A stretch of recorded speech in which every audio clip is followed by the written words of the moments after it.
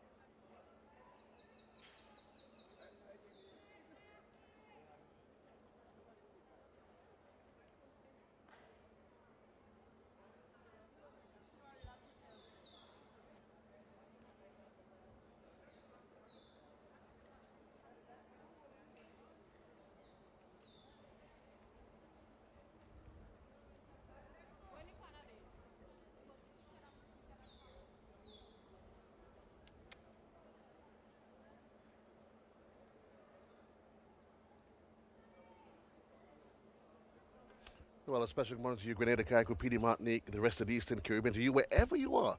Welcome to this special, So, really ladies and special. It gentlemen, is we day just two witnessed the of what is in Ariza fact the event number 5. Ariza National Championships, and we want to say thanks for being part of this broadcast, the TNI Communication Production. And certainly we say thank you for joining us wherever you are. It's early days yet, and certainly, as you can well appreciate, the expectation is that we'll be having a really super packed stadium as the evening progresses. Certainly, we want to say thank you as we look at the beautiful, picturesque settings here at the Kirani James Athletics Stadium. Let's give an appreciation as to how the day is going to be set. As we speak, there we have events in the heptathlon, specifically in the girls' long jump. That's in progress. And we also have events in the octathlon. That's event number 5. That's you see some of that. We're expecting the girls' long jump open, the boys' 100 meters hurdle yet to come. Certainly, we can see the teams making preparation for that. And it promises to be a really great day. We've seen mostly blue skies as it is, and certainly it augurs well for what is going to be a really great day of athletics progress here at the Kirani James Athletics Stadium. And for those of you joining us, as we said, welcome to the Ariza Credit Union National Championships 2023. And we want to say thanks to Ariza for their support, their patronage of this really great event, which serves really and truly as a precursor to the selection of the character teams. And certainly, not just for the character team, but certainly gives us an opportunity to highlight some of our really great talents that has emerged over the years right here at the Kirani James Athletic Stadiums. The likes, of course, of the Arlene Francie, the Kirani James, the George Boateng, and others are certainly Anderson Peters that have certainly put their name, not just their name, but Grenada on the map. To give an appreciation to what's happening today, it is about the clubs and teams. I know some of you probably might be thinking, so there's some 23 teams participating. Some, of course, they're combining, but as we gather some speed for day number 2. We can tell you that St. David's Track Blazers, in terms of points, they're up front. They've accumulated 73 points thus far. South City Rising Stars, they've accumulated 66. 473 MVP, 45 points. Finish Line Sports Club, 35. Boca Secondary 6. We'll go through the rest of the particulars as the day really progresses. It promises to be a really, really fun-filled event. The first half of the day, session 1, there should be a number of final events. Among the final events would be the heptathlon, and which is in progress. The long jump finals as well in the octathlon. And in case you probably to give you an appreciation, these are some of the new events that have been added as what has you can no doubt say as a growing portfolio of events, growing us as we grow at track and field on the island. So certainly we can expect that as we go forward. Right, so there's finals in those events. There's the boys discus throw. Among the other finals is the girls 100 meters dash under 17. So it promises to be a really great day wherever you are. We certainly hope that you've planned your day quite well.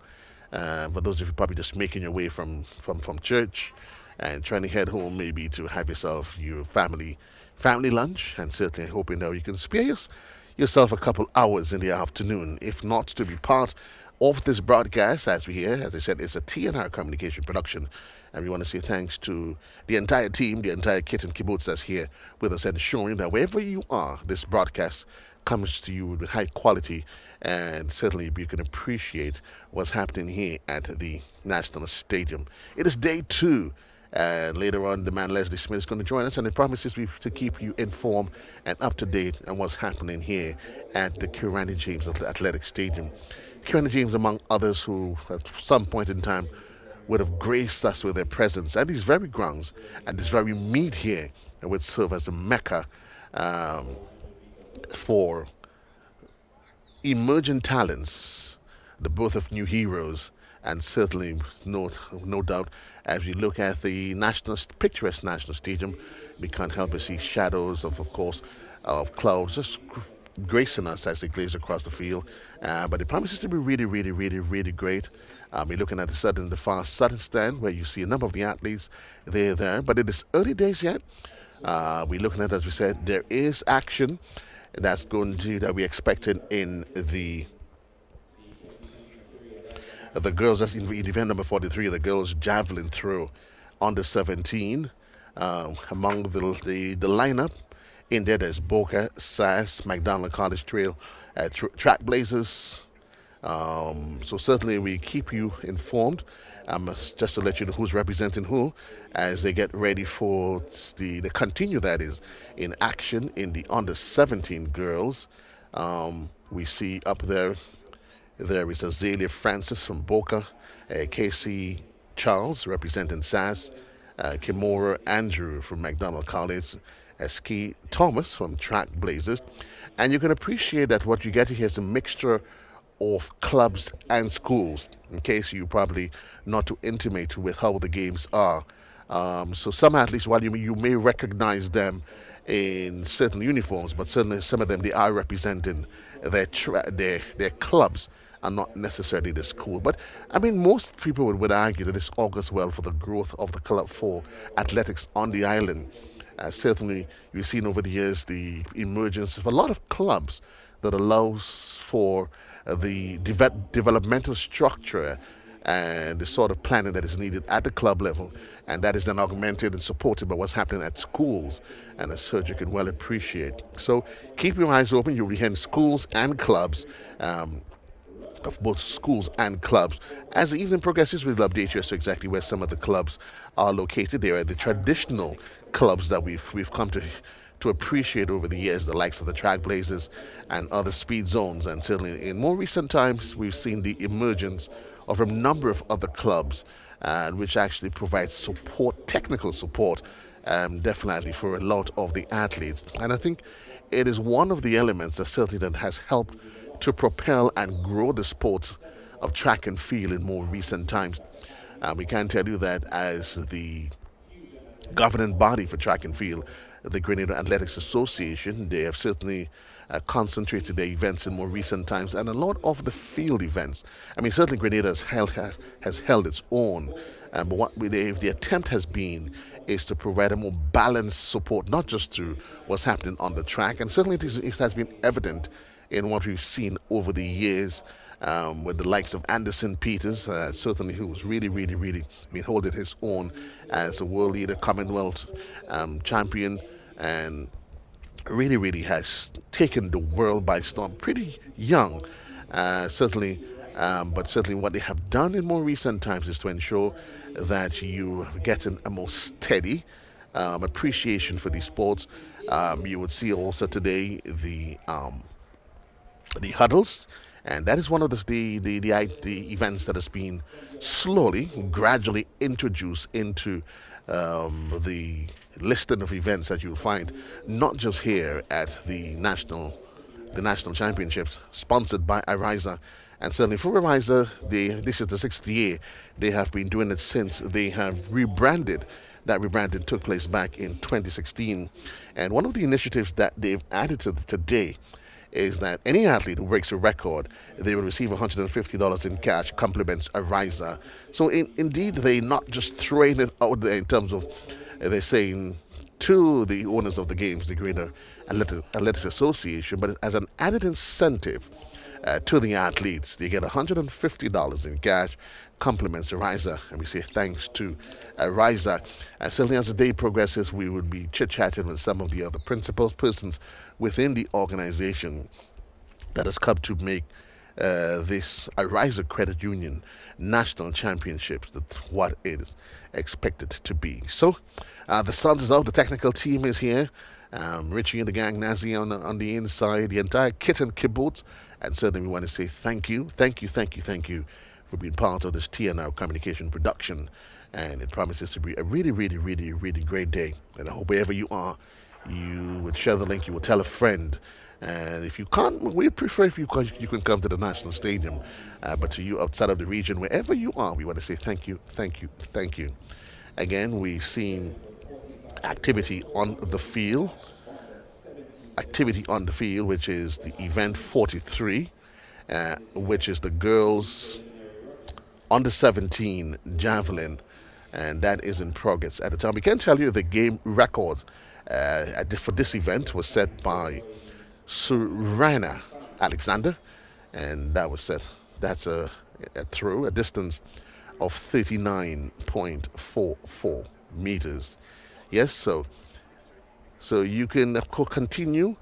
We see now the athlete there from SAS. That is in the person of Cassie Charles. She just given the throw. We'll give it the distances in just a bit, but for what's happening on the field, it is a legal throw. And certainly you want to appreciate, because I know sometimes we can be critical of when we see these sort of performances. You want to get an appreciation of some of these athletes. Some of them are, if no doubt, at the introductory stage to the game, and certainly this part of a developmental process that would allow for the emergence of the likes of Anderson Peters, the javelin. Certainly, I know a lot of these young athletes, they have been inspired. They no doubt they have been inspired by the performance of Anderson Peters and what he has done to catapult javelin as an iconic sport, not just a sport certainly, but to be able to represent Grenada and at an international, local, regional, and international level. And certainly we want to say thanks to him, thanks to the Coach Paul, and all of the other teams at the personnel and team members at the Grenada Athletics Association that have certainly come together to ensure that the sport, the event of javelin and others can become a sport that many athletes can aspire And no doubt Anderson Peters has become an inspiration. You know, years ago there was always a conversation of many athletes wanting to be like Kirani James. Yes, but certainly you can appreciate now that javelin has now been brought into that conversation, and you would really get an appreciation of what is it, the growth of the sport, and some of the techniques, some of the a lot of the athletes. As you can see, that while the technique is not quite there, what you can appreciate though is that the interest, because that's how the sport is going to grow. It starts first with the interest, and then that will be followed by getting the technique right. But certainly it's good that we've seen a number of young athletes, because these are the under 17s, a number of young athletes are also expecting to be taking, because the different events is taking place simultaneously, and my team is going to assist me with that. There is also expecting to be the long jump. It's expected to be on at this time as well. We will just, of course, for the purpose of the bike crew, they would help us to confirm whether or not that is in fact the case. But we can tell you, you are following us here live. This is part of TNR Communication Production. It is day 2, early days yet though, of the Ariza Credit Union National Championship. And in progress, event number 43, the girls' javelin throw. That's in the under 17 category. The game's record being that of 39.44 meters, a record that's held by Serena Alexander, yes, and that record was set last year. So, wherever you are, we want to say thank you, thank you, thank you. We do want to, as we go through, we're going to share some of the results from yesterday. Yesterday was a really extraordinary day. Here at the Kirani James Athletic Stadium, there's a number of records that was set, number, of course, athletes being able to add their name to the history books. And you have to say for many of the athletes, while many would come, it's not always about the gold or silver, but I remember my old principal would always say the prize, in fact, goes to the one who wins it. Participation is key, being able to say that in the year 2023 at the Kirani James Athletic Stadium, you were part of an event, you were part of the national meet put on it here by not just put on by the Athletic Association, who is in fact the parent organization that has sanctioned this meet and given their blessings, but certainly for Ariza for again coming forward and throwing their financial support behind the meet. Yes. So we're going to go through some of this up to date from last evening. We have St. David Track Blazer. They out front on 73 points, and 6 following closely behind. South City Rising Star, and again most of these clubs, as you can well appreciate, it's a collection. What they have is a mixture of the athletes who represent different schools, and certainly. And if my eyes are not playing tricks with me, I think that's not Coach Paul Phillip. I think I'm seeing on the field. I know Richie has a more, his lens are probably stronger than mine. He has assistance. I'm not sure if that's deliberate, or that's probably because of function of the times, age that is catching up with him. With me, I'm still just on my own. So, but I think that looks like Coach Paul that is there. And certainly he has done a really, really, really, really phenomenal job in not just Anderson Peters, but garnering interest in the sport of javelin. And certainly we've come a really, really long way.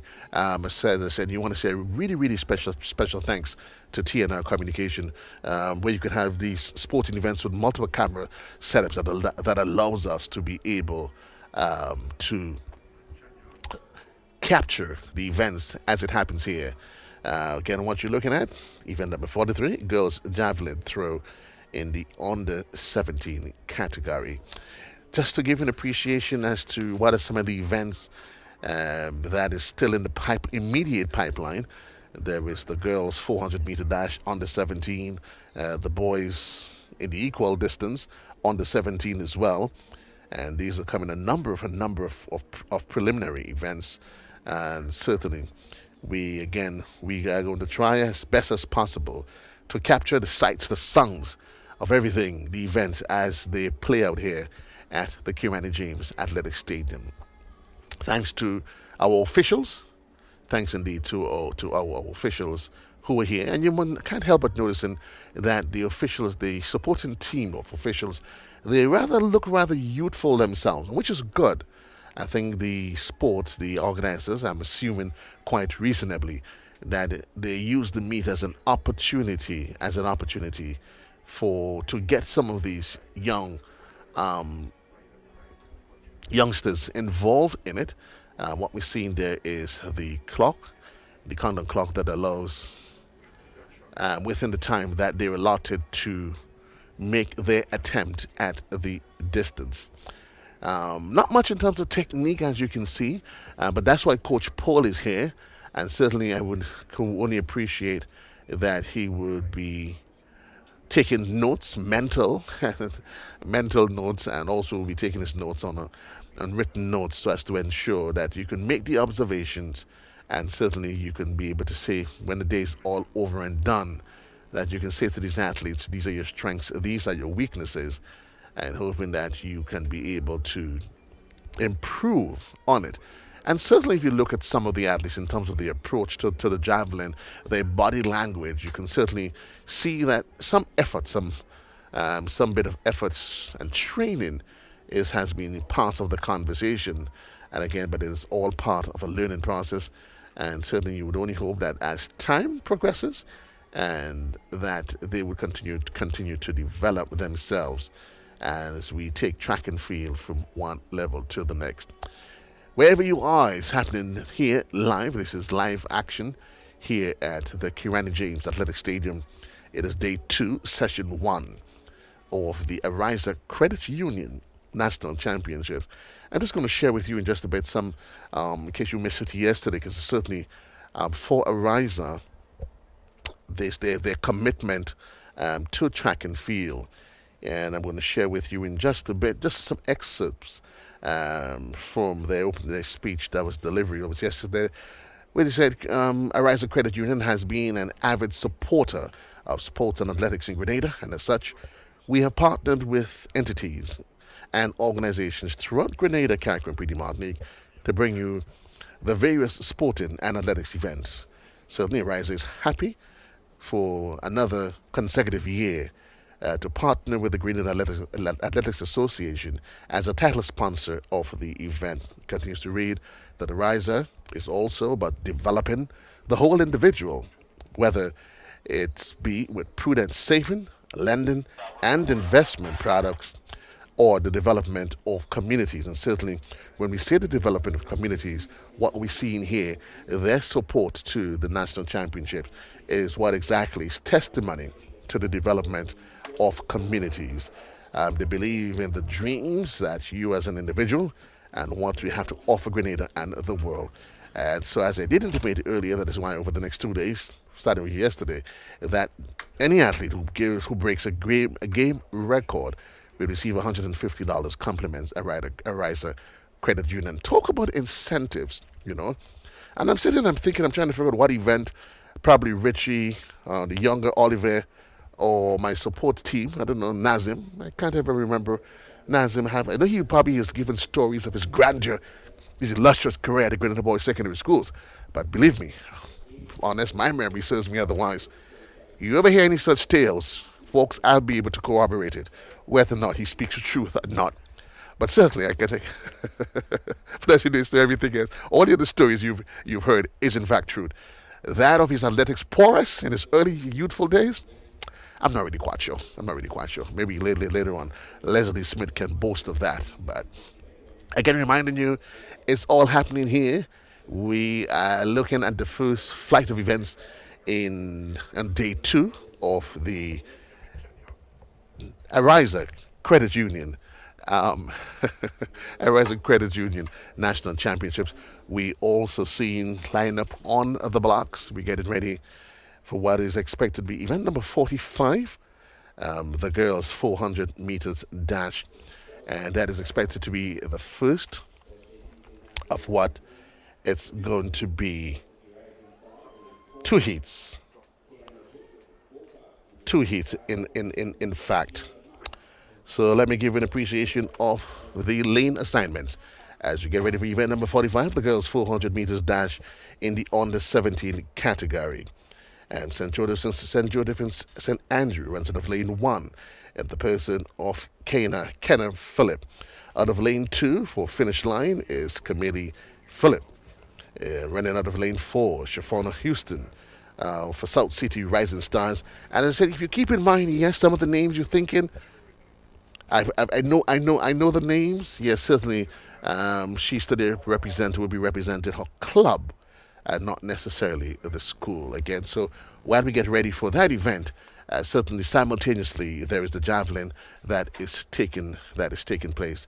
But we're getting ready for heat 1 of 2, and certainly, and they're off a limited field, no doubt, as they go through the first 100 meters in what is heat 1 of 4 in the girls 400 meters dash.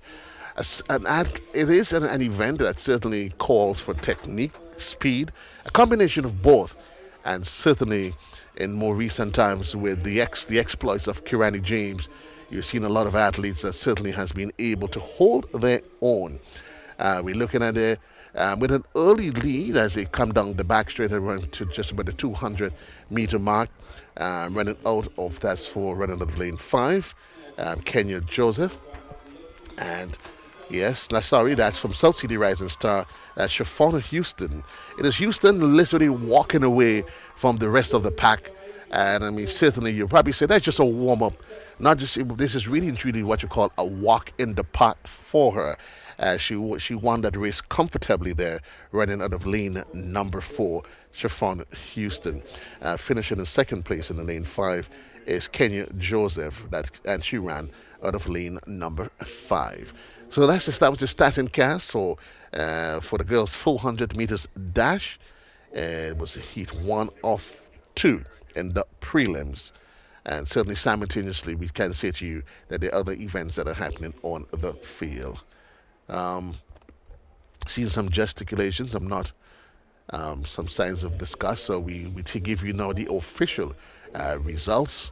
Shafona Houston from South City Rising Stars, she stopped the clock in a time of 56.43 seconds. Maya Noel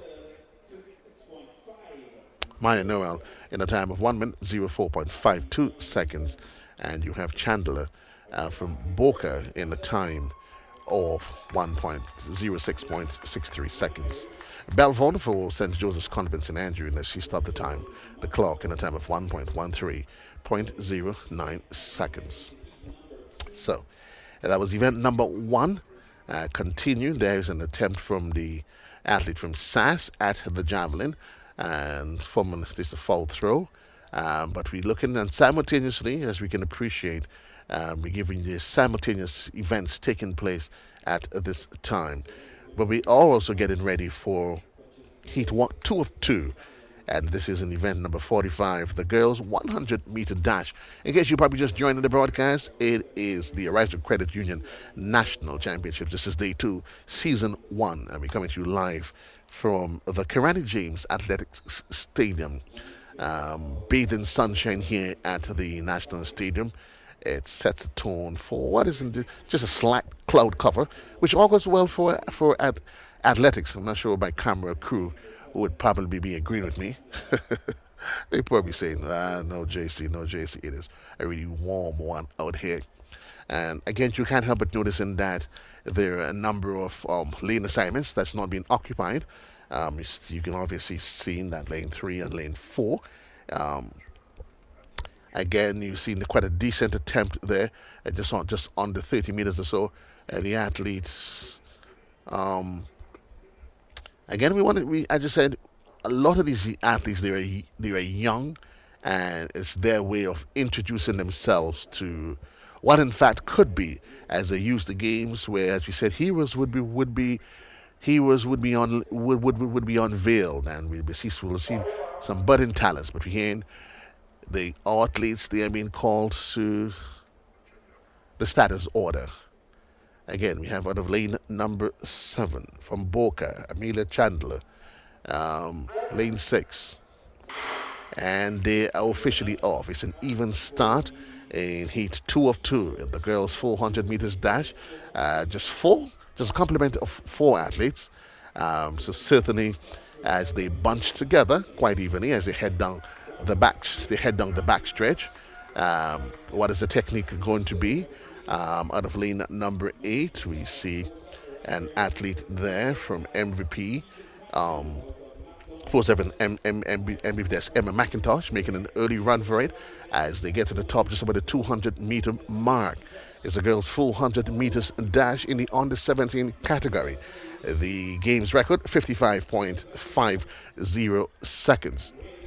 As they head to the top of the 100-meter mark, we continue to look out of lane number 1. Out of lane number 1, it is McIntosh.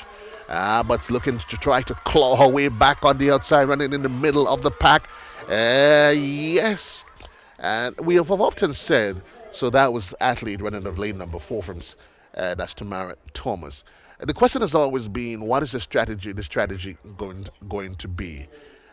So we look at the official result as it's so from in first position, Ken Joseph from Boca Secondary School, Emma McIntosh from MVP, and Kyla McIntyre taking up the third position. The question is always going to be, what is this? What is the strategy? And the experts, they will always argue. Some athletes, they may have the speed. Some may probably have a combination, because the 400 meters is in no doubt, and you wouldn't take my records in it as anything to speak about. But certainly, it takes a combination of stamina and speed and technique, no doubt. As some athletes, they get it right, they start with an outburst. Others, they conserve for the final kick. Yes.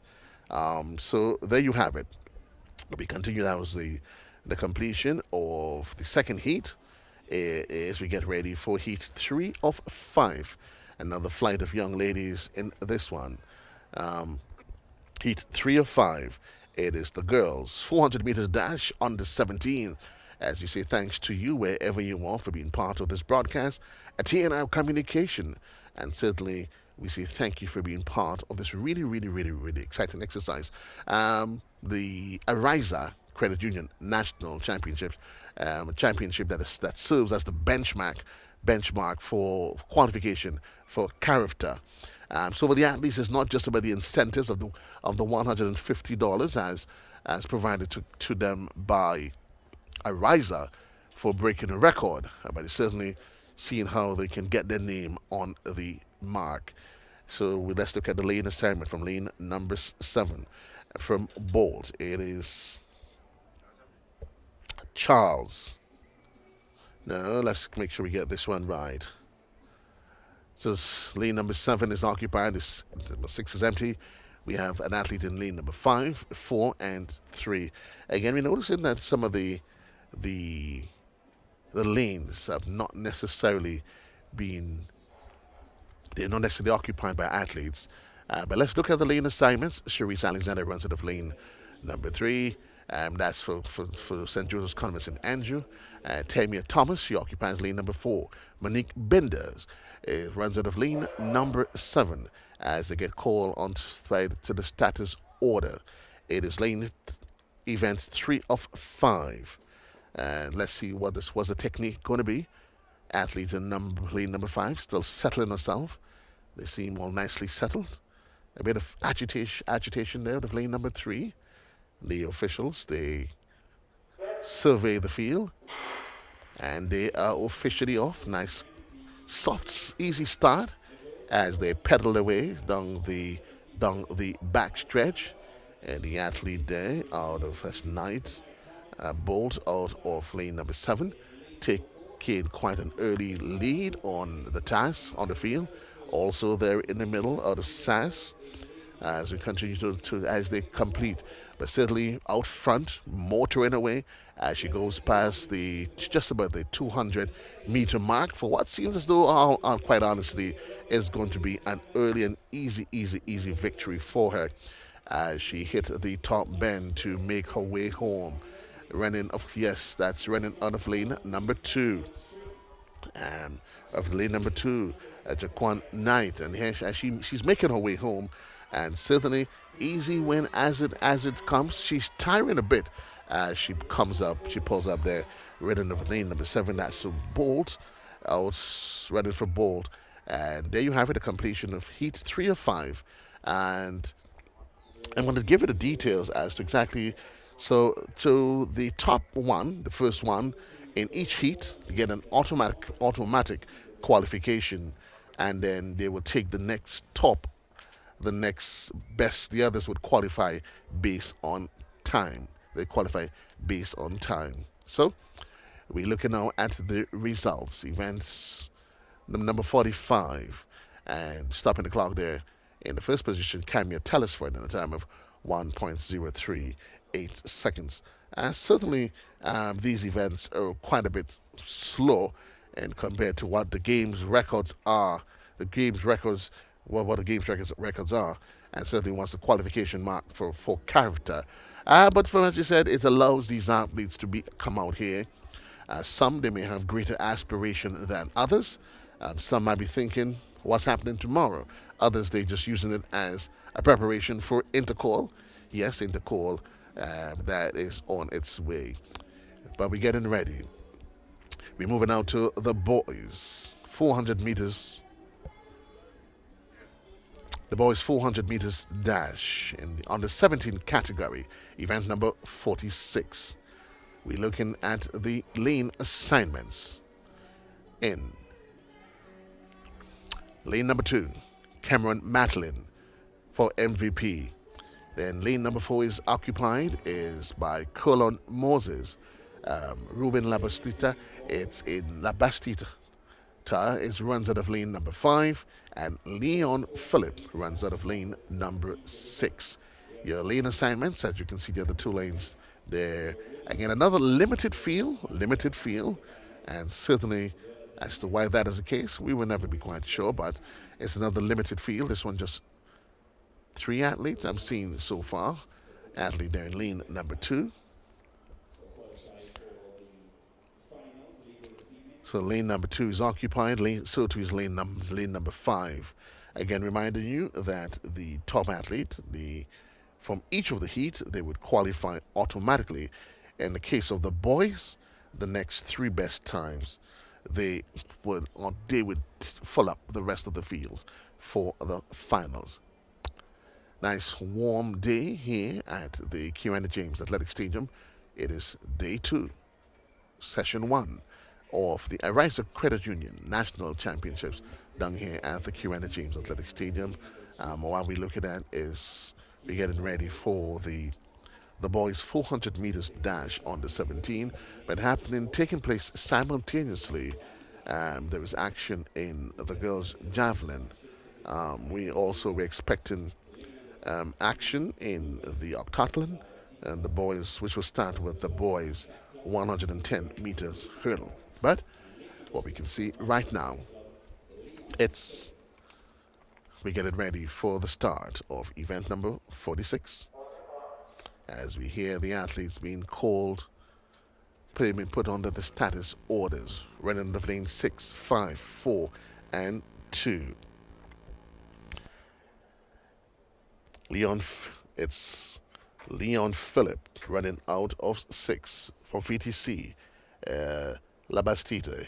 Track Blazer runs out of 4 in the person of Kelon Moses. Boca runs out of, and they are off. Quite an early start, easy start for them at 4 athletes as they make their way. Let's see who will take the early charge as they head down the backstretch, running out of lane number 3. It's athletes there from Boca. So they head down the backstretch. Evenly spread as they head to the top 200-meter mark. It's the 400 meters boys, as they take the top bend and they make their way for home. It's quite an easy run there for the athlete running out of lane number 4. Running out of lane number 4, and that would be Cullen Moses from Track Blazer. As quite just stretching and easing up as he comes towards the finish line. Running out of lane number 4, that's young Moses for Track Blazer, as they come and just crossing the line out of lane number 5 for VTC. So there you have it, the completion of event number 46, event 1 of 5. And certainly to let you know that the top athlete will get an automatic qualification as we look at the official finish, the official times for that event. It was Keelan Moses, 50.13, Cameron Matlin, 52.53, and Ruben La Vista, he stopped the clock in a time of 55.27 seconds. Leon Phillip, he got there in a time of 1 minute 04.94 seconds. We continue in action done here at the Kiwani James Athletic Stadium, wherever you are. We also getting ready for action in the discus throw, and certainly it's an event where the likes of Josh Bortang and others, they have certainly, some says it's all about strength, some say technique, some say it's a combination of both. And you would definitely want to appreciate that in each of these different sporting disciplines, there is technique as well as strength that is needed. But getting ready for heat two of event number 46. In lane number 1, Jared Stafford occupies lane number 1. Then we have Cornell Pierre. Cornell Pierre runs out of lane number 3. Lane number 4 is occupied by Kyle Ned. Number 5, Carlson Andel. Lane 6, Shem Smith. And that will be the completion of the lane assignments for what is going to be event number 46, heat 2 of 5 in the boys under 17. 400 meters dash. Again, reminding you that the game's record, 47.10 seconds, set by the man himself back in 2018, Kirani James. We did continue to say to you that the sport, of course, it gives a platform for young talents and for the birthplace of some national heroes. Only time will tell. It's lane 6, 5, 4, and 3 as they get ready for the officials has asked the athletes to assume their standing position. I'm not sure what is it they're not satisfied with, but certainly it's within the rights of the officials to ensure that everything meets their standards as they continue to ensure they execute their roles and responsibility and maintaining the high standard of the games. For those of you that's just joining us, thank you. This is part of a TNI communication, and you're looking at action here in the 400 meters.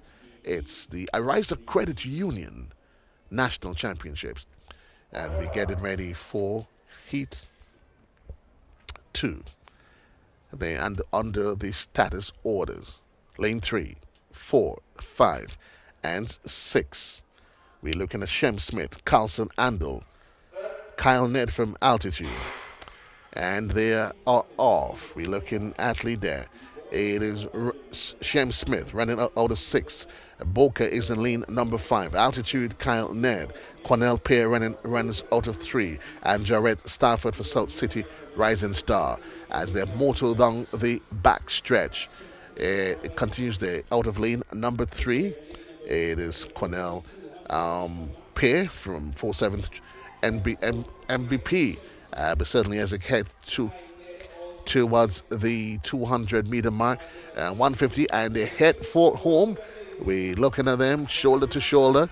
It is right in the middle of the pack. It is Cornell Pierre and Kyle Ned for MVP and Altitude together. Who would it be? We have Pierre Cornell seems to have gotten it there, and certainly Pierre seems to have tied just a bit, as we saw there. We just saw the completion there of heat 2 of 5 and the event number 46. The boys won 400 meters dash. Also happening simultaneously. So we look at the official, yes, this is the official results. Quanel Pierre of MVP in a time of 51.85 seconds. Kyle Ned, 52.47.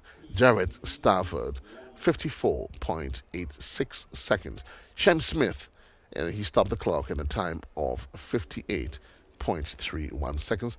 And the record in this one, set by Kieran James back in 2018, 47.10 seconds. So certainly compared to the great Kieran James, Zeno, the Jaguar, they're a bit off the pace, but certainly these games, it serves as a melting pot that allows for the exposure and emergence of new talents.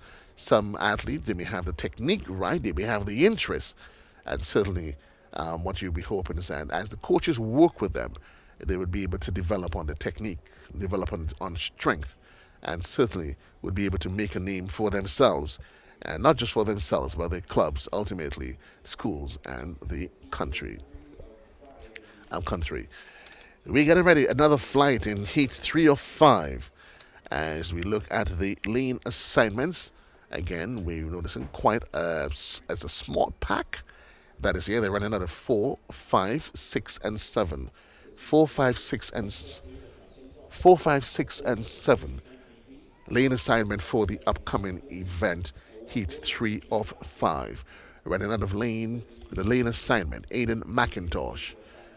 Certainly, and you know why he runs for MVP. He's from the Presidential Brothers College.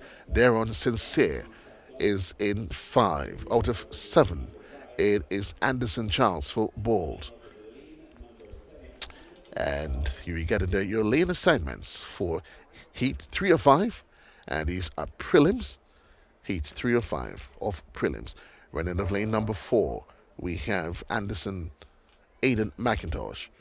Representing runners, Jeremy Phillip runs out of lane number 3 as they are under the status orders. Lane 4, 5, 6, 7. McIntosh, Sincere, Purcell, and Charles as they off to an early start in the boys under 17 400 meters as they march to make the way down the backstretch. Down the backstretch in the middle of the pack, we see from MVP, it is Aiden McIntosh. Let's see as they stretch the field. It is McIntosh there as they get to the 100 meters mark. As I say, that's where you separate the men from the boys, indeed. And that's the lane number 3. It is, yes, that's Philip. As he's pulling away, quite an easy race for him as he makes his way down the track out of lane number 4. It's an easy win there for Aiden McIntosh. And for a lot of these athletes, it's about bragging rights. While some of them, they are actually competing against other schoolmates, and they are competing against competing schools. So for them, for some, it's about bragging rights, being able to say to their competitors, listen, I got you at the national champs. Come in to call. You know what? We have a score to settle. So the official time yet still off the off the meet record. But congratulations to Aiden McIntosh in the time of 52.26 seconds. Darren Sincere 57.04. Anderson Charles in the time of 1 minute 06.59 seconds. The completion there of event number 46, heat 3 of 5. 3 of 5. And certainly, again, reminding you that the winner of each heat would advance automatically, and they'll take the next 5 based on times. So remember, you're not just running against your competitors, you're running against the clock, because the rest they go through based on times. Lane assignments. for event Heat 4, event number 46, as Shaman Andrew runs out of lane number 3. Nicholas Frederick for Boca occupies lane number 4. Kobe Thomas, SAS, he runs out of lane number 5. Kian Douglas for South City Rising Star runs out of lane number 6. Again, another reduced field, number reduced field as to, it will be interesting to get a determination as to why that is in fact the case, but it's yet another reduced field as we get ready for the start of Heat 4 of 5, event number 46. It's the boys 400 meters dash, and they are officially off. Sinister source that as we look at the athletes, you have SAS. Kirby is in lane 5. Nicholas Frederick runs out of 4. For Shaper, Shaman Anderson runs out of 3 as they motor their way down the backstretch. Who is it going to be? As we watch them stretching themselves, you see a variation in technique and style. But as they get to just about the 400-meter mark, running there out of lane number 4, for altitude. It is for altitude, and that's in the person of Darren Sincere. Quite an excellent run, strong effort from him, and certainly pulled away from the crowd. An easy win there for the athlete of lane number 4. Again, my apologies for out of lane number 4. That should have been Nicholas Frederick. We look for the official times. Yes, Nicholas Frederick out of lane running for Boca in a time of 51.92 seconds. Shaman Andrew, he stopped the clock at 54.23 seconds. 23 seconds. Kobe Thomas and SAS, 56.35, and Kian Douglas of South City Rising Stars, 57.36.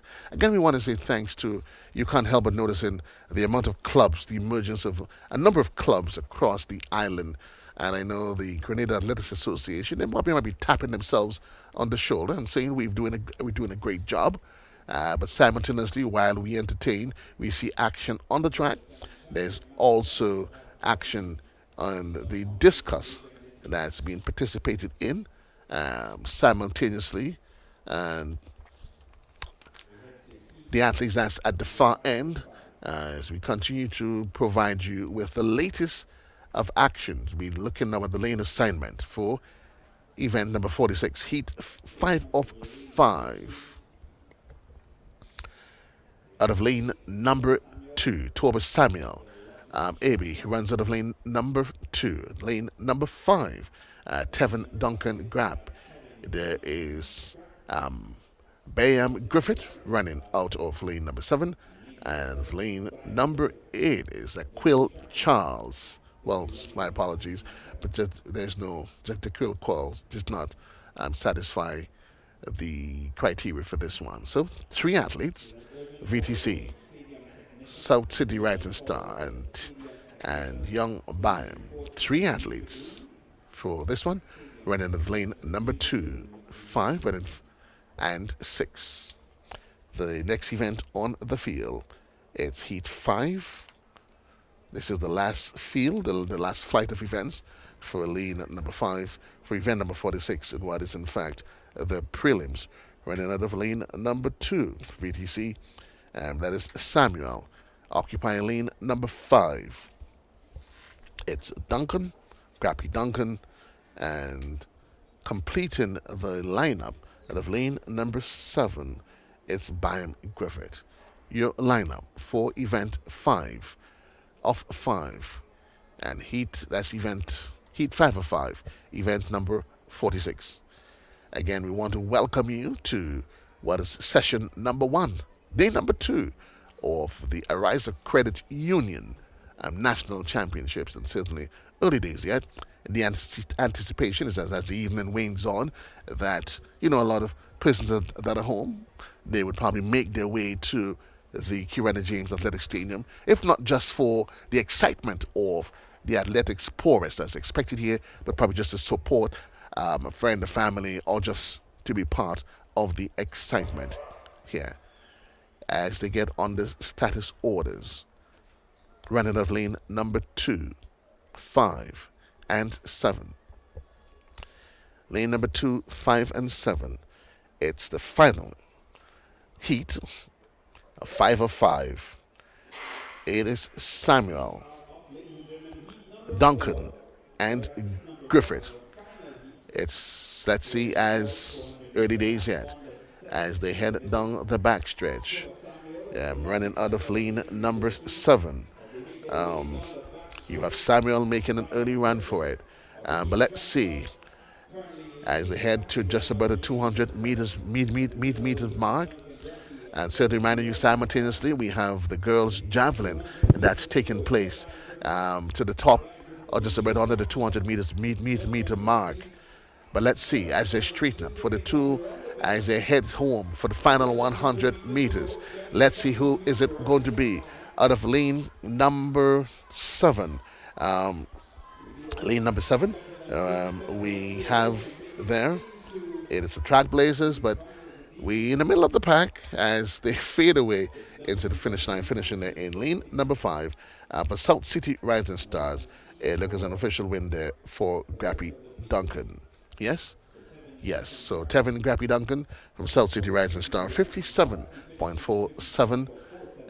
Griffith, 59.59. And Toby Samuel Abbey in a time of 1 minute, 01.22 seconds. The final event for the final race, the final heat, in fact, of event number 46, certainly.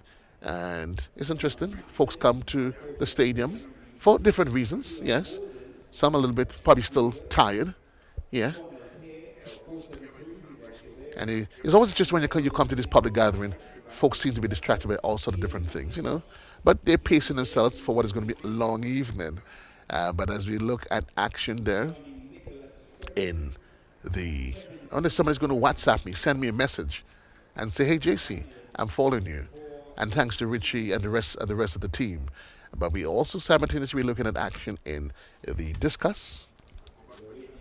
We go back to action in the discus. And it is the discus throw on the 17 boys. And discus throw on the 17 boys. And that's taking place right now. Again, it's another event that has been added to the aspiration list of many young athletes, thanks to the likes of Josh Boateng and others. In more recent times, you've seen a growing interest in some of those other disciplines. Yes, but it is day 2, session number 1 of the Ariza Credit Union National Championship. And we're looking now at the discus throw that's taken place quite just at the throw, just probably about 26 or so, just on the 30-meter mark. And certainly we will continue to monitor. Well, the horns, they're out, supporters are out in their MVP t-shirts and other regalia that they would use. And certainly we can tell you as the evening stretches on, matches on, there's no doubt there's going to be quite a growing. The crowd is going to swell as you get later in. Supporters Nova, Fusion, MVP, everybody's early days yet. But certainly we see the colors, the horns there out, and it's setting itself up to it's going to be what in fact is going to be a really magical evening of track and field here at the Kirani James Athletics Stadium. Certainly that throw would not qualify.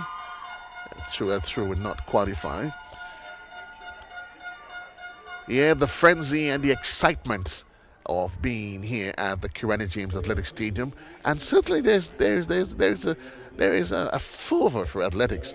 You no doubt that the last 2.5 years, with the COVID pandemic, and certainly folks they were waiting that with childlike anticipation for the moment when you can just come just to relax and be part of the excitement here at the Ariza National Championships.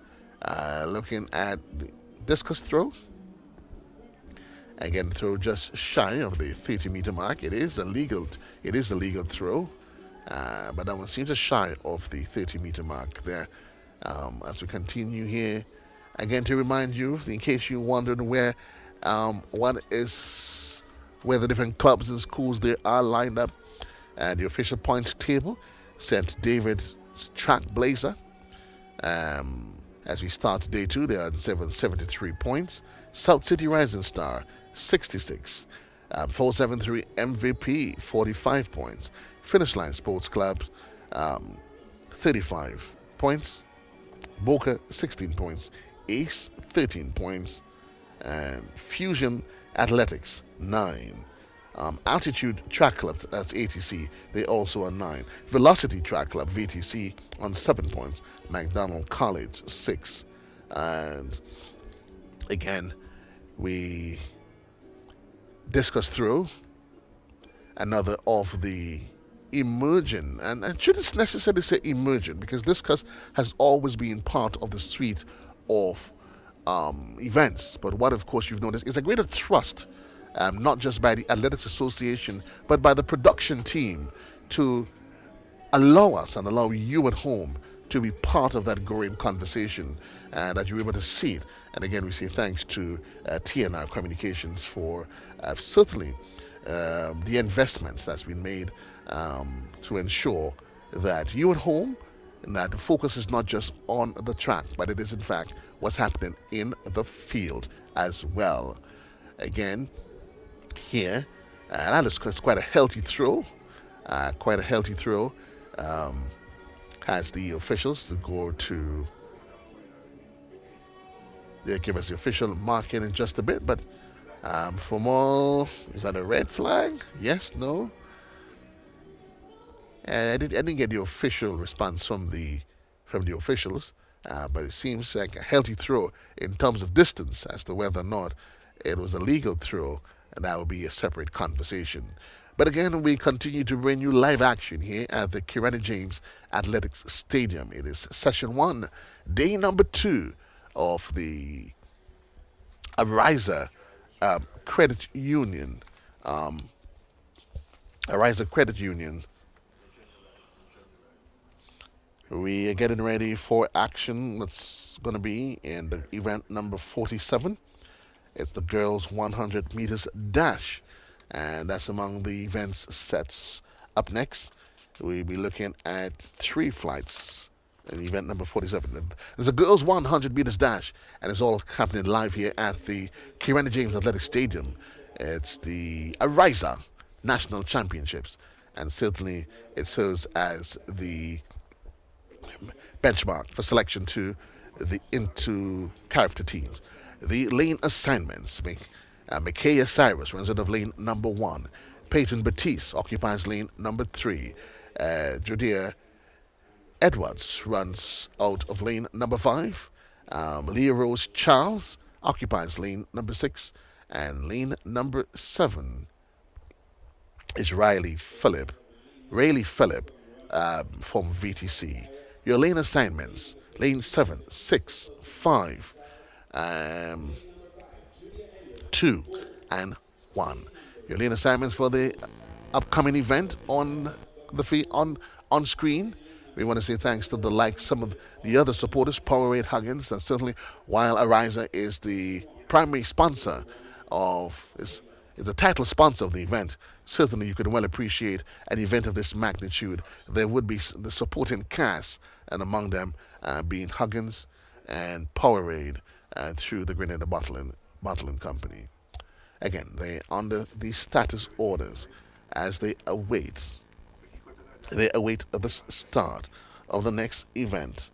It is Cyrus Batiste, and they are off. It's an early start, a bit of a flutter there in the middle, but running there quite nicely out of lane number 6. It's Lero's Charles, and crossing the line in second place there from on occasions of lane number 3 as the athlete from South City Rising Star. But we wait for the official start, but unofficially, it seems to be the athlete from South St. George. Yes, it is the athlete from South St. George Government School, Leros Charles. Yes. So the official time on this one, Leah Rose Charles from South St. George Government School in a time of 14.34 seconds. Peyton Batiste, 16.23 seconds. And Rayleigh Phillip, VTC, that's Velocity Track Club, in a time of 16.62. And Micaiah Cyrus, 16.64. And Bolt, the athlete from Bolt, that's Young Edwards, stopping the clock in a time of 17.77 seconds. It's the Ariza National Champs right here inside here at the Grenada James Athletics Stadium. Bathe in glorious sunshine down here at it. I want to remind you, for those of you wherever you are, yes, it's a bit really warm on the outside, so you want to make sure that you're hydrated. I can see that, with the exception of, well, Richie's now, as I speak, he's kind of going to have a few gulps of water. A few gulps of water. Folks, you have to stay hydrated. You really and truly have to stay hydrated. We'll be looking for the next event. It's 205, as it's the girls under 17. Micaiah George. It is George, Philip, Ned, Walker. Who is it going to be? Is there a little bit of agitation? Yes, and I'm not surprised. Some have always argued whether or not these younger athletes, whether they should be penalized in any way. Does it add to the anxiety, the butterflies and the jitters that you can really appreciate? And there are others that say, you know what, you may as well get them into it from quite an early age so that they can appreciate exactly what the sport has to offer. Your lane assignments is they're running out of. It is Micaiah George. Early even start as they make their way in the girls' 100 meters dash. We're looking out there in lane number 2. It is Micaiah George, and she's stretched there by the athlete at lane number 4 from Bold. It is Karina Phillip. Well, see what the official result is. Certainly, they looked a bit petite, but certainly they're on the 7:11, as you can well imagine. But for speed, well, I'm not going to even try to race with any one of them. It is official. Out of lane number 1, it was Micaiah George that stopped the clock in a time of 14.52 seconds. Young Philip from Bolt, 14.53, and Quana Ned in a time of 15.51 seconds. Yes. There we have Samuel from South City, Rising Star, 16.20 seconds. And Adina George, she stopped the clock in a time just under 16 seconds.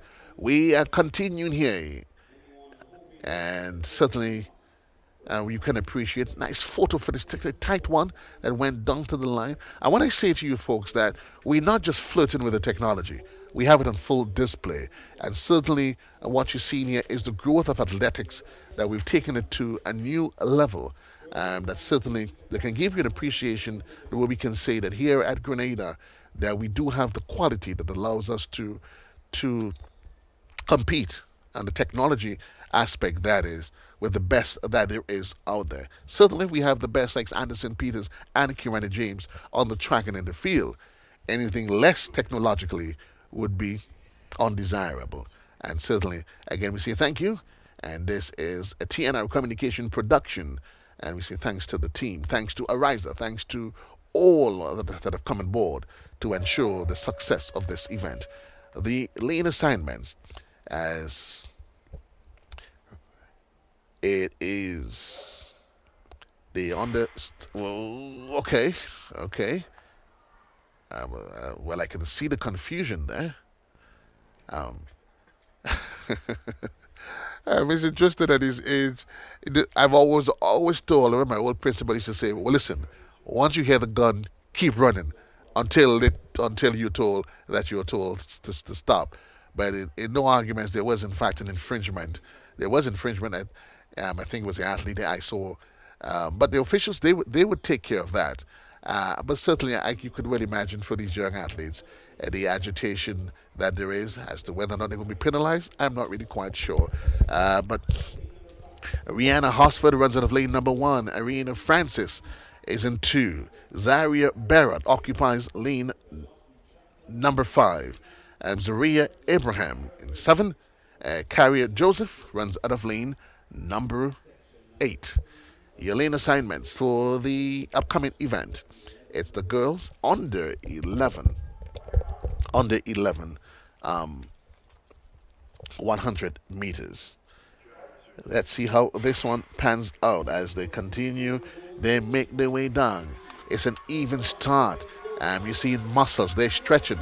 We're looking at the athlete out there in lane number one, literally motoring away in the outside lane in lane number one. That's young Hosford. And certainly, I mean, she looked like a young pocket rocket, no doubt. I mean, in terms of size, she's the smaller of the bunch, but certainly she motored away as she running there out of lane number one. That was Rihanna Hosford. Yes, Hosford from Track Blazer at a time of 14.93 seconds. Zaria Barrett of MVP Club, she stopped the clock in 16.33 seconds. And event number 47, it's the Ariza National Championships 2023. And again, could we say thanks to Ariza and all of the other supporting cast for making this meet what it is. Again, Ariza, as part of an incentive, they will be offering $150 to any athlete who breaks a record. Yes, that breaks a record. And again, we've seen there the photo finish. Young Hosford on the outside, she was in full flight. She literally took off like as a Concorde, and foot on the pedal, she motored away and to stop the clock there in a time of 14.93 seconds. We're getting ready for another event. It should be event number 48. The boys 100 meters dash. A record in this one 14.49 seconds. The lane assignments. It's for Speed Zone. Christopher Marshall runs out of lane number 2. Nestled in lane number 4 is Jonathan Labery.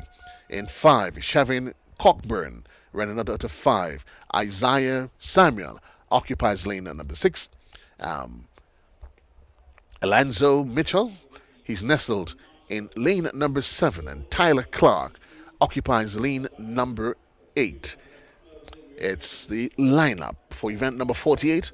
The first flight in what would be the flight of 3. It's the boys 100 meters dash on the 17. And the record, games record, set by Christian Lessie, that was set back in the year 2019 at the time of 14.49 seconds. Yes? Just again to give you the lineup. It is Marshall, Theodore, but there is Labery, Bain, Mitchell, and Clark. Your lane assignments for the upcoming event number 48, it's the boys 100 meters dash. It's all happening inside of the Kirani James Athletic Stadium. It is day 2, session number 1 of the Ariza. Again, we want to say thanks to Ariza as the title sponsor of the event, together with all of the supporting cast that's making this event what it is. And it's always good you've seen the growth of athletics, where athletes they're introduced quite early with the right gears for the event as they go under status orders. Under the status orders, it's going to be Christopher, Labery, Bain, Mitchell, Clark. As they under status orders, they are officially off. It's a clean start. Who is it going to be? We look at athletes there in the middle of the pack. It's going to be Labery, but right there, motoring away out of lane number 4. It's a victory there for lane number 4 for Labery, running for Club Fusion. So Jonathan Labery for Club Fusion. And certainly we say congratulations to the young man. And you've earned your rights to pump your chest and say, I've done it. And again, we say congratulations. He stopped the clock in a time of 13.88 seconds. Um, Now, if in fact that time stands, if in fact it stands, then it means it should be a game's record.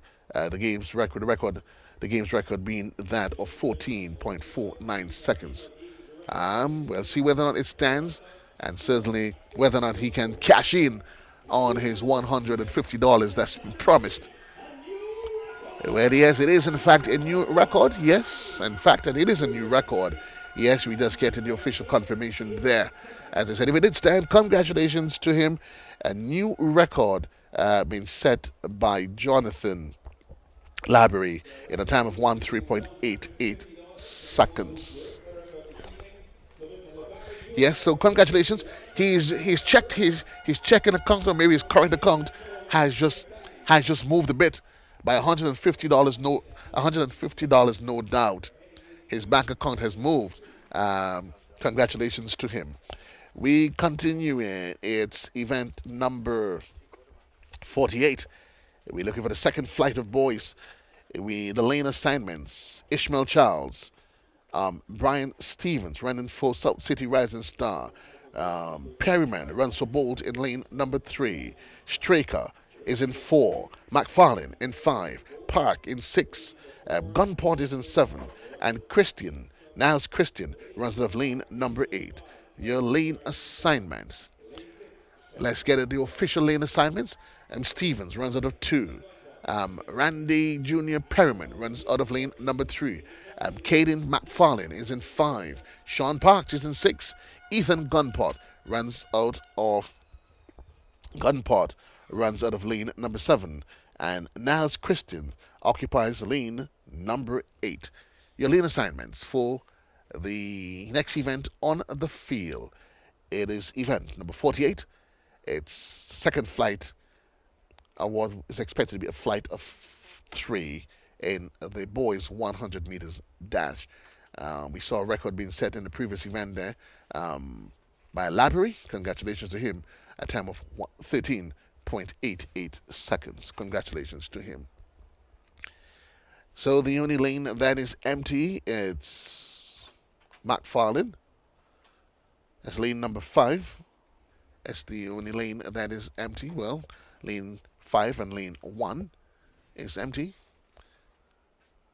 And again, we've seen the feather banners fluttering in the wind. It's a gentle breeze here at the National Stadium. It's mostly, as we look at the skies, mostly grey with just a few patches, mostly blue, sorry, with a few patches of grey that provides just the adequate cloud cover from the direct assault of the midday sun down here at the Kirani James Athletic Stadium. Yes, it is session number 1, the morning session of the Ariza National Championships here at the National Stadium. We see the next batch of boys. They are in the weight. I'm not quite sure. They seem quite relaxed. I'm not sure what the delay might be.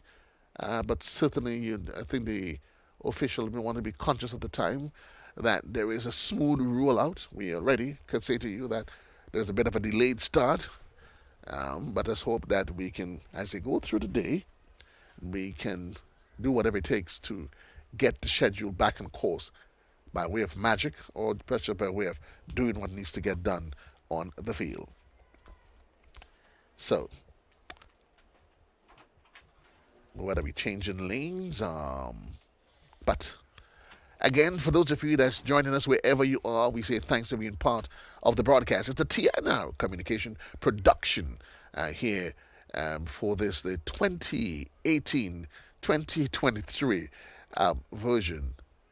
edition of the Ariza Credit Union.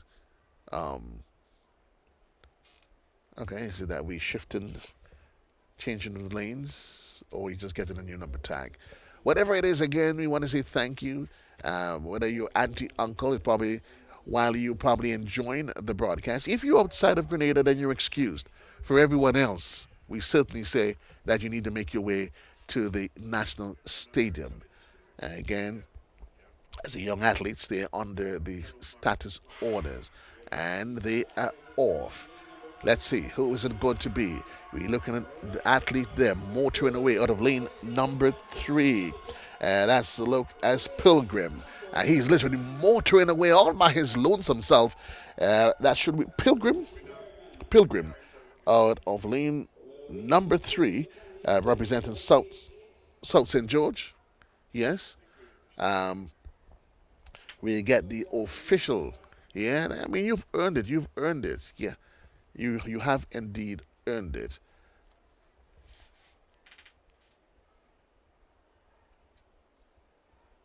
He has indeed earned it. As we look at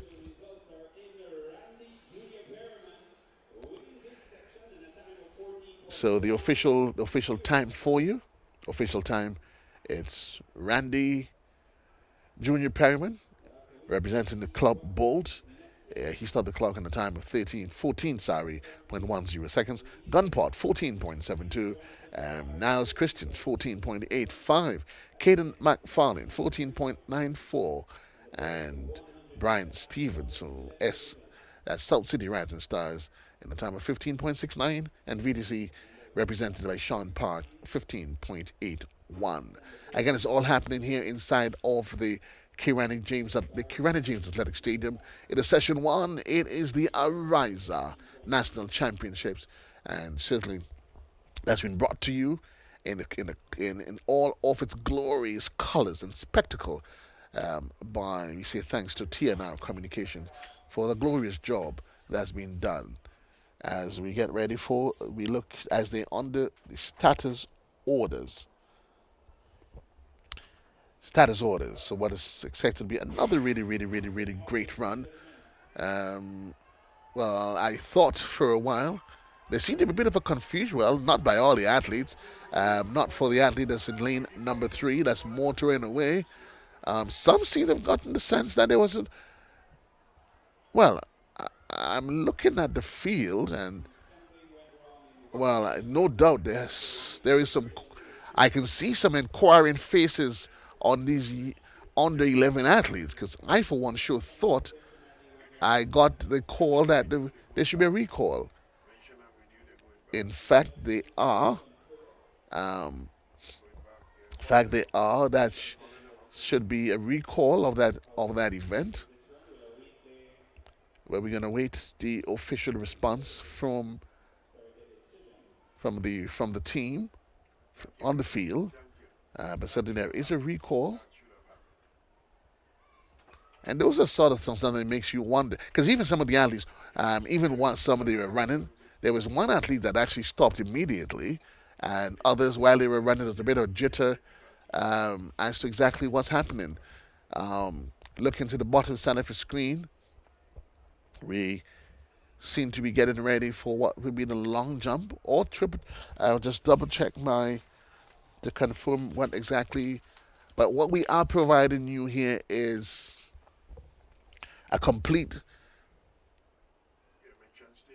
Yeah, what you're getting is a complete commentary and coverage, that is, of the multiple events as they happen here at the Kirani James Athletic Stadium. We've seen the jumping pit. Yes, so the jumping pit at the bottom of a screen is coming into view. And as I said, what we've continued to do is to provide you multiple coverage simultaneously of the events as it happens here at the Kirani James Athletic Stadium. I'm not sure what the official response is going to be, team, but I've seen the athletes. We've seen.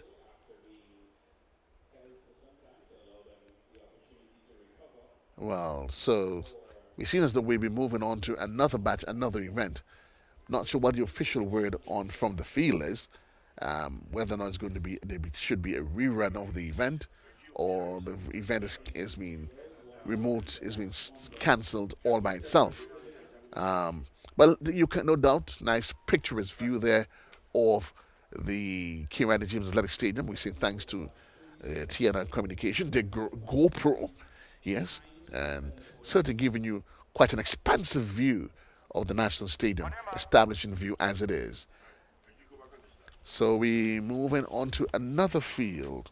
It's that should be, I would think, should be the girls under 13. And so official start, we get the status list for you. But we have it out in the middle. Attack field, certainly, but motoring on the outside, trying to claw her way back on the lane. Number 7 is the athlete there from lane number 7. I just need to get a confirmation as to which batch that was. It should be from their looks, should be the under 13. Should be the under 13s, which would make it event number 49. Right, in event number 49, Rinell Cockburn stopping the clock in 13.89, Sophia Stevens 13.98, and Shayna Thomas 14.22. The completion there of event number 49, the girls 100 meters dash in the under 13 category. Yes? So, that's what it is officially. The official results there. Rinell Cockburn of Bolt Club in a time of 13.89. The record in that event is 12.87. We're getting ready for batch 2. The official lane assignments. Official lane assignments, Jada Gill runs out of 3. Linnea Darius runs out of 4 from McDonald College. Eliza Rose Benjamin is nestled in lane number 5. Janisha Peters sits in lane number 6. And Leah Campbell occupies lane number 8. Your lane assignments for the upcoming event. So there's going to be Gill, Benjamin, Peters, Campbell, and they are officially off. Let's see who makes up the early lead on this one. Running down the middle of the packet of lane number 5 for Track Blazer is Eliza Rose Benjamin. Yes, it is Benjamin that is literally motoring, storming her way away with that one. And unofficially, it's Eliza Rose Benjamin running out of lane number 5. Appearing on your screen there, registration number 245. She ran out of lane number 5. Unofficially, it's a victory for her. We get the official times, yes, 13.65 seconds. Linnea Darius from McDonald College finishing in second, 14.18. And Leah Campbell of VTC, that's Velocity Track Club, 14.25 seconds. Again, that's the official time there for the girls and the girls under 13 in what is event number 49. We're looking at the final flight in this event. The final flight, and should be another reduced field for more indication. Well, 7 athletes should be in this field. The lane assignments should be Sabrina McFarlane. McFarlane runs out of 2. Amelia Noel occupies lane number 3. Aaliyah Campbell runs out of 4. Rihanna Gribbigt runs out of lane number 5. Janelle Smith runs out of lane number 6. And Derisa Paul in lane number 7. Your lane assignments for heat 3 of 3 as they go under status orders. Event 3 of 3. And they're off. It's a clean start for each and every one as they try to establish positions. We're looking at athletes running of lane number 6. That looks there as Peters. Peters running there out of lane number 6, representing South City Rising Stars. We wait for the official results. but that should be there, or should be unofficially Janista Peters. We wait for the official time. Yes, we wait for the official time.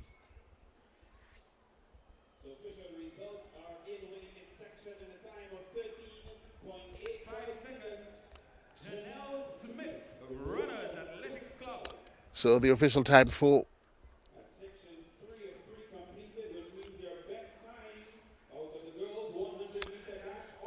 So there you have it for to finish the girls 100 meters dash. Um,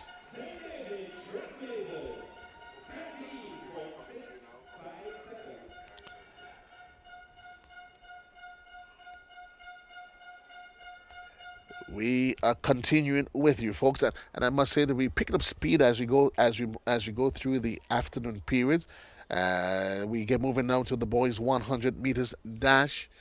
The boys 100 meters dash in the 100. The lane assignments. Zion James runs out of lane number 1. Kendall Worm. So James is in lane number 1. Job Samuel is in runs out of 3. Jaquan Knight occupies lane number 4. Kia Wilson sits in lane number 5. And Ozil runs out of lane number, that's Samuel, lane number 6. It's an even start. Again, there is a recall of the athletes. A recall of the athletes. And not sure why, but we get it official. Again, lane assignments. James in 1, Samuel 3. Knight runs out of 4. Wilson in 5. And Samuel runs out of, Ozell Samuel runs out of lane number 6 for Speed Zone. The official lineup for the next event on the track. The next event on the track. That is event number 50, boys 100 meters. The game's record set back in 2015 at 12.12 seconds. We waited again. We continue to see the flood at the back. The feather banners fluttering in the wind. A nice, not too heavy of a shadow at the stadium, but provides the perfect cover. And they're officially off. No stops with this one as they make their way down the middle. Boys 100 meters dash. Who is it going to be? Running there out of lane number 3. And that should be a victory there for young Samuel. We wait for the official results. But it should have been for VTC. Job Samuel running out of lane number 3. And there it is officially. Job Samuel in a time of 13.78 seconds. For VTC, Young Wilson, 13.98. Knights as Jaquan Knights, 14.11. The record for that event is 12.12 seconds. But congratulations to Job Samuel of VTC. He stopped the clock in a time of 13.78. And again, reminding you that we've had one record set for the day. And Ariza is given as an incentive $150 in cash for each record that is broken. Yes? So, we continue as we bring you live action, live commentary here at the Kirani James Athletics Stadium. Yes? We get to the next event on the field. It should be Edwards in 1, Wickham in 2. Samuel running out of 4. Jaden Strawn runs out of 5. There's Jaden Emmons running out of 6. Yelena Steinman, Edwards, Wickham, Samuel, Strawn, Emmons, Yelena Steinman for the upcoming event. Event number 50, the boys 100 meters dash. We await the status orders, and they are officially off as they establish a position quite early, running out of lane number 2. It looks as Wickham. Yes, it is Wickham from McDonald College. That's Carlos Wickham out of lane number 2. That's the unofficial record. Stop the unofficial result. Sorry, for Carlos Wickham, running for McDonald College out of lane number 2. That was an easy victory there for him. We await the official times. We await the official times and official record. The official time on this one, 13.63. Victory there for Carlos Wickham from McDonald College. And Jaden Strawn from MVP, 13.84. Jaden Emmons from South City Rising Star. And there's Judah Edwards from Bolt. He stopped the clock in 15.28. And there's Jaden Samuel, also from Bolt, 16.33 seconds. Be continuing with it, and the officials, they have been showing that we maintain the speed as we move to the next flight of boys. The lane assignments. Deshaun Oliver runs for McDonald College out of lanes number 1. In 2, Tristan Wellington, also from McDonald College. There's Giovanni Daniel, is nestled in lane number 4 next to him. Joshua Modest sits in lane number 5. And there is Jazani Bartholomew is running out of lane number 6. Your lane assignment for the next event. That's event number 50, the boys 100 meters. Who is it going to be in this one? Oliver, Wellington, Daniels, Modest, Barry, Bartholomew. Who is it going to be? In the middle of the pack, it is the athlete there from St. David's. But on the outside, actually, it is the athlete in lane number 6, it looks like, which should be Jazani Bartholomew from Finish Line, that seemed to have grabbed that event. We wait for the official results, but from our vantage point, yes, it is Jazani Bartholomew, yes, from Finish Line, and he stopped the clock in a time of 13.43 seconds. Jazani Bartholomew in 1. So Jazani Bartholomew, Giovanni Daniel, Deshaun Oliver, Joshua Modest, Tristan Wellington. Your lineup, of course, that was your finishing order for the just completed event number 50. And that was, it completes another field of events. We also should be having simultaneously on the field, as part of the octathlon, there is the boys' high jump. And in case you're probably wondering, octathlon, what exactly is it?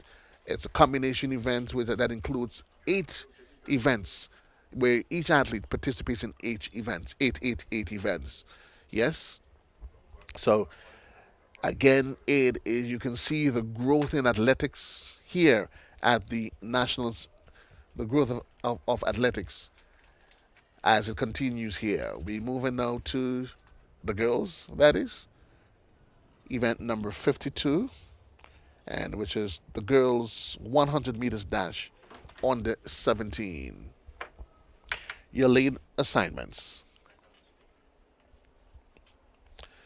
Well, from all indication, yes, some apologies on that. We still, let's just get some confirmation form, because what we had previously was the completion race in the boys 100 meters. There were 3 flights which was completed.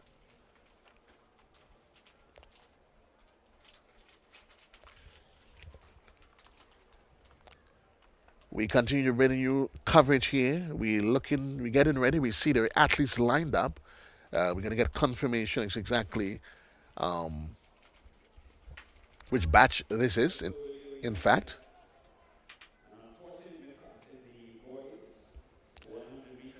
But it is glorious sunshine down here at the Grenada James Athletic Stadium.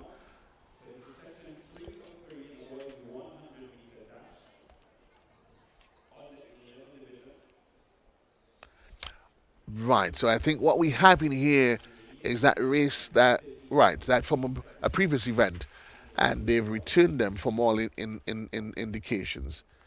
So I think that would have been event number 48.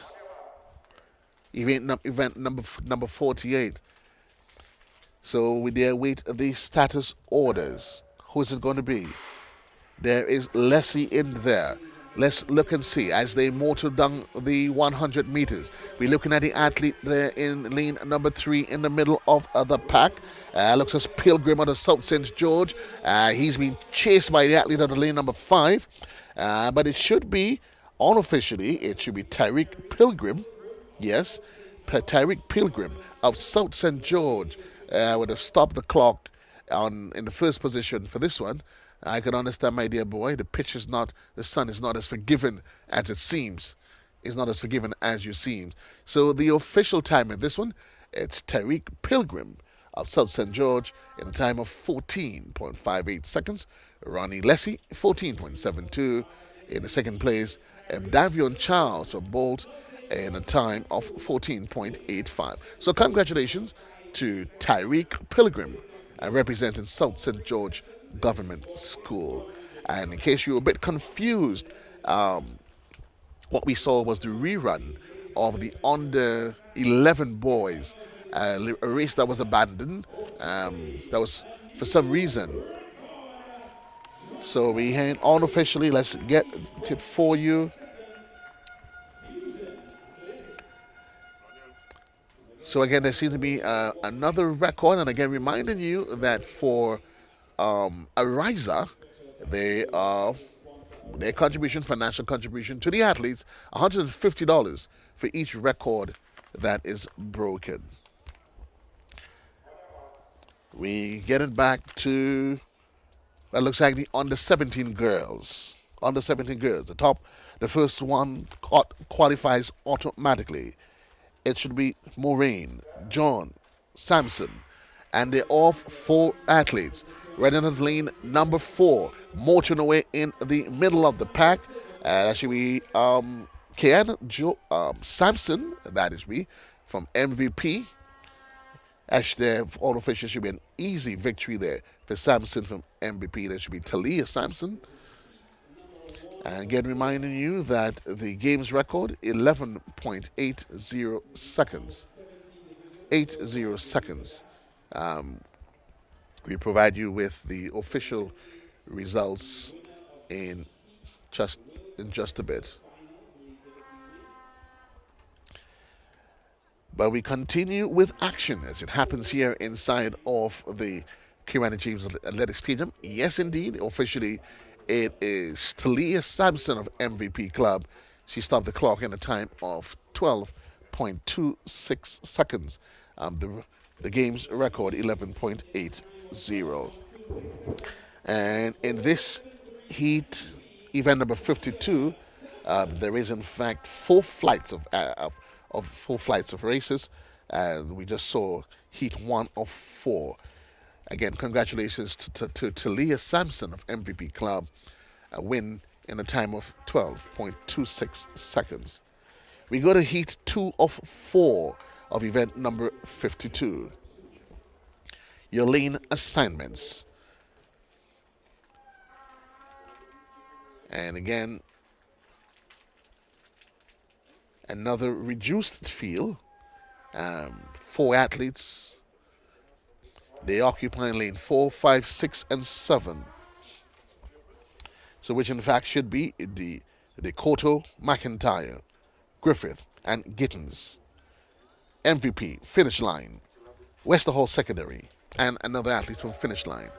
Your lane assignments for the under 17 girls, and they are off. It is right out of lane number 3. Out of lane number 3 in the middle of the park. From Track Blazer, that should be Maureen. Yes, 4 Track Blazers. So, again, we continue to wait for the official results. Heat 2 of 4 in the prelims. And again, sometimes you're a bit in a quandary when you have a status list that says 1, and then if you're not quite sure exactly why there is a reduced field. But we take it officially for the athlete from MVP Club, Aliyah Dikoto, in a time of 12.60. Finishing in second place is Rihanna McIntyre from in a time of 13.19 seconds, and Janelle Griffith 13.82. Amira Gittens, she stopped the clock, in what was a reduced field in a time of 14.53 seconds. Action continues down here. You're watching, you're following us live. It is a TNR Communication production. What is the Ariza National Championships inside of the Kirana James Athletics Stadium. We're looking for the lane assignments. Lane 2, 3, 4, 5, 6, and 7.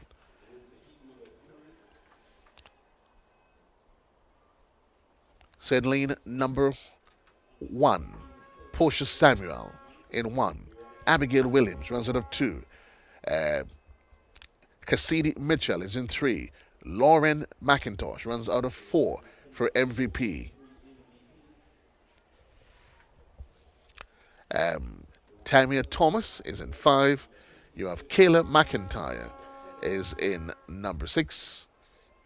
Shania Thomas is in 7. Your lane assignments for the upcoming event, Heat 3 of 4. These are all prelims.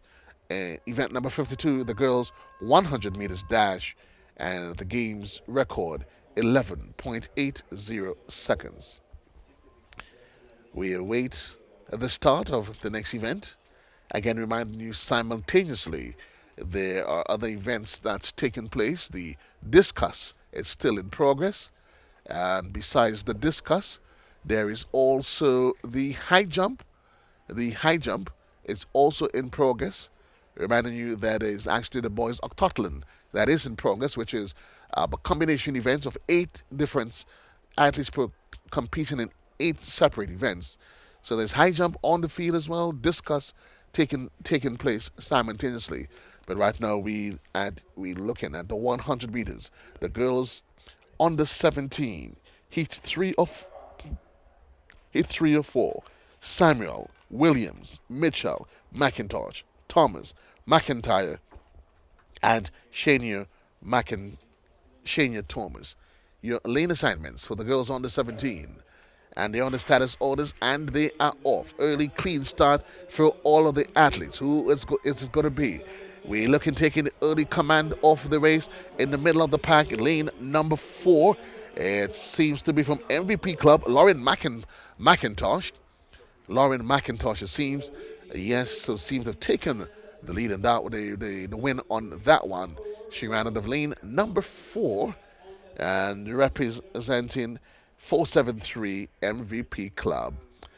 Looking at the face, she seems quite satisfied with her performance. So we wait for the official result, and yes, the official result. Lauren McIntosh, MVP. Abigail Williams, McDonald College. McIntosh in a time of 12.92. Abigail Williams, 13.04. And Tamia Thomas from SAS, 13.26. Cassidy Mitchell from Boca, 13.53. And we have Caleb McIntyre, 13.67. And Shania Thomas, 19.81. The official results there of Heat 3 of 4, event number 52, is the girls' 100 meters dash. This should be the final flight of event number 52. We're looking for the lane assignments.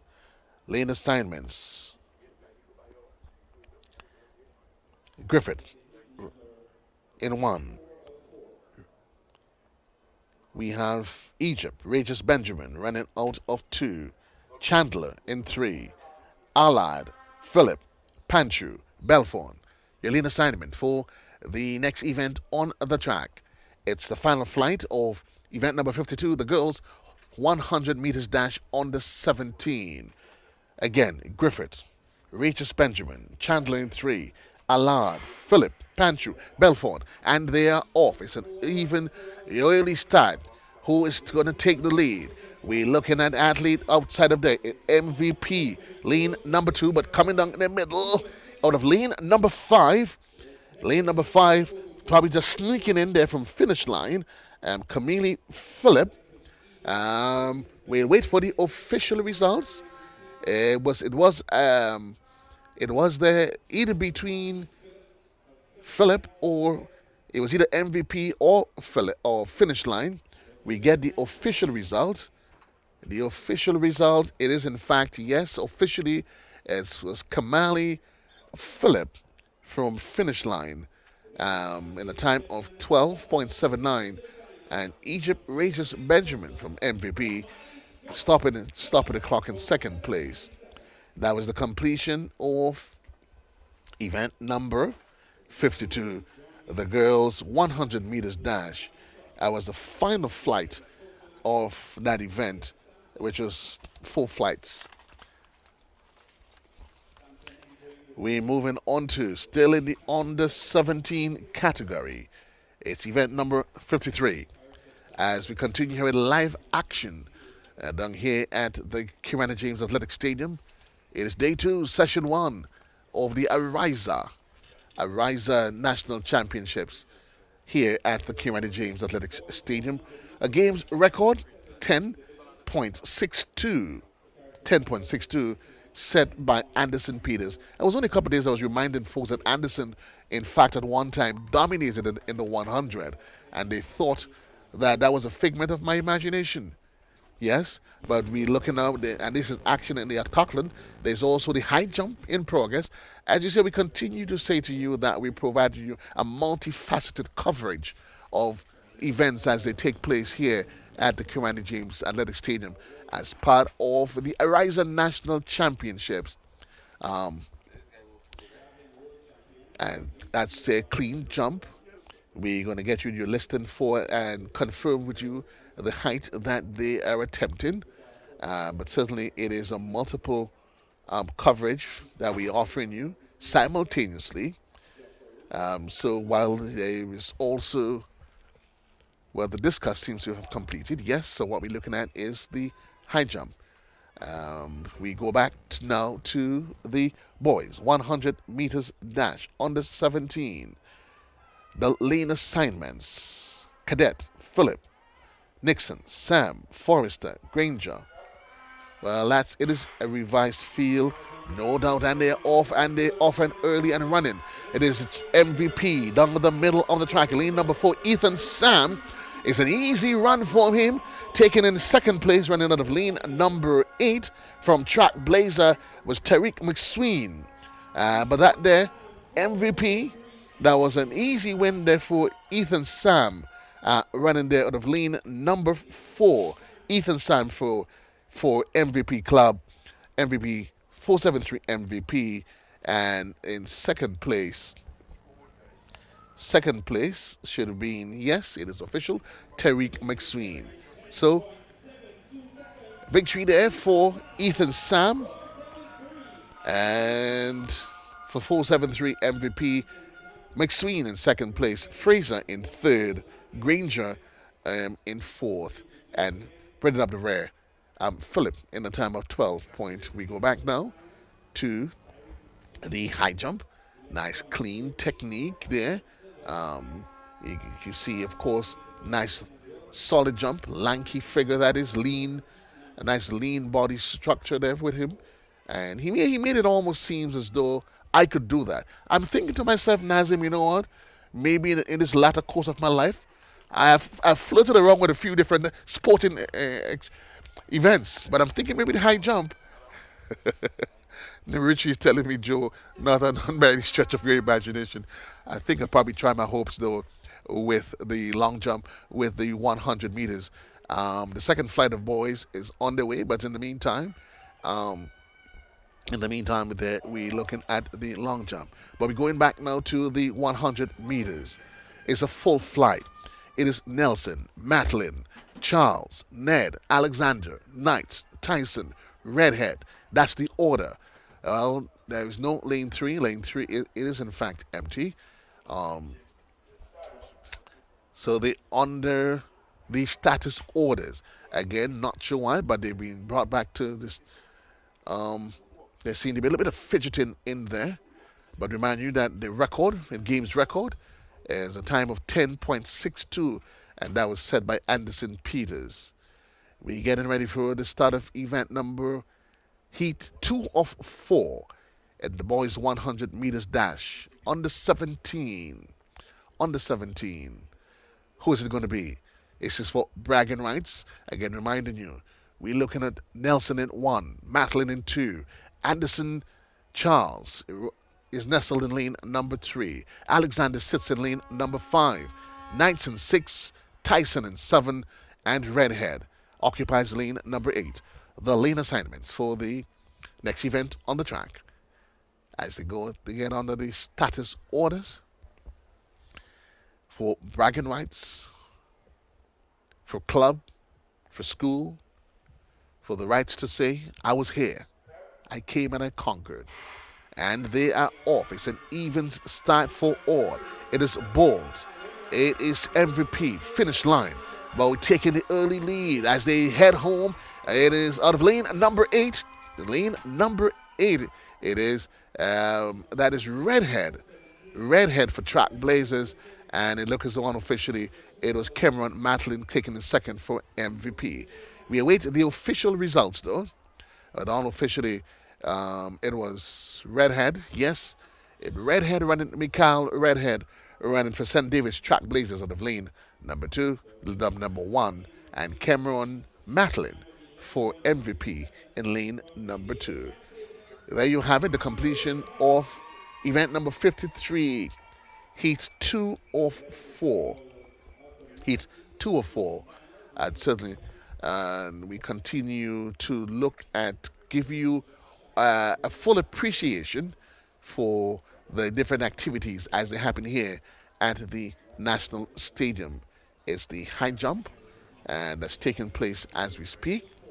And certainly, while that is happening, we are getting ready for the batch 3 of the 100. But there you see a nice, clean, comfortable jump there from the athlete from MVP Club. And again, you can well appreciate what is going to be a long day, but we go back to the track. The lane assignments: Josh Thomas, South City Rising Star 2, Hilaire in 3, Lewis 5, Regis in 6, George runs out of lane 7, and McQueen runs out of lane number 8. Your lane assignment for the next event on the track, it's the boys on the 17 100 meters dash. On the 17 100 meters dash, who is it going to be? As I know, sir, I'm yet to see any of the athletes while getting to any of the pre-race rituals. Most just seem to adopt the notion, you understand, get into my blocks and I'm going to run. But certainly I know some athletes, they do have their pre-game rituals. They shift, they get into the antics and the shenanigans and everything else. Some try to psych their opponents out. But these are keeping it to the basic elements of it as they get ready to settle into the blocks. Event number 53, heat 3 of 5. The boys, 100 meters dash in the under 17 category. Who is it going to be? Who is it going to be? Lane 8, 7. So running out of lane number 8 is Jaden McQueen from Bolt. Lane number 7 from Westerhall Secondary is George. Also in there, lane number 5 is Tevitt, is Lewis for Altitude. Sass runs out of lane where there's no lane number 4. MVP runs out of lane number 3, and that's in the person of Nathan Hilaire. Josh Thomas occupies lane number 2, and lane number 1 is free. So, we await the start of the next event, heat 3 of 4. Who is it going to be? They don't go on the direct status orders. as they get settled into the blocks, ensuring that they get the positioning stance as we get ready for event number 53, the boys 100 meters. Daniel, Hilaire, Thomas, and they're off. It's an even start. MVP isn't there. As in running out of lane number 3, and he's literally making it just a really, really easy cruise in the park for MVP. And that's in the person of Nathan Hilaire. Easy victory there for Nathan Hilaire out of lane number 3 for club MVP. Indeed, you came, you conquered, and you are the winner. So we'll wait for the official results though, but unofficially it is Nathan Hilaire for MVP in the time of 11.34 seconds. Again, the game record 10.62. 10.62. So Hilaire for MVP 11.34. McQueen that's Jaden McQueen from Bolt 11.81, and Josh Thomas for South City Rising Star 11.84. ATC Altitude Track Club 11.86, and Jonathan Regis, he stopped the clock and he finished in number 5. We're getting ready for the final flight, and the boys 100 meters dash on the 17. On the 17 boys. Unofficially, it should be Samuel, Thomas, Lewis, Sincere, Douglas, Griffith, Lewis, and Joseph. But certainly we can see already that there is a number of vacant blocks. So let's see what the field has been reduced to. Instead of lane number 1 is Samuel. Lane number 2, Thomas. Lane number 4, Deron Sincere. Number 5. Lane number 5, it is Yeshua Douglas. Griffith occupies lane number 6. Joshua Lewis in lane number 7. And Tibel Joseph occupies lane number 8. The lane assignments for your next event on track as they go on the direct status orders. The game records 10.62. National records 10.17. We get ready for event number 53. Samuel, Lewis, Sincere, Douglas, Griffith, Joseph, and they are off as they establish the lead. We look in there, athlete in the middle of the pack out of lane number 5. That's Douglas, or was it 5 or 4? That's Sincere.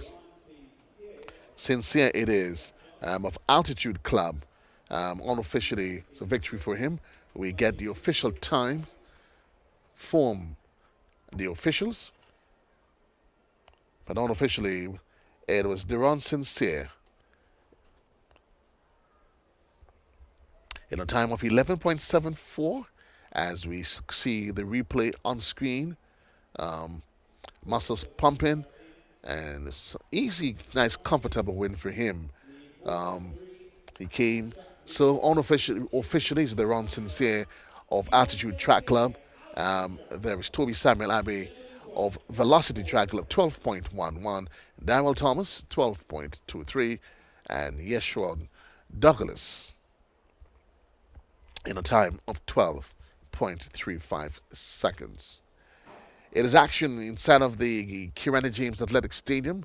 I guess quite a picturesque view there of the National Stadium, a place that we call home, named after our Olympian, our triple Olympian, the man Zeno, the man Kirani, the Jaguar. Of course, quite a mixed group in here at the National Stadium. Of course, it's always a beauty when you can see yourself. You can say hi. Seems to be a nice family shot that's there. Again, we say thanks to Ariza, and they've come on board and ensure the continuity of their support to the games of the national championships. The national championships, indeed, it serves as a precursor to selection to the character games, and certainly many of the athletes, they're here and they would want to ensure that they play their part in qualifying. And just to give you an appreciation again, remember what you have in here is a mixture of athletes that are representing both their clubs and schools. Yes, so some of the names, if you follow track and field, you might probably wondering, well, am I in a daze? Am I in a quandary? No, you're not actually. You're not. Some athletes they run under the school. Some of them they've combined, and so you want to ensure that as they get ready for selections for character, but even more immediate, we get ready for intercore. Again, it is the Ariza sponsor. They are the title sponsor of the national championships that's taking place inside of the Kirani James Athletic Stadium. It's an early moment yet. For those of you that's probably you still probably considering what next, what your options should be. You probably want to make your way down. What we're looking at is action in the high jump and an infringement there. And some athletes, by the time they elevate, they get some of they know just from their body language whether or not they've gotten enough altitude to get over the bar, and we will try to give you an appreciation as to what is the height that they're attempting to cross. But in case you're wondering, in terms of the points standing,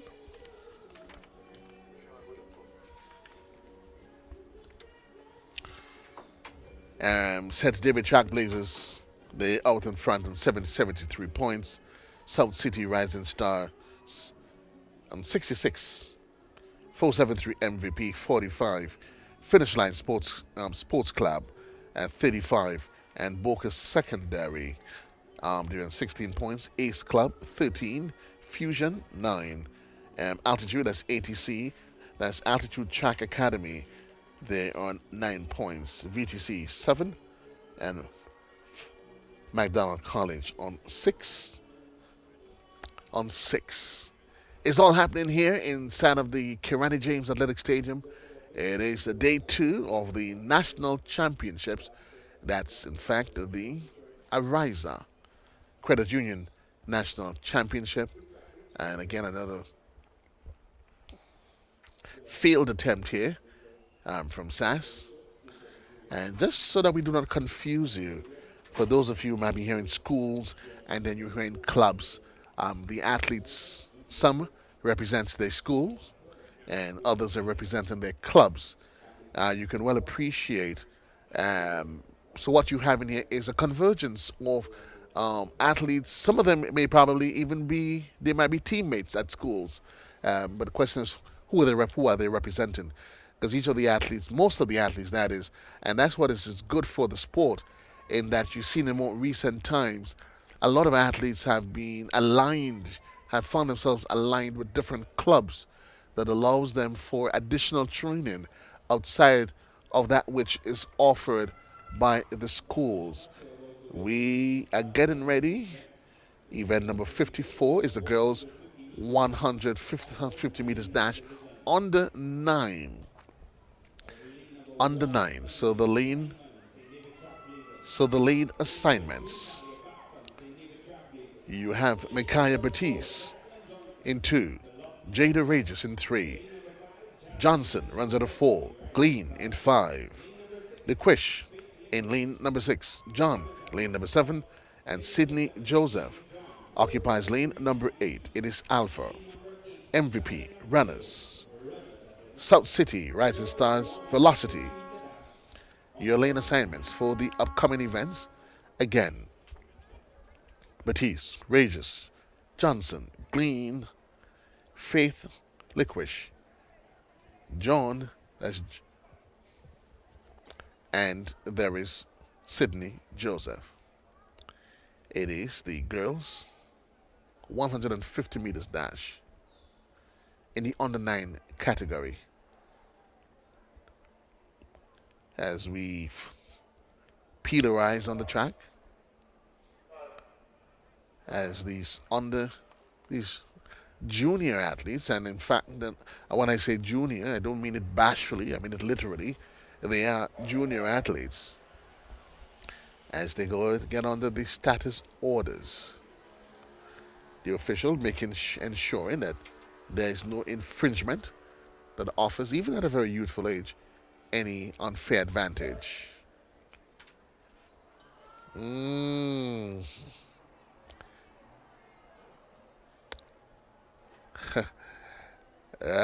jitters, the butterflies. I would assume at this, at this age, that there is going to be a bit of leniency on them. No doubt. I would assume. Well, yes, you want to give them appreciation as to what the rules are, but certainly on the max. Again, event number 54, the girls 150 meters dash. All lanes occupied, with the exception of lane number 3. And they're officially off 150 meters. And the girls under 9, they've just about covered their first 50 meters as they motor down for home. Who is it going to be? Running out of lane number 1. Is it going to be Batiste? Or running in the middle of the pack, lane number 4? Let's see whose legs are tiring up as they head towards home. It is, in fact, out of lane number 4 from Velocity Track Club. It looks there as a win for Jason Johnson. We look for the official results, but it's unofficially a victory for young Johnson running out of lane number 4, and she was certainly stretched as she looked over to see, and in finishing in first place. So it is official. Is Jason Johnson from Velocity Club in a time of 23.06 seconds. Sanjay Simon and from St. David's Trailblazers in the time of 23.26. And John, 25.13 for MVP. And that's in the person of Jadine John, taking up the 3rd position. The completion, as we move right along,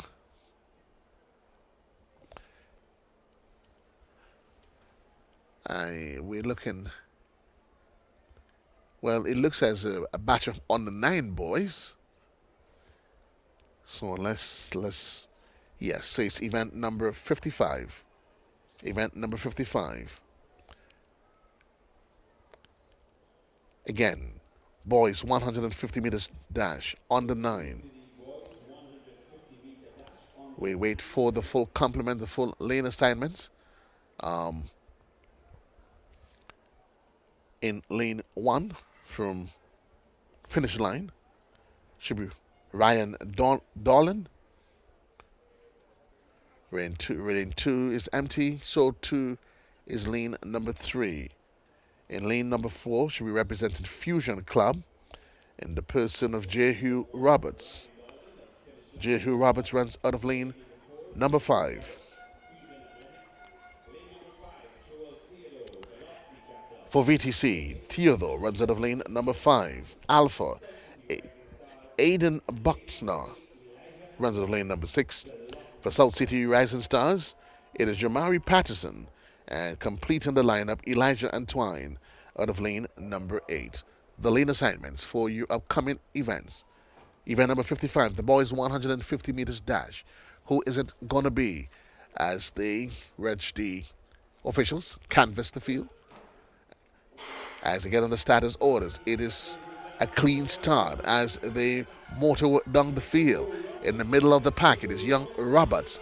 Roberts running out of lane number, that's for Fusion. It is Jehu Roberts for Fusion House. This is a walk in the park for him. So it's Roberts out of lane number 4, followed by Theodore from lane number 5 for Velocity Truck Club. Congratulations to him. A victory there, easy victory there for young Roberts running out of lane number 4. And there you have it. That was a completion. The completion of event number 55. The boys 100 meters dash under 9 boys. Quite a steady run there from young Roberts. Roberts followed by Theodore. So the official time for Fusion for young Roberts, that's Jehu Roberts, 22.64. Joel Theodore in second place, 23.34 seconds. And Jamari Patterson, 24.88 seconds. Bringing up the end of the lineup, Elijah Antwine, 25.85. And Ryan Dolan, 26.69 seconds. We getting ready for the next event, batch 2 of 2. The lane assignments. Kishon Cobb, lane 1. Church in lane 2. Shahid Paul in lane 3. Gay in lane 4. Douglas 5. Coffee in 6. Philip in lane 7. And Kobe Smith is in lane 8. The lane assignments for the upcoming event. Kobe from Finish Line. Church from Runners. Paul from South City. Gay from Velocity. Douglas from Fusion. Coffee from South City. Philip from Trailblazers. And Kobe Smith from Runners. Your lane assignments for the upcoming event. Quite visibly, we've seen the absence of the athlete that's from lane number 4.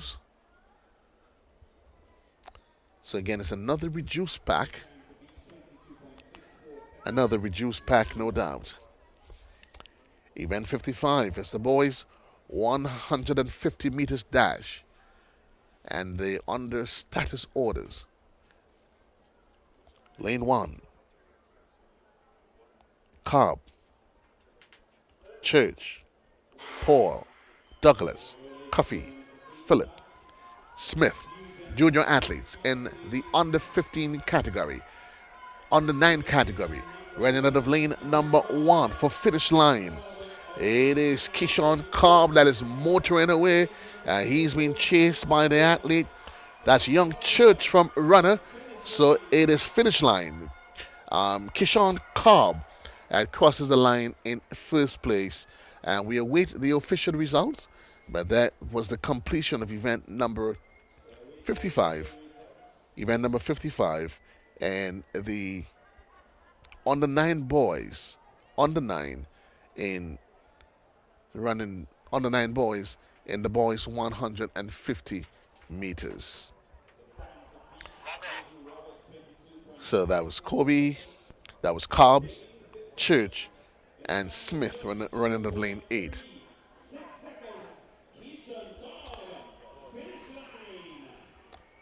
So there you have the official results. It's Kishon Cobb, 22.36.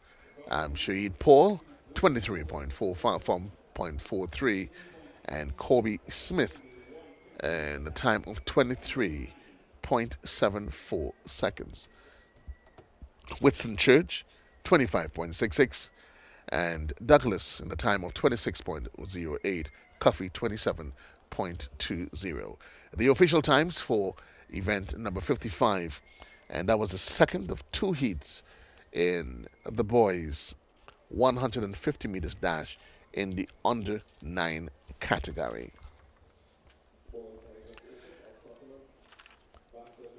Again, quite a early days here at the Kirata James Athletic Stadium. We can well appreciate as the evening we stretch late into the evening that we're going to see a greater build of the club, of this of supporters. I know some folks, it is still early. It is just about 12 minutes gone past the hour of 2. Probably those of you making your way from church or other events that you had to attend to. But we can appreciate that if you can make your way to the stadium, that you will. But for those of you who can't, we say thank you for being part of this a TNR communication production. And what you've fallen here, it is live action at the Kirani James Athletic Stadium in what is in fact day number 2, session number 1 of the Ariza National Championships. The championship that serves as a precursor to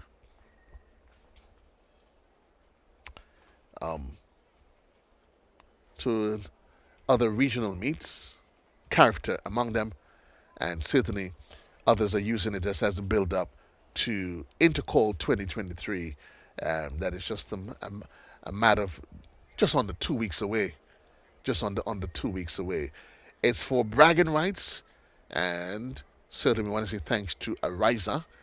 They've actually, as an incentive, they're offering $150 Master Smith for all athletes at breaking records. And so certainly I know a lot of athletes will be using it as an incentive. Again, reminding you that what we have here today is a combination of athletes that are representing schools and the various clubs.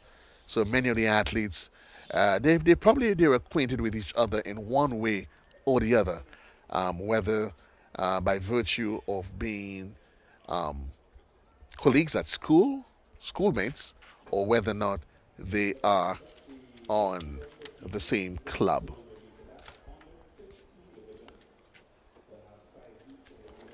So we moving right along, reminding you too that the heptathlon is also in progress. There is the girls' javelin throw open, but we seem to be moving to event number 56. It's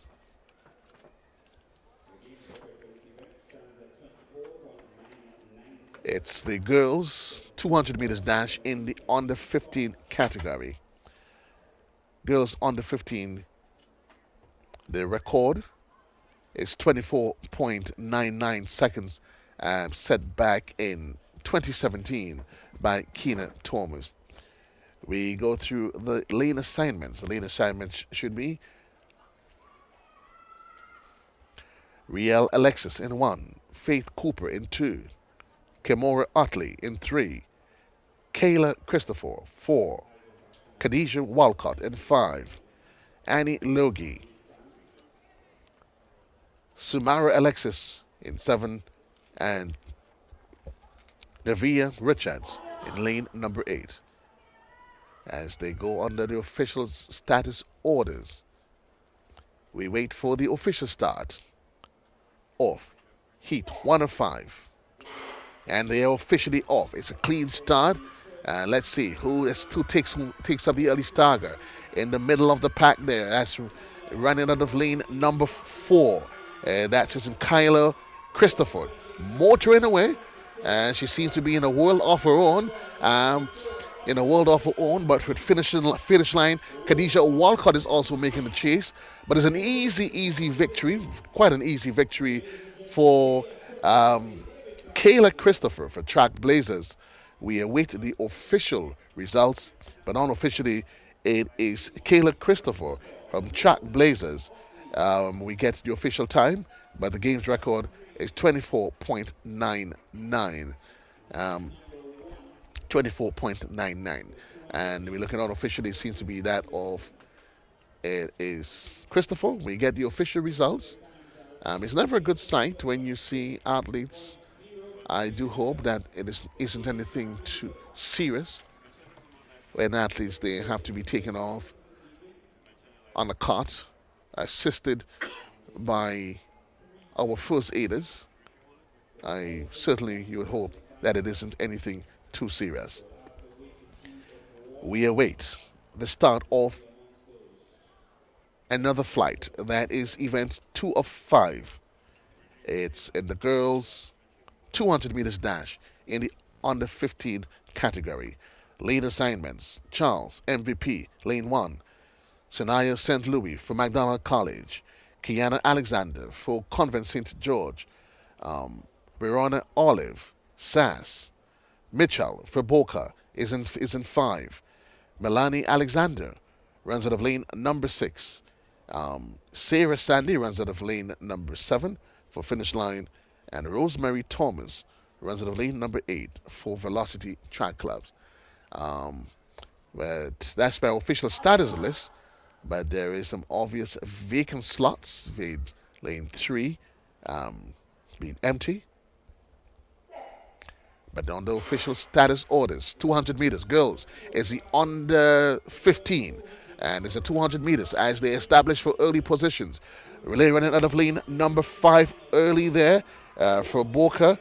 It is Mitchell, but the athlete finish line, that is in the of Sarah Sandy. Sarah Sandy is also there as with about 50 meters or so out of lane number as Boca. But here comes Sass. But I think unofficially, if my eyes didn't play tricks on me, it would be Mitchell there from Boca that would have pulled that one off. And certainly we await the official results. We are seeing, though, in more recent times, a lot of corporate Grenada. They coming on board to ensure to add their presence to athletics on the island. So officially it's Kashanti Mitchell of Boca, and Brianna Olive is in second place. Sarah Sandy of Finish Line Sports Club finishes in second. Shania St. Louis, McDonald College is in fourth. Rosemary Thomas for VTC in the time of 29.890. Well, folks, all good things must come to an end, but certainly when I say I don't mean it bashfully. It's always my pleasure when I'm able to share the microphone and the commentary team with my old friend. A whole morning I'm asking, has anybody seen Leslie Smith? And I'd assume reasonably you are engaged with other more pressing matters, Leslie, before I take my departure for now. Well, good afternoon, JC, the man Joseph Cado himself, and I want to say a special good afternoon to all of the viewers who are tuned into this national championships, the Ariza National Championships 2023. And we're delighted to bring you the live coverage here at the Kiriani James Athletic Stadium. Of course, Joseph, many things happening on one day. And as we say, we need to make sacrifices, and I'm here today to assist you with the live commentary. I should be grateful then. Indeed, it's always a pleasure to have you here, Leslie Smith. And certainly, as we are part of this, what's happening here. And before I take my departure, we're looking at Heat 3 of 5. Noel, Lewis, Bascom, Charles, Regis, Cooper, Modest, and Charles. And they are officially off. It's the girls 200 meters dash in the under 15 category as they just about eat up the first 100. It is running there for Sass out in the middle. Let's get the name for you. But it's out of lane number 4. Lane number 4, and that's Charles, actually representing altitude. And it's Charles for altitude. That's the official results there for you. You know, I mean, you know what is interesting? As we continue to share, folks, you see the names and you see the clubs. And persons, Leslie, some person, they WhatsApp me, persons have to get a real full appreciation that athletes today, they're representing both, they could be representing either schools or clubs. So I know some people, they're a bit confused and they were wondering. But again, we look at the official time, yes, for altitude, Christian and Charles, and the time of 26.64. The Naya Modest from MVP Club, 27.06. And Tishana Bascom from St. David's Trailblazer in a time of 27.227. Smith, as I leave you. Well, what has been happening over the years is that because of the plethora of new athletic clubs that are developing, a lot of the schools, their athletes are now participating under the banner of the clubs. Many persons would remember in recent times the Tantin Bullets, and you may not have been hearing about Tantin Bullets in these games, and that is because the GBSS and Anglican High School fraternities that formed the Tantin Bullets are now participating under the club banners. And so maybe that's the death of the Tantin Bullets, so to speak, and the rise of the MVP and the finish line and others that are emerging now. And that's another conversation I wish you could have had before you go, in terms of the impact that these clubs are having on the performances of the athletes in the various parishes. And what we've noticed for a fact is that the parish that has the most of these clubs that start early preparation, these athletes seems to be doing much better than those where clubs are absent.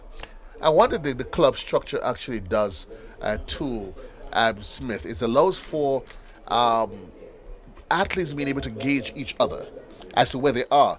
Because now you might be, your clubs are not necessarily restricted to a particular school, but of course you may have a school like Trailblazers, where you may have Westerhall, you may have St. David. So you find the athletes are able not to compete with each other, and it forces them to advance and up their speed in terms of what they do. And certainly it allows for greater experience, partnership as well, partnering, where athletes, of course, because they're now in clubs, they're now able to share techniques. And what you've noticed in those is that you see now at the school level is becoming much, much more competitive. As not a case where traditionally one school, because of, let's say, they have the presence of a better coaching staff, perennially they triumph. But now you see there's a lot of the coaches that are spread out at the club level, and so it adds to the conversation of what's happening at in terms of the growth and expansion of athletics. And that's very evident in this particular games here. The St. George's, for whatever reason, seems to have most of these athletic clubs these days, and maybe it's for several reasons. And if you look at we'll come back to the conversation at the end of the event. So Joseph, take us through the event, please. So we're looking at another event here for you, Heat 4 of 5. And it's a shot and field, though, as they establish for positions.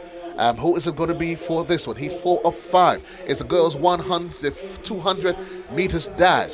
Running out of lane in the middle of the pack there, out of lane number 6. It's from St. Joseph's Convent, is Zizi Atian. It's an easy victory for her. Quite an easy victory for her. And again, we continue to say as we were saying prior to the race, that these athletes, it is always good when you can be part of a structure where you compete against athletes, now not just at the same level with you, Smith, but maybe even better than you. Yeah, it tends to lift your game on game day, actually. And that's interesting here. We have an athlete running with the face mask, Joseph. And I'm sure there's an argument as to how that affects performance, the breathing patterns and so on.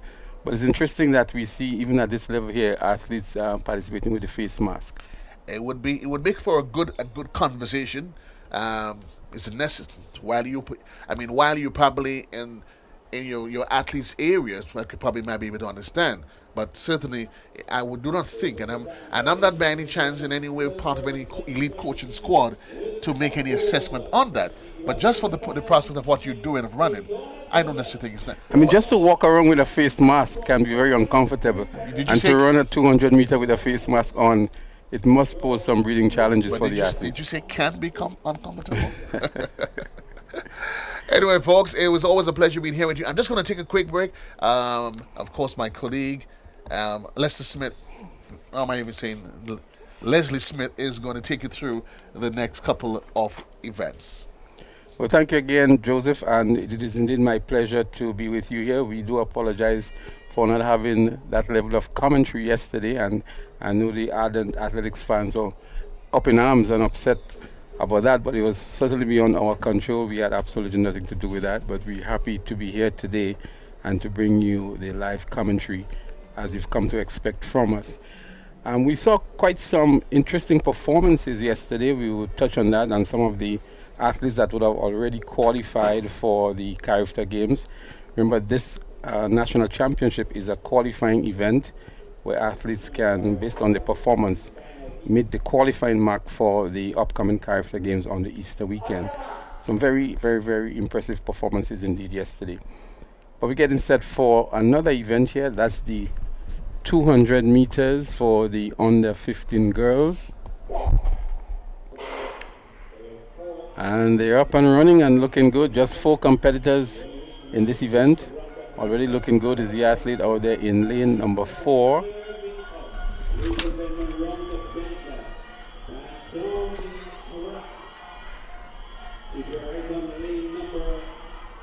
This is actually the final of 5 heats here, and that looks like Rihanna Thomas from South City Rising Stars, who is going to win this one over Carisha Noel of McDonald College Tour inside on the left of her.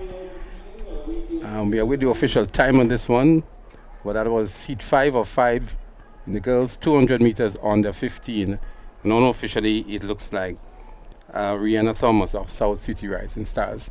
As we look back here to the final moments of this race, Thomas from South City Rising Stars has been challenged on the inside here by Carisha Noel from McDonald College, but in the end a very comfortable win as she dips for the tape here. And the official result, 27.16.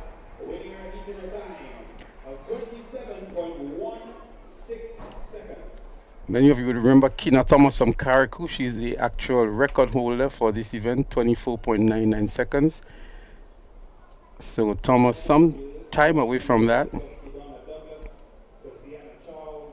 From these preliminary games, remember the top athlete from each of the heats plus the next 3 best times would qualify onto the finals later on this evening. And so we will keep you posted on who have returned these best times so far and who will be making their journey onto the finals. Up next on the track would be event number 57, the boys 200 meter dash under 15. And we're going to see some sprint stars here again. We saw some very, very good performances yesterday in the 100 and 400 meters for the under 15. And again, these athletes will be unsure. I was mentioning to you earlier on that there were quite a number of athletes that have already made the Carifta qualifying standard. Very impressive was in the boys 200 meters under 17. The Carifta standard here being 22 seconds flat. And we saw the very impressive performance from Ethan Sam, 21.71 from MVP Track Club. And also making the qualifying mark in that same event is Tariq McSween from St. David's Trailblazers, 21.99. So both these 2 athletes made the qualifying mark. As we take a trackside for the 200 meters under 15 boys, heat 1. And we have 4 competitors here as they come around the bend to head into the home straight. It looks as though it's McDonald College in Javid Jaldu, but he has good challenge on the inside in lane 3 from Javal Braffett from Sprinters.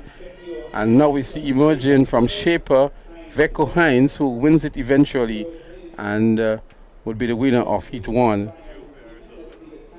of the 6 heats to be completed in the boys under 15 200 meters. So making a good run back and saving his best for maybe the last 50 meters or so is Hines from Shaper, that's St. John's Christian Secondary School, winning this heat 1 of 6. 25.39. The games record 23.06. That's Ethan Sam.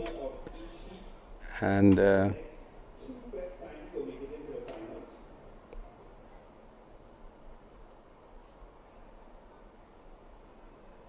we will see what the others would do in the remaining 5 heats or 5 preliminaries for the boys 200 meters. Just to go back to some of the outstanding performances again while we slip through the preliminary races. In the boys 400 meters under 20, the qualifying mark for Carifta 47.80 seconds, and we saw that very impressive run from Telemark yesterday, that's Rikel Telemark, of 46.97 from Fusion. Very impressive indeed. And it's a time that can be very contentious at the Carifta level and maybe even land him in a medal position. But we go back trackside for heat 2 of 6 in the boys under 15 200 meters. In this one we have Alexander, Joseph, David, John, Philip, Frame and St. Louis.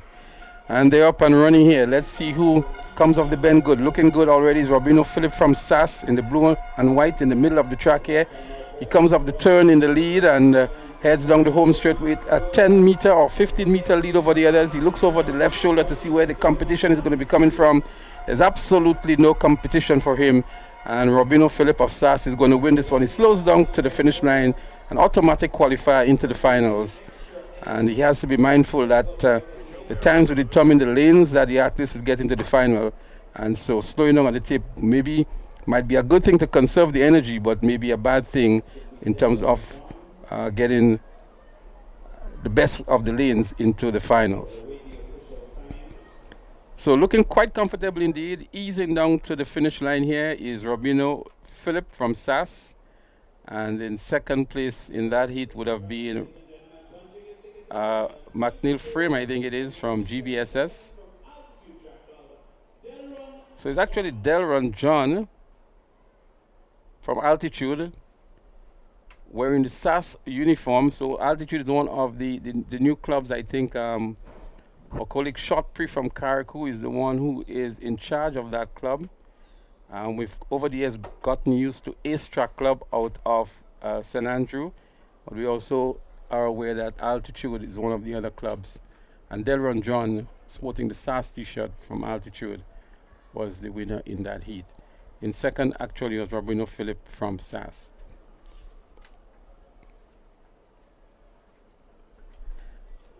And again, very quickly, I want to go back to the outstanding performances. In the girls 400 meters under 17, the Carifta standard being 56.50, and Shephonia Houston from South City Rising Stars, she ran 56.43, and again qualifying for Carifta. She missed out marginally on the 200 meters qualifying standard, but again, I think it had to do maybe with the management of the athlete in that instance. She was also competing in the long jump, and I'm sure that may have had an impact on her not being able to meet the qualifying mark in the 200 meters. But some impressive run indeed from Shephonia Houston of South City Rising Stars, both in the 200 meters and 400 meters. And there have been some other athletes that came very, very close to the qualifying mark. As a matter of fact, I think this national champs has been maybe one of the most competitive we've seen in years, in terms of the level of competition between the athletes and the ability to make the qualifying standards and even come very close to it. Over the years, we've seen athletes winning with maybe big distances or gaps between the second and third place, but I think in 2023, we've seen a good level of competition amongst the athletes. And one would want to pay particular attention to the under 20 boys 400 meters last night, as well as the 100 meters, and see how close these athletes are coming towards the finish line. And it lends itself to the Grenada Athletic Association looking seriously into forming some good 4x100 relay teams in that category, and also a 4x400 meter relay team, as these boys are indeed very competitive. The times are very close and can be a force to be reckoned with at the Carifta level if the right combination is met here. So we look forward to see what will happen, but I think very early, this may be one of the larger Carifta teams we may have in recent times, based on the level of competition and the results we've seen from the performances we've seen from the athletes in competition. We have not seen any of the athletes in the field events making the qualifying mark yet. We've known over the years that Grenada has been very, very impressive at the javelin level and some of the other field events, but we get to see any qualifiers coming out from those. So we move into heat 3. We would have in this one Grant, Noel, Boswin, Douglas, Charles, Leslie, and Richardson in heat 3 of 6 in the 200 meters under 15 boys. They're up and running, and let's see who is hungrier for the qualifier here. It seems to be a much slower heat. As they come around the bend here, it looks as though it's Wester Hall secondary in Omari and Richardson on the outside, but now making a move from MVP is Javid Noel in lane 2. That's Javid Noel with some strong competition from Omari and Richardson. It looks as though Richardson may have just nipped him on the tape here, but a close one indeed between Omari and Richardson and Javid Noel. Omar Richardson in 7 from Westerhall Secondary, and Javid Noel from the MVP Track Club. So look back here, the closing moments of this one. Both athletes looking to maintain their form running through the finish line here. And it looks as though it was Westerhall Secondary. That's Omarion Richardson. Indeed, it was Omarion Richardson, 25.15. The record, 23.06 again. Ethan Sam in 2021. And Ethan Sam continues to impress. We saw a 10.71, I think it was, in the 1 hour, 21.71 in the 200 meters. Very impressive indeed. And I'm sure his mom and dad are glued to the screens if they're not here from the Lamwood area. Say good evening to Sam, Anthony Sam, proud dad of Ethan Sam.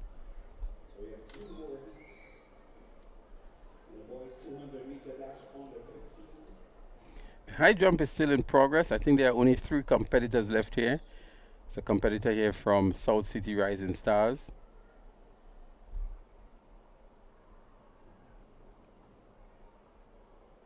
We still have 3 more preliminaries in the boys on the 15 200 meters.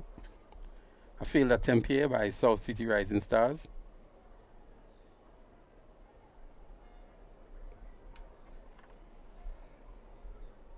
To give you the lane assignment for heat 4 or 6 in the boys 200 meters on the 15, in lane 2 we have Tyler Davis from Carriacou Combine, Carvin James from MVP in 3, Nathaniel Alfred from South City Rising Stars in 4, Golden Joseph of Altitude, he's in 5, Alden Clark of Westerhall Secondary in 6, and from Speed Zone in lane 7 is Preston Chetram. They're on the starters' orders. They're chasing a record time of 23.06. There they go, looking good already. Is the athlete from South City Rising Star, Nathaniel Alfred. Alfred comes up the turn here looking good with a slight lead over Westerhall Secondary, Alden Clark. So it's Nathaniel Alfred and Clark, and then there's Altitude in the middle here, that's Golden Joseph. But it's going to be, it looks like a good run back here by Golden Joseph, but too late maybe it is. Nathaniel Alfred of South City Rising Stars win this one. Golden Joseph of Altitude in 2nd, and Alden Clark of Westerhall Secondary in 3rd. That's the boys 200 meters on the 15. Heat number 4 or 6.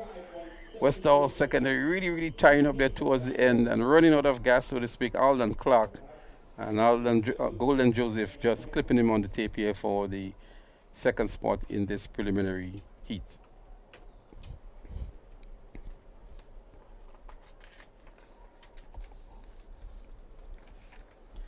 So we encourage you to stay tuned with us. There are going to be a number of final events later on. We're going to have a medal presentation shortly as well for some of the field events and also for some of the timed finals.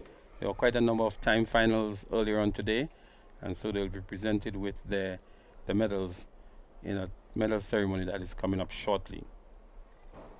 We still have 2 more preliminaries in the boys 200 meters on the 15.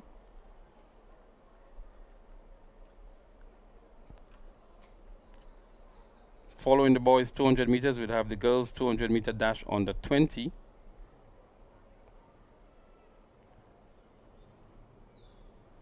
The likes of Ashanti, Augustine, and others will feature in that event.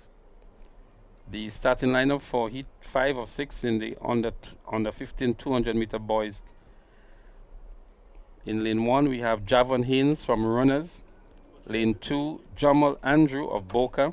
Lane 3, Alan Albert of McDonald College. Lane 4, Christoph Kalis from Altitude.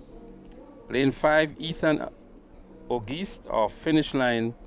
And lane 6, Charles Anthony of Track Blazers.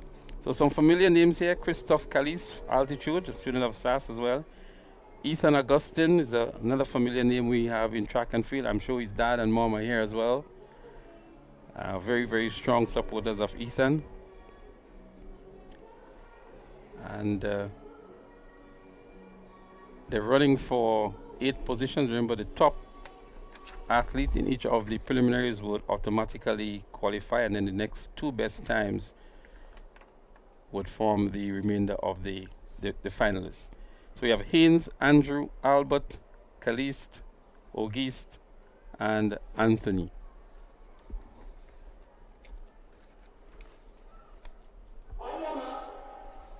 They're now called to the marks by the starter.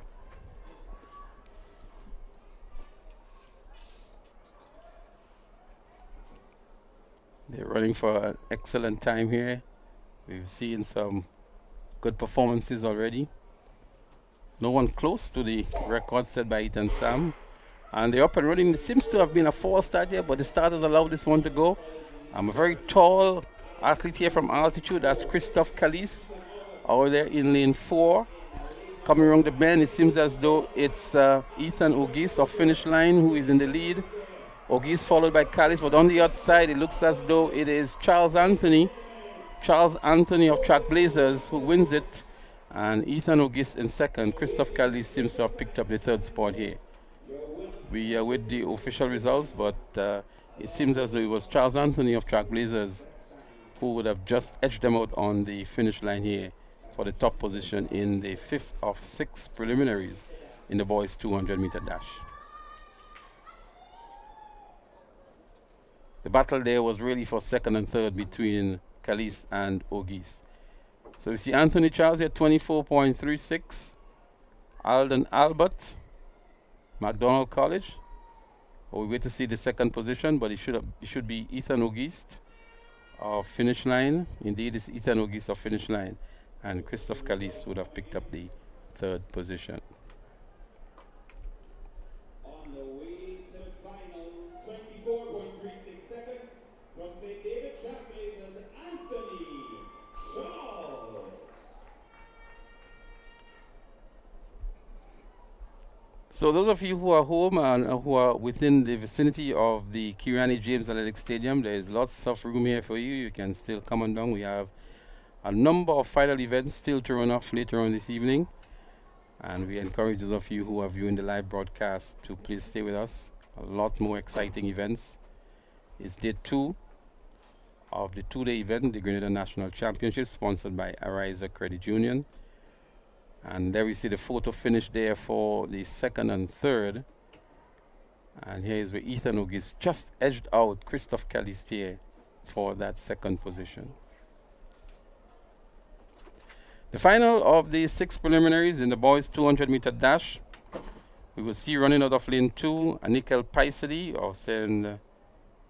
David's Catholic Secondary School, Rishon Daniel from MVP, Cavan Louison from Shaper, Jaden Pear from South City Rising Stars, Aviel Pear from SAS, Ethan Edwards from Track Blazers, and Jamari Panchu from Speed Zone. He will be out there in lane 8.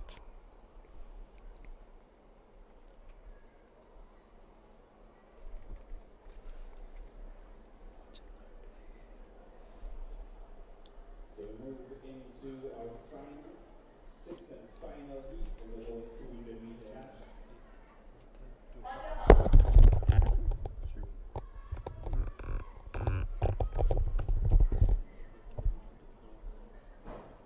So the boys are on the starters instructions here now. Heat number 6 of 6. 200 meters on the 15 boys. And they're up and running. A nice clean start here. South City Rising Stars in Jaden Pay. All day lane 5 comes out really nice here. He has some good competition from MVPs. Rishon Daniel on the inside. But it's South City Rising Stars, Jaden Pay. And now Rishon Daniel takes the lead here and pumps the legs up. Arms pumping very high as well as he sprints to the finish line to return a good time and maybe get a good lane as well. He wins over Jaden Pay of South City Rising Stars, the final heat in the 200 meters under 15 boys.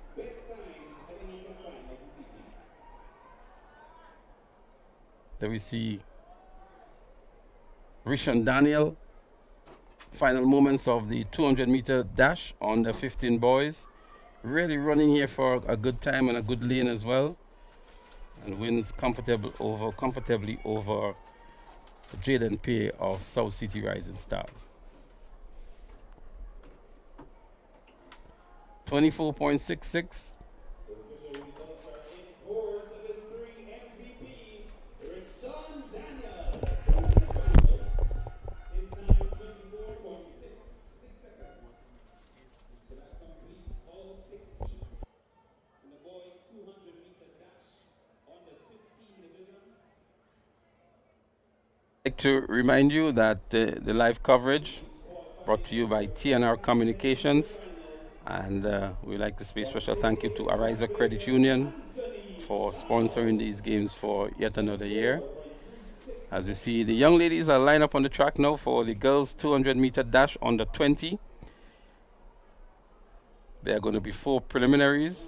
Remember again, the first of each of these preliminaries and the next 4 best times will emerge into the finals. The character standard here is 24 seconds flat.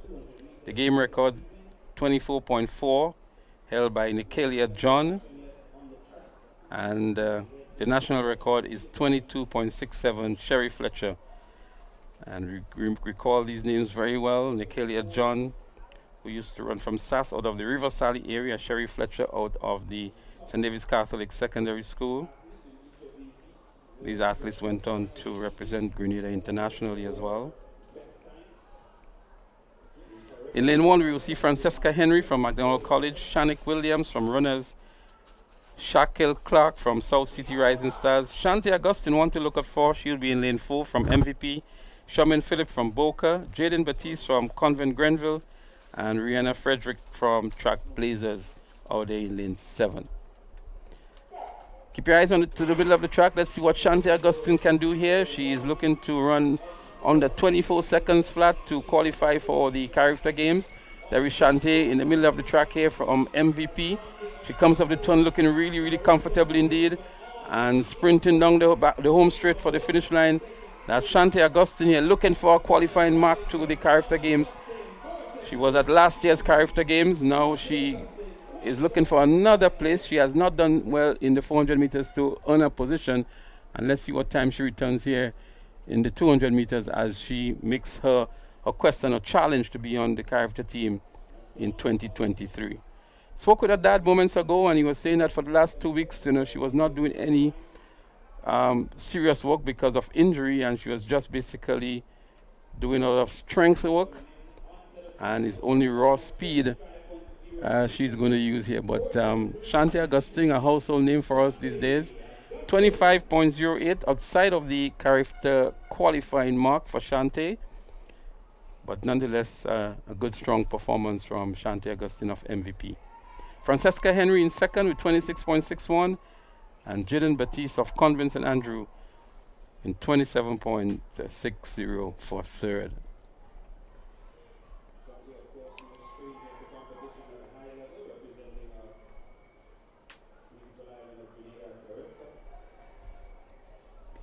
The second of the 4 preliminaries will feature Amelia Bubb from Fusion in lane 2, Joselle Collins from Speed Zone in 3, Kamisha Dominic of Track Blazers in 4, Princess Whiteman of Speed Zone in 5, Kimberly McQueen of McDonald College in 6, and Kelshona Street of MVP in 7.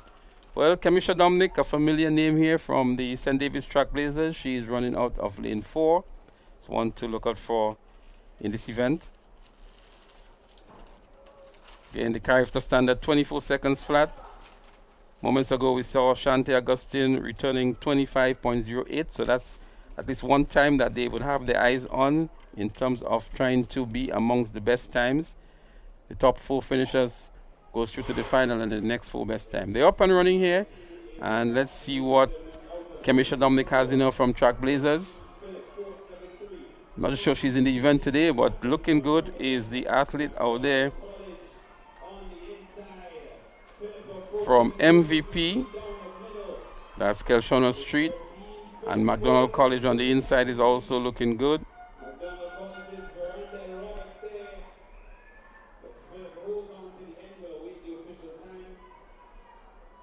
So we look to see what time she returns. Obviously, it looks a much slower race than the previous one with Shanti Augustine. And all eyes are now on the scoreboard to see what time the athlete from MVP would have returned in this, the second of 4 preliminaries.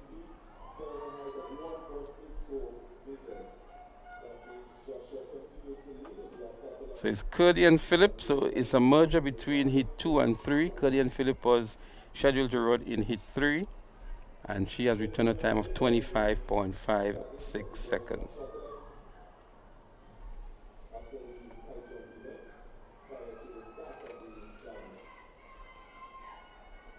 So I think what has happened here is that heat 2, 3, and 4 were combined. We'll confirm that in a moment. But definitely heats 2 and 3 were combined here, and Cuddy and Phillip from MVP would have won that heat in 25.56 seconds.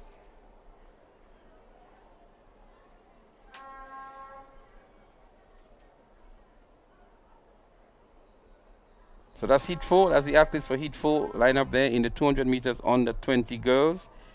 We will see in lane 2 Rhea Flanders from MVP. In lane 3 Amaya Sylvester from South City Rising Stars. Lane 4 Ziana Bain of Finish Line. Lane 5 Destiny Padmore from Runners. Lane 6 Naomi Allard from St. Joseph Convent St. Andrew. And Selena Felix of Track Blazers should be in lane 7. They're up and running, a nice clean start here. Let's see who wants it more. The athlete out there, it seems to be the athlete from Finish Line. Running out there in lane 5. You look at the Runners. Destiny Padmore from Runners.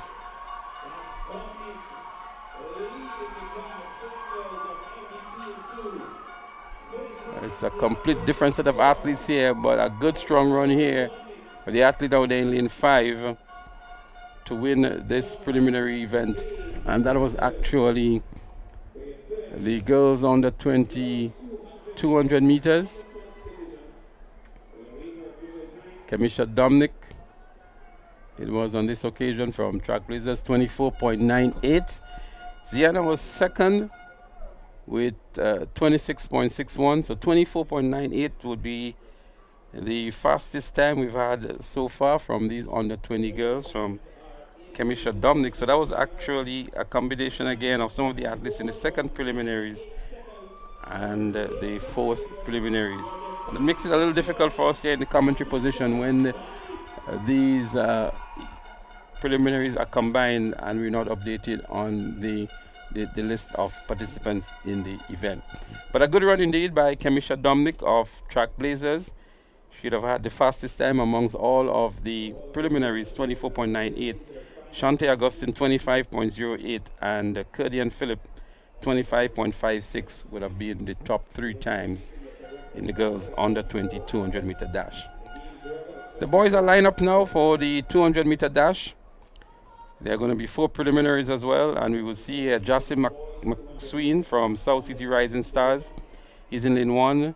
Shaquin Thomas from McDonald College should be in 2. Devontae Joseph of Altitude in 3.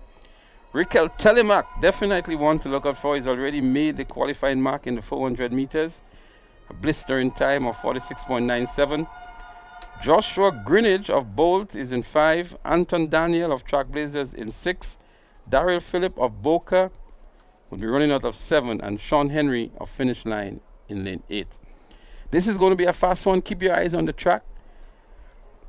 Raquel Telemac, student who has been doing well over the years and continues to do well and returning these very impressive times. 46.97 in the 400 meters, and I'm sure he's going to be looking for another very impressive time in the 200 meters. It is still the preliminaries, so you may want to conserve some for the finals, but it's going to be maybe a walk in the park here for Telemac in this, the first of 4 preliminaries.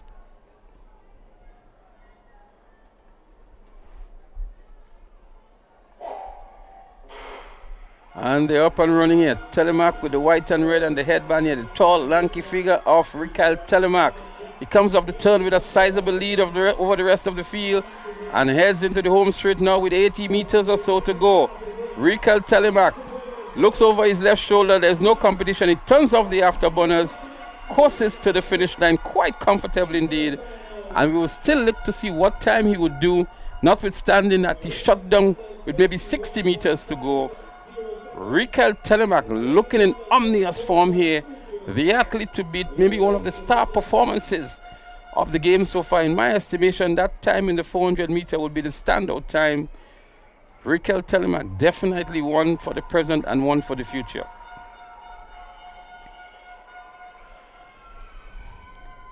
(21.69), the Carifta standard 21.5, and the way he ran that race in the preliminaries, it seems as though that would be an easy qualifying for him, because he really turned it off quite early. 21.69 is indeed an impressive time in the manner in which he completed that race. Definitely a name to keep in mind, Rikel Telemark.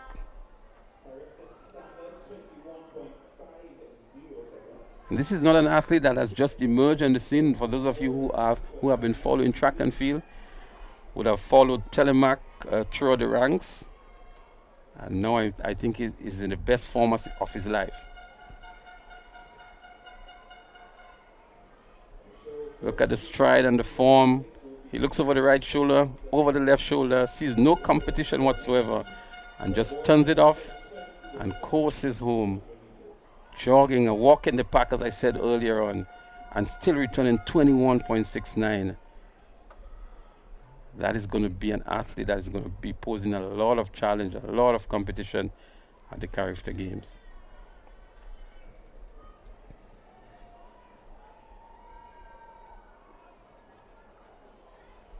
We get ready for heat 2 of 4.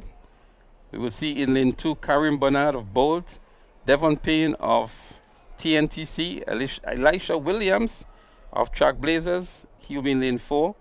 Another athlete to look out for, and he should form part of that quartet that I spoke about. That should be part of the 4x400 team at Carifta Games. Brian Isaac of SAS is in 5. Daryl Tika of Speed Zone in 6. Hussein Jabba of Runners in 7. And Brian Hector of MVP in 8. Elisha Williams, lane 4. One of the favorites in this preliminary. There they go. Williams already making up the stagger here on the two athletes to his right. Williams, Elisha Williams of Track Blazers comes off the turn in the lead. Big burly figure of Elisha Williams. Did an impressive 49 seconds in the 400 meters last year, and also turning it off towards the finish line. Having realized that he's going to win this one, really conserving some energy into the finals. Elisha Williams, St. David's Track Blazers. There's going to be another showdown in the finals between Telemark, Elisha Williams, Tegan Peterkin, Emilio Bishop. They're all going to be lined up in the finals from my own calculations. An easy victory here for Elisha Williams. Look forward to see what time he would have returned. He had 21.72. And again, an impressive time, having slowed down tremendously towards the finish line. Telemark still has a slightly better time than him of 21.69. Brian Isaac of SAS, not bad, 22.72.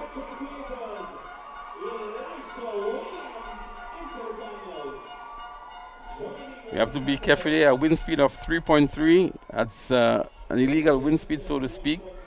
So he did got some assistance here from the wind. And so we must be mindful of that as well.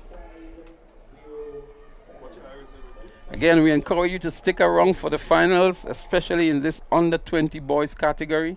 A lot of competition there, and I make the point again that Grenada should feel a very good 4x100 meter relay team, as well as a 4x400 meter relay team. Once they can get maybe an additional 2 athletes who can maybe double up in other events to be part of that Carifta team, I think it's going to be a tremendously strong and medal contending relay team from Grenada at the Carifta Games. Time is going to tell. Let's see what happens, but this is just to say that we have seen some very, very good athletes in that particular category of under 20, and we really hope that they can be put together on a team for Carifta Games and other events as well. Heat 3 would feature Shimar Foster, Samuel Green from Fusion, Tegan Peterkin, we've known of him over the years, Kevin Martin, Lennon Williams, Kelson Andrew, and DeAndre St. Louis.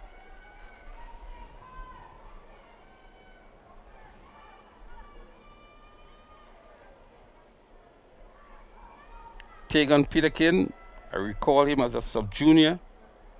Very impressive indeed. Even out of the primary school. He had some injury issues over the years and is maybe making a comeback now. But definitely he was one of the future bright stars on the track for Grenada.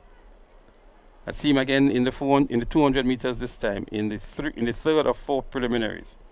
Samuel Green is definitely going to offer some good challenge to him on his inside in lane 3. Well, there they go. Heat number 3 or 4 in the 200 meters under 20 boys.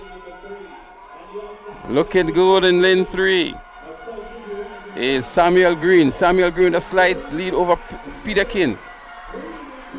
Peterkin from MVP comes back nicely here, using some strength here and wins it marginally over Samuel Green in lane 2 from Fusion. It's not very often you see the lead being exchanged in a 200 meters, but coming off the turn, it was indeed Samuel Green who was in the lead, and then Tegan Peterkin turned it up a little bit with 80 meters to go and went past Green, and then they both basically went through the finish line just to ensure qualification into the finals. So Peterkin with 22.05 and Samuel Green with 22.20. I believe both these two times would earn them a place into the finals, considering that the top finishers from each of these preliminaries go through and then the next 4 fastest times. We still have one more preliminary to go in the under 20 boys 200 meter dash. And this final preliminary will feature Kimani Thorne, Kevin Martin, Emilio Bishop, another of the athletes to look out for, Joshim Sylvester from SAS, who placed 3rd in the 400 meters yesterday, Jolan Nangain from Boca, Julian Pear from Runners, and Joshua Paul of Track Blazers.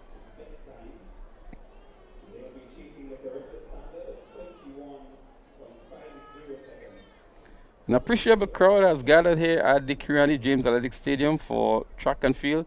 Track and field being one of the sporting disciplines that receives a lot of support from the sporting patrons here in Grenada. And they have already come out here in the numbers to view the national championship sponsored by Ariza Credit Union. So the athletes take up the position behind the blocks.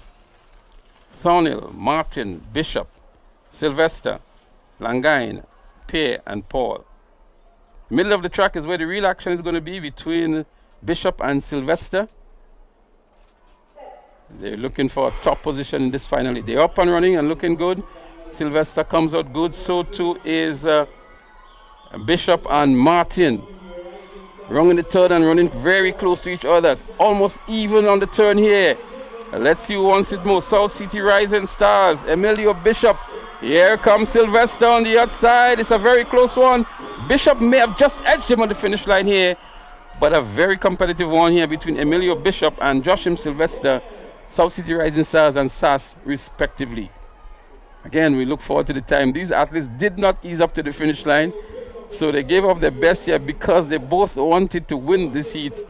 At one time, it looks as though Sylvester was in the lead, and then maybe just towards the finish line here, a little bit more strength from Bishop, and edging him is a very close one. We have to go to the finish, the photo finish for that. My call, it was Bishop. Indeed, it was Bishop with 21.98, a very impressive time indeed. 21.98, and Sylvester 22.01.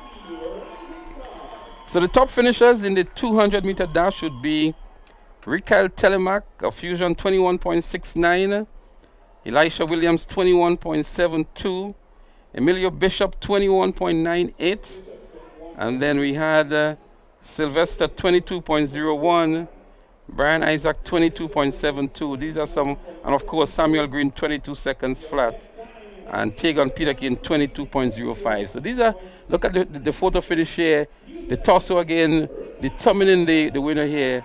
and it was indeed Emilio Bishop who edged past Joshim Sylvester to win this final preliminary. But the finals is going to be a close one. The two obvious favorites here will be Rikael Telemark and Elisha Williams, both athletes really easing up towards the finish line and saving some for the finals. The other athletes may have given off, if not all, close to all that they had in the preliminaries, and so we would wait to see what happens in the finals, but that is going to be a cracker, definitely a cracker. And I believe we may see 2 or 3 athletes going below the 21.5 seconds as the character standard here. The game's record 21.2, less than Philip, and the national record 20.41, the Jaguar himself, Kirani James.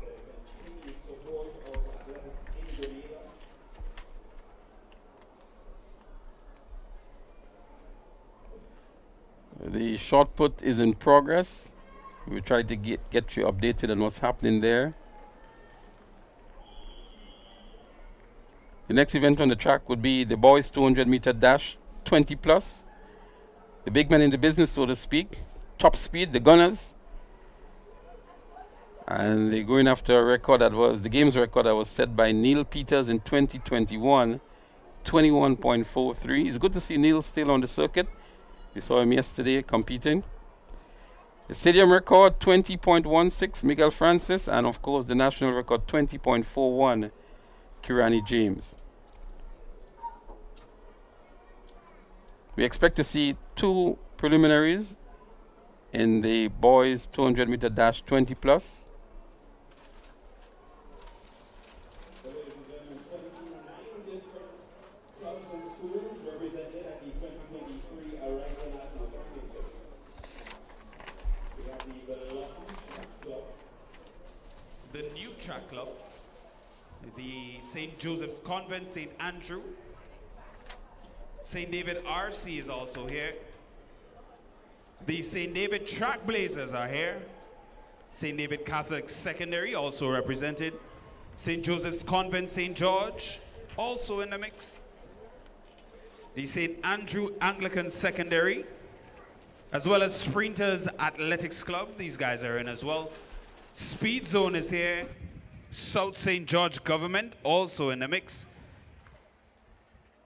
The Shaper Stunners are also here, joined by the South City Rising Stars.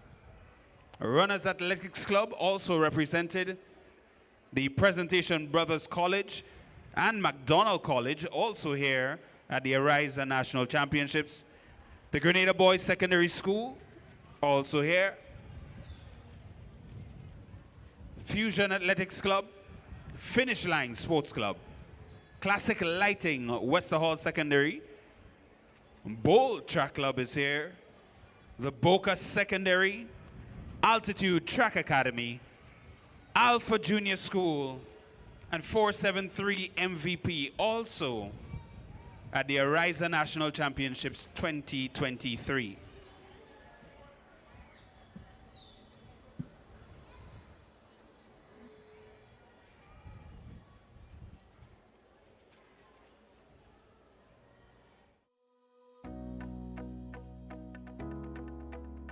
The reason for your happiness, peace of mind, and smile. The caring companion that supports you with your goals.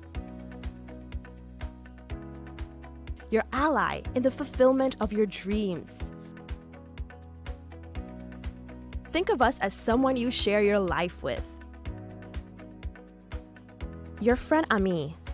Ariza mobile and internet experience, keeping you in touch and in the know on your journey to financial freedom. Ariza Credit Union, your financial freedom, your future. The safety and security of your information is always important to us. Ariza now offers chip cards, also known as EMV cards, which provide enhanced security for your purchases and are globally accepted. The new Ariza Credit Union Visa International Debit Card continues to have the traditional magnetic stripe with the additional security feature of a chip and can now be used at both chip and traditional magnetic stripe terminals. For your added protection, always keep your PIN private and store your chip card safely in a RFID pouch. Visit arizacu.com to learn more on how to protect your account information. Ariza Credit Union. Your financial freedom, your future.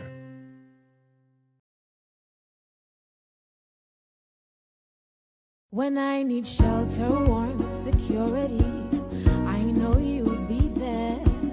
Something in these moments lets me know you care. Maybe the way you shield me, maybe it's your smiles and the way you tell me it's okay to try. Now I'm invincible. I can pack my sack. I can take the long road, 'cause it's okay to look back if I am scared. I know you're there. Ariza, together there's no limit to what we can do. Ariza, with no wings, fly. Ariza, and we're so high, enjoy the view. Ariza, look, no wings, fly. This is Ariza, your financial freedom, your future.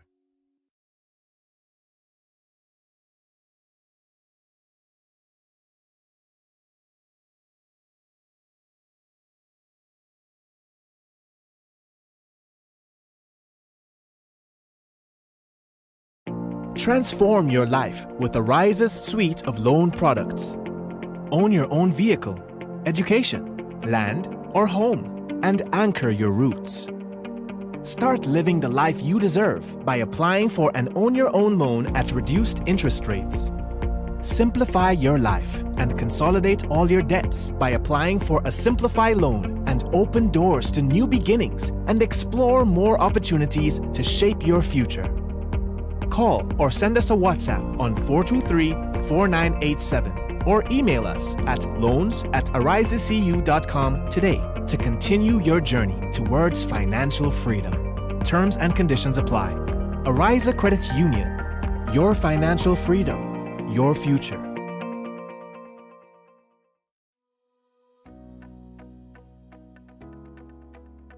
The reason for your happiness, peace of mind, and smile. The caring companion that supports you with your goals. Your ally in the fulfillment of your dreams. Think of us as someone you share your life with. Your friend Ami, Ariza mobile and internet experience, keeping you in touch and in the know on your journey to financial freedom. Ariza Credit Union, your financial freedom, your future. The safety and security of your information is always important to us. Ariza now offers chip cards, also known as EMV cards, which provide enhanced security for your purchases and are globally accepted. The new Ariza Credit Union Visa International Debit Card continues to have the traditional magnetic stripe with the additional security feature of a chip and can now be used at both chip and traditional magnetic stripe terminals. For your added protection, always keep your PIN private and store your chip card safely in a RFID pouch. Visit arizacu.com to learn more on how to protect your account information. Ariza Credit Union. Your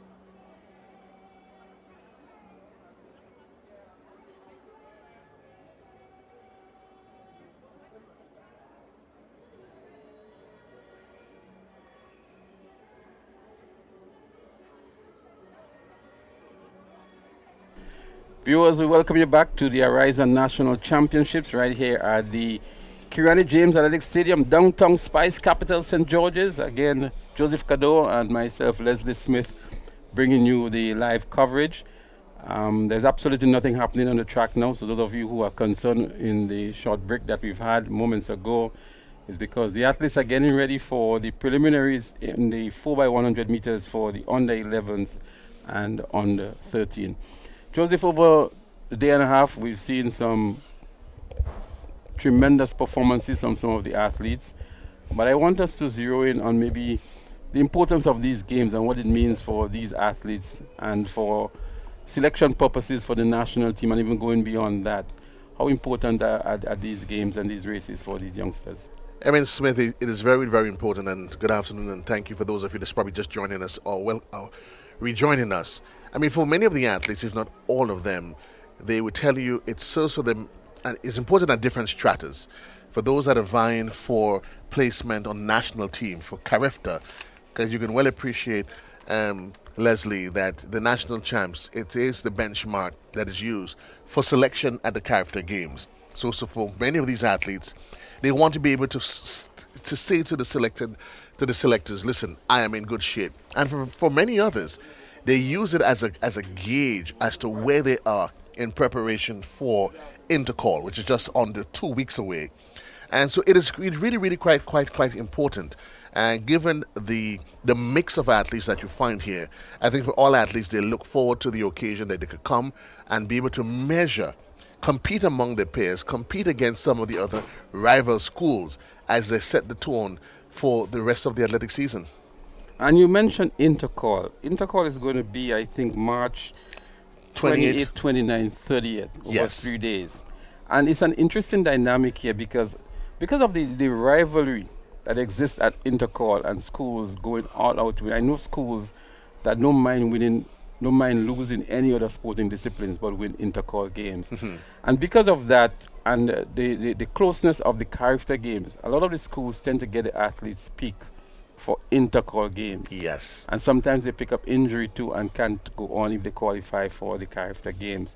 And so because these two events are so close, and you want your athletes maybe to pick for Carifta Games, which is a more elite competition, but the schools definitely has a greater focus on Intercall games, it sort of put the athlete in a dilemma there, because sometimes they want to pick for national champs, which is now, to ensure a place at the Carifta Games, and then they still want to maintain that optimum level of performance for Intercall.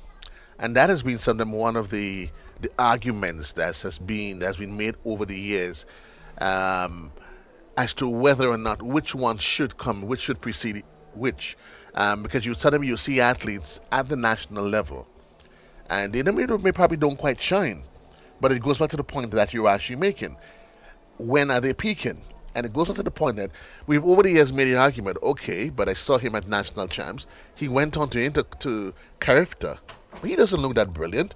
And then you may see other athletes performing at Intercall, and you say to yourself, wow, how come he or she isn't on the Intercall on the Carifta team? But there's those variations in the dynamics, in that the national championships is what is used as a benchmark. But as you said, these athletes, they are preparing for the ultimate rivalry, which is Intercall. Intercall. And then you made a point, which is an interesting one, that we see athletes perform very well at Intercall and are not on the Carifta team. But one also has to be mindful that the Carifta team has to be selected and submitted by a particular time. Correct. And so even if an athlete performs well after that time, they may not necessarily be a part of the Carifta team, which is maybe unfortunate, but that is the way these things go. In a moment, we will have a chit-chat with the president of the Grenada Athletics Association. He's here, a very familiar name in track and field in Grenada, none other than Mr. Conrad Francis. He's going to join us while we have that short break in the track events, to have a discussion and maybe to zero in on the same conversations we've been having here in terms of the athletes peaking at the right time, whether it's for national champs, Intercall, Carifta Games, based on where the level of importance is being placed by their coaches and so on. But we're going to hear from Conrad just now. We're going to also hear from him in terms of the organization of these games and what it means for track and field and for the athletes and for all of the stakeholders, including the sponsors. and the plans and programs of the GAA moving forward. So I say good afternoon to Mr. Conrad Francis, a household name in track and field in Grenada, has served Grenada in various capacities in track and field, as an athlete, as a coach, as an administrator now. Conrad, good afternoon. Good afternoon, Mr. Smith, and good afternoon to all the listeners out there. I say pleasant good afternoon to everyone. Well, It's Conrad, a pleasure to be here. Conrad, you've been around for decades, yourself and others who have paved the way for track and field here in Grenada. Let's first of all talk about National Champs 2023, maybe the first full national championship since the pandemic. And we've seen some outstanding performances, but zero in first of all on the level of organization that's required to put these games together, the involvement of all the stakeholders and how you've performed thus far at these games. Yes, as you correctly said, it is the first full-fledged games since the pandemic. Last year we had a one-day games, but this year it's 2 days. And it's a difficult task to organize a meet like this. You know, it takes a lot of volunteerism from our board, and I want to stress here that the Grenada Athletic Association is a volunteer organization. I want to stress that because there are a lot of misgivings out there, and people are saying that we get paid and so on. That is absolutely false. Every single member of our board volunteers their time and effort in seeing that the development of track and field in Grenada. Let's look at the games itself. And Sorry. that being said, the level of organization that goes into it, it's quite a lot. In these days of technology, and you have Zoom meetings. We were having Zoom meetings for the last 3 months or so, every single week, sometimes twice a week, in terms of organizing these games. Right, we have our local organizing committee, which are responsible for organizing games. So this committee has been working steadfastly in trying to put these games together. And today you are seeing the success of it. Yesterday we had a bumper crowd, and today it is building up nicely again. Yeah, we know there's a lot of support for track and field, and maybe we could segue now into the performances on the track that we've seen for the day and a half so far. And we've highlighted some of them. Of course, I'm sure you have in your own mind some of those athletes who have come through the ranks and did well over the day and a half, and who have made the qualifying mark for character as well. But give us your own impression on the level of performance. I recall just before you said that, a couple of years ago when we were doing national champs here, we were saying, where is the next national or international athlete going to come from? We are not seeing that prospect on the track. But give us your perspective on what you've seen so far in 2023. Well, I tend to disagree with you in terms of not seeing that on the track. Or you're speaking about in the past. In the You're past, not in seeing the it. past, Well, I don't think it was wrong yesterday, but yesterday we had some outstanding performances, and again today we are seeing that. We have people like Rikel Telemark running a 46.99 seconds in the 400. I mean, not since the days of Kirani and Rondell we have seen such performances, and even the 400, it ran deeper than when Rondell and Kirani was competing. I mean, we had 4 guys going under 50 seconds. You know, I think even about 5 of them going under 50 seconds. I mean, this is a first for me in Grenada in terms of junior boys. So it runs deep. And today again, we've seen some good performances in the 200 meters. That's a final to look forward to. And the under 17 boys, Ethan Sam in the 200 meters again running 21.71. Yeah, you know, that's tremendous. So there's a bright future for track and field in Grenada. There are a group of nice young athletes coming forward and doing well, and all kudos to their coaches. I don't know if you are following track and field and how deep you follow the track and field, but what has been happening over the last 5 years or so is that in St. George's there has been a plethora of clubs springing Yeah, up we mentioned that in earlier in the broadcast, in so I'm St. fully aware. I'm fully aware. right? And there's some young coaches, and these guys they are working extremely hard, So, you know. so stick up in your corner because I don't want to lose the trend of thought. Two important things you're mentioning. One, the quartet of boys that we saw in the 400 meters, and it augurs well for a very strong, a competitive 4x400 meter relay team if we can get two additional athletes to support them. And we would like to know what maybe the plans moving forward. We have seen the Telemax, the Sylvester, the others who have done well in the under 20 boys 400 meters. And it also speaks well for even a 4x100 meter relay team. So I would want you to comment on that. And then the other issue with the clubs. So St. George's have seen that plethora of clubs coming through. We've yet to see that in the other parishes. So I'm saying, what can we do to use that best practice, so to speak, to get more clubs in St. Andrew, for example, where we have a lot of athletes. So in addition to ACE, we see altitude coming forward now. St. Patrick, we have not seen a club in St. Patrick for quite a number of years.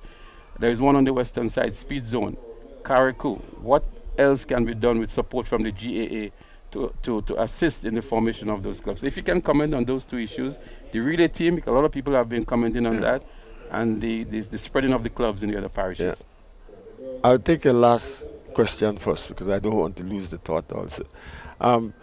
You are very correct. We have a sort of falling away of the clubs in the rural areas, and I will say to in the schools also we are not seeing real coaching taking place in the school. The competitiveness that existed before, you're not seeing that, and also when it's competitive in the schools, it urges coaches to now go and form clubs with these athletes for when they leave school they have somewhere to fall into to continue their careers. So we as a GAA we have recognized that, and in our strategic plan for the next 4 years we have that more participation, more clubs, more fans. So we are coming up with plans to see if we can revive some of these clubs or to form new clubs in these rural areas, because you know that the rural areas really should have much stronger people than in the And St. a lot of George's talent, area, a lot more talent as well. and a lot more talent, as it correctly says. But talent alone can't do it. You need to nurture this talent. So that's a brief answer. We can expand on this some more in the future. But to answer your first question, yes, there has been a clamor for us to field a 4x4, 4x1 team since the last two Carifta games. But we have stood our ground on that, and we said to the clubs and people who clamor for that, we say yes 4x1, yes 4x4, but you cannot build a 4x4 team by just selecting people and then saying, okay, we're building a 4x1 or we're building a relay team. It does not happen so. You must have the guys running fast. You must have the people running fast first. And last year we resisted that, and we said, hey, you have to run fast. We have to have 5-6 boys running fast. Right, so we'll come back to that, Conrad, because we're getting ready to go back trackside for some more live track action. And we're happy to have you here to offer those explanations and comments. So we'll see in this heat here, MVP in lane 1, that's the 4x100 meter relay under 11, under 13. We'll also see McDonald College in 2, Bolt in 3, St. David RC in 4, South City Rising Stars in 5, Sprinters in 6, and Trailblazers in 7. It may be a combined set of events here.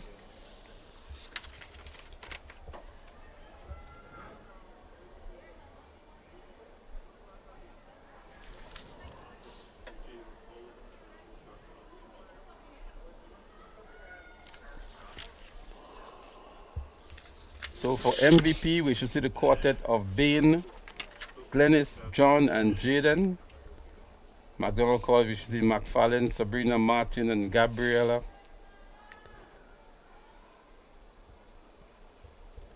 Also, Zara Barrett and Katie Walker should be part of the MVP quartet. Anaya Darius and Wendisha Caton, part of the MDC quartet. For bowls, we should see Kayla Andrew, Sapphire Noel, Julia Edwards, Cariana Phillip.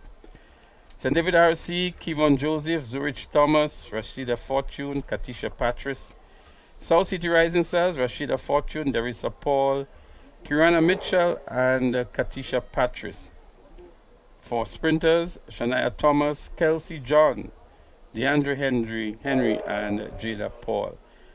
They are on their marks now. The start of the 4x100 meter relay on the 11, on the 13.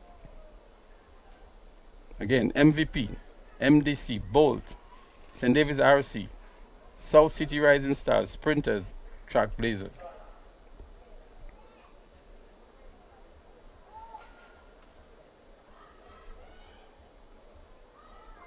This event would feature a lot of the athletes out of the primary schools.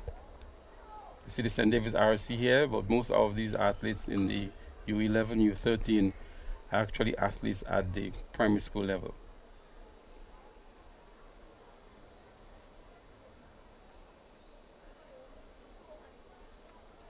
And across all categories, we've been witnessing some very outstanding performances. Even in some of the primary school games we've seen over the season, some very good performances have been shown from some of these youngsters. And again, it's because they attend these clubs at a very early age these days. So they're going to have another attempt here at the 4x100 meters on the 11, on the 13. And it looks like a nice clean start here now. Let's see who's going to make up the early stagger.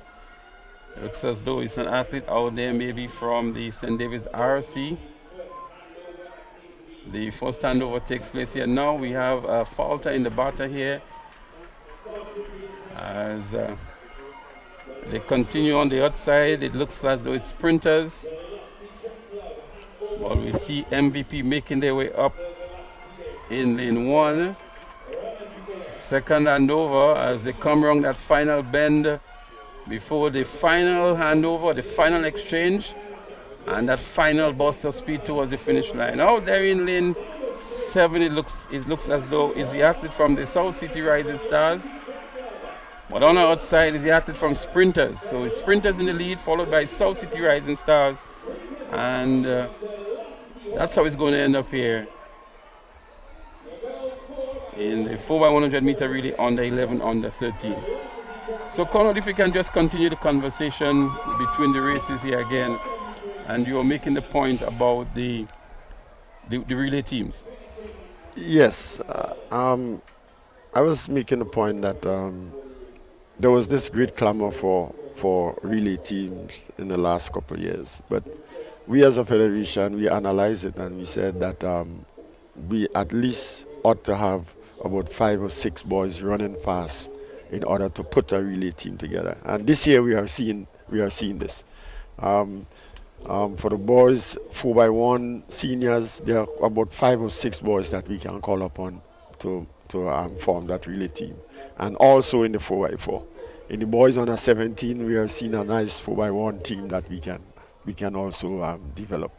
Because even in the boys 4x4, there's one athlete in the diaspora. He's the son of one of our former national record holder in the 400 meters. That's Charmaine Ross. She's now Philip. Her son is running pretty good. He has and Ross would have been an athlete 47 indoors. Yes, at Boca Secondary, I think. Yes, she was. Right, and he has run 47 low indoors, which could translate to 46 points. So the question I want to ask you, Connor, from what you have seen this year and from what you've just mentioned with young Ross, do you think we have the caliber of athletes that we can put together a formidable? Yeah, that's what I just said. That now we have about six boys that we can put a team together. Yeah, because a relay is not made up of just two persons running Good fast. times, yeah. We You need know, at least 6 persons. We like need that. at least six guys, right? And we are seeing that now. Is it the same for the 4x100 meters Is as it? it is for the 4x4? Is it the same as the 4x1? Do you Yes, have those yes, 6 yes, guys as well? yes, yes. In the 4x1, yeah. Some may double, because you could see people like both Raquel and Elijah getting into the 4x1. It all depends on what days these events are, and again, if we have sufficient boys that we can leave them out of the heats of the 4x4, there's a number of variants that has to be looked at.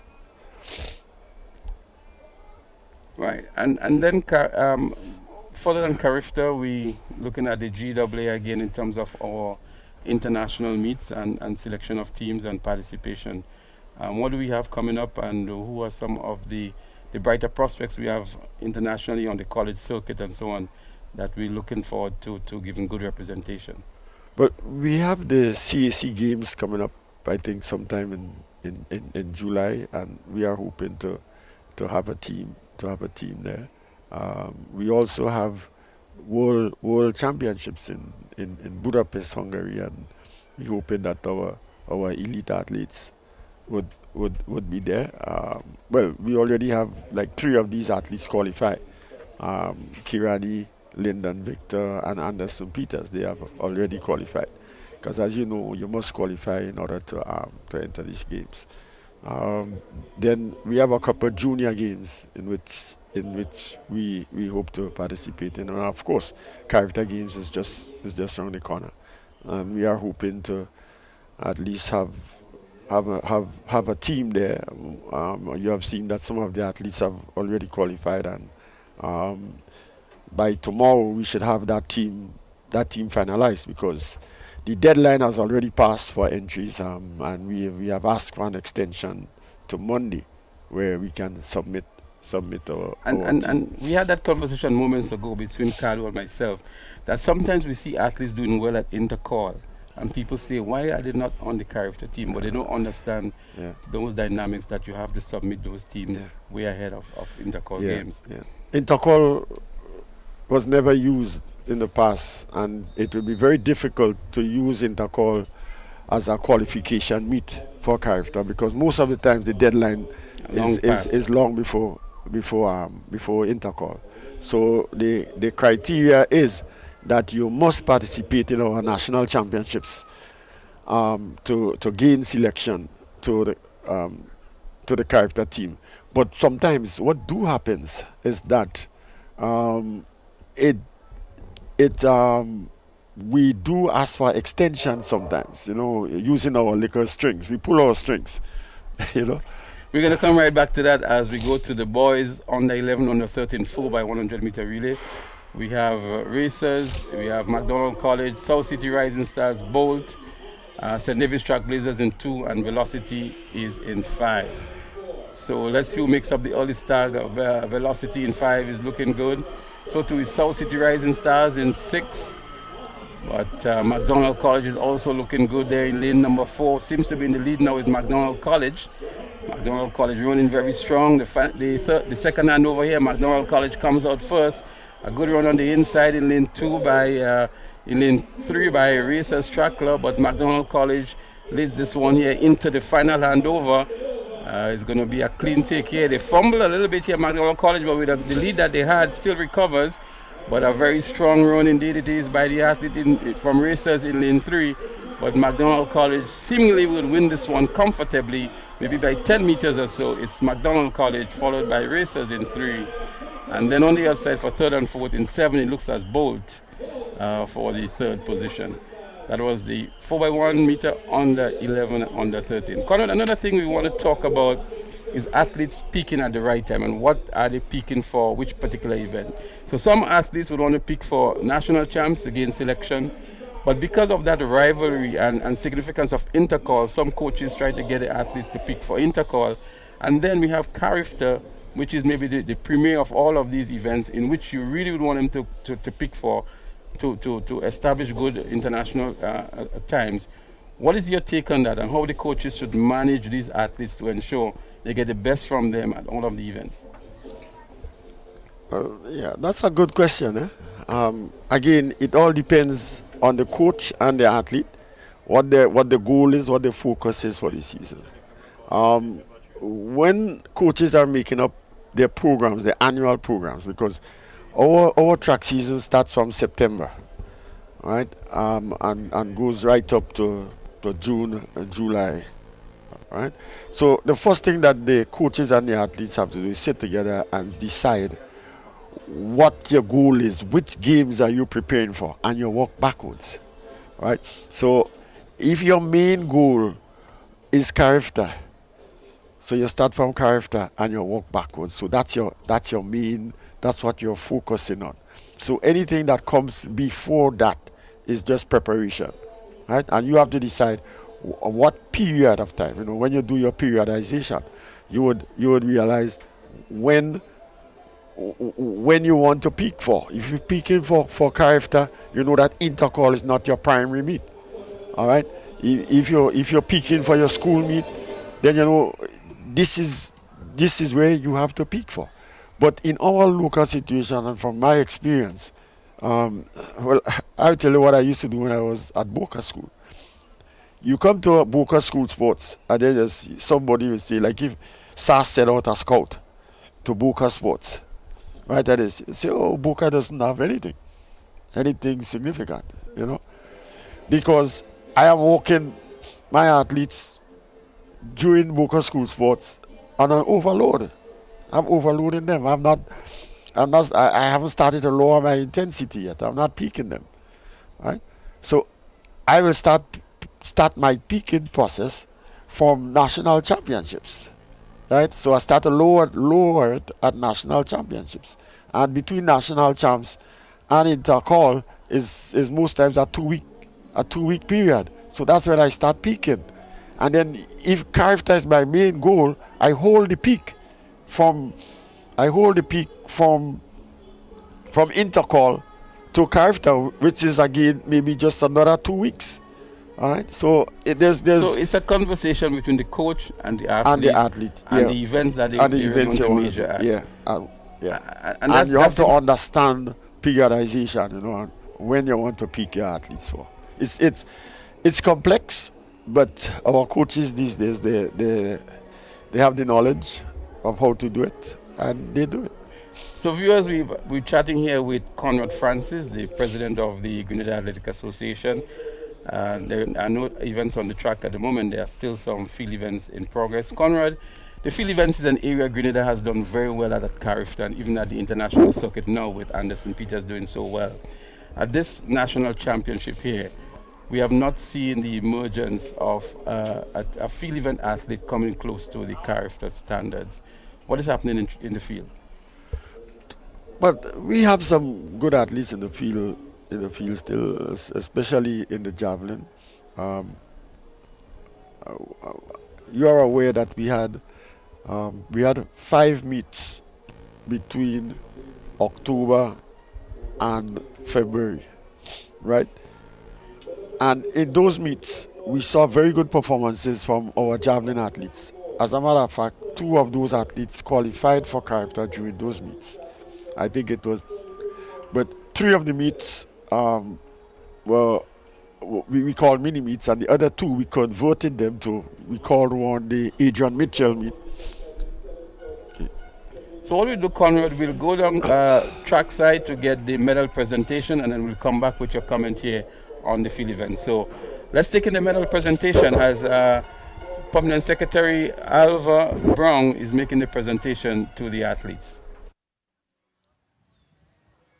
Medal presentation for the boys 20 plus. Boys 20 plus. 3rd position, Evans Smith. A distance of 29.88 meters from the South City Rising Stars. 2nd position, with a distance of 33.86 meters from the St. David's Track Blazers, Kalim Francois.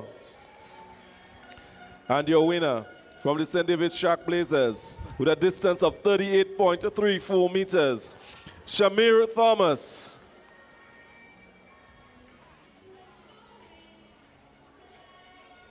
Medal for your winners for the discus 20 plus.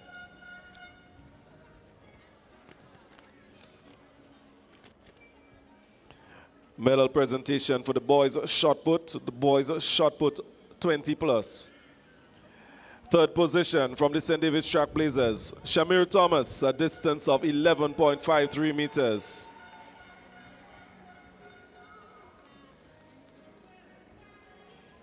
Second position, also from the St. David's Track Blazers, Kalim Francois, 11.365 meters.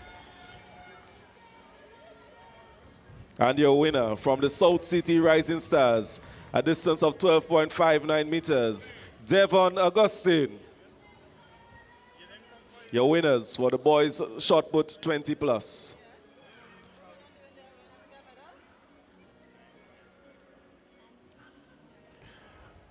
Medal presentation for the shot put under 20. Shot put under 20. In third position from the St. David's Track Blazers, Peter Hostin, a distance of 12.38 meters. Medal presentation also for in second position from the St. Andrews Anglican Secondary School, Sheldon Hosford, a distance of 12.52 meters. And your winner from the St. David's Track Blazers, Jamie Lawrence, 14.36 meters.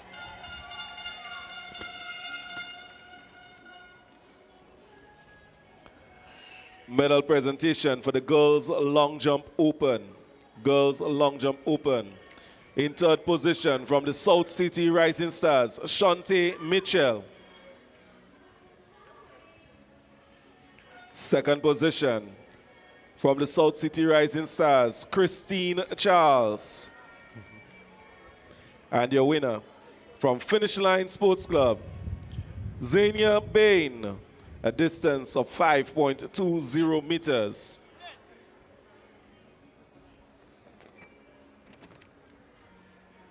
Event medal presentation for event 47, the girls 100 meters under 11. Third position from the Bolt Track Club, Kenya Phillip, a time of 14.53 meters. Second position from Runners Athletics, Michaelia George, 14.52 meters. And your winner from the South St. George Government School, Leah Rose Charles, a time of 14.34 meters.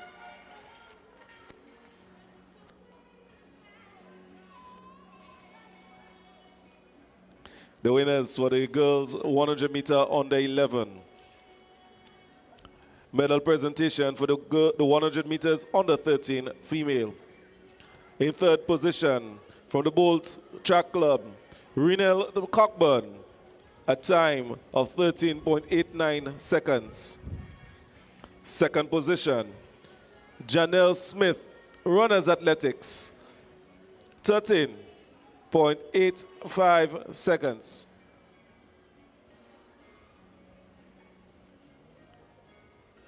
And your winner from the St. David's Track Blazers in a time of 13.65 seconds, Elijah Rose Benjamin.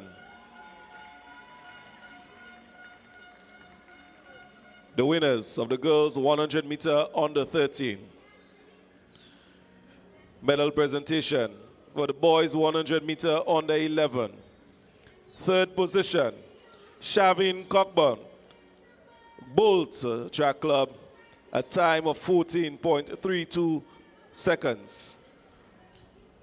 Second position from the Bolt Track Club, Randy Perriman Jr., 14.10 seconds. And your winner from the Fusion Athletic Club, Jonathan Labari, a time of 13.88 seconds. Your winner for the boys 100 meter under 11.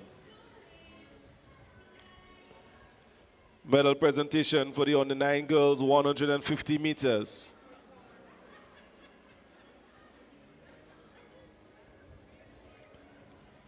In third position, from the M473 MVP Track Club, Jaden John. A time of 25.13 seconds. Second position, from the St. David's Track Blazer, Sanjay Simon, 23.29 seconds. And your winner, from the Velocity Track Club, Joshawn Johnson, Jazion Johnson, 23.06 seconds. The winners of the girls 150 meters on the 9. Medal presentation for the boys on the 9, 150 meters. Third position, Joel Theodore, Velocity Track Club, 23.34 seconds. Second position, represented the Fusion Athletic Club, J.U. Roberts, 22.64 seconds. And your winner, the champion from Finish Line Athletic Club, Keishon Korb, 22.36 seconds. Ladies and gentlemen, the winners of the boys 150 meters on the 9.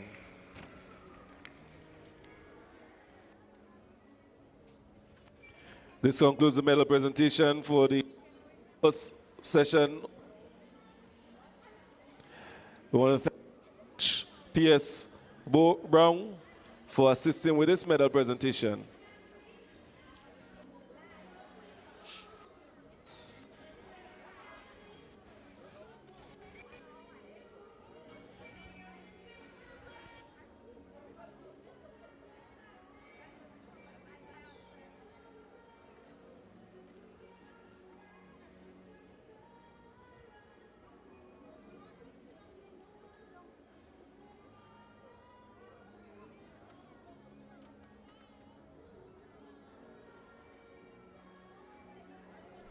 Viewers, we welcome you back to the Ariza National Championships right here at the Kiani James Athletic Stadium, downtown Spice Capital, St. George. We still have with us here Mr. Conrad Francis, the president of the Grenada Athletic Association.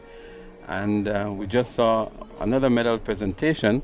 Just to advise you on some of the upcoming events, we're going to have the 800 meters for the octathlon and the 1500 meters for the heptathlon.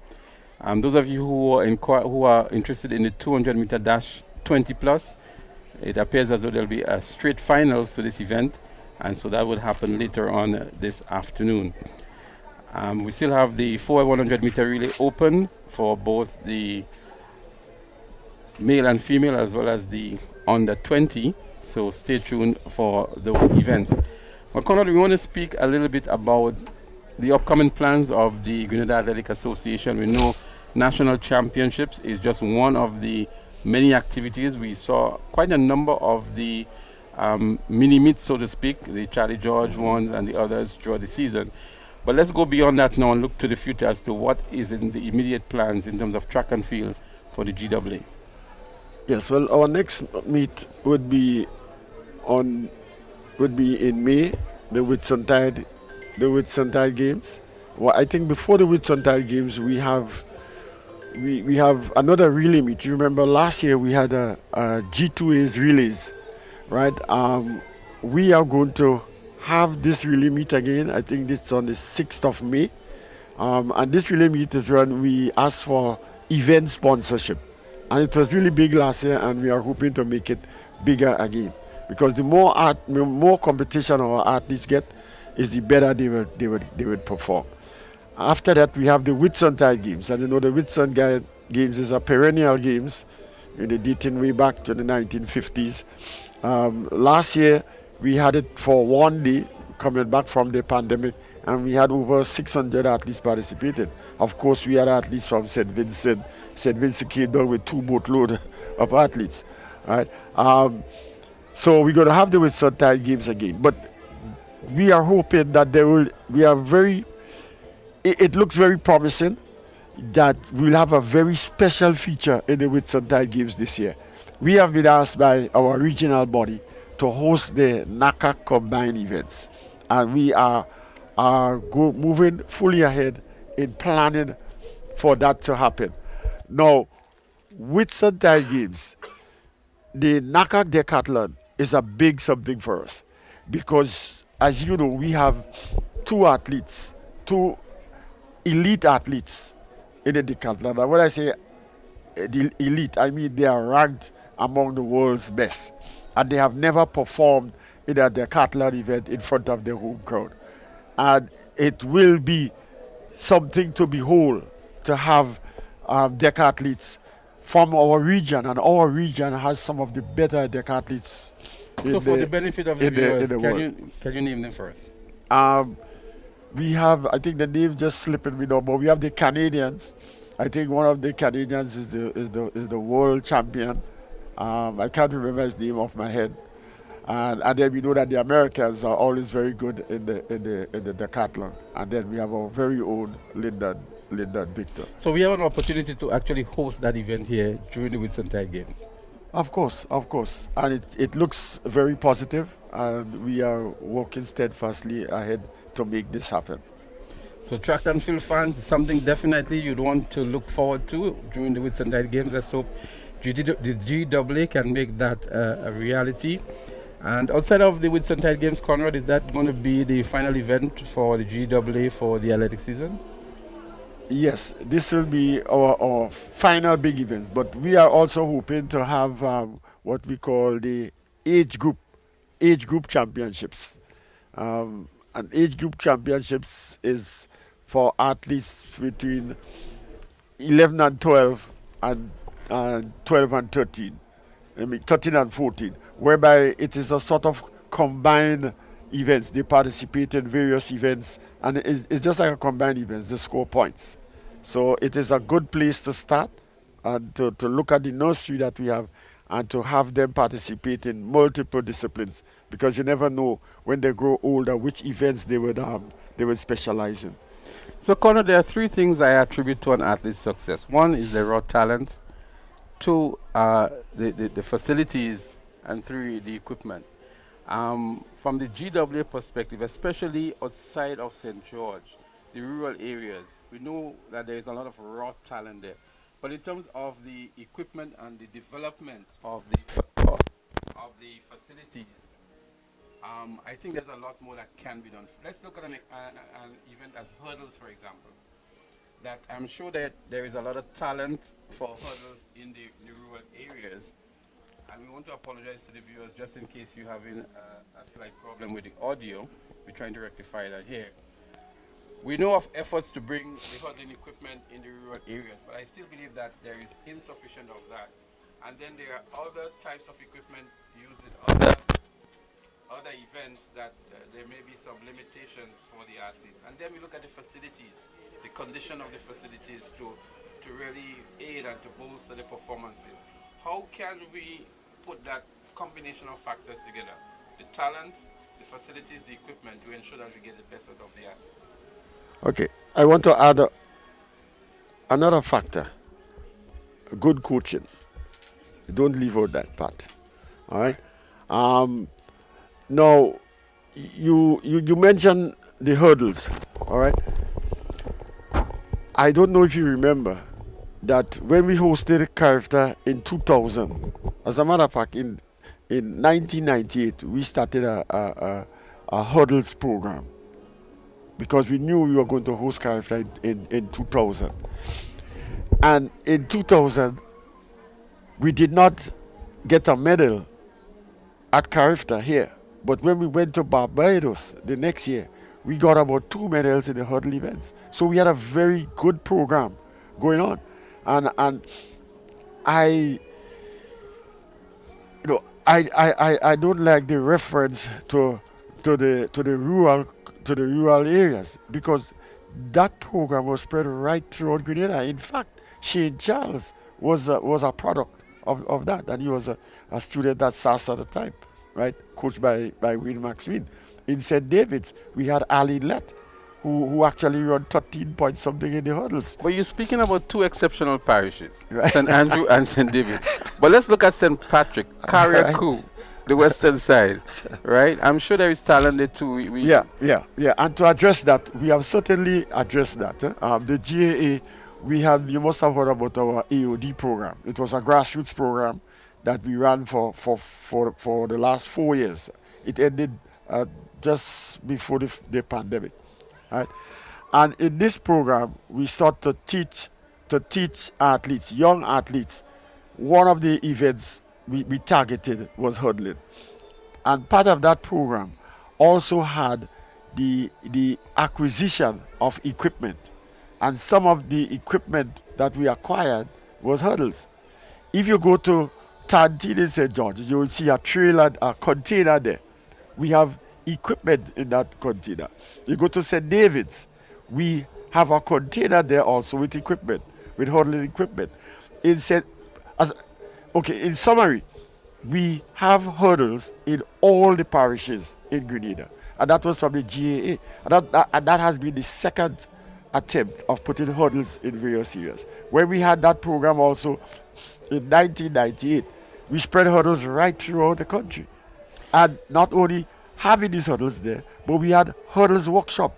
We brought Coach Coleman from Jamaica ran the first hurdle schools. Right, Yeah. so that's hurdles, right? And that's one example I gave. But if we can move to the facilities. So we have a synthetic track here at the National Stadium. What efforts have been made to have that dialogue with the powers that might be to get maybe a second and a third synthetic track? And because we saw the impact that the track had for athletes in Grenada, we now see St. Vincent and the Grenadines with a synthetic track. And whereas in the past we would have had a team from St. Vincent coming to our national champs here, I'm sure they opted not to come because they have their own maybe facilities now and competitions. And we are aware of what that can do for their track and field as well.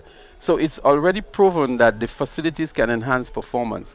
What efforts are underway to ensure that maybe get a track in St. David, St. Andrew, or St. Patrick, or wherever else, Carriacou, that can enhance these athletes' performance? Well, from the GAA perspective, I will say that the only thing that we can do is to encourage the government to do such and probably advise them. Not all governments take our advice, but we do advise. But you might be surprised to know that my personal view on it is that I believe that in terms of improving performances, the first step is coaching. We need to have a more vibrant education program to get our coaches up to speed with the technology and so on, and to get these coaches committed. Commitment in coaching is key for athlete performance. So to motivate the athletes. And let me stick another point here. Having a stadium, and probably you say track. Track might be a better word to use than a stadium, because you see what is happening to our facilities, right, in terms of maintenance and such, and the displacement that having a stadium caused to our community. Yeah, today we do not have a vibrant Queen's Park region as a vibrant Fontenoy because lack of space to play for our kids to play, because the stadium has taken up all that space. So we have to be very careful when we look into say, let's put a track here and let's put a track there, because it picks up space. So we have to be careful, right? But be that as it may, having a track, let's say in St. Andrews, find an appropriate place, all right, probably instead of putting a track, let's say Progress Park, right? If you could find another area and you put a synthetic track, because Progress Park is a multidisciplinary that's correct. field. So we have to be very careful, right? But we do support a synthetic track in let's say St. Patrick's or St. David's and so on. But as I said, we have to be careful with that. So just letting the viewers know there is actually no action on the track at the moment. We still have some field events in progress. And we're just keeping conversation here with the president of the Grenada Athletic Association to get a perspective on the association's involvement in the games and their plans and programs for the development of sport, the selection of national teams. We have Carifta upcoming and a number of other events, the Whitsuntide Games that we've grown accustomed to over the years, the national relay meets as well. And so we're very happy that President Conrad Francis is able to join us here and to be part of the conversation during the events as we have that nice little conversation and chit-chat. So Conrad, I want to put you on the spot now. If there is one thing you would want to see happen in track and field in Grenada in the immediate future, what would that one thing be? As I said, I would love to see a more vibrant coaches education program. It is critical for the development I was about to comment on that moments ago, Conrad. I want to take it up with you now that you brought it back. Yeah. So we have in Grenada a number of coaches that have been trained at different levels. You have your level 1, level 2 that you would have facilitated. We even have as far, I think, a level 5 coaching instructor in the like of Mr. Wayne McSween. How can we harness his resources to help build that cadre of coaches and things that we speak about? And what about a coaches association? Is there anything like that in the thinking to coordinate the coaches to ensure that the athletes get the level of coaching that you're asking for? Well, first of all, let me say that there is a coaches education program by World Athletics, and all of our coaches have come through that program. I came through that program. I reached the highest level and also a lecturer in various parts of the Caribbean. But somewhere along the line, there was a transition when the world body tried to revise the program, and there has been a transitionary period. So the whole coaching programs, how it used to occur before, is not happening like that now. And so you find that some of these programs are not as often as it really should be. So what we have tried to do is to have our own local courses, and we had a couple of those over the last 3 to 4 years, right? And we see a lot of coaches come through that. So what we are trying to do, and part of our strategic plan, is to have more of these national programs, right? And then we move on to the World Athletics program, because our coaches are they're yearning for this knowledge, and we are working towards it. And that's why I'm saying that this is what I would like to see happen. The most important thing that I feel should happen with our track and field in Grenada right now. Well, you're hearing it from the man himself, the president of the Grenada Athletics Association, Mr. Conrad Francis. And in addition to that, Conrad, I think we also need the club structures to be improved throughout the length and breadth of Grenada. And I think the two of them can work hand in hand to enhance the athletes' performance. But we have to put a wrap on the conversation. And I just want us to maybe to zero in again back on some of the outstanding performances for the day and a half we had so far. And I want to bring again, you mentioned a couple of them. I just want to reiterate. Ethan Sam's 21.71 in the 200 meters. I think it's a standard performance. He qualifies for Carifta. So too is Tyrick McSween, 21.99 from St. David's Track Blazers. In the boys 400 meter under 20, we saw that blistering race yesterday in which Rikel Telemac won in 46.97. As a matter of fact, in the 20 plus boys, Michael Francois won in 46.37, I think it was, which is very close to what Telemac would have done. So again, a very impressive time by Rikel Telemac. And in the girls, we can't forget in the under 17 category, Shephonia Houston, who ran 56.43 and would qualify for Carifta. And she was just outside of the 200 qualifying mark. And I think maybe if she was not involved in the long jump, she may have made that qualifying mark. So these to me were the very outstanding performances, Ethan Sam and Rikel Telemac for sure. And there have been others as well that have been very impressive. But these two definitely leave a sweet taste in our mouth, so to speak, in terms of the most outstanding performances over the game. So I leave you with some final comments, maybe on the performances, on anything that you would want to add before we put a wrap on the conversation. Yeah. Well, you said it correctly, and I just want to add that those who missed these races yesterday, they really missed a treat. They missed something because it is something that I personally have not behold in track and field happen in Grenada, where we have in one 400 meters race, we had 4 to 5 boys going under 50 seconds. This is unheard of. Not even in the days of Kirani and Rondell, this happened. Kirani was ran I think 45.9 or 46 flat in intercall, and Rondell right behind him, and the others were running 53 and 55 seconds. Now we have 4 or 5 boys running under 50 seconds. That is unheard of, right? So it all augurs well for the event and the sport in Grenada. Also, we're looking forward to see those same guys in the 200 meters Later this on afternoon. today. So those who are home, we are urging you to come down to Queen's Park to witness this, because this is big, this is huge. Right? Tell a friend. If you can't come, send the link for them. Tell them where they can view it. This is going to be a scorcher. This is going to be a cracker of a race here, featuring the likes of Telemac and Sylvester and Elijah. Williams. Yeah, it's going to be an interesting event. And you also have Tegan Peter King. You know, Man, I would love to see a Tegan Peter Kidd in ripping form as we saw him maybe 5-6 years ago. Yeah. We knew he had some injury issues, and then he had studies as well. But a Tegan Peter Kidd in fine form would be a real challenge for Telemac and Williams and the others. Yeah, definitely. It was unfortunate that he got injured, but he was one of the bright stars coming up. But also in the under 17 boys, Ethan Sam and in Tyrick McSween. McIntyre, Tyrick McSween, and the redhead guy. These are 4 top guys.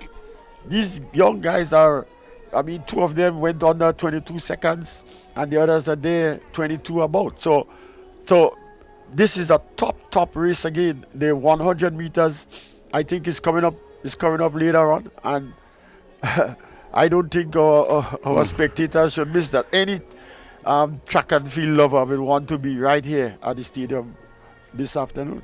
So it's something to look forward to, and I think Anderson Peters is also throwing this afternoon. So if we would want to come out and see our world champion throw in front of our very own eyes, so who wouldn't want to miss this for only $20? There is a treat here at the National Stadium, the Kirani James Athletic Stadium, so we encourage folks who can to still come on down. Thank you very much, Conrad, for coming and sharing this perspective, and for giving your expert advice as well, and the plans and programs of the Grenada Athletic Association. Truly appreciative, and we look forward to the other events that you have upcoming, and we encourage all the fans to be a part of the National Stadium. If you can't, if you're in the diaspora, of course, we're going to endeavor to bring it to you live on the various social media platforms. But again, thank you very much, and we look forward to those exciting races that you mentioned moments ago later on in the program. Thank you. It was a pleasure. So viewers, we're going to take a short break here. There is absolutely nothing happening on the track in terms of events. And as soon as the events resume on the track, we'll be back to bring it to you. It's the Ariza National Championships 2023, an event, a premier event for the selection of the national team for the Carifta Games. And there are some exciting races upcoming, as you just had mentioned there. Stay tuned. We'll be right back with more live track and field action. The reason for your happiness, peace of mind, and smile. The caring companion that supports you with your goals. Your ally in the fulfillment of your dreams. Think of us as someone you share your life with. Your friend Ami, Ariza mobile and internet experience, keeping you in touch and in the know on your journey to financial freedom. Ariza Credit Union, your financial freedom, your future. The safety and security of your information is always important to us. Ariza now offers chip cards, also known as EMV cards, which provide enhanced security for your purchases and are globally accepted. The new Ariza Credit Union Visa International Debit Card continues to have the traditional magnetic stripe with the additional security feature of a chip and can now be used at both chip and traditional magnetic stripe terminals. For your added protection, always keep your PIN private and store your chip card safely in a RFID pouch. Visit arizacu.com to learn more on how to protect your account information. Ariza Credit Union. Your financial freedom, your future.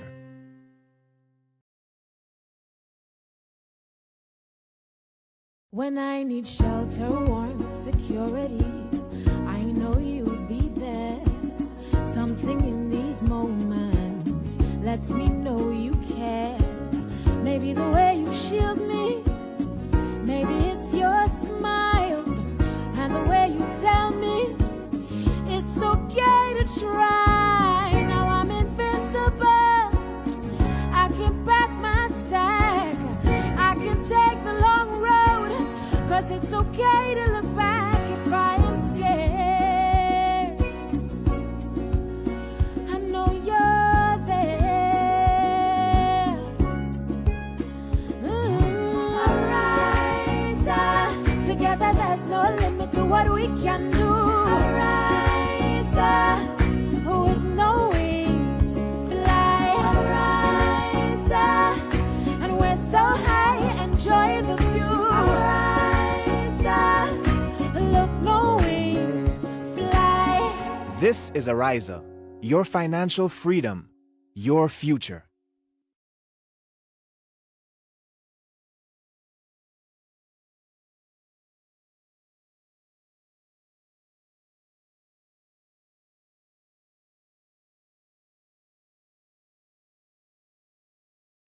Transform your life with Ariza's suite of loan products. Own your own vehicle, education, land, or home, and anchor your roots. Start living the life you deserve by applying for an Own Your Own loan at reduced interest rates. Simplify your life and consolidate all your debts by applying for a Simplify loan and open doors to new beginnings and explore more opportunities to shape your future. Call or send us a WhatsApp on 423-4987 or email us at loans@arizacu.com today to continue your journey towards financial freedom. Terms and conditions apply. Ariza Credit Union. Your financial freedom, your future.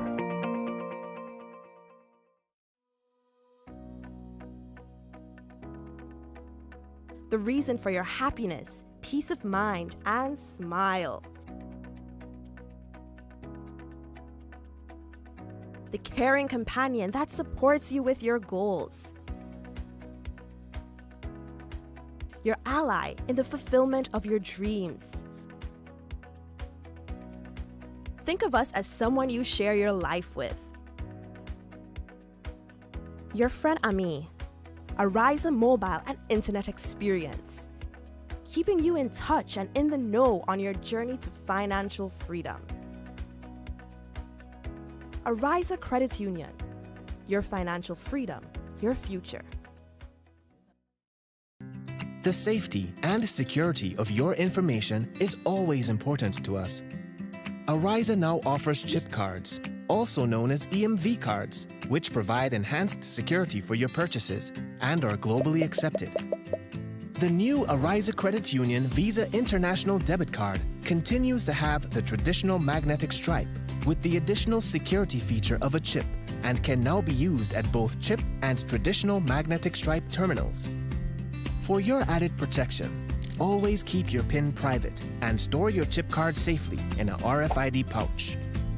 Visit arizacu.com to learn more on how to protect your account information. Ariza Credit Union. Your financial freedom, your future.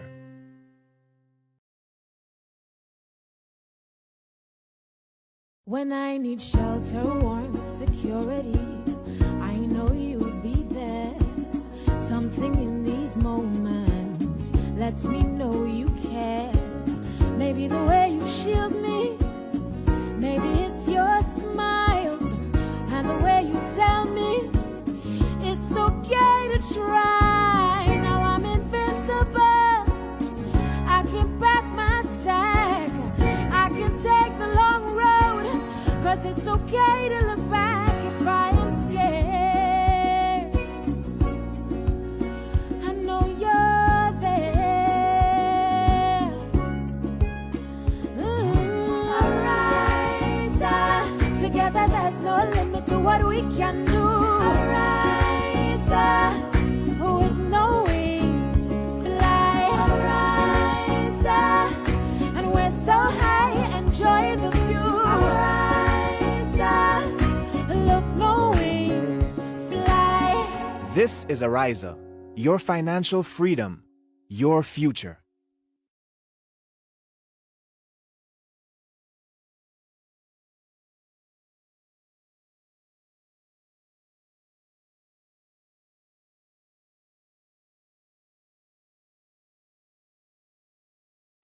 Transform your life with Ariza's suite of loan products.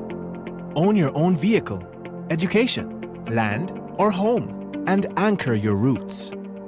Start living the life you deserve by applying for an Own Your Own loan at reduced interest rates. Simplify your life and consolidate all your debts by applying for a Simplify loan and open doors to new beginnings and explore more opportunities to shape your future. Call or send us a WhatsApp on 423-4987 or email us at loans@arizacu.com today to continue your journey towards financial freedom. Terms and conditions apply. Ariza Credit Union. Your financial freedom. Your future.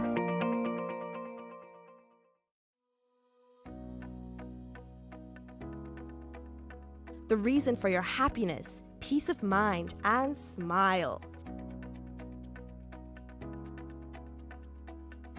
The caring companion that supports you with your goals. Your ally in the fulfillment of your dreams. Think of us as someone you share your life with. Your friend Ami, Ariza mobile and internet experience, keeping you in touch and in the know on your journey to financial freedom. Ariza Credit Union, your financial freedom, your future. The safety and security of your information is always important to us. Ariza now offers chip cards, also known as EMV cards, which provide enhanced security for your purchases and are globally accepted. The new Ariza Credit Union Visa International Debit Card continues to have the traditional magnetic stripe with the additional security feature of a chip and can now be used at both chip and traditional magnetic stripe terminals.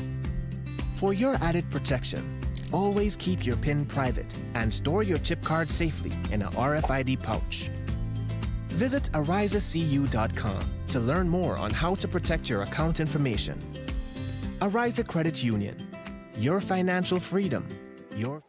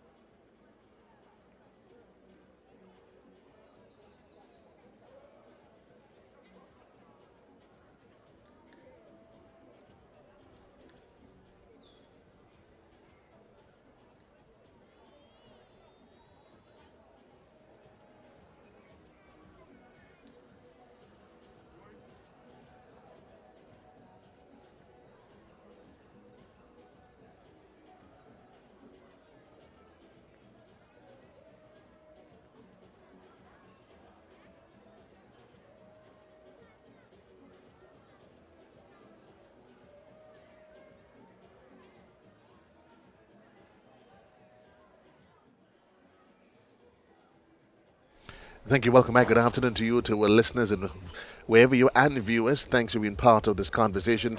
This is, in fact, the Ariza Credit Union National Championships live here at the Kirani James Athletic Stadium. At present, there's a lull in the activities on the field, but what we can tell you is that it sets the anticipation for a grand finale. A number of really, really great and exciting events earmarked for the second and last phase of what has been a really 2 great days of excitement, 2 days of the Ariza National Championship. And certainly joining me right now is the marketing manager, Edwin Francis, Mr. Edwin Francis. Mr. Francis, no doubt for Ariza, you take pride in what has transpired so far for the last day and a half? Yes, so far we have been here for the entire day yesterday and so far today, and we have been witnessing, a good sportsmanship, athletics, track and field. So it's going good, very exciting. We had a nice turnout yesterday. Even the turnout today is great. Most persons come in the evening, most likely after they have finished the Sunday chores or going to church. So there's a nice crowd downstairs, and everyone so far is enjoying the sports. Everyone indeed is doing that. It has been really, really great and exciting moments for Ariza. The rebranding back in 2016, and since then you've committed yourself to the task of developing the sport. Yes, at Ariza, although our core is to provide financial services and to help persons achieve financial freedom, it doesn't stop there. We go beyond the call of duty because we believe in developing the individual holistically, whether that be developing the communities in which we operate. And in order to do that, of course, we must give back. So we saw the need to partner with entities, and we have been doing that through Grenada and Karakupiti Marnik ever since we branded, and even before we branded, but more so after we branded. For example, the Grenada Athletics Association, we have been the title sponsor for the national champs for the last 5 or 6 years. Every year they have had it. So far, it's a very good partnership. It's going great. As part of our sponsorship for this year, we actually awarding the athletes who are breaking a record $150 cash. And this is just to encourage the participation, because we know they are going out there, they're going to try to do the best because they want to qualify for the Carifta Games. But sometimes they need that extra motivation, and this is our way of saying, you deserve it, you are doing well, we want to reward you. So yes, as a financial institution, although our core is to provide financial services, we want to develop the individual holistically, we want to develop our communities, and we want to continue giving back. And certainly you have been observing the development of athletics across the island. Your own personal thoughts away from the marketing elements of it? Well, in regards to the market, there's something that I have noticed, and the trend is now that persons are actually more interested now in track and field, and that could be attributed to some of our heroes like the Anderson and the Kirani James. What you notice now, you realize that a lot of young athletes who are going out there and they're pushing, because now they're seeing the potential. They're seeing that they can be on the world stage, that they can represent the country, and with that new passion and with that new drive now, you're seeing a lot of interest in track and field. If you look at most of the track and field events that has happened so far for the year, in terms of the turnout, it has increased. Likewise with the national championship, if you look at the turnout in terms of the participation, in terms of the persons coming and cheering on their favorite clubs and school, it has increased. So yes, in terms of the marketing of track and field, I believe that our heroes out there who are doing so well is basically motivating the younger ones to do better. Because the reality is that the national champs, it serves as the flagship event. Yes, it's a stepping stone. Literally, that allows for our athletes to set their name on the international stages, Carifta and otherwise. Yes, so this is basically a stepping stone for them. So at the Ariza National Championship, you come and you qualify to be part of the Carifta, and then you move on from there, and this is why a meet like this is very important, and we are basically committed to sponsoring this meet for as long as we can. As a financial institution, yes. I know you would promote financial prudence, and certainly as you thrust forward in your support of this, you would encourage a lot of athletes to be able to say, let me take athletics as a way forward, a means to take me out of my financial doldrum onto the next level? Of course, and that is something we also do. We also do financial literacy. We have a club called the Excel Club, and that's for secondary school students between the ages of 11 to 18 in secondary school. And what we do with that club, we educate you on finances, because I recall in my secondary school days that was not taught in school.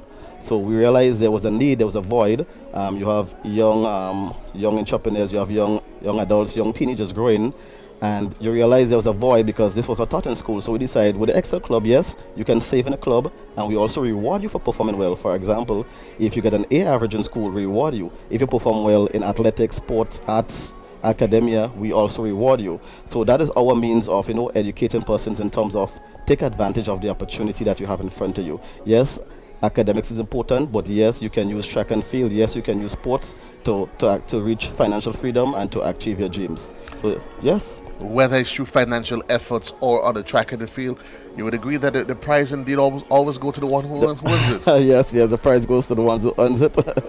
Let's talk about from the GBSS song. That's my alma mater, so I'm glad you said that. Don Palma Senior Laboratory. Oh, that's right. Now I understand why I saw that smile stretch across your face quite openly. Yes. Let's talk about the growth of the sport, though. We've seen the likes of Arlene Francique, and we've seen also as part of the growth in athletics, the expansion of it, the heptathlon, and this certainly for Ariza, you take pride in recognizing that you're part of a venture that is quite expansive and growing. Yes, precisely. And as we mentioned earlier, because this is a stepping stone event, of course, when our athletes go out there and they have those opportunities, of course, you want to prepare them for it now. So you have to have more events. You have to have all of the events that they can go out there and take part in now. You have to start training them at a younger age, and the earlier they get on board is better. So it's good to see like when you have events like the national champs, and they are basically doing at the Decalton and all of these other events that maybe a few years ago you would have heard of. That is actually good, and I want to commend the Grenada Athletics Association for doing that. Oh yes, indeed. I mean, you have seen the growth, the inclusion of the hurdlers, and a lot of these other events. Looking forward, though, what can we expect from the Ariza Credit Union? Well, you can expect a lot from the Ariza Credit Union. Right now, we are about to launch a few promotions. We have something called Flexi Credit, which is an evergreen loan, where you can apply for up to $25,000, and as fast as you pay back that loan, whenever you want to top it up, you can. So for example, if you got an approved limit for, let's say, 20,000, and over a few months or a year, so you pay back, let's say, 5, so your balance is 15, but you're reaching a tight spot and you decide in the additional $5,000, you don't have to come back to us. You go on your Ariza app or you go online and you can top it back up to the limit. So it's basically an evergreen loan, and that is something we want persons to take advantage of. The Flexi Credit, we actually had it for a few years, but we are relaunching it because we are increasing the limits, and then we are also adding a new feature to it where you can use your home equity to qualify for more. So if you have a mortgage, and based on the value of your loan and the value of your property, you can use your equity to qualify for a Flexi Credit evergreen loan. And it sort of works as a credit card, but just not with as much fees as a credit card, because it's a credit facility that you could use whenever you want, and you only pay based on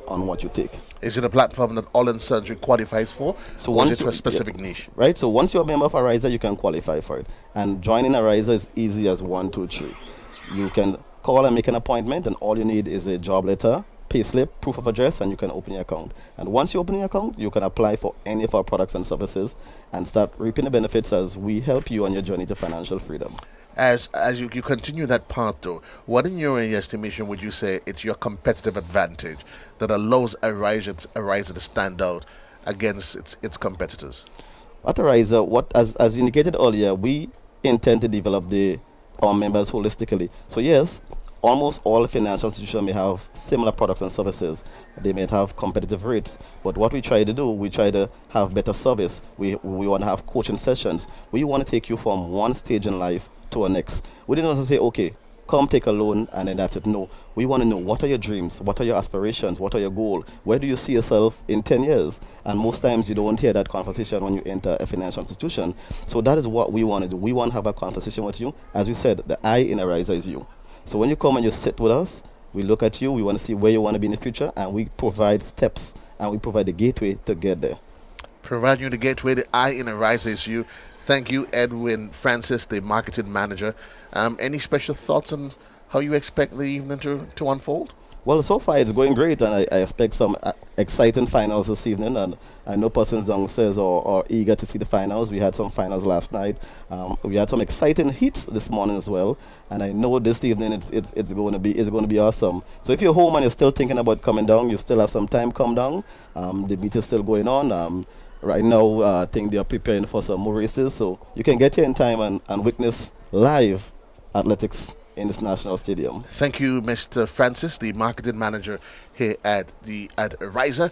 We are, in fact, it is the Ariza, the title sponsor of this year's national championships, and certainly we're getting ready to, as the evening unfolds, to get back into terms of action on the track. And we want to say thanks to you, thanks to Ariza, thanks to all of the supporting cast. And we just take a break right now. When we return, myself and the man Leslie Smith is going to take you through for the rest of the afternoon. When I need shelter, warmth, security, I know you'll be there. Something in these moments lets me know you care.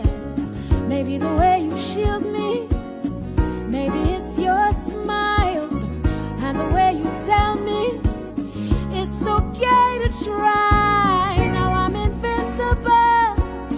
I can pack my sack. I can take the long road, 'cause it's okay to look back if I am scared. I know you're there. Arise, together there's no limit to what we can do. Arise, with no wings, fly. Arise, and we're so high, enjoy the view. Arise. Viewers, we welcome you back to the live track and field action here at the Ariza National Championship. The event in progress is the 1500 meters open for girls. And moments ago, you heard Joseph Cadeau speaking with the marketing manager of Ariza Credit Union, the title sponsors of the games. This race here would feature Joseph, Naomi John from South City Rising Stars, Riona Smith from MVP, Shania Nelson from South City, Amia Samuel, finish line, Brendiana James, SJC St. Andrew, Nubia Hilaire from Wester Hall Secondary, Kimberly Batiste, Track Blazers, Kadona Mark Boca, Alian Gidhari, Track Blazers, Esther Fletcher, South City Rising Stars, Kiana Alexander, and Joseph Convent St. George, Antonia Stephen Boca, Akisha Henry, finish line, Azuri Isaac, SJC St. George, from SJC St. Andrew, Xavier Henry, Kelisha Charles from Track Blazers, Kenya Phillip from Convent St. Andrew, and also Annalisa Brown from Boca. So it's the 1500 meter, we call it a mile, and it's an open event in the female category. The stadium record here is 4 minutes 27.71 seconds, Ashley Cooper. The games record, Kenisha Pascal, the formidable Kenisha Pascal, Yes. of 5 minutes 1.47 seconds, established in 2019. And the national record, of course, by Nisha Bernard Thomas, our premier athlete in this event, established in 2009, 4 minutes 23 seconds.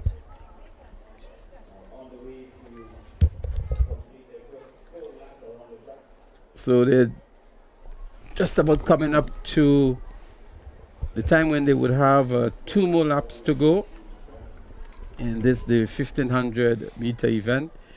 An athlete from South City Rising Stars. We would try to pick up the athlete's name for you in a moment. But there are 2 athletes up front there, Joseph, who are going stride for stride, shoulder for shoulder, so to speak. And this is an event of a number of things here: strategy, speed, stamina, I would think, right? And you must have those combinations maybe in perfect order, because you could have speed and don't have a good strategy and not do well in this event. Yeah, and I'm agreeing with you, Leslie, because very often you can be a little bit bamboozled as to exactly what's happening. Some athletes they tend to adopt the philosophy like the Kenyans, where they are going to stretch you and see what you have, and then they may lay back a bit. But it will be interesting to see what the strategy is as they go down again, make another trip down the back stretch. You see that 5 nicely bunched together, and what is interesting, we go back and we've been saying, Leslie, that conversation with these athletes that train together, where some of them, they understand their opponents, their strengths. So if I know that one he's a good finisher, the question is, what do I do? Do I stretch him thin, hoping that he loses the legs, and then maybe you can catch up on him? Different strategies. Let's see what they employ. Well, of course, different strategies. Some athletes go out hard, then relax, then go hard again and relax. But this is a lead pack here of 4, and they've stretched the field in a tandem here, and it will come down to strategy. The bell goes to indicate the final lap. Nobody has kicked yet. Normally when we hear the bell here, somebody kicks, somebody goes out hard, and all the athletes are basically going at the same kind of pace that they had maybe 300 meters ago. Yes. So let's see what's going to happen maybe at the 300 meter mark. Somebody will definitely have to go. Maybe the one with the greatest speed and endurance. But let's see who's going to make the first kick. We see South City Rising Stars out there. That lead pack of 4 continues in this, the 1500 meters open for girls. Just about the 300. Nobody yet making that kick. Seems as though we're going to have that first push here. But it seems as though they're reserving everything for maybe that final 100 final 80 meters. Yes. The pace is definitely picking up a little bit now. I think this is about the point where somebody has to decide. And I think they're probably waiting to see who first has what it is going to make that decisive decision. I am going to go for it. So look at the first move here from the athlete that was in the 4th position, looking to make that move here, but she's not going to be given that opportunity. Now the real kick has started with 150 to go. As they get into the home straight now and 80 meters to go, South City Rising Stars has some challenge, but she's pulling away from the rest of them. They spread out now. South City Rising Stars is going to win it by 20 meters or so, but I still felt that she waited a little bit too long. She still has a lot reserved in the tank that she could have started that kick earlier on. Indeed. And I guess it all comes down to strategy. What is your strategy? It could be a case that they train together. She understands her strength, and maybe she was confident enough. Because looking at her, and while the other seems a bit quite spent, Leslie, she seemed as though she had enough in the tank to take it through. And certainly she was quite confident in her ability to complete the race. So while we agree it's a very good and strong run, I still think that some more work can be done on her strategy. Maybe at the 200 or 300 mark, she could have kicked earlier, because she really finished strong. Right. And she may want to consider that option moving forward. That's Shania Nelson from South City Rising Stars, the eventual winner of the 1500 meters open, and that's the final event. Folks, it's all happening down here at the Kirani James Athletic Stadium. It is the evening session, as we see Mr. Shadows has to stretch across the pavilion. And indeed, wherever you are, we say, make your way down here. For those of you that's phoning us online, we say thanks for being part of a TNR Communication production. But certainly, it's interesting, though, as we get the varied shots. It's interesting when you go to these public forums, though, Leslie. People in the crowd, they always seem to be engaged in a multiplicity of different things. Yeah, well, a lot of things come to mind here. So they focus on the races, they focus on keeping abreast of what's happening on social media. They keep a conversation, they talk about everything else. Intercall is coming up. But we want to also let you know that the javelin throw is also taking place. Anderson Peters is going to be featured there. And ever so often, we will endeavor to bring you some of the athletes as they throw the javelin. We have 27 athletes registered for the javelin throw for boys, so we're going to try to bring some of that to you as well. It's interesting, though, in more recent times with the emergence of Anderson Peters as a international star in the javelin. How are you seeing that greater interest? In the early years when it came just to the track, there was Kirani James, and then there was that impetus. Everybody wants to be like Zeno. Now, Leslie, you've seen a lot of individuals now. Now we see that the official time of event number 771, and that's the girls 1500. That was Annalisa Brown from Boca in a time of 52.2319 seconds. Amia Samuel in 5 minutes 25.23 seconds. Amia Henry 5 minutes 0.49 seconds. There you see the time, but no, it's certainly, as you said, it would probably come down to strategy, Leslie. But you would have to get a lot of these athletes. They are relatively young. We did continue to say whole day, as we say thanks to TNR, that we're able to provide Leslie a multifaceted coverage on the track and on the field, and it only augurs well for the growth of athletics. And in addition to the track and field, we are actually bringing these enriched interviews. As a matter of fact, in 30 minutes time, we're going to have another one that we asking the viewers to stay tuned for. He's going to speak a lot about the intercall games and others that you so anxiously awaiting at the end of the month, the intercall games. So stay tuned for that. We're going to hear some interesting information with reference to that. The javelin continues for the boys. That's the 800-gram javelin. And as we mentioned earlier, Anderson Peters would be featured in that. We say a special good afternoon or good evening to the viewers out there in the diaspora. I want to say a special good evening to some good friends of mine, Miss Lewis, Miss Alma Lewis, and Brenda and others who are viewing out there in Miami. And those of you in New York and throughout the entire diaspora, we say good afternoon to you. We say good afternoon to those of you who are home here in Grenada as well, and those of you in the Caribbean. Who are taking in the broadcast, and we're happy that TNR Communications is here to do justice to that. Indeed, justice they have done to the entire process.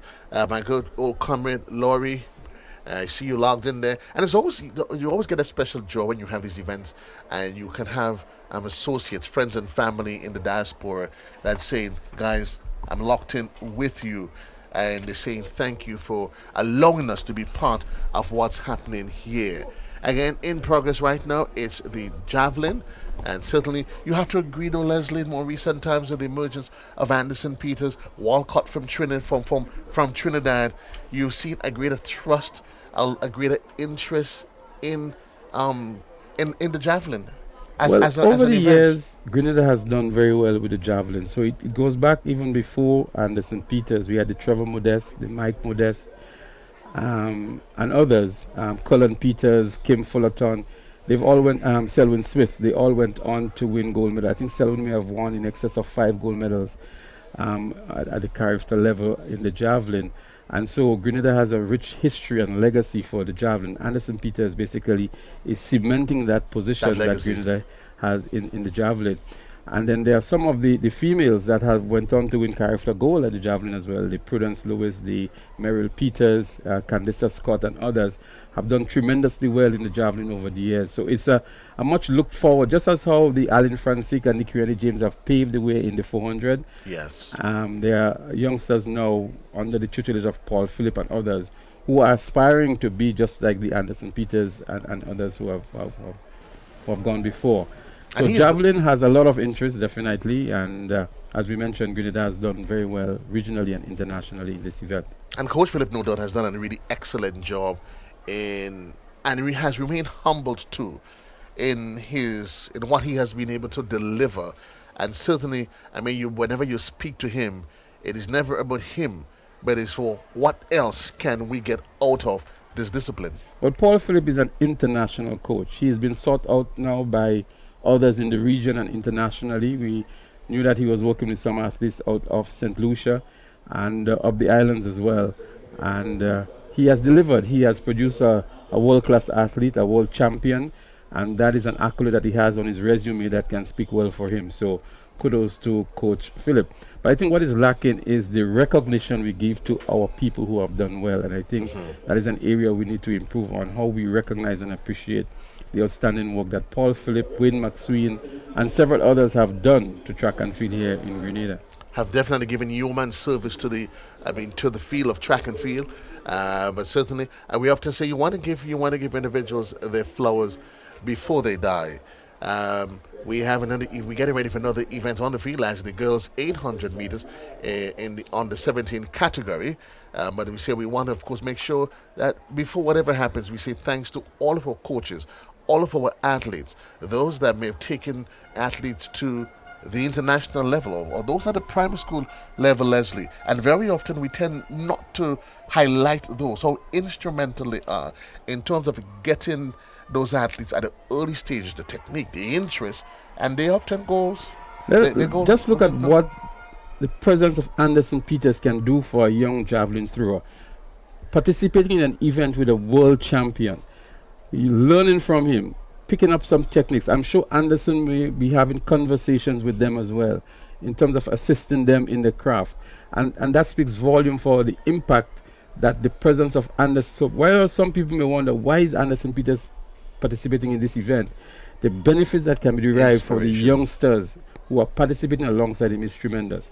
As we get set for the 800 meters on the 17 girls, you have a very long list of competitors in this event. They carry after standard 2 minutes 20 seconds, and that is the time that they will be first of all aspiring to achieve, to see if they can make that Carista standard. But of course, they're also running for top positions, and we remind you that any record that is broken would receive some financial reward from Ariza Credit Union. I keep thinking long and hard about the $150 as a reward, as an incentive.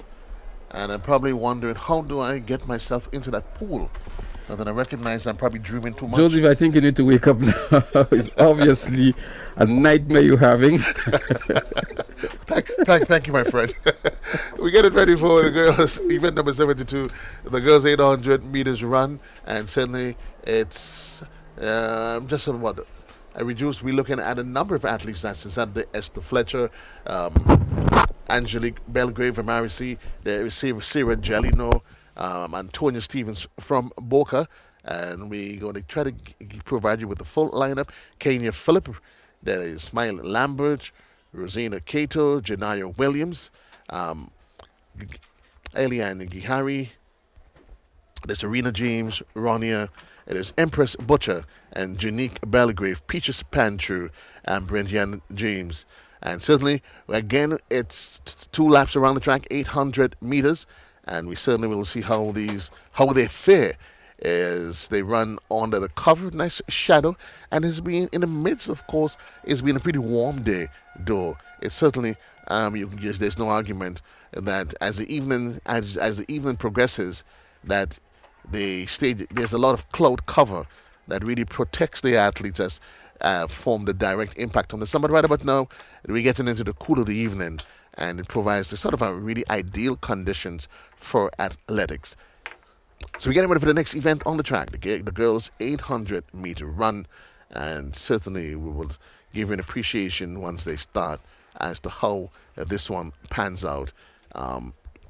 Later in the evening, I know most of you'll be probably getting Leslie, the jitters and the excitement that comes with the relays and all of those meets. Well, there are quite a number of exciting events remaining, not only the relays, but we have some individual events that are also going to be a spectacle that you, the viewers and the patrons who are here at the National Stadium, are anticipating, just as we are here in the commentary position. The 800 meters are about to start. There are 2 groups here in the same event, and that is because we have maybe 25 persons registered for this event. Mm-hmm. And so any moment we will see the start of that one. It's a 2-lap event. It's an event that Anisha Bonner Thomas has made an international mark for Grenada in, and she holds the national record of 1 minute 59.6 seconds that she established in 2010. And one would recall the CAC games that were held here in Grenada several years ago, when Nisha would have won gold medal in that event right here at the National Stadium. It was a moment when I think over 3 races Grenada won 3 gold medals. Mm-hmm. 2 in the 400 meters with Hazelden Regis, and I think it was Aline Francic, and then Nisha Bonner Thomas in the 800 meters. Are we waiting to see the emergence of another young athlete, another hero? Is it just going to be one another regular day for a stroll in the park for these athletes as they get ready for the girls' 800 meters? Angelique Belgrave, Sarah Jelino, Antonia Stevens, and as they all fish 2 rungs, and certainly Leslie, it would be good as we made mention in the 1500.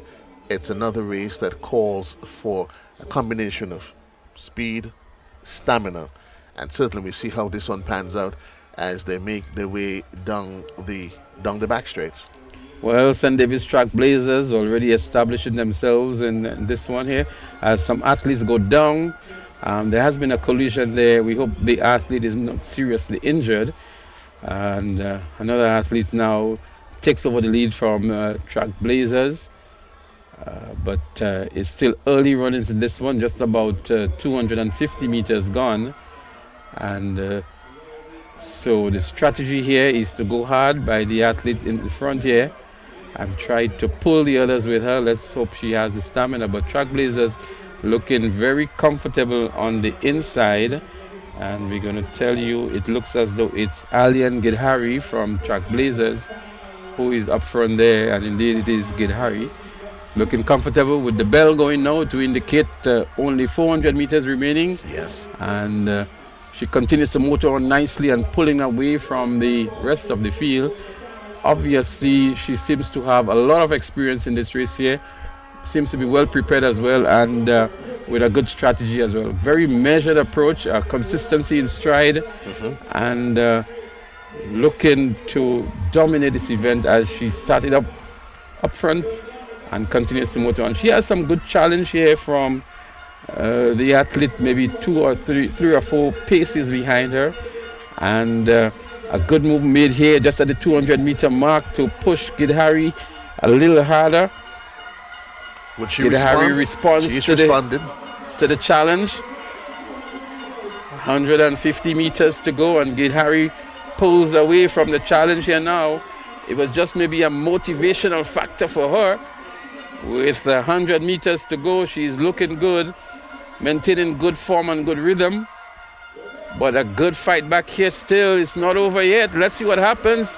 She's going to be pushed all the way to the finish line. What a good comeback run here. What a run indeed. A tremendous run here by the athlete in the white and red. We're going to confirm to you who it is shortly. But a tremendous run to come back and win here. She measured her wrist well. She kicked more than once at Kado. A tremendous run indeed. Well, that's what you call NOS. She really, I can't say that I actually saw it. And it goes back, Leslie, as we're going to confirm her name in just a bit. The question of strategy, awareness. She made a push at the 200.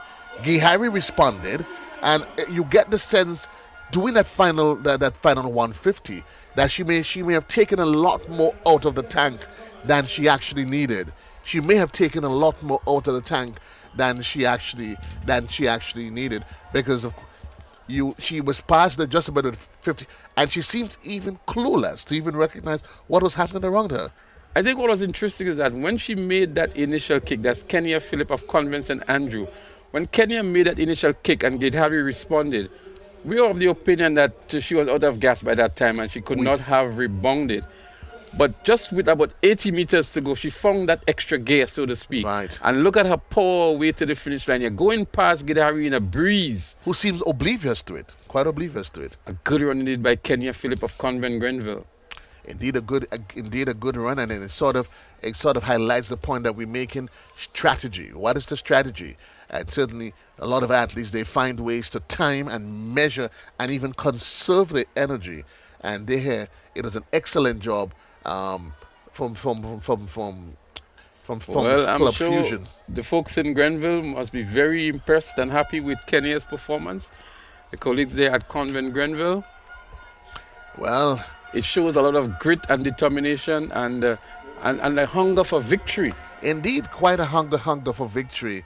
And I know young Gihari would be, totally devastated and disappointed all in one, because she was probably thinking that with 60 meters to go, she had but all not completed. Quite. I felt she ran a good race. She gave it her best. She led from the start. She was consistent in her strides.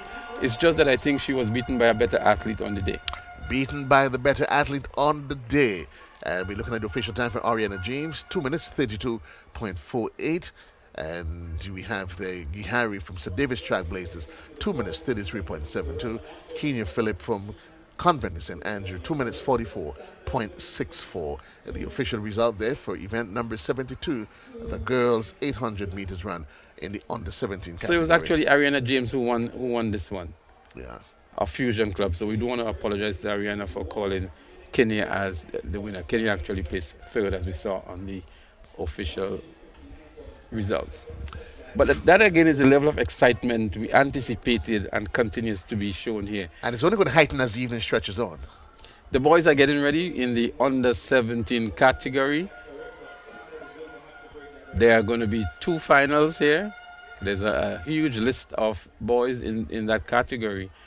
And the best times would emerge as the winners. So the record is held by Nathan Hood, As the game's record, the character standard is 2 minutes flat. And Conrad Francis, who was with us moments ago, holds the national record of 1 minute 49.40 seconds, a record he established in 1982. I often say that Conrad is another of the unsung heroes of track and field. That not too often, Leslie, you hear the accolades being given to him, both as an administrator, as an athlete. And when I say administrator, not just at the level of the Athletics Association, but for years he served as a coordinator of sports within the ministry. He worked at the Boca Secondary School. He was an athlete, and not very often. I mean, certainly, and he has done a lot, really and truly, for the growth of athletics, and not much. But we certainly hope that with this sort of exposure that's been given, not just to the coaches, but even to the athlete, as we say thanks again to those of you wherever you are for being part of this evening's conversation. It's the Ariza National Championships, Leslie, and we are now set for a bumper evening. The 800 meters under 17 boys about to be started. They're about to get started. First time they're looking at is 2 minutes flat to get into the character team. They get to 2 minutes flat, and then they go beyond that. Let's see how this one pans out. And certainly they ran out of 2 flights, and the one with the top time is going to win. So they're up and running. It's a 2-lap event. The boys 800 meters under 17. Looks like Boca Secondary with a slender lead here in the early runnings. And the athlete from Fusion in second position, Trailblazers in third and fourth. But a brisk pace to this 800 meters. Quite interesting. Much faster than we've seen so far with the females. And really going to make that character standard of 2 minutes. And it's quite a healthy pace that those guys are on. Boca Secondary are forced to be reckoned with these days again in track and field. We knew of their abilities way back when, and then they seem to have been dormant for a period, but in more recent times, their re-emergence, we've seen them at the podium. 400 meters remaining in the 800 meters under 17 boys. Boca Secondary up front and looking good so far. Stuck by the athletes from Fusion. And then there is Trailblazers in third and fourth. But good consistent strides here by Boca Secondary. Fusion closing the gap here now on Boca. So too is Trailblazers. 200 meters to go. A lot of energy used up by Boca. Here comes Fusion on the outside with a strong run. Fusion moves into the lead now, but Trailblazers is within striking distance as well. Boca looking behind to see where the competition is coming from, but he has to focus ahead of him as the athlete from Fusion is looking good. Fusion, but here comes St. David's Trailblazers. Is he going to get a hold of the athlete from Fusion? He goes past him now, leaves some dust in the trail as well. St. David's Trailblazers it is. Fusion is trying to make a comeback, but it is St. David's Trailblazers measuring his race well and winning in the end by maybe 5 meters or so. He measured, he delivered, and it was almost like they were playing tag, where you continue to stalk your prey, and you literally have to determine at which point in time do you make that final assault, as we continue to highlight the importance of that in these middle distance races. You saw it there. We'll await the official results, but certainly it was an excellent run from Boca Secondary. Fusion was always in the mix, but Trailblazers certainly, and he probably was just saying to himself, I am just waiting for that ideal moment, Leslie, when I would punch, I would make that final push. Yes? When they would make that final push. We want to say certainly good afternoon to the man Albert Joseph, who certainly among those that certainly has made a strong contribution towards athletics, and he continues to do so. Yes? So that was the completion of the boys, the 800 meters. What I'm noticing though, Leslie, and I'm not sure if I'm qualified to speak on that, But I've seen a number of athletes, and this is quite interesting. Character around the corner, Intercall being just a matter of weeks away, a number of athletes have to be carted off at the end of the race. And it sort of begs the question, is this supposed to be what is or what isn't happening? Your thoughts, though? Well, a number of things here could be the reason. One, an athlete giving off all and laying it out on the track, so to speak. Another issue could be fitness and the level of training and conditioning before the event. And a third one might just be out of gas, you know. But we hope that it's not anything serious and that they can recover. But I always feel that an athlete has to give off all, and at the end of the race should be well spent and be able to quickly recover again within a matter of days to participate in other events. But fitness level tells a lot too, and athletes who have not been prepared properly tend to go down quite often as well. I mean, I keep saying being spent is one thing, but when you're flat out and you keep seeing it like it's been repeated, it probably begs a lot of questions. But as you said, let's hope it isn't anything too serious. But I thought that those two races were very exciting. The run back there from the fusion athlete in the female category, and now from track blazers. Two very exciting 800-meter events indeed. Indeed, and is what we certainly we did anticipate as we stretch into the late of the evenings, as the shadows continue to stretch across the pavilion. It certainly augurs well for a really, really great evening of track and field. So it was Keelan Moses of St. David's Track Blazers who won in 2 minutes 1.49 seconds, just outside of the character standard. Adriel Mitchell was second in 2 minutes 2.11 seconds, and Nicholas Frederick was in the third position. It's all happening here inside of the Kirani James Athletic Stadium. It's the Ariza National Championships, and certainly has been brought to you as part of a TNR Communication production. And we certainly we getting ready as the evening winds down. It's quite early though, but certainly for what's going to be a high energy and high packed evening. So we have the second of the two finals in the 800-meter run about to be started, and we shall see in this one here Jalen St. Louis, I beg your pardon, from South City Rising Stars. Rayburn La Obastita is also there. Hussein Noel, Eden Paul, Noah Mitchell, E.J. George, Jadel Etienne, Shem Smith, Sharon Henry, Noel Handsome, Cameron Jeffrey, Ishmael John, Kaden McQueen. These are the athletes that have been listed to participate in the second of the two finals of the 800-meter under 17 boys. They're already on the track, and let's hope we can see another one of those exciting 800-meter events as we saw in the last two events. The last two. Let's see how this one pans out. St. Louis, Labastita, Noel, E.J. George, Etienne, Smith, Henry, Noel Handsome, Noah Mitchell, Cameron Jeffrey, Ishmael John, Kaden McQueen. The lineup for the next event on the track, the finals of the second of the two finals in the 800 meters run for the boys under 17.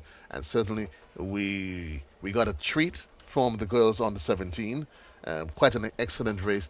And the previous, no doubt, Leslie, that one it certainly made quite an impression and sort of whets your appetite for what is to come in the second event. And I think what creates that excitement and buzz is when an athlete comes from behind and wins. So there we go, the start of the second of the two finals in the under 17 boys 800 meters. So a much reduced field, as we previously announced. But nonetheless, we have 5 competing athletes here, and they'll be challenging for a time of 2 minutes 1.49 seconds that we saw moments ago by the athlete from the St. David's Track Blazers. So another very brisk start to this, the second of the two finals. 2 athletes going out hard from the start. Westall Secondary is in good contention there in the 3rd position. So too is McDonald College in 4th. But it looks like South City Rising Stars, I would think, based on the color of the T-shirt. We will tell you who it is in a moment. It's actually Jalen St. Louis of South City Rising Stars. He is the athlete up there in front with 400 meters to go. and a 10-meter gap over the athlete in the second position. So Jalen St. Louis looking to go past the 2-minute mark, slowing down a bit here now, maybe not on course to do that, but we're going to see what he has as part of his strategy, whether or not he can accelerate with the last 150 meters to go. Well, let's see. Legs are tiring, but quite a distance between himself and the athletes from Fusion as they come down the back on the back stretch, just under 200 meters or so to go. South City Rising Star, I think he is in there, and the only thing that probably should be bothering him now is the issue of the clock, Leslie. What timing is he going to get?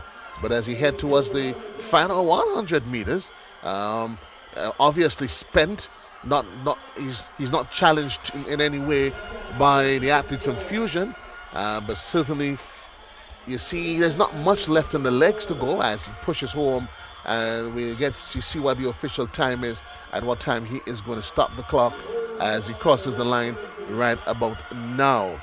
As Jalen St. Louis of South City Rising Stars. A close one here for second and third, but I think Fusion may have just been able to maintain that second spot as the athlete from Westall Secondary was coming in like a freight train. So a good win here for Jalen St. Louis of South City Rising Stars. We're going to give you the official time in a moment. So we await the official time for the last event number 73. That was won by Jalen Lewis. The time yet to be confirmed.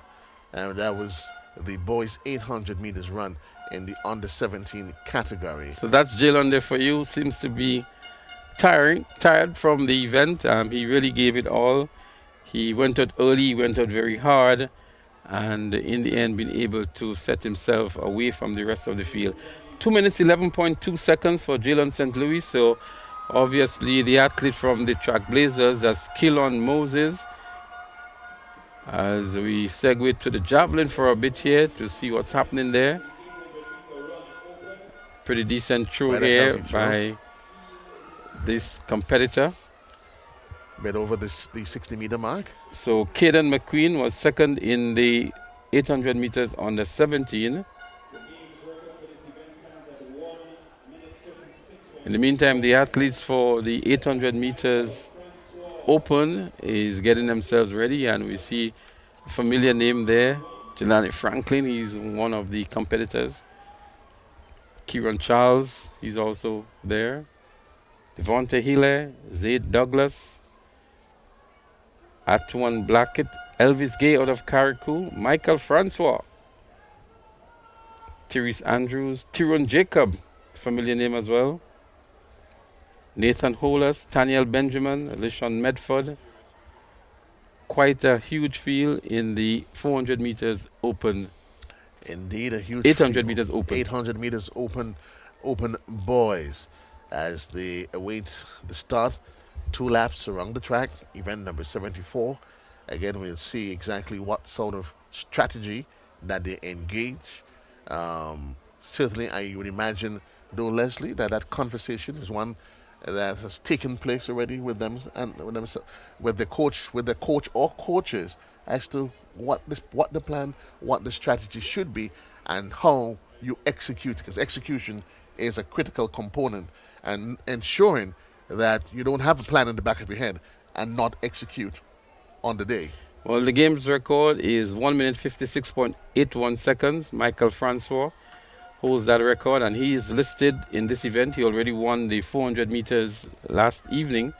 He's one of our national athletes and doing very well at the 400 and 800 meter events. He actually ran, I think it was 46.37 last night in the 400 meters, and is amongst some of the fastest local athletes that we have these days outside of those on the professional circuit, like the Kriani James and others.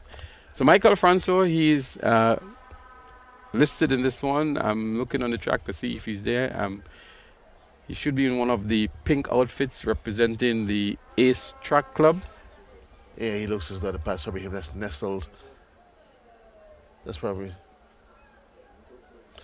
where we see whether his exploits of last evening, whether or not the exploits of last evening can flow over to this Sunday evening. And from the images there, he seems to be just between lanes 3 and 4. 3 and 4. That's yes. him leaning forward there now. So Yes. indeed, Michael Francois is in there. So there we go, the start of the 800 meters open for boys. Ace Track Club, Kieran Charles making the early run here. Francois currently in the 3rd position. He is the defending champion and the record holder. He doesn't hold the national record. It's been held by Conrad Francis, but he has the games record. Kieran Charles doing a lot of the early running, and then we see another athlete there from Fusion going past Kieran Charles now. Kieran Charles also of Ace. They bump into each other as Kieran Charles goes back into the lead. Michael Francois, who has that kick, he's still in the 3rd position. Tyrone Jacob is there for South City Rising Stars in the grey vest, just on the heels of Michael Francois. Tyrone Jacob, more known for his longer distances, doesn't have that kick of a Michael Francois and others.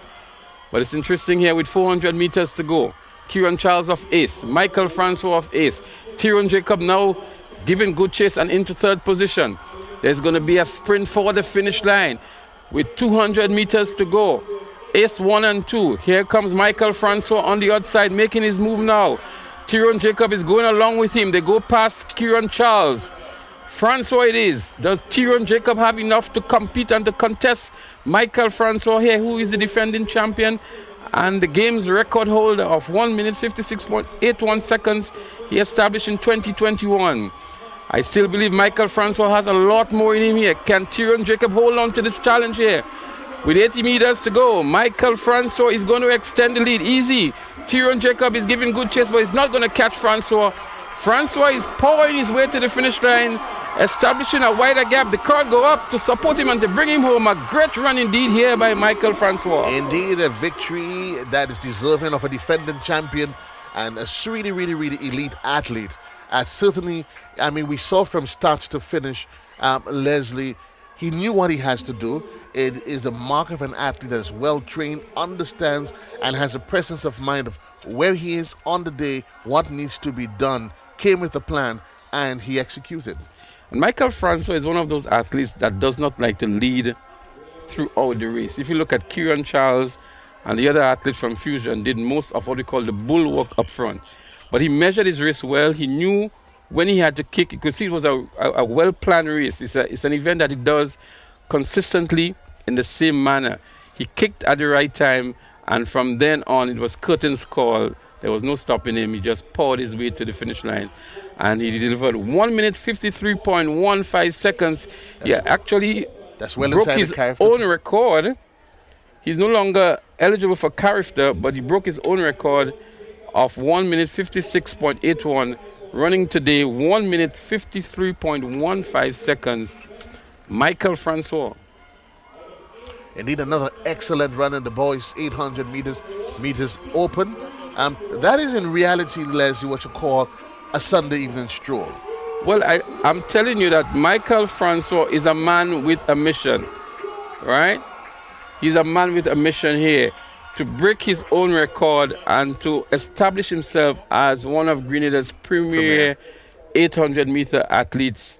We also saw him doing well in the 400-meter event last night, but a phenomenal run here by Michael Francois. And he doesn't look as though he still looks as though he could probably challenge another 800 meters. Well conditioned, well trained, and in good condition. Victory there for Michael Francois of Ace in the time of 1.5315 seconds, breaking his own record. That was the completion of event number 74, the boys 800 meters open, and certainly for Team Ace, excitement, exuberation, and certainly everybody coming to support their team in their branded T-shirts. And even, you say, Leslie? As we looked at the cross-section of the Ace supporters, that's the wife of the Ace manager and founder, Wayne McSween. And so there's a nice contingent there from the St. Andrew area of the Ace supporters. And Michael Francois really delivered the goods for them. I see Davis Adams gently bent over. He seems he's in his own world, though. Well, he's here to support two of the athletes from his school who has been doing very well. As a matter of fact, one of the young ladies had the fastest time in the preliminaries. And so Mr. Adams is here from the South St. George Government School to support his two athletes and to provide that additional motivation that they would need. There goes Well, there's the our moment. world champion, As you shift focus. Anderson Peters. Keep your eyes glued to the screen here. He's going to sail that javelin somewhere towards the city of St. George. Beautiful throw indeed. Anderson Peters, the javelin going out of vision for a moment, and the fans really reacting to the throw here. Does not look as the biggest of throws. No. But we're going to try to see if we can get the distance he has just thrown. But that was our world champion, the Anderson Peters. And we did highlight it, though. Just the thought, Leslie, of these young athletes being able to say, I was here at the national champs and I threw on a day when the great man himself, Anderson Peters, participated. Memories of a lifetime. Exactly so. And I just want to go back to that 800-meter run. Tyrone Jacob, who placed second in the event, would have also broken the record with his time of 1 minute 55.33 seconds. So the top two finishers there, 80.92 meters. So it's a decent throw, but a far cry from Anderson's best performance. He has thrown in excess of 90 meters before. Yes. So he must be maybe not too happy with that. Definitely, I think the aerodynamics of the throw was not good. The javelin went too high in my own limited technical ability of the javelin throw. But I'm sure he's going to deliver a much better throw in his upcoming throws. 80 meters, we've seen much better from Anderson before. Well, indeed, that's just a warm-up. That's just a warm-up throw, indeed. Certainly, when you're under the pressure of being in the presence of more greater elite athletes, sometimes you dig deeper, and maybe that's what is needed. But I'm saying, I mean, no doubt, it really augurs well for the sport, Leslie, just to be out here and having Anderson being out. The nation gets to see him, and these young athletes get to be part of history. And the kind of person Anderson is, I'm sure he's out there providing advice and technical knowledge to some of these youngsters that he is viewing through them now. And as we say, it augurs well. And for those persons who are wondering why is he participating, it's the national champs.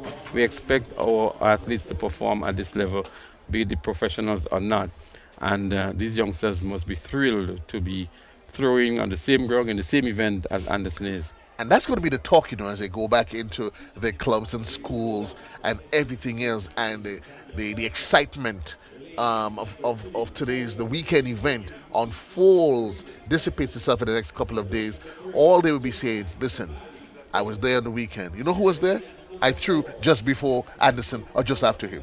And of course, there are the photo ops as well. There is a photo op. I'm sure the cell phones would have been engaged moments ago, and even after the event is completed, the youngsters would seize the opportunity to have a picture with the world champion. And they're proud to say that he isn't just the world champion, that he's our Anderson Peters. And those of us who remember the days when Anderson he did quite well in the sprints as well. Oh yeah, he was a gold medalist in the Yes. in the sprints in the And 100 he meters. holds one of the records, I think. So it's an interesting story in terms of the transition to the javelin that I'm sure many persons are aware of. But it's good to see a sprinter transition into the field events, the javelin that is, and doing well and becoming a world champion. Indeed, he transitioned and he's really holding his own as we get ready for the tracks.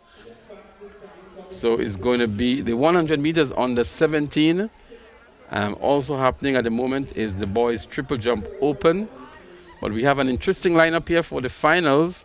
We're going to see Zania Belfon from St. Joseph Convent St. Andrew, Egypt Regis Benjamin from MVP, Kamali Philip from Finish Line, Talia Sampson from MVP, Alina Dikoto also of MVP, Lauren McIntosh, Brent's entire family is here to support her. She's also from MVP, Amaya Chandler from Boca, and Abigail Williams from McDonald College out there in lane 8. The lineup for the next event on the track, it's the at the girls 100 meters dash under 17. So event. Talia Sampson comes in with the fastest time of 12.26 seconds. The character standard 12.20. So she's just outside of that from the preliminaries. And if she has much more reserved in the tank, it may just be another character qualifying opportunity for Talia Sampson of 473 MVP. We get ready for the Interestingly, Kado, we have 4 athletes from MVP in this 100-meter final. So under the tutelage of Coach Albert Joseph, MVP featured nicely here in the 100 meters under 17 girls. And let's see how it all pans out as they go under the status orders. It's the girls 100 meters, the final. You feel a hush. And they're up and running. Looks like a very clean start here. Talia Sampson in lane 4 emerges out of the line of athletes here, and she's going to win maybe by 2 or 3 strides. Indeed, she wins over her compatriot Alina Di Corto in lane 5. Didn't look the fastest of events, but we'll look to see what the time is going to be. I felt that the start was a bit slow, but nonetheless, Talia Sampson emerges as the winner here. 12.36 seconds, just outside of the character standard, and a little bit slower than she did in the preliminary. As we look back here, Joe, to Sampson. Even you watch her body language at the end, it seemed that expression of disappointment. She probably was hoping that she could have pushed herself a bit further, and she doesn't quite seem totally satisfied with the run. As you look at the official time, Talia Sampson in a time of 12.36 seconds for representing MVP club. Alina Di Corto, also from MVP, 12.55, and Community Phillip, a time of 12.83. So congratulations to Talia Sampson of MVP, the winner of the girls 100-meter dash under 17.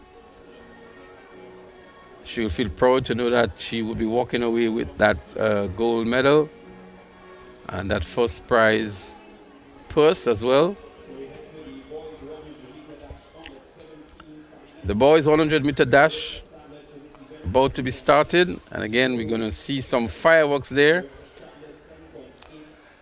We're going to see Cameron Mathlin in lane 1, Tyreek McSween in 2 from Track Blazers, Nathan Hillaire in 3 from MVP, Ethan Sam, one to look out for. Yes. He's going to be in lane 4. He already ran at 21.71 to qualify for character in the 200 meters. Michael Redhead is also there from Track Blazers in lane 5. In 6 is Diron Sincere from Altitude. 7, Isaiah Fraser of Speed Zone. 8, Jaden Knight of Shaper. So Ethan Sam comes in with an impressive time of 10.72 seconds. The character qualified mark is 10.8, so he has already qualified for that 100 meters. But to be on the podium at character, he has to be doing a 10.1, 10.2 thereabout, I would think. So that may not get him into the finals at the moment. And then we have doing 11.32, Michael Redhead from Track Blazers, and 11.34, Nathan Hillaire of MVP as well. We're looking for what is expected to be another blistering run in the boys' 100 meters dash under 17. Cameron Matlin, Tariq McSween, Nathan Hillaire, Ethan Sam, Michael Redhead, Deron Sincere, Isaiah Fraser, and Jaden Knight. Your lane assignments for the next event on the track, event number 53, the boys' 100 meters dash in the under 17 category. So if you're from the La Mode area, you want to keep your eyes on the screen, your boy Ethan Sam is about to do something very impressive. Already running 10.72. There they go. Nice clean start here. Towards the middle of the track, Ethan Sam would emerge. 10.72 runner here, already qualifying for the character mark. He pulls away from the rest of the field and wins it at an impressive time. Ethan Sam continues to do well here, continues to return some fantastic time and performances. We are with the official results on time. No disappointment. He came and he delivered. Ethan Sam, we wait for the official official results as we look at the replay on screen. It got up there, of course, sit up quite nicely. And as he got it, his running stride as we approached the 50 meters mark. It was just a matter of letting the legs flow. Official time for Ethan Sam from MVP Club, 10.70 seconds, Leslie. Well, he went even better than he did in the preliminaries of 10.72, and the Carifta qualifying mark 10.8. So he has qualified for the 100 meters at the Carifta Games. The national record here, 10.17 seconds, Sean Lambert.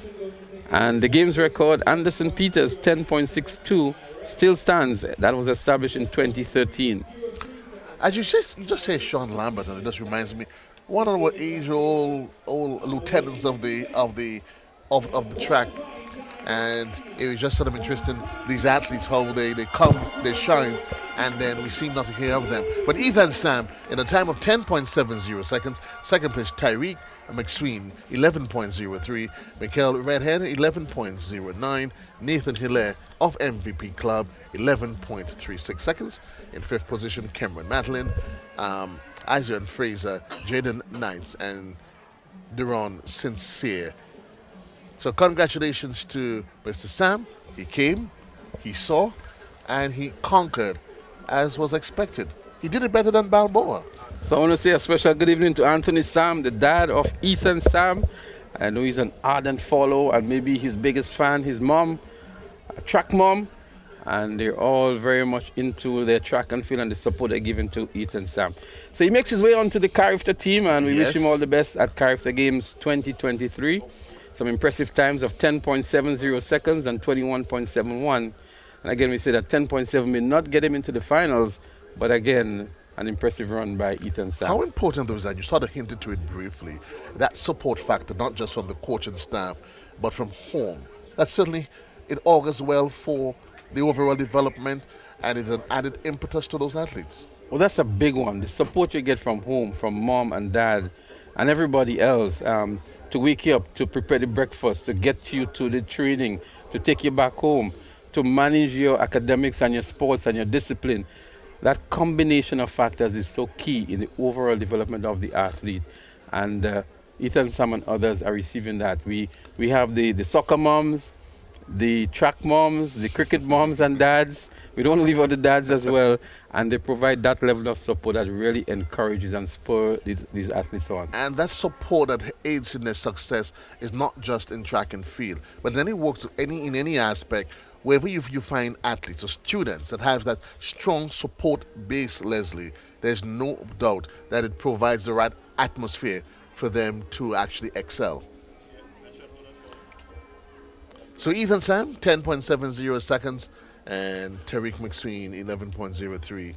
In third place, Michael Redhead from St. David's Trackblazers, 11.09 seconds. And then you have Anderson making an attempt at the second throw. His first throw is around 80.92 meters, thereabout.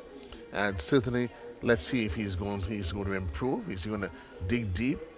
A number of the athletes, they go into the pre-throw rituals, and certainly this time will be no different. Young athlete there, cheering him on. Let's see as he hurls the javelin. Again, I think it's just too much. It goes too much up into the air. I think it is a much flatter trajectory as well, and the wind not much of a factor for this throw. There doesn't seem to be a strong wind at the moment, but we look to see. Anderson doesn't look too happy with the hands akimbo there on the hips. 80.50 is an even lesser distance than the previous. There is Paul Philippi having a word with him. Maybe they're trying to go through the paces there to see what he's not getting right. Okay, those distances are way below what we've come to expect from him as an international athlete. But certainly they will be having a conversation with him, trying to determine what's not going right, the rhythm, the atmosphere is not. There's probably just a multiplicity of factors that's actually coming into play, Leslie. But we'll be getting ready for another event on the track. It's the event number 45 at the girls 400 meters dash in the under 17 category. From Boca, Amaya Chandler in lane 1. Lane 2, Maya Noel. Running out of lane 3 is Emma McIntosh. Shafona Houston for South City Rising Star is nestled in lane number 4.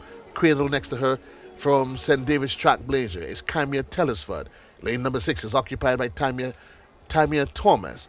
Kayla McIntyre runs out of lane number 7, and Kiana Joseph is occupying lane number 8.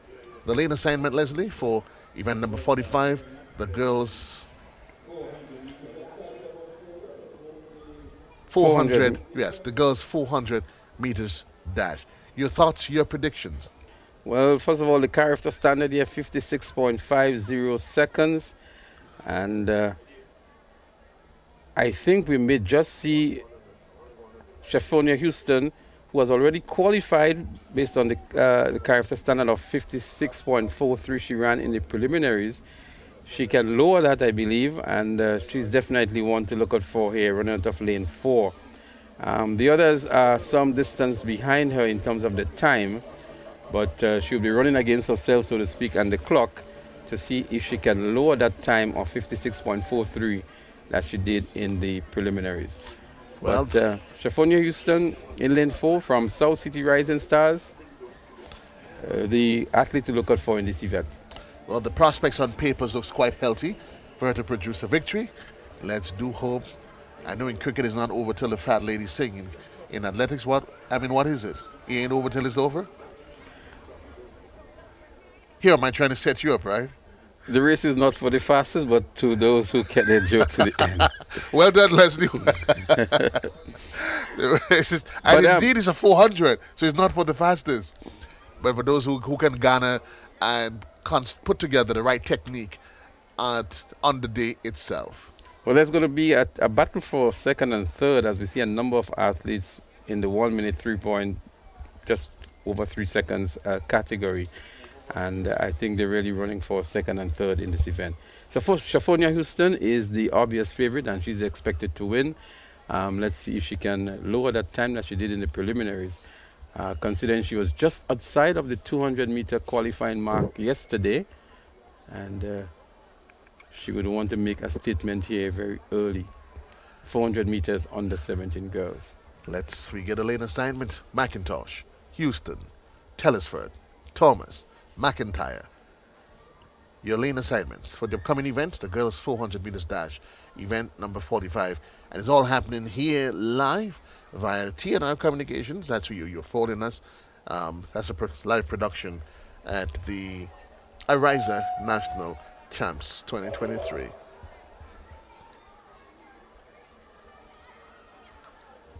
You can hear the excitement in the air from the crowd. McIntosh, Houston, Telesford, Thomas, and McIntyre, the lane number 7. A nice clean start to the 400 meters under 17 girls. Shaffonia Houston already making up the stagger there on the athlete in lane 5. That's Kamaya Telesford from Trackblazers. As she go past the rest of the field ahead of her and enters the back straight here, looking smooth as butter is Shaffonia Houston as she pulls away from the rest of the field and establishes herself nicely in the 400 meters under 17 girls. Looking to establish a further better time than she did in the preliminaries. Shaffonia Houston with 120 meters to go. She enters the home straight just about now and is really powering herself down the back straight, down the home straight now. Shaffonia Houston with about 30 meters lead over the rest of the field. And that is going to be another very impressive time by Shaffonia Houston of South City Rising Stars. We await the official timing on this one, but a blistering run here indeed at the Kriani James Athletics Stadium by Shaffonia Houston. Unofficially, 54.92. We wait for the official time on screen. But another excellent run, and she did not disappoint, Leslie. We look for the official time. We get the official time from the officials from the ground. But certainly another a really, really, really impressive run. She went out there and she literally, she took charge. She actually charge. returned 56.68. So a little bit slower than she did previously, but nonetheless a very good run. And she already made that qualified mark in the preliminaries. So although her finals time is just outside of the character standard, again, a very decent run indeed by Shaffonia Houston of South City Rising Stars. And we continue to highlight the fact, Leslie, that the national champ serves a multiplicity of factors, qualifications for character, but also bragging rights, and sending a message out there to the rest of the field. Look, guys, in 2 weeks' time, I hope you can come with your ace game, because I am here, I am ready to deliver. Intercall conversation comes into play. So Shaffonia Houston 56.68. Telesford, that's Kymia Telesford, 1 minute 02.47 seconds. Emma McIntosh from MVP, 1 minute 02.78. We have for SAS Tamia Thomas, 1 minute 05.54, and that was the. What is interesting to note here as we get ready for the boys 400 meters is that both Kymia Telesford and Emma McIntosh did better times than they did in the preliminaries, and which is good for them as well. So in the boys category, we will see Cameron Mathlin from MVP in lane 1, Tevin Duncan Grapp from South City Rising Stars in 2, Nicholas Frederick of Boca in 3, Keelan Moses, St. Davis Trailblazers, we saw him running that blistering 800 meters moments ago. He's in lane 4. Quaynell Pear is in 5. He still holds a number of records at the private primary school games. In 6, we would see Aidan McIntosh. Another one from the clan. And Kyle Ned from Altitude. He's also a student of SAS. He's in lane 7. And Shaman Andrew of Shaper is in lane 8. A number of the lanes are scratched. We don't see anybody line up for lanes 1 and 2. So Mathlin and Duncan Grappy, the lanes are scratched. In 3, definitely we see Frederick. And even McIntosh's lane is scratched. Moses, I doubt we'll see Moses. His starting block is there. But he moments ago would have competed in the 800 meters, that run back he did there. But he's back out there. There he is, Keelan Moses. Iron Man, so to speak, Kado. Indeed, no arguments over that. No arguments over that.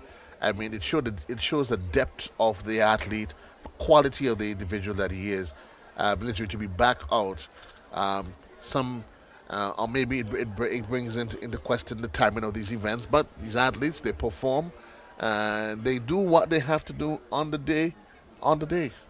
Quaynell Pear is there in lane 5, a very promising athlete coming out of the primary school circuit. Aidan McIntosh, as you see, a member of the clan, he's there. And Kyle Ned has been very impressive for SAS. He's the 3rd time Victor Lodorum at SAS Sports. That's Kyle Ned. And he's competing today for Altitude. And of course, Shaman Andrew from Shaper is expected to be in lane 8. His lane also looks to be scratched. A reduced field, Leslie, but certainly I hope it doesn't diminish. Maybe it probably wouldn't diminish on the quality of the final outcome of the race. I think we still have some top athletes in this one. Moses from Trailblazers definitely is one to look out for here. So too is Quaynell Pear from MVP. And Kyle Ned from Altitude is one to look out for. McIntosh, this guy is trained with MVP. So McIntosh is not there in 6. So we have 4 athletes competing here. We have Moses, Frederick, Ned, and Pear. And Quaynell Pear. They are fun running here. The 400 meters under 17 boys dash. And taking his time so far is Quaynell Pear and Keelan Moses, measuring each other nicely. Moses for Trailblazers. The athlete up front similarly is Kyle Ned from altitude. Quinel Pay is there in lane 5 in the red and with the white headband. Moses in the purple for St. David's Trailblazers, and making a good run on the inside is Nicholas Frederick from Boca. As they enter the home straight now, here is where Moses is going to turn it on, and so he does. Keelan Moses turns it on and goes past Quinel Pay. Moses is going to win again, and he wins it now for Trailblazers. Quinel Pay in second and Kyle Ned in third. There's a lot of things I hope to be in life. There's a lot of things I admire. That's what you call beast mode performance. Well, I mean, he had that to is- run under 49 seconds to qualify for Carifta, and that looks like 49 point something seconds here. Let's see what the official time comes up on this fantastic event. 50.96 by 50.96. Keelan Moses outside of the Carifta qualifying mark, but nonetheless a very spirited performance from Keelan Moses. Very spirited, well completed, well-rounded performance indeed. Keelan Moses from St. David's Trailblazer, a time of 50.96. Quinel Pay came, as was expecting, to put some effort into it, and he did. 51.51. Ned from ATC 52 flat, and Nicholas Frederick 52.1. And maybe we can have this conversation. Keelan Moses ran the 400 meters within the last hour and back to do the 400 meters. And maybe, we just said maybe, if that had not been the case, we may have seen a better time from him and maybe achieving the qualifying mark. But just by virtue of having done that previous event, He's actually still on the track. He's already laid it out on the track here. and honestly, and I mean, whether or not it was advised or not, I mean, I'm assuming the coaches go through these random these conversations to run or not to run. But it shows well as to the mecca of the athlete that he is, his ability to deliver, and certainly, I mean, come the day, come the man, you put him to the test, Leslie. He definitely delivers. So, congratulations to him as we get ready for another event number 56, the girls 200 meters dash in the under 17 category. The lane assignments as we see them. For St. David's Trailblazer, Tashana Bascom in 1. Kashanti Mitchell is in 2. Christiana Charles occupies lane 3. Kayla Christopher runs at a 4. Kadonna Douglas is in 5. Nestled next to her, Rihanna Thomas sits in lane number 6. Dania Modas is in lane number 7. And Rachel Etienne occupies lane number 8. Lane assignment for next event on the track, event number 56, the girls 200 meters dash in the under 50 category, Les. Well, the games record here 23. The games record here 24.99. Keena Thomas from Karaku, established in 2017.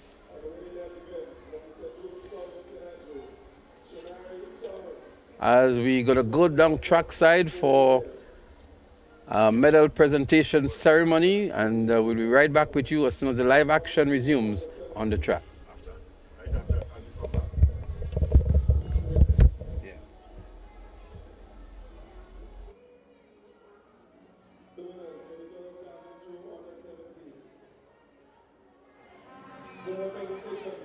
Discuss through under 17. Third position, Acadon James, St. David's Trailblazers, 31.64 meters.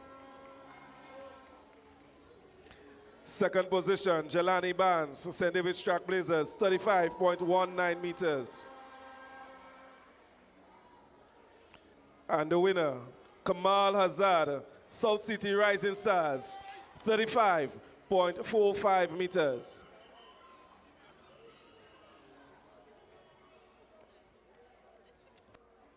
Medal presentation for event 63. The boys shot put under 17. Third position, represented St. David's Trailblazers, Jelani Barnes, 11.84 meters. Second position, from Runners Athletics, Bivontre Nelson, 11.87 meters.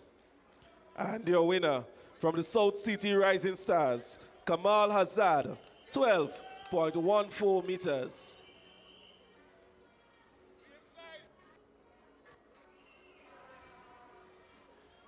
Event medal presentation for event 64. The girls row open. Third position, Alina Glood, St. David's Track Blazers.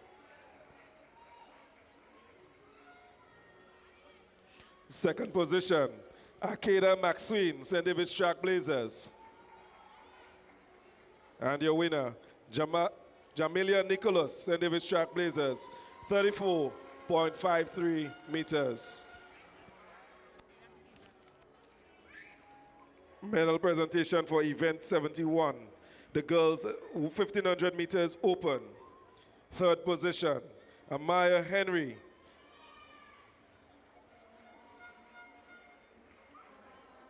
Maya represented finish line, 5 minutes, 30.04 seconds. Second position, Amaya Samuel, 5 minutes, 25.23 seconds, also representing finish line athletics. And your winner, Anna Lisa Brown, winner, Boca Secondary, 5 minutes, 23.19 seconds.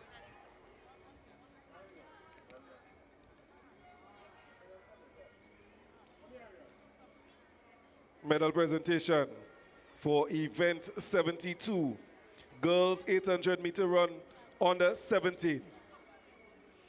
The third position, Kenya Philip, St. Joseph Convent, St. Andrew. 2 minutes, 44 seconds. Second position, Alian Gidhari, St. David's Track Blazers. 2 minutes, 33 seconds. And your winner from Fusion Athletics, Ariana James, 2 minutes, 32 seconds.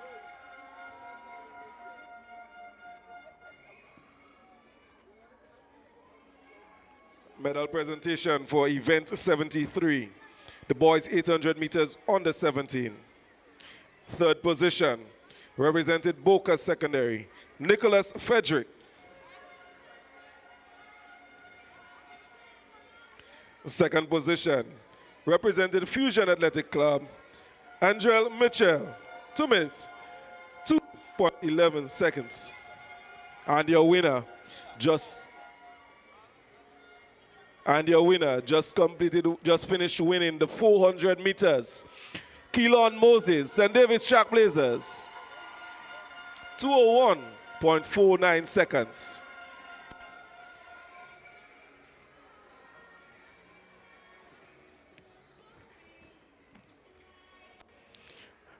Medal presentation for event 74, the boys 800 meter open. Third position, Antoine Blackett, Fusion Athletics, 2 minutes, 1 seconds. Second position, Tyrone Jacob, South City Rising Stars, 1 minute, 55 seconds.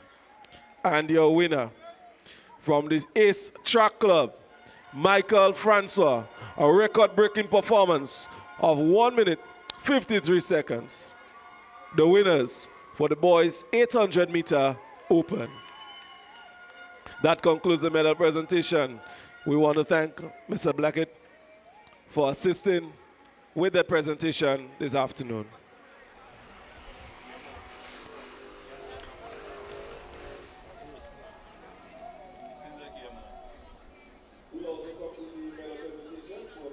Girls high jump open.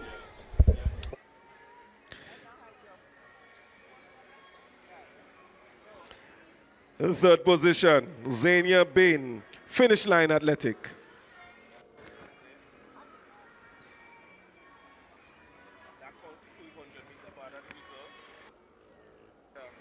Second position, Kayla Williams, St. Joseph Convent, St. Andrew.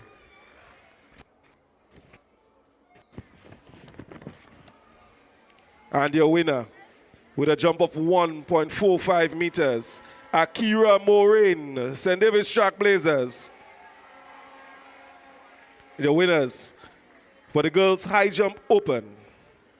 Now that concludes the medal presentation for this section of the session. We want to thank Mr. Mr. Daniel, for assisting with this presentation.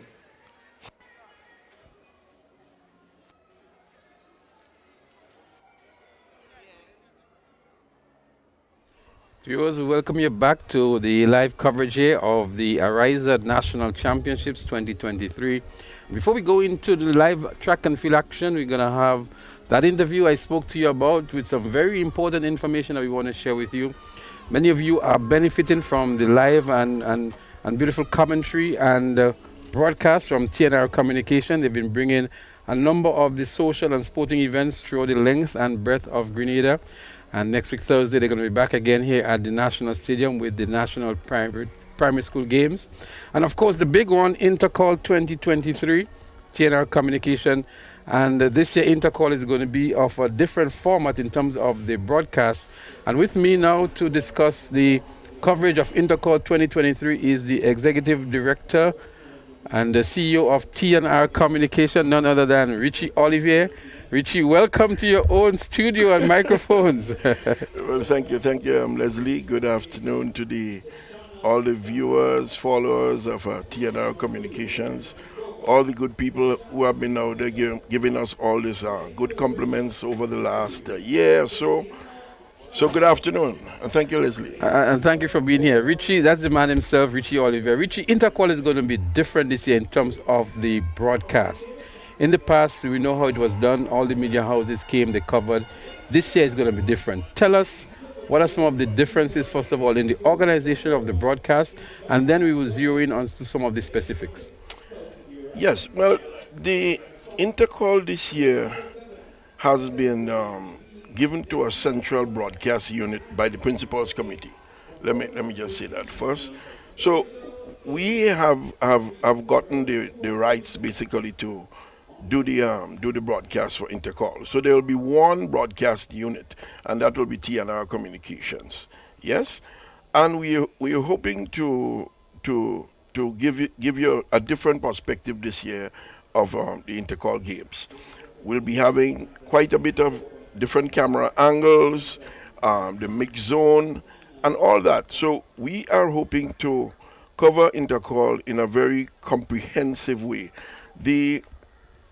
In the past, we saw most of the attention given to the athletics and what is happening on the track.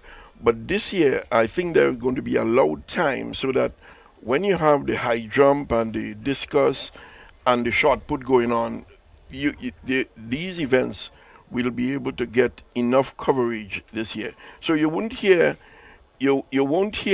like you might actually see just now. You won't hear them saying, "Let's go back to the track," and a field event is in progress. We're going to come back to that, Richie, as we have an event in progress here, the 200 meters under 15 girls. And in the middle of the track here, an athlete here from the Track Blazers, that's Kayla Christopher. Christopher, it is in the lead here. Kayla Christopher from Track Blazers had some good challenge from Cadena Douglas from Boca. But Christopher is going to win this one. She has the wobbling head technique. She pumps her fist into the air triumphantly too. But Kayla Christopher of Track Blazers, she came in with a time of 26.03 seconds. And she wins comfortably in the end over Cadena Douglas of the Boca Secondary School. So Richie, we just want to go back again to Intercall coverage. You mentioned all of the additional features, especially with the camera work and the additional cameras, the roving cameras, the people in the mix zone, and giving the field events more attention that it has gotten over the years, and even at these games here today. And there are a number of things. I'm sure the drone will be out as well too. Yes, definitely. The drone, we'll be using the drone, particularly on the last day, to give persons, an overhead perspective of the amount of persons here. And in some instances, while an event is actually being run off or whatever the case might be. But I want to speak a little more about the field events. The field events have not gotten the coverage that some persons would like to see in years gone by.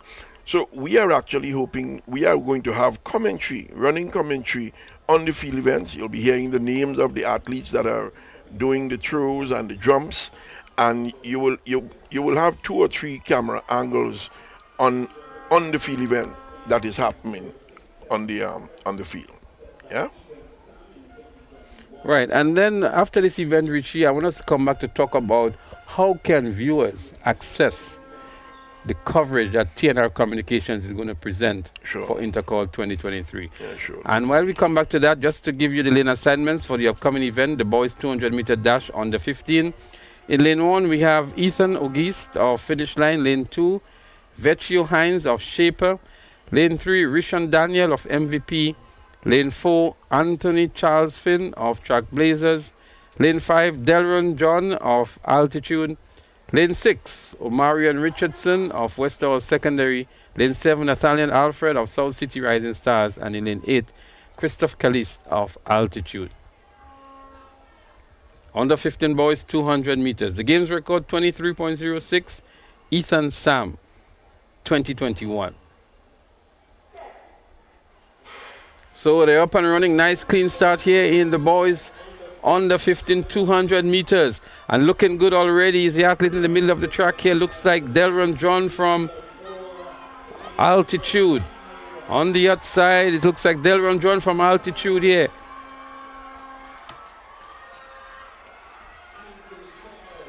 And coasting across the finish line here. In the 200 meters under 15 boys.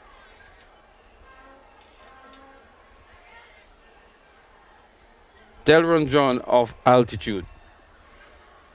Could have returned a better time. He really eased up towards the finish line. Not to show the reason for that.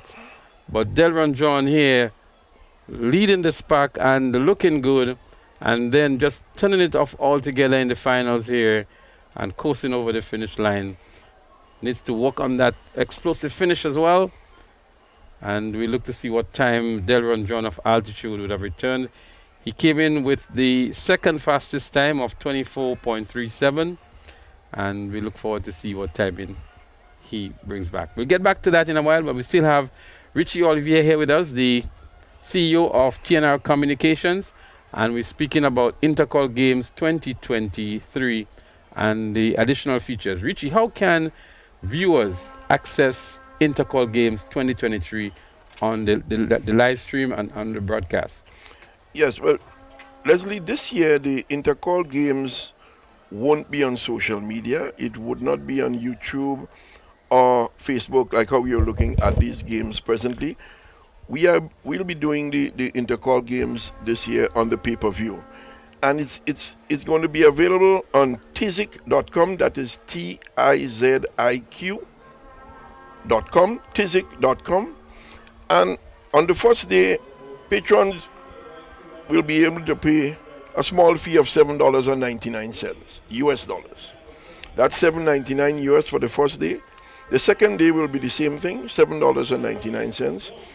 On the third day, that's the final day, it will be $12.99. $12.99, and there's a package.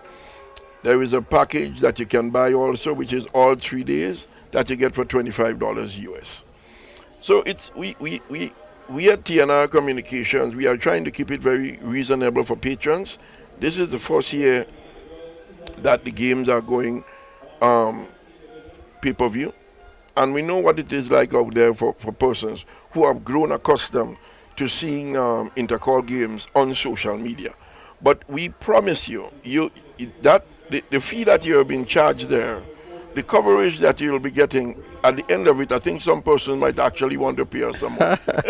Richie, for the benefit of the viewers, just before we go into the next race, can you just repeat those charges for the pay-per-view again? Yes, on the first day, it's $7.99 US. The second day, it's the same thing, $7.99. On the third day, it's $12.99. And there is a package price, which is all 3 days for $25 US. And again, like I said, it's available on Tizik. They're providing the streaming, TIZIQ, tizik.com. So yes. Viewers, you hear it here. Intercall is going to be pay-per-view. $7.99 for days 1 and 2. That's just about 21 EC dollars. And day 3, which is $12.99 US, is about 35 EC dollars. And then you can take the package for all 3 days at $25 US, which I make it to be somewhere around $60. Correct. For all 3 correct, days. Leslie. So that's how it's going to be, and that's the professional approach to intercall games and the coverage. Yes. And I can tell you, and I can back the quality of the coverage of TNR Communication, the quality of the camera work, the producers, the Blondell and company, the cameramen are all very professional. And let me just speak a little about that before this restart, Leslie, so we can finish here. I just want to, without guys like Blondell and Nazim, Colin, Reggie, Kirk, and quite a few others who will join us for the intercall games, there is no TNR Communications. The long and the short is, these guys, I call them shareholders in the business because they actually make it happen. They make it happen. The technical team make it happen. Richie, what's about persons who might be in the venue and want to stream the event as well? Oh, well, okay, we'll come back to yes. that, Richie. Okay, great. The girls' 200-meter dash under 20 about to be started. We will see Flanders, Bain, Philip, Dominic, Shante Augustine is there as well, Roberts, Henry, and Batiste. Shante Augustine in lane 5 from MVP. Kenisha Dominic in 4 with the fastest time coming into the finals. There they go. The start of the 200 meters dash for under 20 girls. Shante Augustine looking good as well, but so too is the athlete on her inside, which is Cuddy and Philip from MVP. Looking good is the athlete 251, Kemisha Dominic. Kemisha Dominic it is going to win over Shante Augustine. And it is indeed Kemisha Dominic. Shante has to settle for second. A battle for third and fourth there. We are with the official result.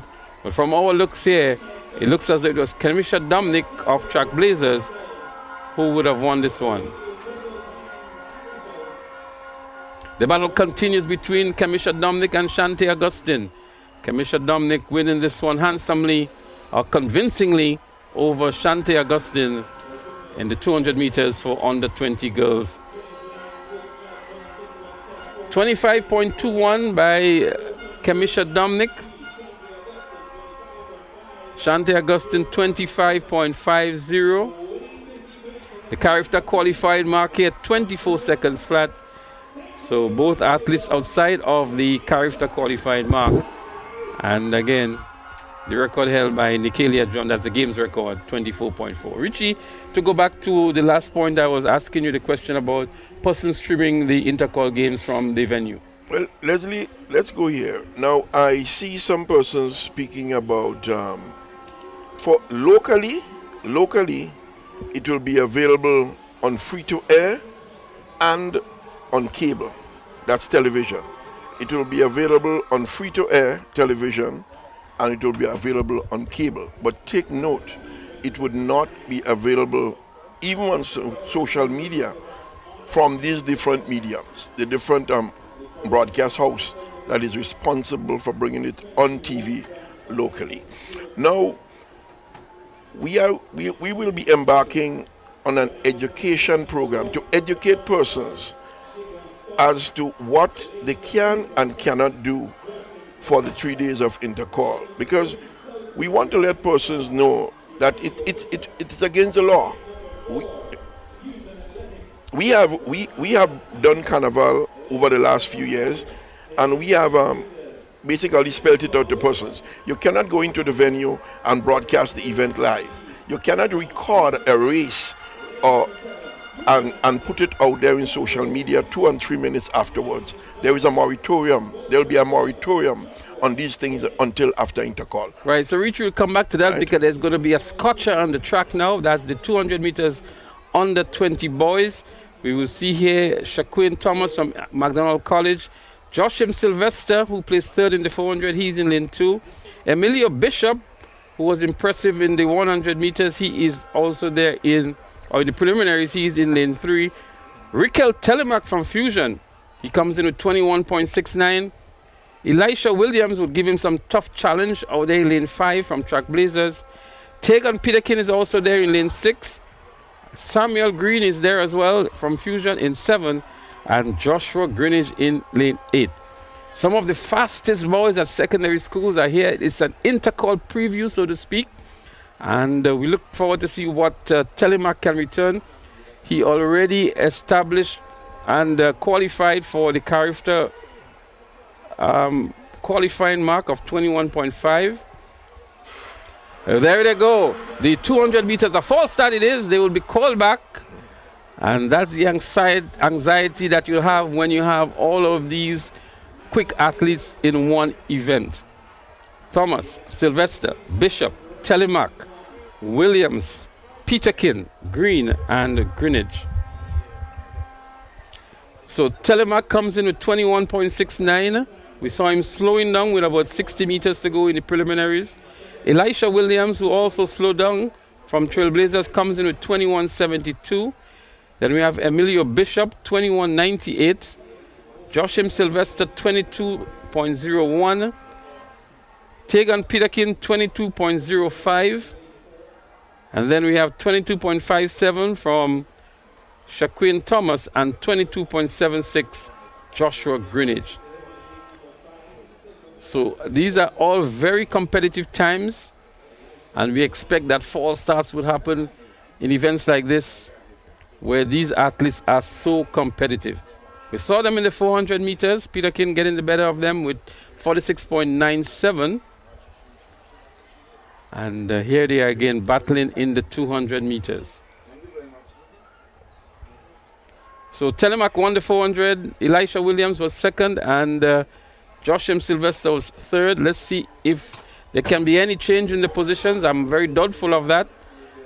But there might just be a Tegan Peterkin who might want to send a signal here that he's back. Telemac, the obvious favorite. He's running out of lane 4 with the white and red stripe and the red headband. He has Elisha Williams on his inside. There they go. It's another false start. This time somebody would be DQ'd, unless it's an equipment malfunction or it's an error by the starter. It's going to be interesting to see. We hope for the sake of this event that nobody or no one is disqualified. But that is the kind of interest and anxiety that this event is having. Let's see what happens here on the replay. If we can pick up who may have just gone ahead of the gun. It looks as though lane 6 here, and that looks like Tegan Peterkin from lane 6 from the replay we've just seen. It'll be unfortunate for young Peterkin, who is coming back from injury. No card has been issued yet. One of the officials approaching lane 6 now and dishes out the card to Tegan Peterkin. So it's a green card. He's not yet disqualified. And any athlete who jumps the gun now would be disqualified. So it's good that we have all 8 athletes still in contention here. Peterkin would have to hold definitely. All the athletes would have to hold. They're going to have a third attempt at it. 200 meters under 20 boys. This time it's a nice clean start here. Let's see when Telemac would make his move. Telemac comes up the turn good, but he has a strong challenge on his outside from Elisha Williams. Elisha Williams emerges from the bend in the lead. Is Telemac going to push him hard? Elisha Williams in the lead here. Telemac has his work cut out for him. Williams is going to win it. Elisha Williams wins it over Telemac. Showbolting as well. A surprise victory here for Elisha Williams. He recognizes the applaud from the crowd. A surprised look on his face as well. Elisha Williams for the win here. What a run indeed. Commensurations for the rest of the field, but not the best runs here by Telemac. Williams coming off the bend in the lead, glances over his left shoulder to see where Telemac was, couldn't see him, and he continued to use his power, his strength, his determination. He was not going to give up. Telemac conceding towards the finish line here, recognizing he was defeated, and some showbolting as well, an attitude from Elisha Williams. 21.29 and qualifies for the character standard 21.50. Telemac just outside of that, but we do believe that Telemac can go faster. Congratulations to Elisha Williams avenging his defeat in the 400 meters, 21.29, and that would also qualify him for the Carifta Games. An impressive run by Elisha Williams from St. David's Track Blazers.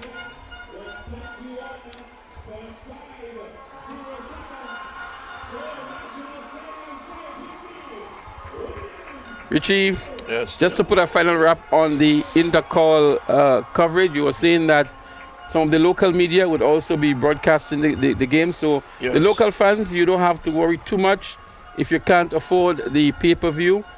Some of the local media houses have purchased the rights from TNR Communication to broadcast the games. And that's correct, Leslie. So persons don't have to fear. If they cannot afford the pay-per-view, you look on TV, on free-to-air, or you look on cable.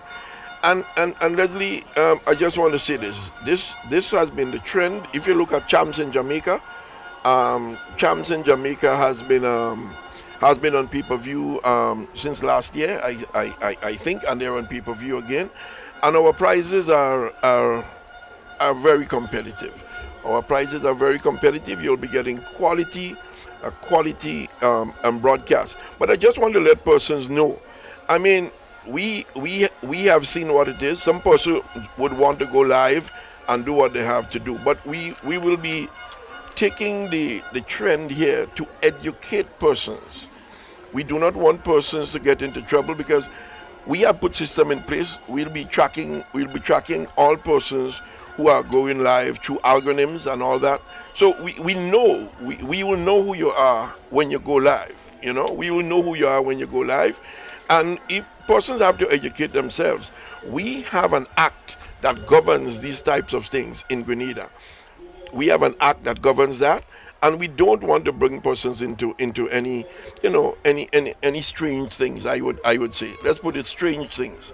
So persons have to be educated as to what they cannot do, and we'll be embarking on an education drive in the next 2 weeks to let persons know that.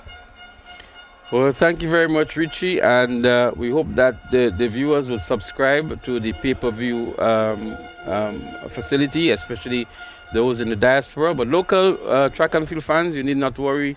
Some of the local media houses will be bringing it to you. I'm sure that would have been a concern that you would have had, especially those who may have found it not affordable, although Richie did mention that it is quite affordable at only $21. $21 easy. And we quote US because it's the provider, the person that is providing the platform for us to do the pay-per-view has quoted us US dollars at $7.99. And it's that's just it. It's $21 EC roughly, you know.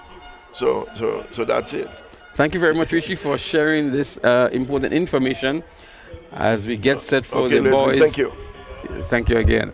And again, TNR Communication, remember primary school games next week will be live on TNR Communication, and the intercall, of course, on March 28, 29, 38.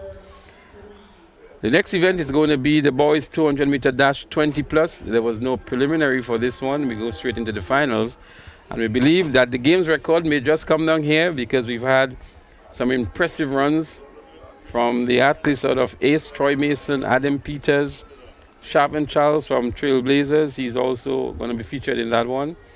So we expect to see in lane 2, Trevor Andrew from Altitude. In lane 3, Adam Peters from Ace. Lane 4, Troy Mason, also from Ace. Sharpen Charles from Trailblazers. Zimali Felix from South City Rising Stars. And Corey Joseph from St. David's Catholic Secondary. These are the competitors in the 200 meter dash for 20 plus boys.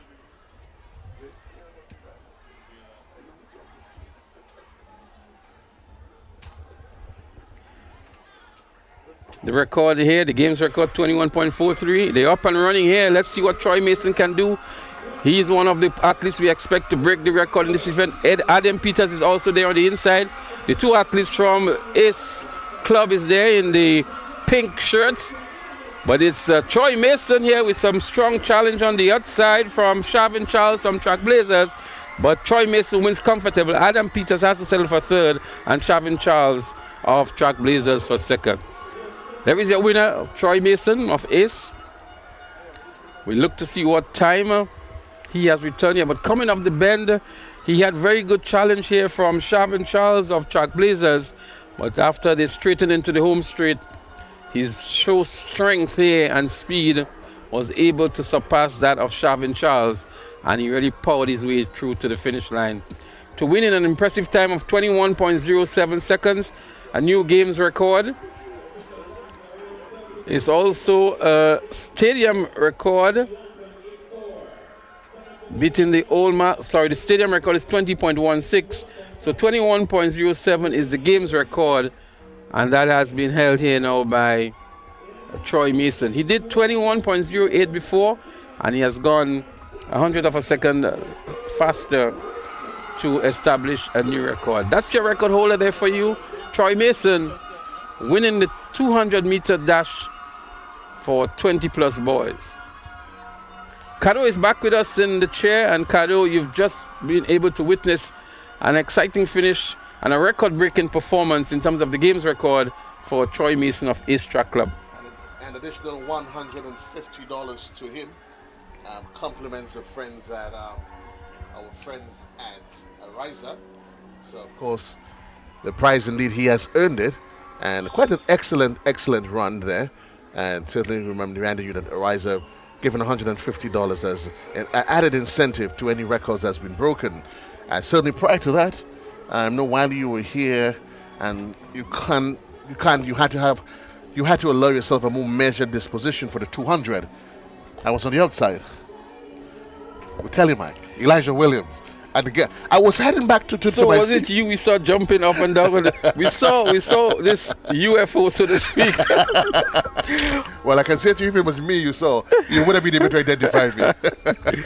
But indeed, a very good run by Elisha Williams to upset, what we call an upset, because Telemac was an obvious favorite here. Elisha Williams redeeming himself, having lost the 400 meters to Telemac. I was rooting for him. I was rooting for Telemac. Honestly, I was rooting for him.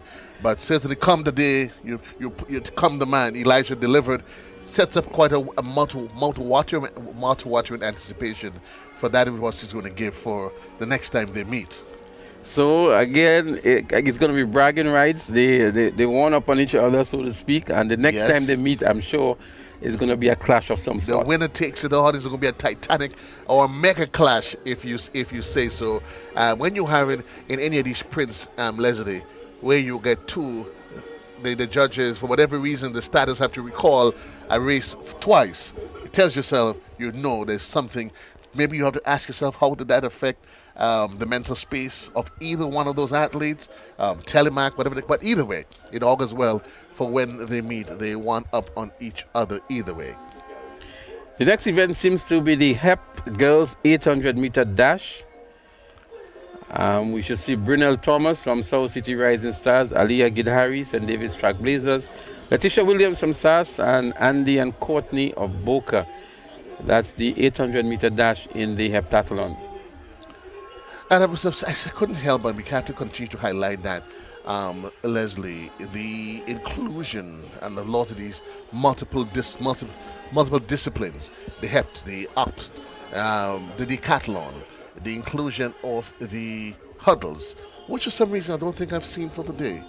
I can't recall seeing the hurdles for the day. It was actually in the first day. I saw them, yes, so there was then, right, but either way, you can't help but recognize and continue to highlight the fact that the sport athletics is growing, and it continues to be a really, really, really, really great job by a lot of the local coaches. A lot of these athletes have been able to embrace the multidisciplinary events like the HEPT and the OCTAN and all of these stuff, and it helps also to build these athletes and probably produce more. Lyndon Victor and his brother, his name is failing me now. Come on, Leslie. Kurt Felix. Kurt Felix. Yes, who have certainly held their own in the last couple of years in the decathlon, which is the 10 events as a multiple discipline event. And you see a lot of the younger athletes, they now embracing it and recognizing that maybe I too, I can hold my own and I can make a name for myself at any given day. The lights are on. The excitement continues. under the lights at the National Stadium, wherever you are. We thanks for being part of this TNR communication production.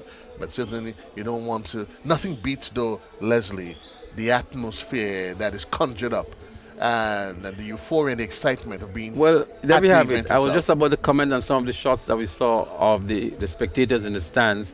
And the victory for Elisha Williams, we saw the St. David's posse here. Yes. And I'm sure And there was that's an where you eruption. were, right?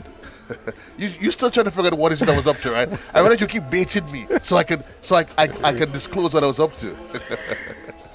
So the girls, the 4 competitors in the 800-meter heptathlon are on the starters orders now. Short fields, very limited field. Thomas, Gihari, Williams, Courtney. And we wish we could have given you the update on the HEP girls. This is the final event that they're undertaking now. And in many instances, sometimes the time that they return in the final event would determine the winner. And we wish we could have given you that to create the anticipation of who the overall winner would be. As the race unfolds, but in the absence of that, we certainly would appreciate, no doubt, that it's going to be another exciting run from these young ladies that have given quite an excellent account of themselves over the last 2 days, yesterday and today, as they go for the final run.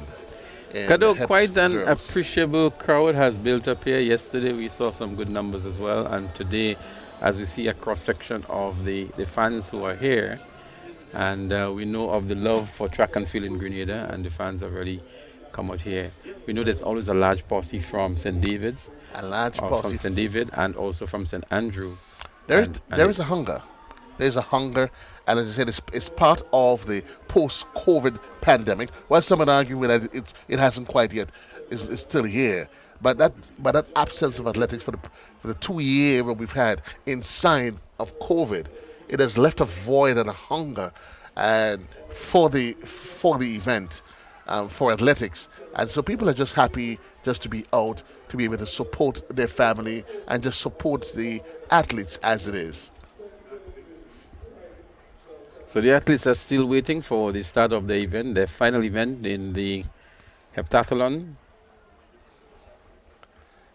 Let's see, and as I said, in the absence of knowing what the current point the standing is, it sort of takes away from being able to ascertain who's just running for academic purposes, who is probably just running for all the tea that there is in China. But what they're running for, whether it's a tea in China or just for academic purposes here, it's coming to you live inside from the National Stadium. It's the Ariza National Champs, and certainly we're getting ready for the HEPT Girls 800 meters dash. Only 4 athletes, Brunel Thomas, Aliyah Gihari, Letitia Williams, and Angie and Courtney. Well, they're up and running here. It's 2 laps in this event. And already the athlete from the South City Rising Stars, Brunel Thomas, goes out hard and has maybe a 20-meter lead over Andian Gidhari of Boca. And then there is from SAS, Letitia Williams, who is currently in the 3rd position. So in these types of athletes, the positioning is not as important as the time they return, because points are awarded based on the times returned by the athletes. And it's important that persons understand that in looking at the race to have an appreciation of exactly what strategy that they're going to use. Well, Brunel Thomas looks pretty decent as a heptathlete in the 800 meters. Generally, what you see happening is that these competitors, this is actually the weakest event at the amateur level. But she's keeping a very steady pace here in this 800 meters, and it looks to be maybe one of her favorite events as well. Quite a steady pace as she stretches the rest of the pack. Some good 40 meters ahead of them as she heads to the back stretch, approaching just around the 300 meter mark as she continues to make her way a lonesome trek down the back end of the arena. The remainder of the athletes pretty much at pedestrian pace. Indeed. But Brunel Thomas with a very consistent approach and distancing herself almost 100 meters ahead of the rest of the three competitors. And she's running for a good time. She maybe has her eyes on a particular mark, knowing what position she is in the event. But she's looking at a very decent 800-meter runner. She glances over the left shoulder to see if there is any competition. Realizes there is none. She's going to nonetheless put out her best effort and sprint towards the finish line. And Brynell Thomas of South City Rising Stars, a very strong performance in the final event of the heptathlon, the 800 meters. And she's going to lay it out all on the track here now as she wins comfortably, and would look to see how much points she can get. From SAS, Letitia Williams is going to pick up the second position in that race, it seems. And then we have Andy and Courtney of Boca and Aliyah Gidhari of St. David's Trailblazers. But a sprint to the finish here by the athlete from Boca, Andy and Courtney, as she goes past Letitia Williams of SAS. And Courtney here again going to lay it out all on the track to pick up the second position and to earn some valuable points. Letitia Williams from SAS is going to take the third position. And of course, the fourth competitor in the race, Aliyah Gidhari from St. David's Trailblazers, will finish in the fourth position. So there you have it, the completion of the HEPT 800 meters dash open. Again, we remind you that in these cumulative events, it's very often not just about positions, but it's about time, accumulated points over the course of the event. And certainly, with the absence of us knowing exactly, as we continue to highlight, Leslie, the absence of knowing their positions prior to the final event, the final event, you certainly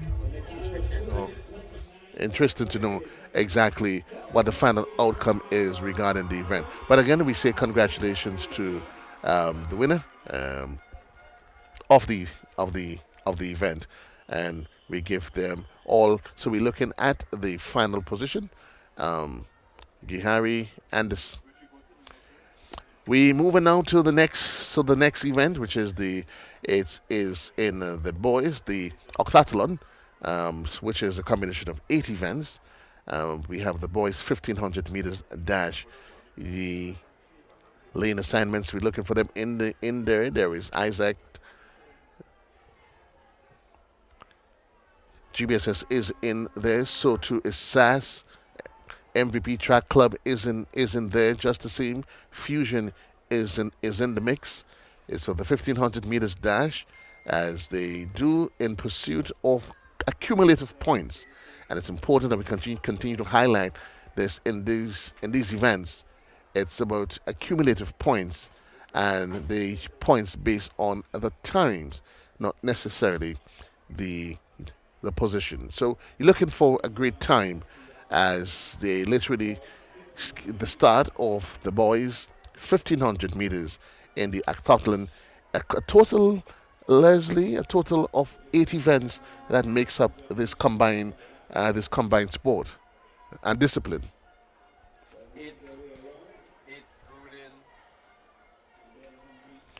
8 grueling events that test your ability as an athlete, if not your manhood, everything that makes you who you are. And it's definitely a test of fortitude of these athletes, their strength, their level of preparation. Well, it's a brisk pace to this one, the 1500 meters in this octathlon event, I beg your pardon. The field stretched out here. We will try to get, it looks as the athlete from Boca Secondary that's in the lead at the moment. Followed by SAS. At Shimmer Fleming, it looks like here from Boca, who's currently in the lead. But it's indeed early days yet, as they try to separate themselves. The question always comes down to the strategy, understanding the technique, what is your opponent, what is their strength, and these two are going to probably just decide, let me see how we can pace ourselves while there is yet time, as they continue to move towards the completion of yet another round. Completed another 400. Looks like Aviel Williams of SAS, who's the athlete in the second position who moves into the lead now.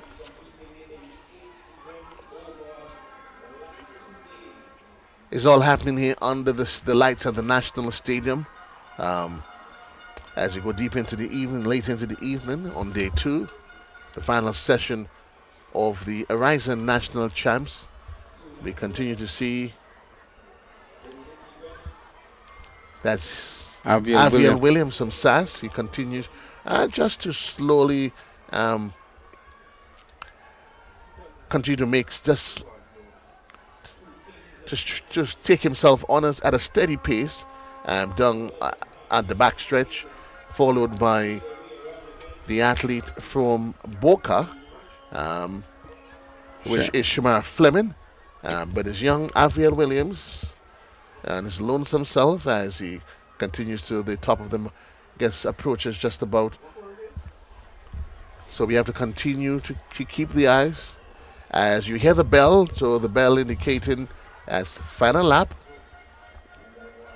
And certainly once you hear the bell, you then have to decide. But it's Aviel Williams as he literally continues to manipulate this field as it is, as he continues to manipulate the field, as he continues on his final 400 meters with not much of a challenge or resistance or any need to be worried as to some magical comeback from any of the athletes in the field, barring a major breakdown from him. But it's young Aviel Williams, and he is just literally, as he heads down the backstretch, at about the 250 meter mark thereabout, heading towards the 200 meters, as he continues just to stretch himself, understanding where he is in terms of position, having really stretched the field quite thin. It is young Williams. It's in the boys 1500 meters dash open up Totland, as you see lapping the GBSS athlete there. So from SAS, it is Williams, young Williams, as he heads towards the home stretch, as he goes by just about 100 meters to go, Leslie, and just for a little bit of showmanship and a little bit of bragging rights, he just touches it a bit just to show that, listen, honestly, guys, I had this under control from day one, as he crosses the finish line now. And there was no doubt, Leslie, that he had this one under control. Well, that seems to be his obvious stronger event. Having all that energy left back that he can sprint across the finish line in that manner in which he did, and getting some valuable points, that must be Aviel's strongest event in this combination event. Indeed, and it would be, as I said, it would be good for us if we could have had a complete tally sheet to see where these athletes where they are positioned. But she said, congratulations to him, well done, as he completed their victory in the boys 1500 meters open dash in the Athlon, which is in fact a combination of 8 grueling events that really takes a toll on you, Leslie. No doubt, it takes a toll on you at some point, especially doing these 2 events, these 8 events over 2 days. It really requires a lot out of you at any level. It was actually Jordani Lewis of SAS, so there were 2 SAS athletes there, but Jordani is the one that was the eventual winner from SAS. So good run indeed for Jordani. Obviously, it looks as though it is a strong event, as we mentioned, and we see the athlete here from GBSS just ambling on, and he's going to finish. He's just going to make sure he finishes the event. And of course, maybe not his strongest event as he competes over these 8 events. And it always speaks well of athletes when you see, recognizing while it is just for academic purposes, but the whole question of them completing the race, the race, Leslie, it speaks of a maturity and being able to say, listen, while I may not win So But at least I'm here, I'm finished. what normally happens at this stage is that the crowd is going to spur him on and he's going to change that gear. And there we see here, he's going to sprint for the last 20 meters or so. All is never lost. All is The never fans lost. love it. They love to bring home the athletes in those situations. And he responds to the call from the spectators. Indeed deserving of an applaud. That, of course, he literally stayed with it to the end. He stayed with it. There's some athletes you probably tell themselves, you know what, I call that a day. But so that was Isaac from GBSS. But So that was the final Jordani, event in right. Jordani Lewis of SAS, who was the eventual winner. And that was the final event for the combined events in the octathlon for the boys, the 1500 meters. And it's a usual thing they do when they complete this event. We saw the girls doing it a while ago. And the fans here appreciating the raw strength and determination of these athletes over the last 2 days as they competed over 8 events. 8 events, Les. Just under 48 hours. It takes a lot. It's a multifaceted discipline and that requires strength, speed. It's a combination of all what the different athletes would go through. You literally have to bundle all of that into one man and tell him, go out there and deliver at the highest level. Indeed, it requires a lot, and we say hats off to the athletes. That is one of the athletes that has to be carted off. I think after 2 days, Les, and 8 events, whatever. Well, some athletes don't even get to the final event, Much less. So we have to really applaud these athletes who would have competed over 2 days, maybe even less than 2 days, 8 combined events, including jumps and throws and sprints, and the longer distances, the 1500 meters as in this case. And so it really took a lot out of the athletes. It takes a toll on you, no doubt. I mean, and you'll never understand that which is required unless you've participated. Here we have Anderson Peters. He's back. Is this his 3rd throw? Well, this is the 3rd time we've seen him on the runway, so it could be his 3rd, or we may have missed a couple. But his first 2 distances was way below par, 80.92 and 80.50 meters. So let's see if he can at least, even if it's just for academic pursuits, he's able to throw. Again, the trajectory of the javelin, not the best. We would look to see what time or distance, this throw is. It does not look like a big throw in my estimation. And I guess the technique is just not perfected today by Anderson Peters. I'm sure whatever it is or that isn't happening, the Coach Paul, would be there taking notes, and they would go back and they would do, well. There we have it, 75 thereabout. Nowhere close to what we know that he's capable of throwing, because we've seen him at the international levels. Certainly, it's just not clicking today. Maybe he's missing that competitive vibe, Leslie?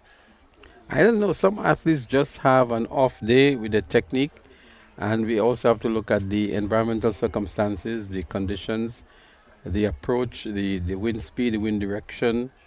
And sometimes you just don't get that sweet spot, that feel-good spot that you execute as you want to, and maybe that's what is happening with Anderson Peters here. And in his event, all it takes is just you click once, and that could make the difference between a gold medal, a victory, or a defeat. Because for some reason, as you said, he's not clicking as you expect him to right now. And again, for those of you wherever you are, we want to say thanks for being part of this production. It's a TNR communication production, and certainly as we offer you all the elements of this two days, in fact, yesterday and today. We provide you 2 days of athletic prowess inside of the National Stadium, the Ariza national champs, which certainly serves as a precursor in terms of selection, that is, for for Carifta. A number of records being broken. Ariza provided an incentive of $150 to anyone and breaking a record. We've seen a number of records being broken today. Some of the middle distance races and even some of the shorter distances, as we get ready for the relay. And certainly you can well appreciate that the relays, they really and truly conjures up some really great excitement, some really great excitement when it comes to track and field. But we get into start, we see a full house, and you get ready for the starters list is going in just a bit. But it is relay time, and certainly when it comes to relays, some people are saying, well, as maybe we're wrapping things up, but let's see where we are as we continue to provide you full coverage here at the National Stadium. Again, we say thanks to Ariza as the title sponsor. I think from all indication, it looks that should be event number 65. Should be event number 65. The girls combine girls under 11 and under 13. Where I look for the official confirmation on that, but it should be event number 66, which means we almost to the end, and certainly so it should be event number 66. As soon as I get some confirmation, I'm going to let you know, but it should be MVP, McDonald College. Event number 68. Event number 68, the girls 4x100 meters open. Your lane assignment, Boca runs it of 2. MVP is in 3. St. David's Secondary, Track Blazers, that is in 4. South City Rising Star runs out of lane number 5.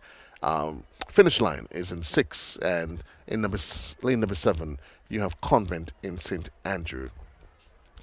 There you have it, the lane assignment for your event on the track. Event number 68, the girls 4x100 meter relay. The 4x100 meters relay. And certainly, as the evening winds down here, quite a decent support. Quite a little bit less than some would argue than yesterday, and you can well appreciate with yesterday being Saturday, Sunday, maybe different varied challenges. Some people may have opted not to, but either way, it has been two excellent days of the Ariza National Championships. We getting ready for event number 68 in the girls 4x100 meters open relay. And Boca is in 1, MVP. St. David's Track Blazers, South City Rising Star, Finish Line, and Convent St. Andrew. That's the lineup for the next event on the track of the Ariza National Champs 2023. The girls 4x100 meters relay, Leslie. And you will appreciate that when it comes to the relays, there's always not a hidden, there's always open excitement about the relays. You know, you come to the sports meets, and when it comes to the shorter distances and the relays, there's no if but there's always heightened anticipation. Well, the relay is always very exciting, and it's a tactical event as well. The batter transitioning and exchange is a critical element, area. yes, element to the success. You can have the best team on paper, but if you don't get that transitioning right, So they're off, It is the girls 4x100 meters. As they continue to make. There is Boca in the MVP, Track Blazers, South City Rising Stars, as they make their way down the back stretch. Continue in the MVPs. Their Track Blazer is in there. They make the second hand over. Some nice clean passing by most parts by some of the athletes, as they head towards the third and final handover. In there, MVP is still in there. Finish line is in there, but it's MVP in the middle of the track, number 4, that is motoring away, and it's a really a clinical victory for them. Not much in terms of contention for them, but it's an easy win there for MVP, as they literally did what they have to do in the girls' 400 meters. 100. Not much of competition there for them, Leslie. Well, anchoring for them was Shante Augustine, and what I thought was impressive for MVP here was the baton exchange. The baton exchange, it was really clinical, and Shante may have lost a little time by changing from left to right, as we see many athletes do that, including the great Usain Bolt, but a clinical performance here by MVP to win comfortably in the end by a handsome margin as well in the 4x100 meter relay open. In the time of 48.97 seconds, are we going down? 48.97 seconds. First place for MVP. South City Rising Stars 50.77. Finish line 51.39. St. David's Trailblazers 51.53. Boca 53.09. And Convent St. Andrew 54.01. The completion there of event number 68, the girls 400 meters open. And we were making a point just before the start of the relay that the exchange of the baton is so critical. But what is also critical is how you position the athletes in the event. Some athletes are better on the curve than on the straight. And so the coaches need to know the strengths and weaknesses of the athletes. Some are better starters, right? And so that is also a critical area in terms of the positioning of the athletes on the various legs of the event. But a good run by MVP. I thought they were the superior team, and it showed up on the track as well. Shante Augustine anchoring them home with maybe 60 meters ahead of the rest of the field. So there you have it. Again, we continue to say what is critically important in these relays. In these relays, it's your ability to have a smooth transition on all legs when it comes to the pass of the baton, and the team that is able to successfully demonstrate the ability to get it done with the least obstacles and challenges, they often turn out to be the ones, as we've seen on the international circuits. I mean, the squad, it looks good on paper, but if you can't get it right on the day, then it messes everything You have to up. get the baton around the track. You have to. And not just getting it around the track, but avoiding the loss of time, valuable seconds on the exchange as well.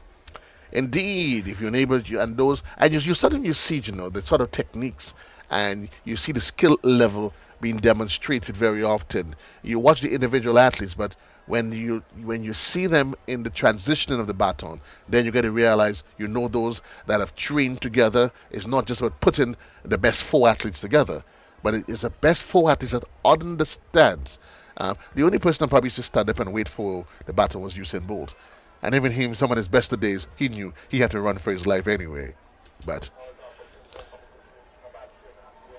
the evening continues to stretch along as we continue here. Event number 69, the boys 400 meters. Is this the boys 400 meters? It is. And open. Sass is in there. South City. Bolt is there. St. David's Trailblazer. Boca is there. We'll see how this one pans out. Your overall thoughts, though, Leslie, on the officiating of the games? What you've seen thus far? We'll take it as soon as we get to completion. It's the boys 4x100 meter under 20. And nice predictions? lineup here. We have Ariza, Sass, South City, Bold, St. David's Trailblazers, Boca. And it's going to be a close one here. Let's see what happens here now. They're up and running. South City Rising Stars making up the stagger nicely here. SAS is also looking good. A little fumble there by SAS, but still in contention. South City Rising Stars looking good. SAS seems to be in second position at the moment. SAS inches closer. Good transition here by SAS. SAS seemingly is in the lead now.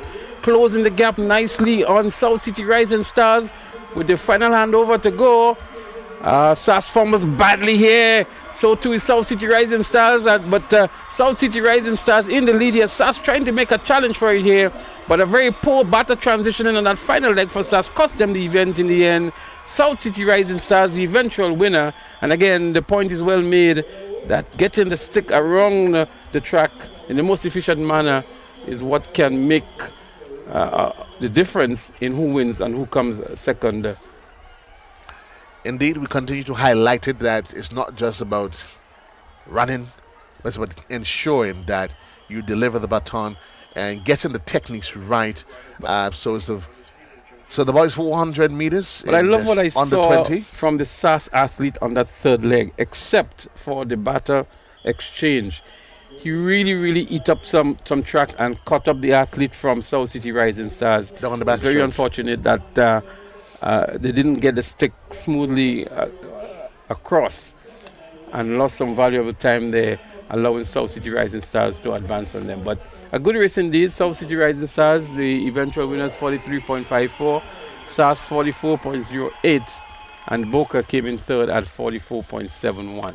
And we continue to say, no doubt, after today's exercise is all done and completed, that the teams, the individual coaches, they would go back and start looking at what they can do. Maybe as they transition from the clubs to the school, the individual coaches will be trying to assess what they saw, what they didn't see, and certainly would be to try to attempt how do they reassess and reevaluate their plans for when next these athletes they meet. So South City Rising Star 43.54, SAS 44.08, Boca 44.71, Race 45.62, and Bolt. And we continue, Leslie, to see that continuous presence of Boca, and it's almost like the rebirth, the rejuvenation, and it augurs well for athletics.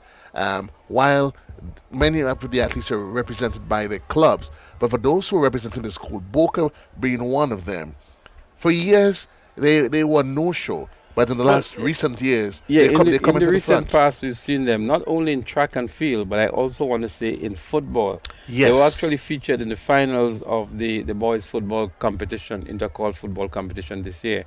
And last year, I think also they were into the finals. So it's not just track and field, but the sports program there has received some kind of injection, I would think. Something's happening. And kudos to the coaches up at Boca Secondary School. Something positive is happening up there, whatever it is. I hope that they continue to do it, and then maybe what we can do is maybe see them lending that support to the other schools as we continue with the growth of track and field. Well, the young ones are out here and they are enjoying the games and getting some coverage as well. We're going to have two long events coming up, the 3,000 meters for the under 17, to be followed by the 5,000 meter open run for the boys. And these are the two events carded next. And so we're going to take you through that. So what we're going to do, we're going to take a quick short break and we're going to come back with some more track and field action. As a matter of fact, there's going to be a medal presentation ceremony. So we're going to take in some of that and come back when the action resumes on the track. And transformation. He joins the Minister of Sports, the Minister with responsibility for youth, sports and culture, Honorable Ron Redhead.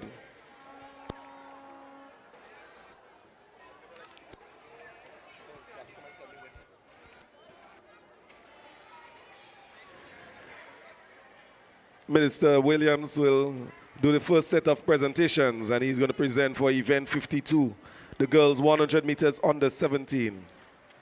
Third position, Kamali Philip, finish line athletics, a time of 12.83 meters. Second position, Alina Dikoto, 473 MVP, a time of 12.55 seconds. And the winner from the 473 MVP, Talia Sampson, 12.36 seconds.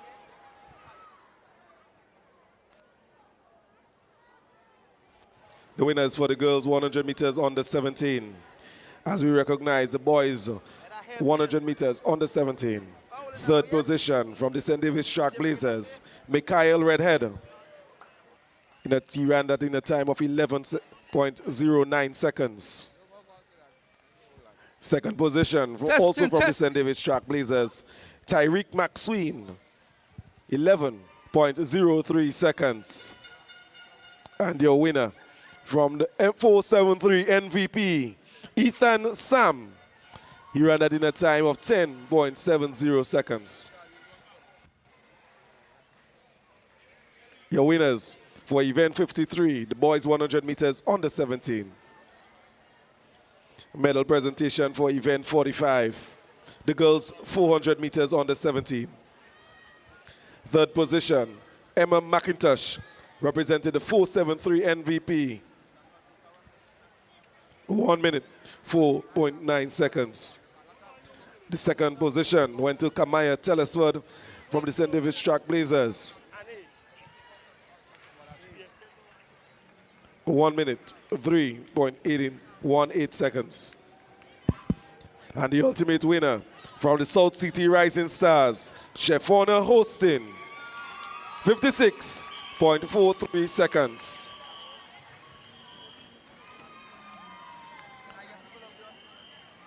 Medal presentation for the boys 400 meters under 17. Third position from Altitude Track Club, Kyle Ned. He ran that in a time of 52 seconds. The second position from the 473 MVP, Cornel Pierre, 51.51 seconds. And the winner from the St. David's Track Blazers, Keelan Moses, 50.96 seconds.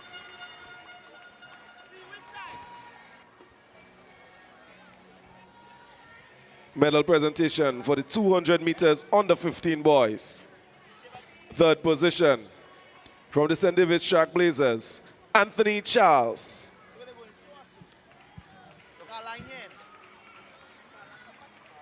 Anthony Charles Finn from the St. David's Track Blazers.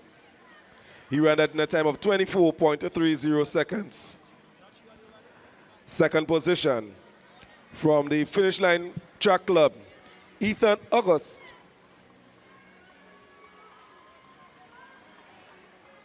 And your winner from the Altitude Track Club, Delron John, 23.29 seconds.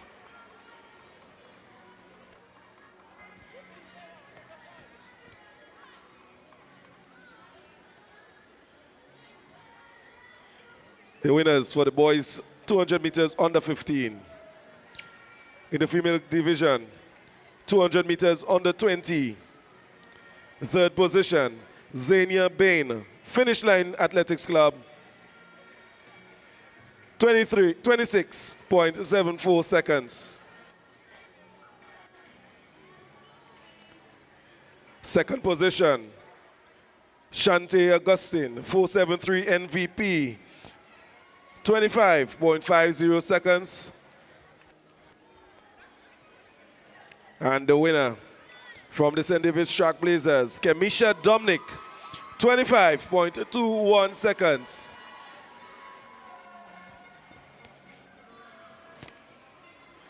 We want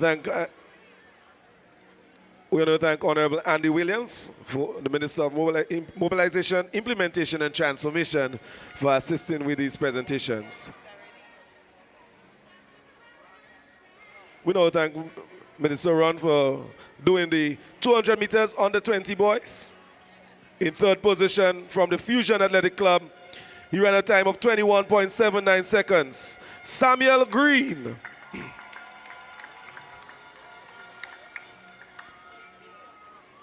Second position Rikael Telemak, Fusion Athletics, 21.56 seconds. And the winner from the St. David's Track Blazers, he runs in a time of 21.29 seconds, Elijah Williams.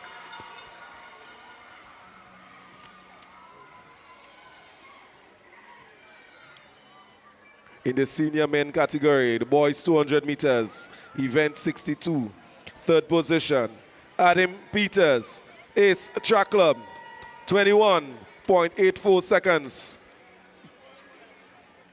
Second position from the St. David's Track Blazers, Shavin Charles, a time of 21.58 seconds.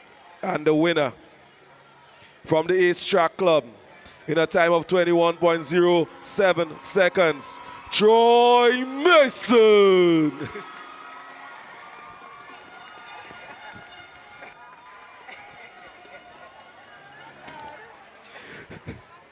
A medal presentation for event. Thank you guys. Medal presentation for event 75. The boys triple jump open. Third position from the South City Rising Stars, Glenroy Charles. He jumped a distance of 13.01 meters.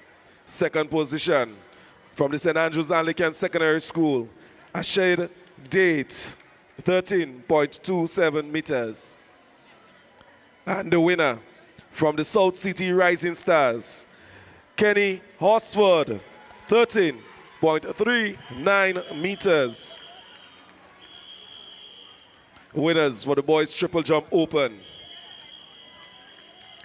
The long jump under 17 males, event 51.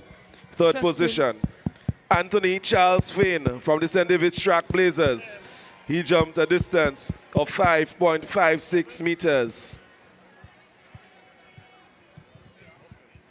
Second position from the South City Rising Stars, Micah Campbell, 5 meters, 5.70 meters. And your winner from the Altitude Track Club, Christophe Scalise. He jumped a distance of 5.82 meters.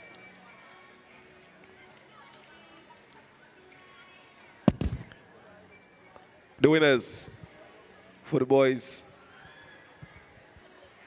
on the 17 long jump. Medal presentation for event 66. The girls 4x100 meters relay under 13. Third position, Bolt Track Club. Second position, sprinters.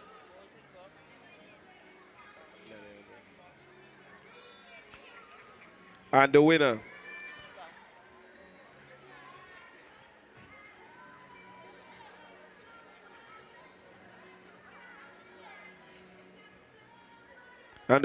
for the 4x100 meters under 13 female, Velocity Track Club, 56.12 seconds.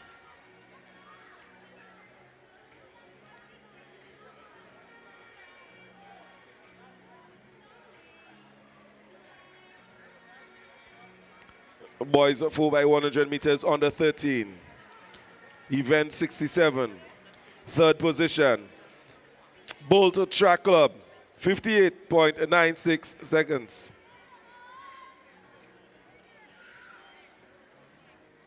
Second position, Runners Athletics, 57.06 seconds.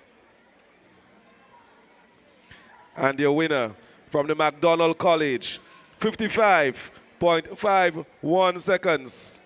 The winners of the boys 4x100 meters under 13.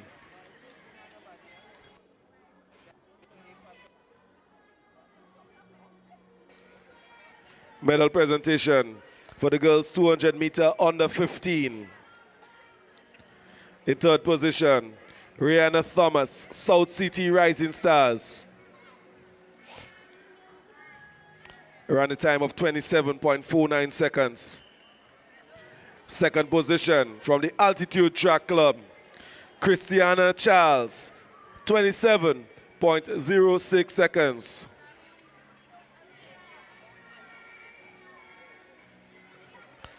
And the winner from the St. David's Track Blazers, she did it in a time of 26.30 seconds.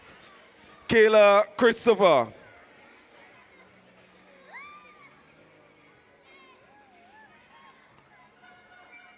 Thank you very much, Honorable Ron Reddett, for assisting. That brings us to the end of the medal presentation. The presenters, Minister of Sports and the Minister of Mobilization.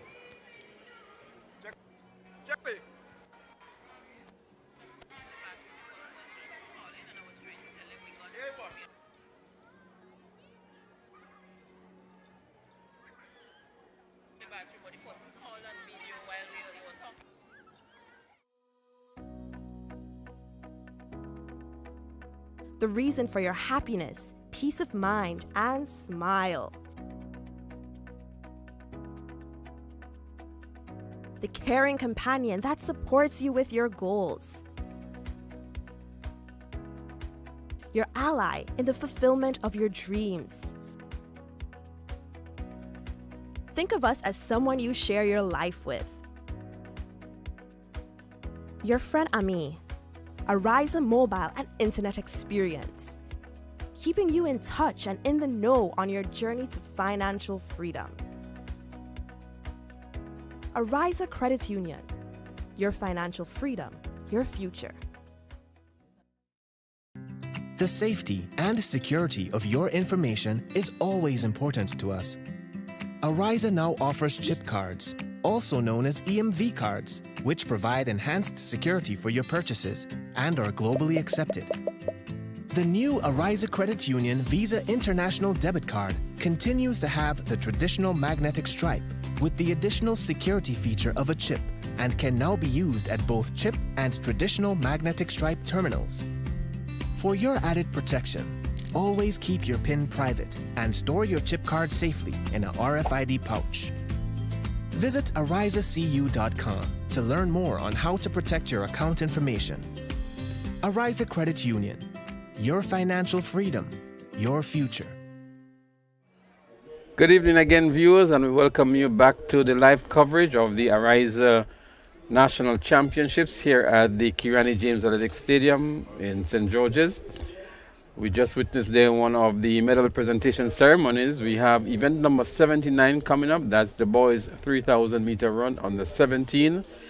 And so we have 13 athletes registered for this event. We see only 6 of them on the track. And that event will start in a short while, the 3,000 meters for the under 17 boys. And Kado, another long event that requires a lot of conditioning and stamina and form and strategy as well. And I'm interested. I've seen a lot of seemingly junior athletes, and we've been interested to know from. Well, it's an under 17 event. Under 17, I'm saying in terms of the number of athletes that's there, I'm wondering what could have possibly been responsible for that. But on the 17, the 3,000 followed, will then be followed by the 5,000, and then we come down to relays, and then capping the evening. But certainly, it's one of those events that I love to see on the international stage, the Kenyans, the Ethiopians, and I'm happy that a lot of our athletes are now getting, and it's been introduced at the junior level, giving them an opportunity to go out there and have some fun, literally, because one of those grueling events that if you're not conscious, you tend to forget it's actually happening. Well, it's gonna take some time to complete the event at this level. So 3,000 meters, they call to the starting line. Seemingly, some of the athletes may not have been ready. They're gonna have a restart to it. No rush. Take your time, gentlemen. Well, they're up and you're out there running. for a while.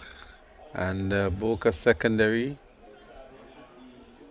with a brisk pace, a brisk start.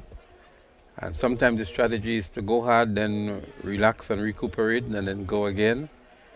But at pretty decent pace here to start for Boca Secondary.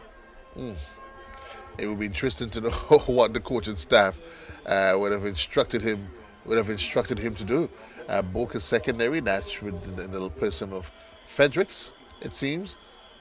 Yes, but we'll see what the pace, what the strategy is. I mean, Leslie, they will be out there for quite a while, and certainly you will see it takes the best out of you in terms of conditioning and everything else as you grind away in the boys 3,000 meters on the 17 boys. There's Fredericks from Boca, Roberts from Ariza, from Race. There's Kyle Alexis also in there. So my field that was originally 13 has been reduced to 8 athletes. Nicholas, Roberts. So for those of you just joining us, we say thanks for being part of the conversation.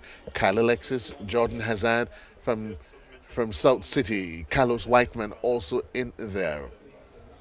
It's early going in the boys 3,000 meters as you plan the evening out with us here at the National Stadium, and will be followed by the boys 5,000. Well, Kado, we see maybe some early signs of some cramping from the athletes from Boca, but they have 6 laps to go in this event, so it's still some time away from the Quite end. early days. And 2 athletes pulling away from the rest of the field. And keeping a good steady pace is the athlete from Boca Secondary. But you looking at him as he makes his way down the back stretch. You see a bit of grit and agony on his face. Seems as though he's in a bit of discomfort, no doubt. And it's Nicholas Frederick from Boca Secondary. Early days yet. It's the boys 3,000 meters as he looks over his left shoulder to try to get an appreciation and a gauge for where the rest of the field is positioned. As he continues to make his way, it would be interesting to know what's going through. It's always interesting what's going through their minds as they with 5 more laps to go. They're just about to complete another lap. 5 more laps to go. It's the boys 3,000 meters. Boca is in there. South City is also in there. As they pull away, Leslie, from the rest of the field, probably as they go down the back stretch, maybe they may ask each other a few odds and end questions as to. Well, they're moving in packs of 2. There's a lead pack of 2 and then another chase pack of 2. But moving into the lead now, it looks like an athlete from the Fusion Track Club. And Boca is still there. But again, these 2 athletes look pretty comfortable up front. There's a second 2 athletes that's leading the follow-up chase pack.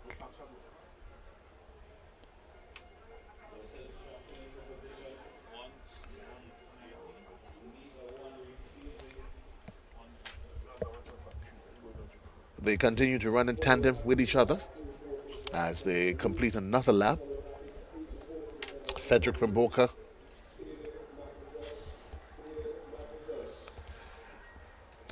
As they head towards the. There is Yazid Richardson. He's there from McDonald College, actually. That's the second athlete that is there alongside the athlete from Boca. So that's Yazid Richardson from McDonald College. He's the one in the sort of an all-white outfit.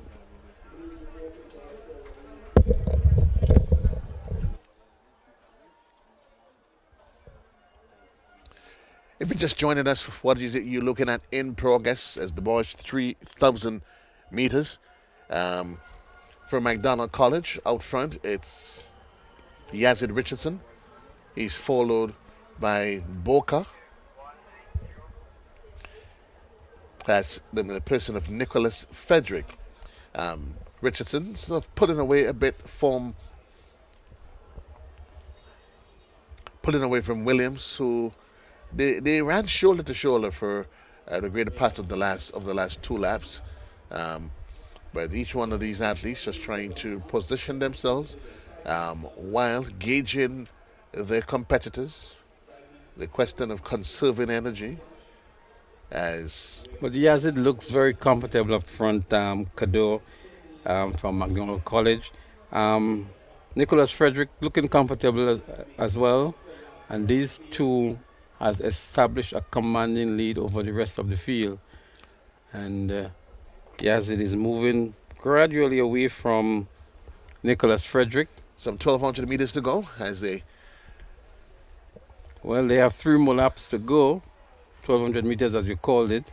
And the pace is picking up definitely by Yazid. I think he's backing his ability. I mean, those kind of races you have to have confidence in your ability. I mean, he has a generous lead on Nicholas from Boca, and it's interesting that Nicholas is the one that actually initiated that push, and Yazid responded to it, and now he's a bit of what you're saying, a bit of control.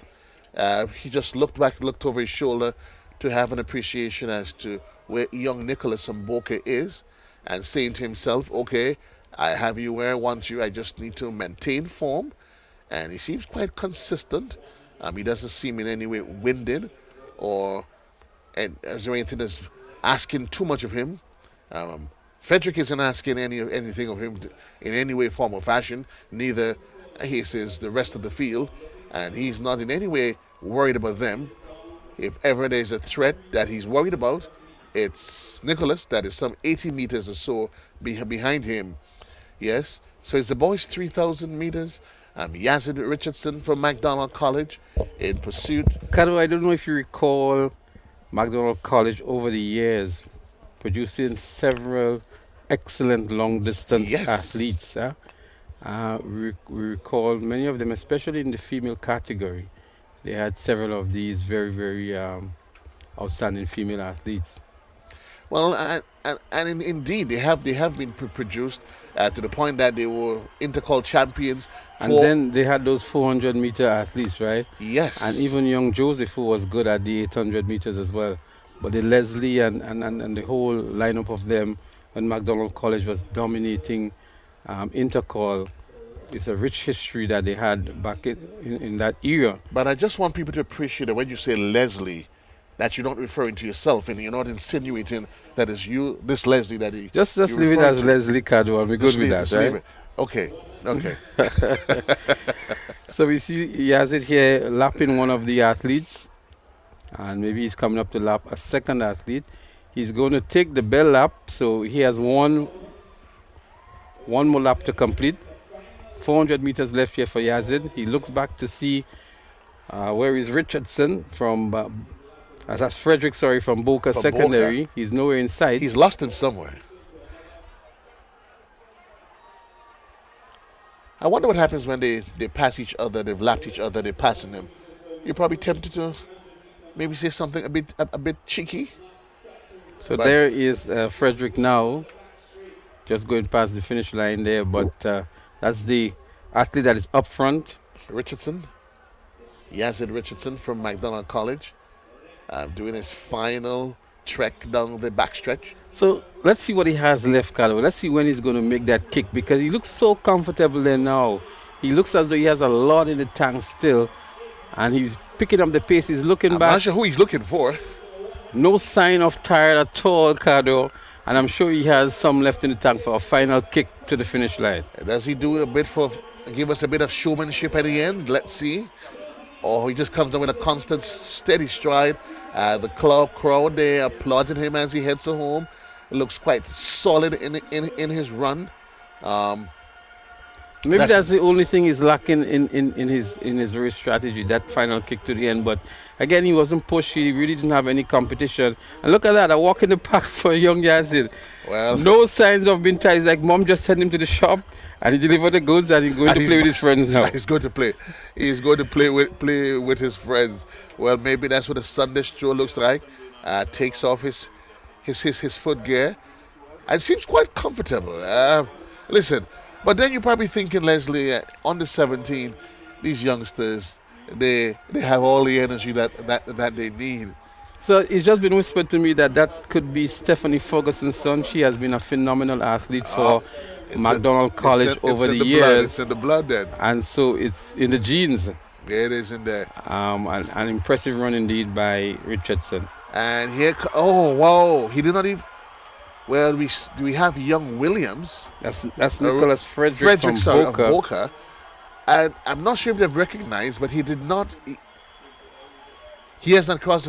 Whoa. Well, they're coming in very tired indeed. And it's unfortunate that Frederick That's exhausting. may have just collapsed before the finish line. He's quickly whisked away from the track to receive some medical attention. And that was some good vigilance there by the medical team to be that alert and vigilant to give him the attention he deserves. And we have to applaud them that for the last 2 days, they've been equal to the task of responding to whatever the needs are on the field in terms of attending to those athletes. And we say kudos to them. Well, here you have this final athlete. This is, of course, a showmanship as they usher him home, the final athlete in what has been the 3,000 meters on the 17 boys. And then it has indeed been a grueling Sunday afternoon for them. We say congratulations to young Richardson. This athlete has to be helped up. And it's one of these events that takes the best out of you. It really takes the best out of you. It brings into question your strength, your conditioning. Just over 7 laps around the track. And these athletes were going, they may have participated in some other events as well. No doubt. And it's actually the second day of competition. But I think young Yazid demonstrated something completely different to most of the athletes in the race. He won and it was just as though he was ready to take part in another event, And that's how comfortable he was at the end of the race.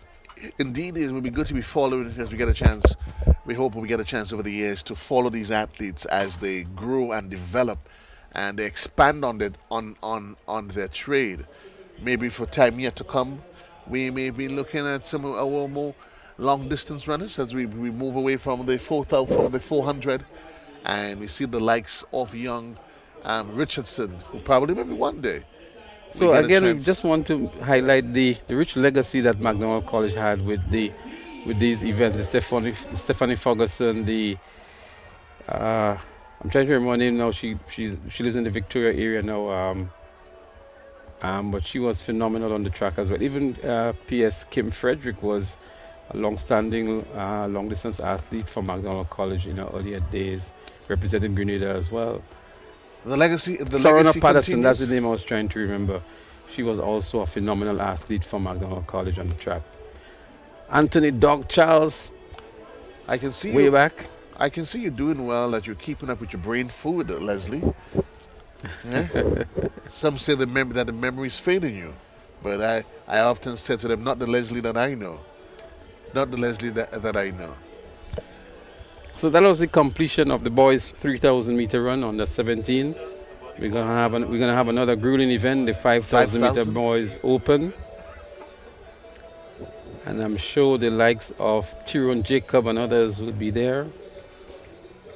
Shaquem Williams always there for South City Rising Stars.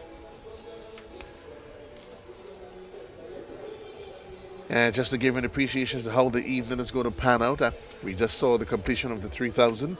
We then move into the boys' 5,000 meters, and thereafter we get into relay mode, and certainly thereafter we pull the curtains down and what has been two really phenomenal days of track and field here at the Athletic Stadium, getting a view across section view of the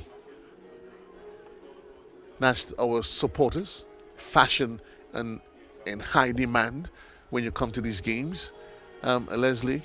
And I'm kind of trying to gauge whether or not some of the outstanding fashionary pieces I've seen there, if that's in any way has anything to do with you. By any chance, Leslie? Or you probably prefer not to comment? You prefer not to comment. I see it. I see you're trying to make sure you give me the most professional response that I possibly can. But certainly the last 2 days has been really great.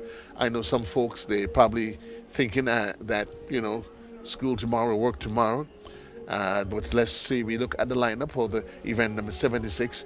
Jay Phillip from Boca, Shaquem Williams, Liveron Thorne from Ace, Jacobs, yes, as you called it, is from South City Rising Stars is there. Jay Phillip from Boca, Brent Edmond from CAC. There's also Kyron Henry from South City is in the mix as well. So the next event on the track is going to be event number 76, the boys 5,000 meter run. Another grueling event, but certainly we say congratulations to young Richardson from McDonald College, and we can safely say the legacy continues, and there is great promise though, Leslie, not just a legacy, but great promise in what we've seen. I see a very bright future in this young man. I mean, the manner in which he ended the race, right? The comfort that he had throughout the race. There was no grimace on the face. There was no sign of uneasiness. And he finished as though he didn't run anything yet. And there's a lot of progress here. That's talent that we definitely need to harness and to foster. And certainly, as the day would have ended, we certainly hope that the different coaches at the schools and clubs will be looking. As you say that, we see their coach Denise from Trackblazers, who certainly over the years has been a talisman, a Wells that has offered really great support for their endeavors at St. David's Trackblazers.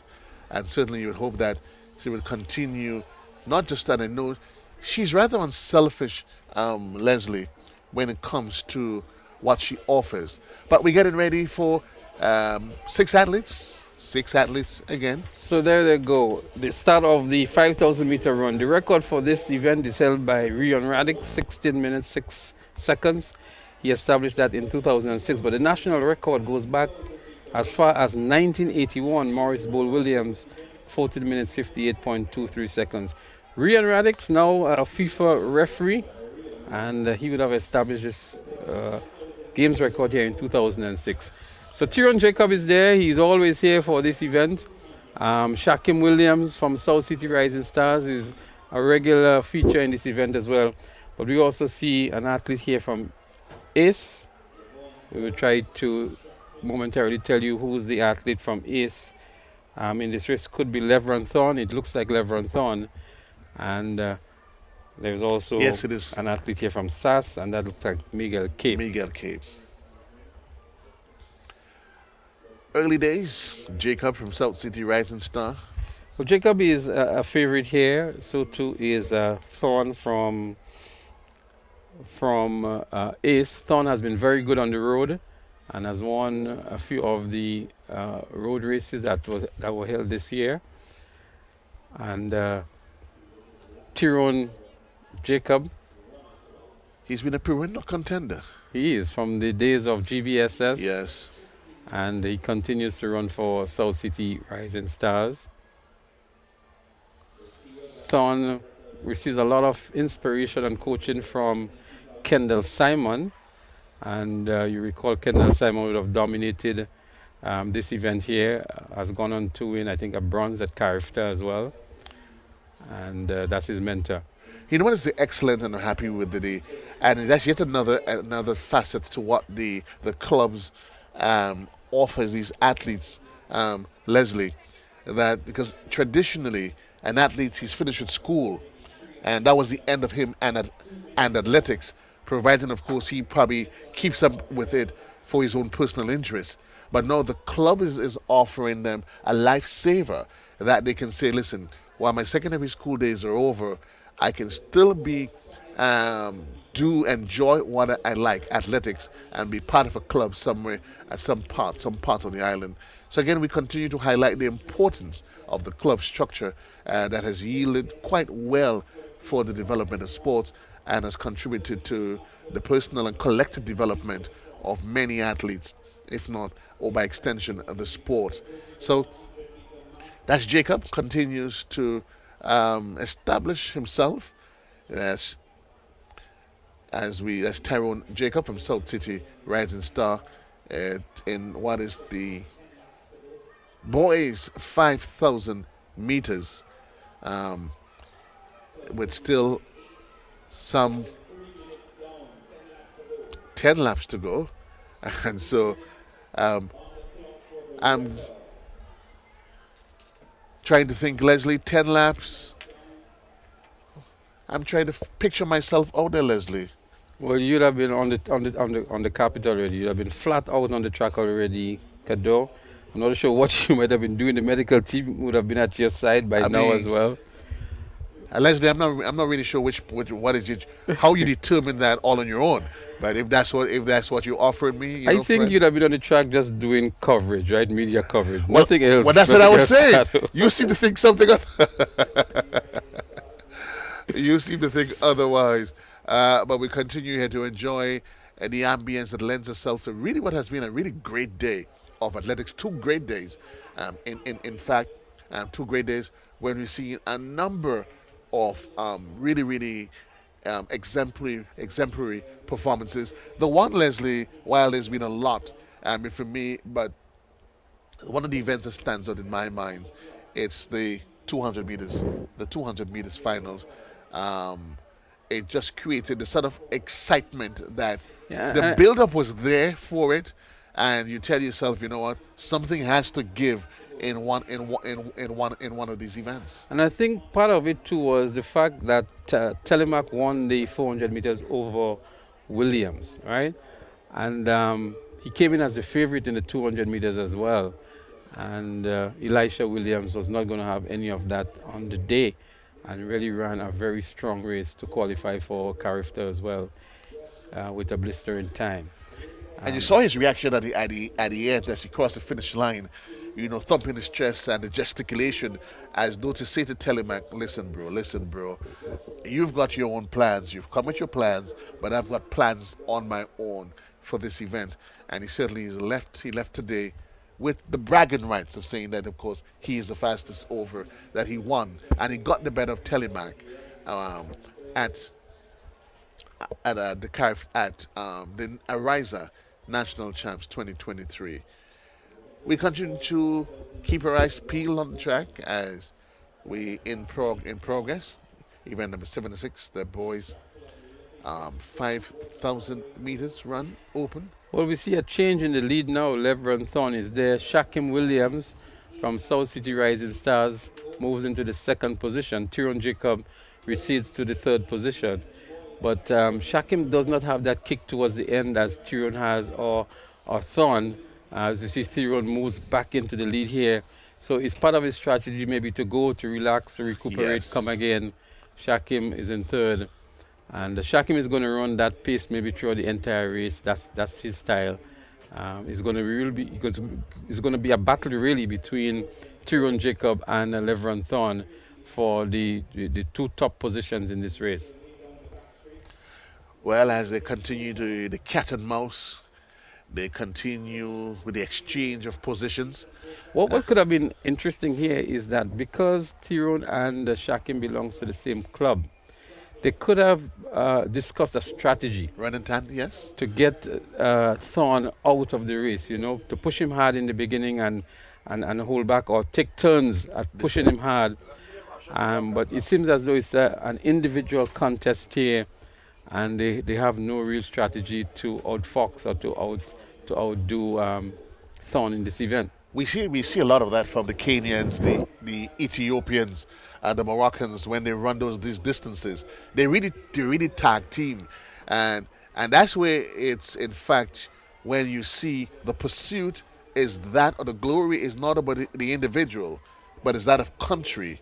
Where they decide, you know what, let's see how we could And take them out. maybe that's what they're doing now. If you look at what's happening, Yes, give and Tyrone is take. looking back. Maybe he's looking back Your for turn. Shakim. Yes. And there's an exchange in the lead ever so often between all three of them. So there is some strategy that maybe they're just beginning to employ to see who could outdo the other in this event. As Shakim moves to the lead again, and Tyrone holds back now. You can see the relaxed posture from Tyrone here now. But Levron Thorn is going all there by himself, doesn't have that strategic partner, so to speak, to deal with the strategies that is being put out here by the South City Rising Stars. Well, in the whether there's a strategy, yes or no, they continue 7 more grueling laps in this, the boys' 5,000 meter run open. Everyone is in there, so too is Jacobs as they continue to play catch me if you can. Tag. There's the other cat and mouse Cat move there and mouse again. game, as they probably just said maybe whether they planned it or not, maybe it's a strategy that's unfolding right in front of our faces. This is probably I think what has just happened that Tyrone is telling us that race is going a little bit too slow. Shakim is not pulling his weight as he ought to, and he opted to go out a little bit harder to see if Levron would follow him. Levron did not take the bait on that occasion. Tyrone then begins to slow down, and then they catch up with him again. So there's a mind game that has been playing out there, sort of a psychological warfare, so to speak.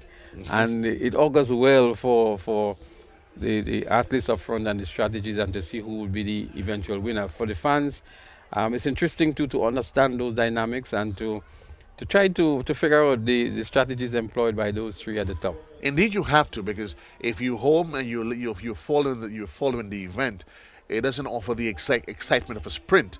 But certainly they are tacticians in their own rights as they lobby for position back and forth, and ultimately they're trying to establish where the other one, their position, what is it they have, and should I be the one to take the lead? Should I be the one that's going to agitate the other man to do something outside of character?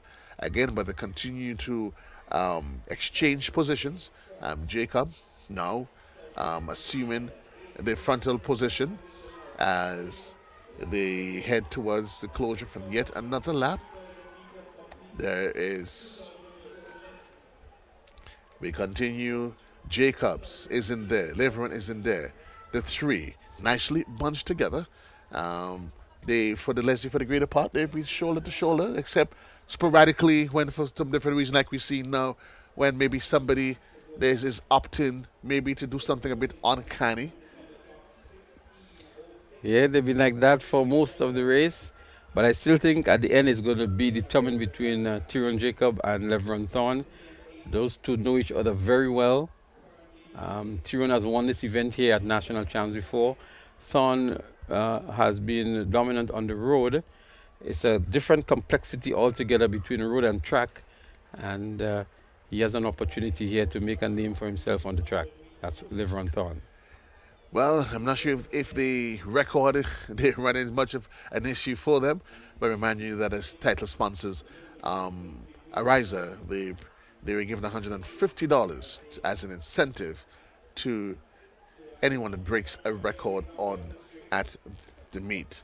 Well, we don't even have enough clock. They're certainly off the record pace, and be the games record or the national record. Rian Radix was phenomenal in that. I've heard the stories of Morris Bull Williams, and the pace that they're going here now definitely off the record pace. Well, let's see. As this one, they continue. This is the fifth and five. There's the 5 laps to go as the two continue on what has been for the greater part a quiet Saturday stroll as they chip away and on the backstretch, and they continued with the interchanging of positions. And that has been the modus operandi for the greater part of the game, for the race. Well, they have 3.5 laps to go, and at some point in time, somebody would have to make that initial move. Somebody's got to give. The question is when. Certainly, but we do know when we look at see how it unfolds as they move towards the completion of another lap, and we wait for them to get into view in just a bit. Jacob, as they continue, not much of a challenge to either one right now. They just continue to appreciate what's happening and have, as they complete another lap. It's a race against themselves. The boys, 5,000 meters run open, and it's all happening here inside of the Grenada James Athletic Stadium for what is a closing session of what has been 2 excellent days, Leslie, of the Ariza National Championships. And while Ariza, indeed, they've been the title sponsor, you can't in any way discount the support that the other commercial partners they have given to the meet. Absolutely, and the role played by the Grenada Athletic Association in organizing and executing the event. Notwithstanding there have been some organizational challenges, we still were the beneficiaries of exciting races on the track and some good performances in the field as well. We're going to highlight some of these outstanding performances later on when we put a wrap on the 2 days of events. And we still have an event in progress that could be a very exciting one in the end between the 2 leaders of the 5,000 meter event. That's Leveron Thorne and Tyrone Jacob. And they're coming up to 2 laps to go. So they receive the signal now for 2 more laps. And neither of these athletes really making that kick and trying to outdo the other. Shaquem Richards has been pulled away.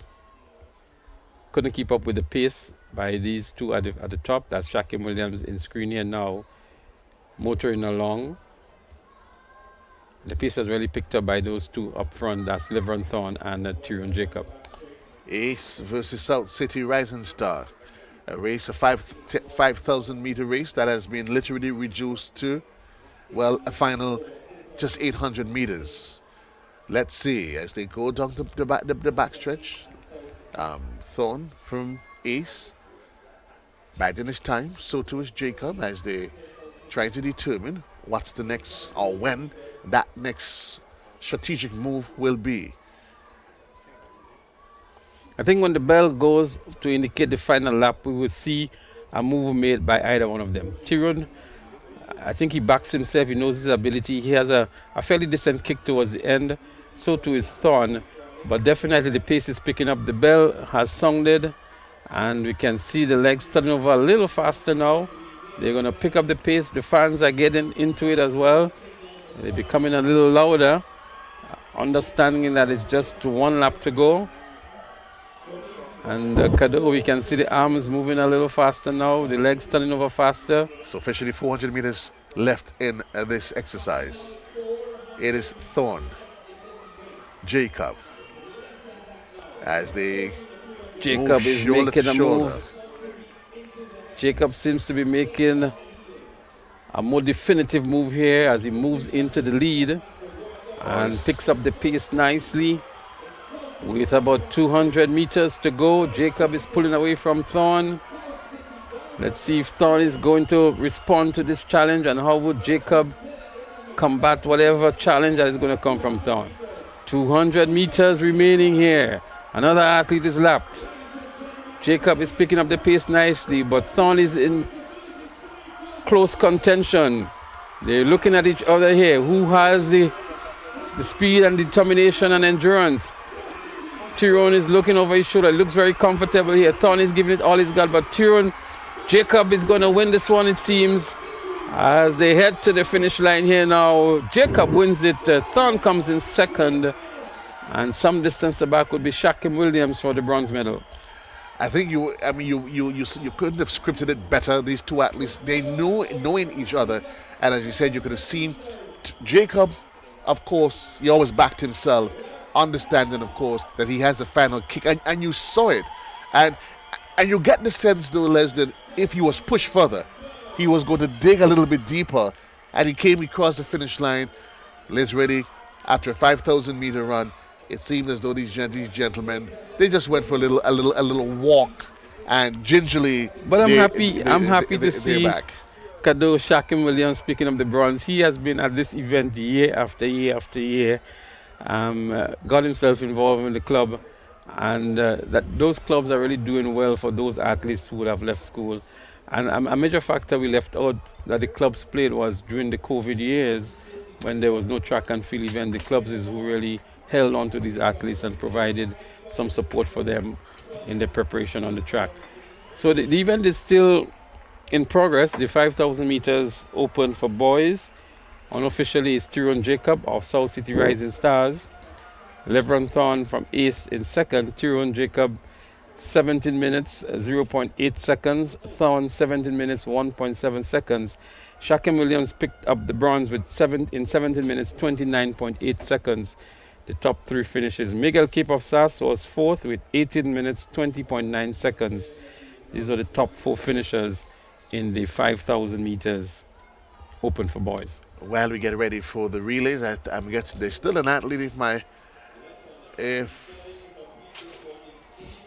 is there, or we completed the full cast of athletes.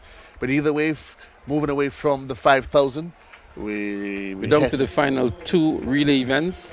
Final two relay events, Leslie, and what would be the 4x400 meters open for girls, and the 4x400 meters open for boys. Well, the ultimate, the penultimate, and the ultimate events of what has been a really exciting, excellent 2 days of track and field here at the Kirani James Athletic Stadium. Certainly, Leslie and I will go through the summary for you, but certainly this is the official end, and I mean his legs are just giving way under him, as you could well appreciate.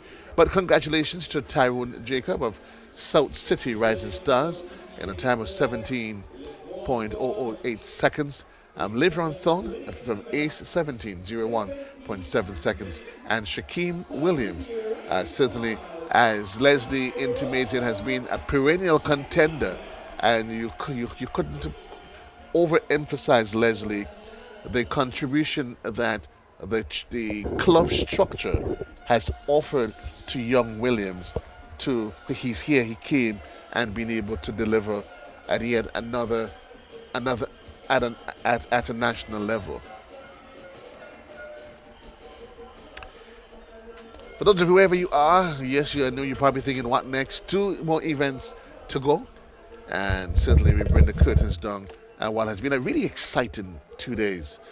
You see the best of the lot here at the event, a mix of events that certainly has done really great for the return of the championships. Last year, it was only 1 day. It was an edited version. Certainly in 2023, we have 2 full days, and the only thing that's going to beat 2 days of track and field, Leslie, is going to be 3 days of intercall that awaits in the wings. Well, the stage is set for an exciting intercall 2023. I was saying the stage is set for an exciting intercall 2023. I was speaking during the break to some of the coaches downstairs, and they're looking forward to the level of competition. So although they were not really supporting any particular school, but from what they are seeing throughout the season, is going to be a very competitive intercall between the athletes, not necessarily between the schools, but between the athletes. Some of these athletes are returning very competitive times throughout the season. So the girls are on the track and getting ready for the penultimate event, which is the 4x400 meters open. And we should see here athletes from SAS, St. Joseph Convent St. Andrew, sprinters, MVP, finish line, South City Rising Stars, and Trailblazers. Boca Secondary is also listed to compete in this event. The lineup has and not just the lineup, the penultimate event of the day. It's a girls 4x400 meters relay open, and we expect this to be yet another exciting event. So sprinters is there in the green. They're out there in lane 1. MVP seems to be in 2. St. David's Trailblazers 3. Then we have Boca, South City Rising Stars. And on the outside there, it seems to be finish line.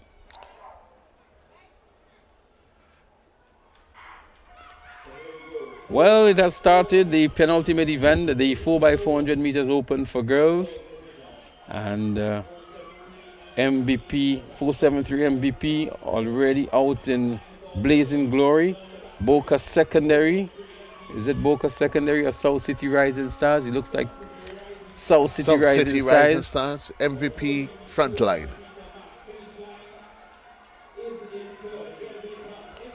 As they motor down the backstretch, it is South City Rising Star. MVP trying to make a push as they head towards the final 100 meters. Is MVP South City, followed in a bit back by Frontline. But it's MVP motoring away. That's going to provide the first handover of what is a 4x4, pulling away by some increasing the distance of 30 meters or so, as they do the first handover. So this is the lineup as for it. It is MVP, South City Rising Star, Trailblazers. So too is Frontline in there, followed by Boca. But it is the athlete from MVP, some 40 meters or so, as she continues to hold her line steady. Hold her line steady as she motors down the backstretch, some 200 meters or so to go. It is MVP, as she heads towards the 100 meter mark. MVP is there. Trailblazer trying to eat up on some of the grounds that she has given up. MVP is there. But here comes South City. Obviously MVP, the athlete from MVP, tiring, legs given up under her as she makes the first handover, and certainly she has given up on some of the grounds that she gained quite early as we do the second handover. Quite a reduced gap as they go down the backstretch. Still MVP, but certainly that distance has been eaten away, and that looks as the athlete, well, is a changing of the guards. MVP, she has traded places with the athlete. You recognize that one, Leslie? It looks like it's not a SAS uniform, but here she is, MVP, clawing her way back. She's clawing her way back. It's that cat and mouse, catch me if you can. Whatever you do, I can do better. As they make it for another handover in an event that MVP has literally been in charge of for the greater part of the race. Well, it's Shante Augustine for MVP on that final leg. And it's going to take a Herculean effort, Cador, to catch Shante Augustine here. But let's see what happens. Catch me if you can. As she makes her way down the backstretch. So just around the 300 meter mark. It's running quite steady stride, maintaining and keeping her form. Heading towards the 200 meter mark. Augustine. The gap seems to be closing between herself and the athletes that's in hot pursuit. They get to just about the 200 meter mark. Let's see what it's going to be. Does she have the legs to maintain form? Or is she going to be reduced into second place? Not sure what quite happened there. Athlete, she's collapsing, and it's Shante Augustine who's literally running away quite a smooth stride as she makes her way home. Shantae Augustine from MVP. Victory for MVP. I'll be quite curious to see what happened. I hope it's not something too serious, but I pray God it isn't. it's going to be an interesting replay when we look back at the tape to see what eventually happened there. But comfortable run in the end for Shantae Augustine of MVP. I'm not. That the replay is probably going to provide us with an opportunity. You saw frustration on her face. But she went out very hard trying to catch up with Shantae Augustine. She actually went past Shantae Augustine and thereafter just collapsed on the track. We're not sure if she was able to get up and complete the event, but a good run indeed by the quartet from MVP. So as we look back here now, with about 150 to go, she was on the shoulders of Shantae Augustine and looking to go around her on the bend here. Shantae Augustine remaining very calm and composed, and just around this point here is when I think she would have collapsed on the track. So I think she must have had a misstep of some sort there. Yeah, it's a misstep here. She just lost her rhythm, and with the energy that she was putting out, trying to get past Shantae, who was holding a very steady challenge, I think she was just outwinded and collapsed there. So definitely no fault of Shantae's. Shantae maintained her stride, her composure, maybe oblivious to what was happening around her as well. And we hope for the athlete's sake it's not anything too serious.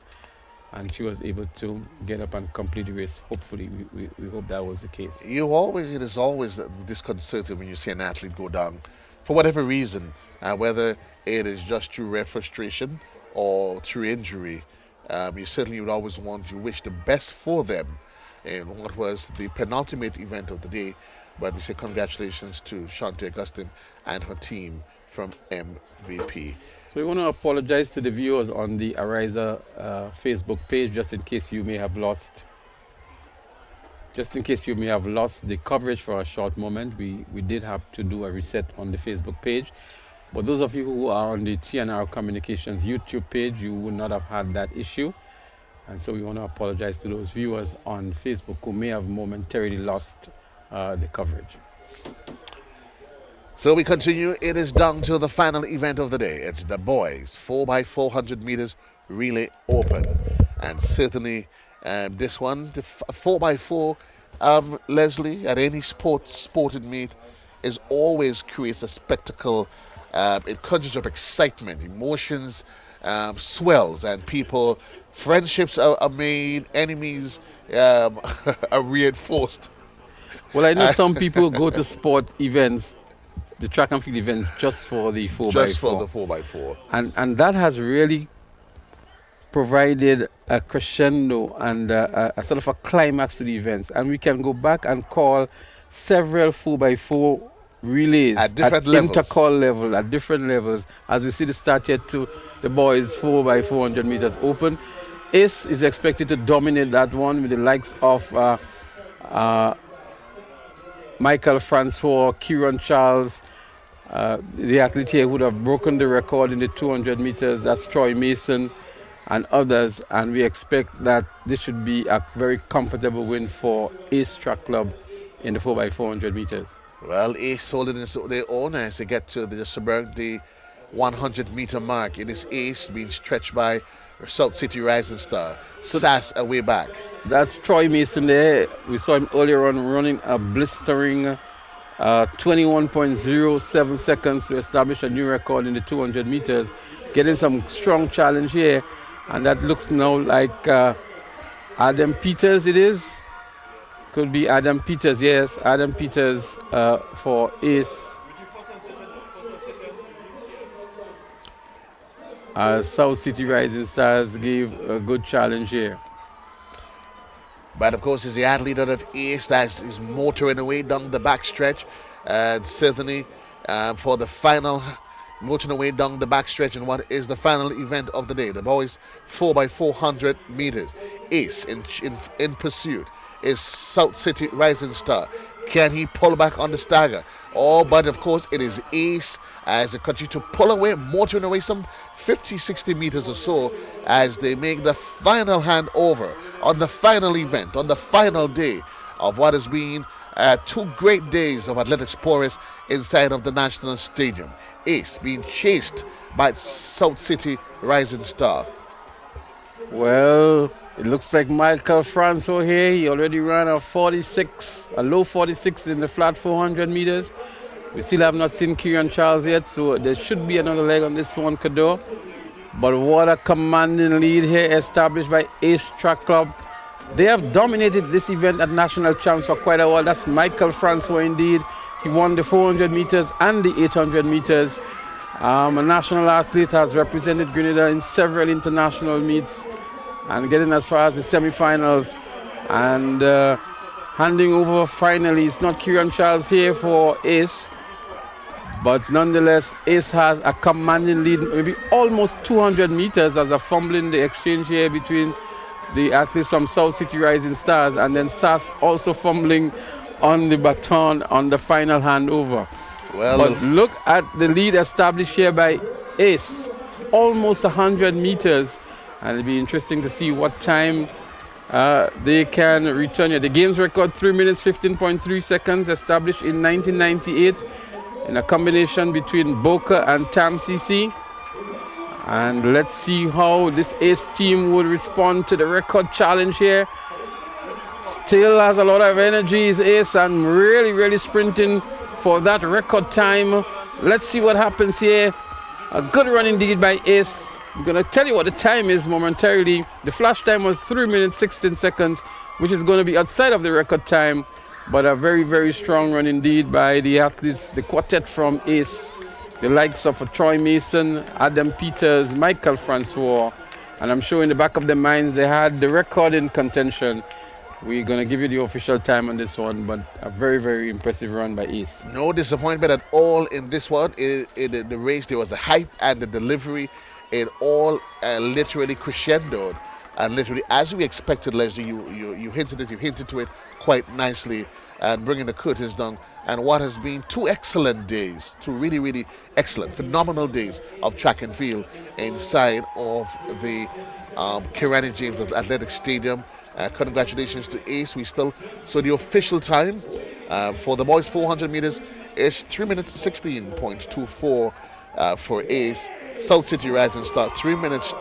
Ace is 3 minutes 16.24 for South City Rising Stars. 3 minutes 26.31. SAS 3 minutes 30.17 seconds, and Boca 3 minutes 39.78 seconds. Leslie, 2 days. It has really been fun-filled, energetic, and we've moving from what was an edited version last year, coming out of COVID. We return this year for the Ariza national champs, and indeed after 2 days, successful hosting of the event, no doubt, Leslie. Well, Kado, I've covered these games for several years, and I tell you one thing that I've noticed over the years, which was different this year, is that it was difficult to identify a potentially good athlete who would be the next rising star. But I can tell you over the last 2 days, I've seen several of these athletes that have shown serious potential. And some of them have gone on here to make the character standard, which is good. And some of them have established new records, especially in the 20+ category. And we would like to highlight those as well. Obviously, there's going to be the final medal presentation ceremony and closing exercises. But before we get into that, I'd just like to highlight Kado, and maybe we can have a discussion on that, some of the outstanding performances over the 2 days. And I hope I've not missed out any of the major ones. We saw, for example, in the boys 200 meters in the under 17 category, the Carifta mark being 22 seconds. Ethan Sam was able to do 21.71 seconds. Ethan Sam from the MVP Track Club. And he also did 10.70 seconds in the 100 meters. So a good 2 days for Ethan Sam, and really living up to the expectations that most persons came here to see. Also doing well in the under 17 category was Tyrick McSween from the St. David's Track Blazers. He also qualified for the 200 meters in 21.99 seconds. Again, the qualifying mark here established by the GAA is 22 seconds. In the boys 400 meters in the under 20 category, that was a cracker yesterday. And as Conrad Francis was saying, we had about 4 athletes who ran sub 50. And the standout athlete there would have been Raquel Telemac, 46.97. Elisha Williams, who ran a 49 in the under 17 category a couple of years ago. He had to settle for second, running 47 plus. Right. And young Sylvester from SAS also in the 48 here picking up the bronze medal. But a very competitive set of athletes in the 400 meters. And Raquel Telemac from Fusion. In the girls 400 meters in the under 17 category, Shaffonia Houston continued to do well. And although in the finals she did not go better than the time she did in the preliminaries, she was able to do 56.43 and qualifying within the character standard established, which is 56.50 seconds. She was just off the mark in the 200 meters. And then we had the blistering run in the 800 meters, the 20 plus, by Michael Francois, 1 minute 53.15 seconds, a games record, eclipsing the old mark of 1 minute 55.33 seconds. And then we saw Troy Mason, again in the 200 meters, 20 plus, establishing a new record in 21.07 seconds. And Elisha Williams qualifying for the character games in the 200 meters on the 20 boys. The event that had you on your feet downstairs, Kador, running 21.29 seconds. And what was interesting about that particular event is that Telemac, who won the 400 meter event, was a sort of a favorite going into the 200 meters. And they really was out of gas towards the end. And coming off the bend, Elisha Williams was in the lead and was able to use his strength and raw talent and speed to maintain a lead over Telemac and run in 21.29 seconds.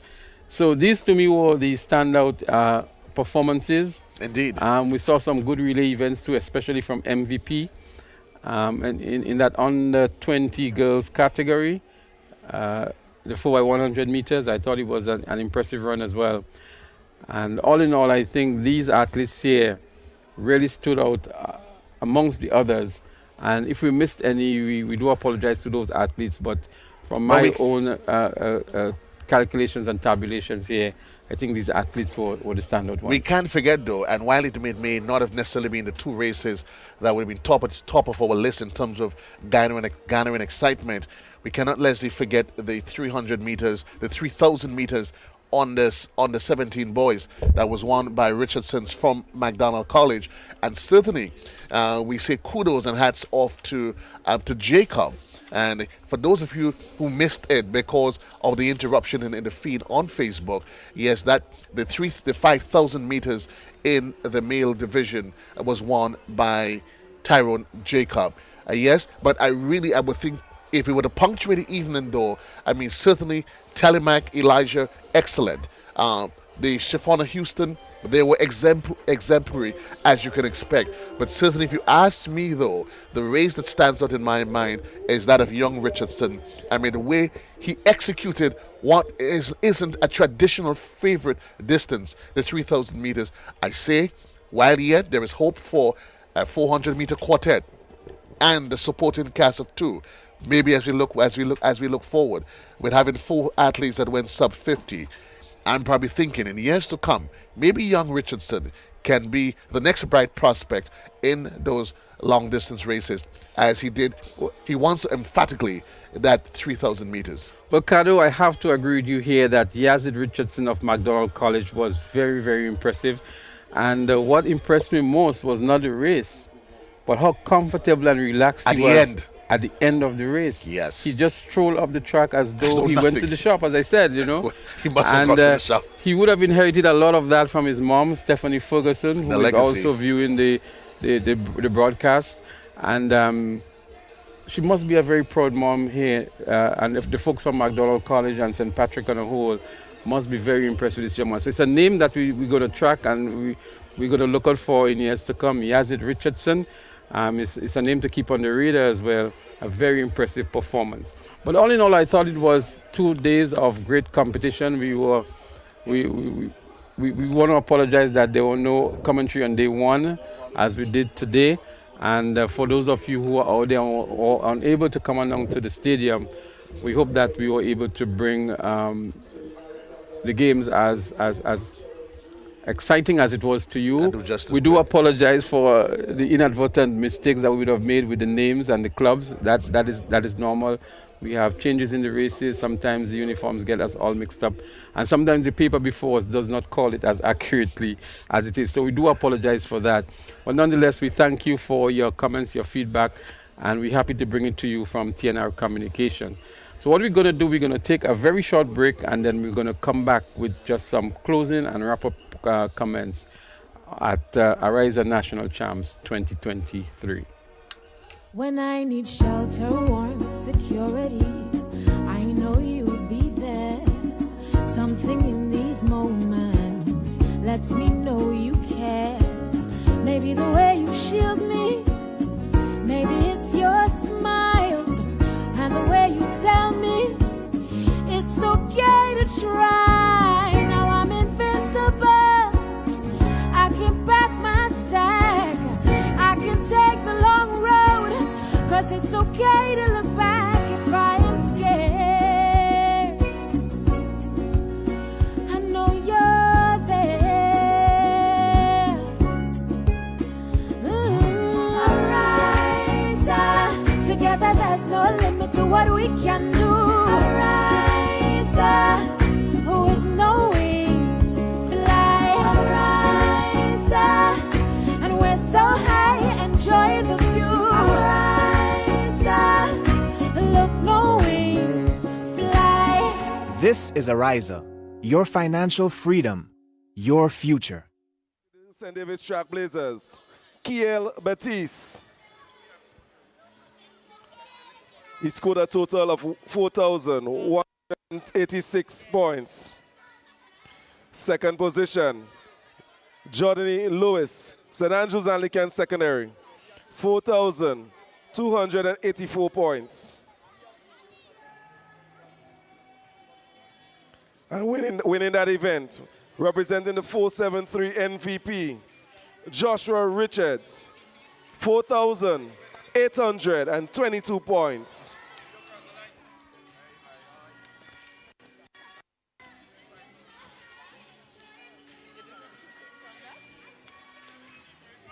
Medal presentation for the 4x100 meters relay open. Third position, Finish Line Track Club. Second position, South City Rising Stars.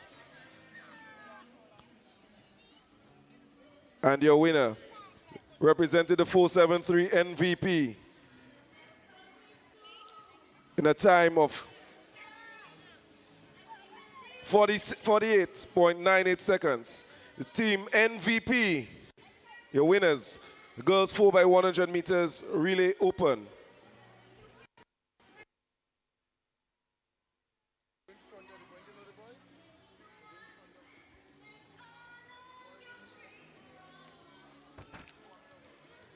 Event 69, medal presentation for the boys 4x100 meters under 20. Third position, Boca Secondary. Second position, representing the St. Andrews Anglican Secondary School, SAS.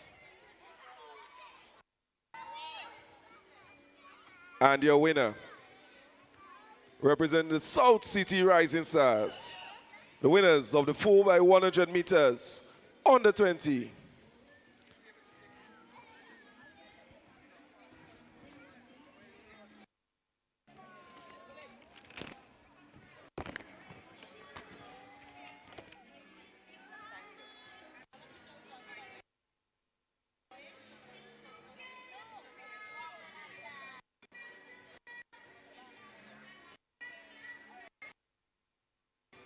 Medal presentation for the Heptathlon Girls Open. Heptathlon Girls Open. Third position, Andy and Courtney, Boca Secondary. Somebody there. Second position, Brynell Thomas, South City Rising Stars. Somebody's there already. Somebody will collect it, somebody there. And winning that event, amassing a total of 4,386 points, Alia Gidhari, St. David's Trailblazers.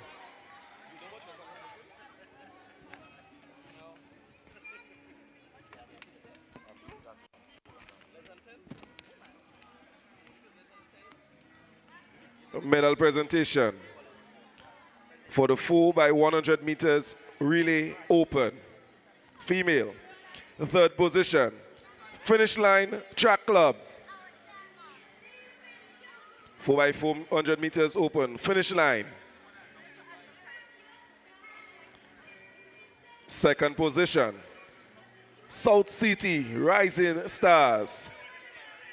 Second place in the 4x400 meters relay open. And the winners of the 4x400 meter relay open, 473 MVP.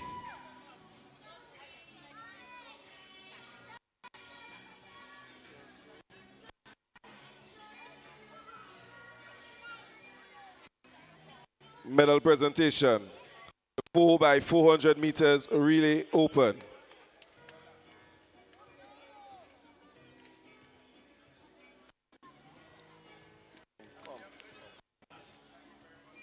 Third position, St. Andrews Anglican Secondary School.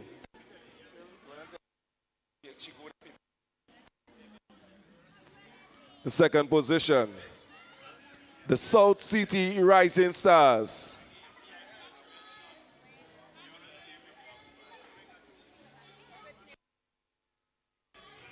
And the ultimate winners in the 4x400 meters open in 3 minutes, 16.24 seconds. The Ace Track Club.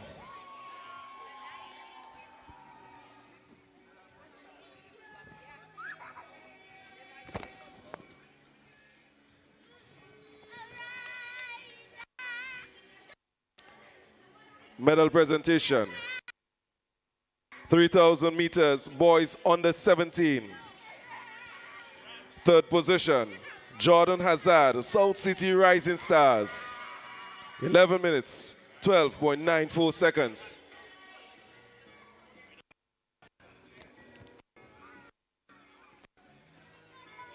Second position, Kyle Alexis, South City Rising Stars.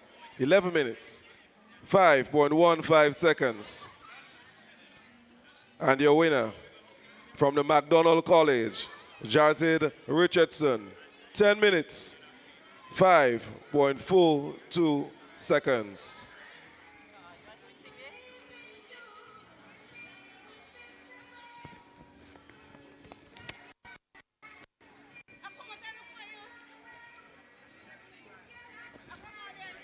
Medal presentation. For the boys 5,000 meter open. Third position, representing South City Rising Stars, Shakim Williams.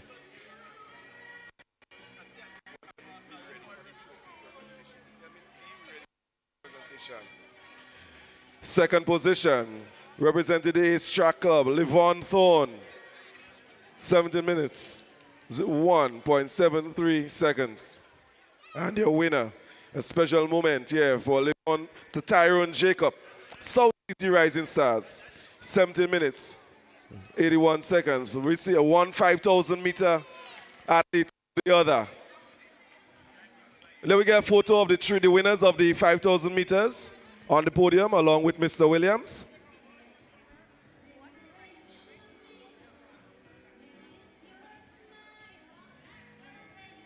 Guys,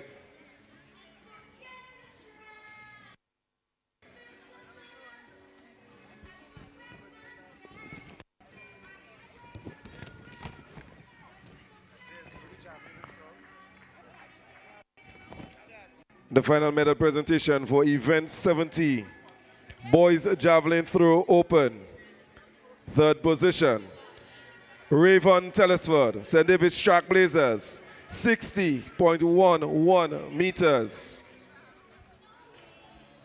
Second position, Cameron Thomas, St. David's Trailblazers, 61.20 meters. And the winner, representing the St. David's Trailblazers, a throw of 80.92 meters, Mr. Anderson Peters. The winners for the javelin throw open.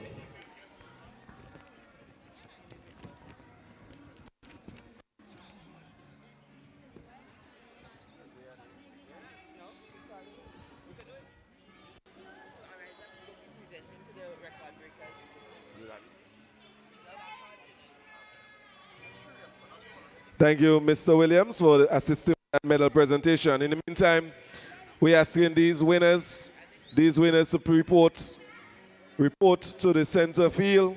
Sanjay Simon, Keshan Cobb, Leah Rose Charles, Jonathan Labari, Elijah Williams, Elijah Roseman, Giovanni Daniel, Kayla Christopher, Ethan Augustine.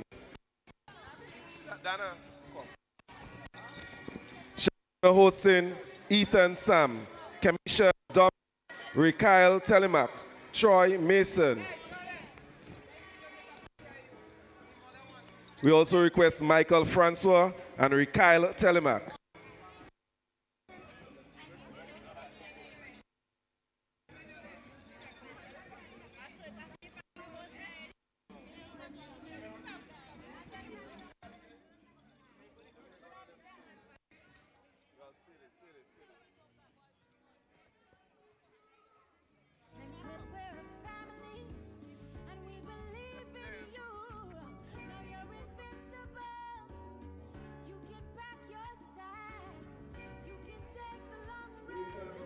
Nathan Hilaire, Cameron Thomas. Nathan Hilaire, Cameron Thomas.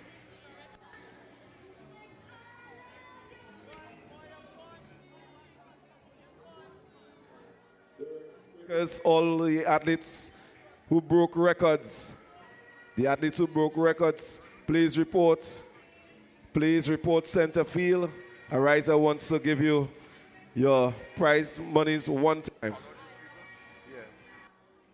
Sanjay Simon, Kishan Cobb, Leah Rose Charles, Jonathan Labari, Elijah Rose Benjamin, Giovanni Daniel, Kayla Christopher, Ethan August, Shefana Hostin, Kemisha Dominic, Kyle Telemac, Troy Mason, Michael Francois, Port,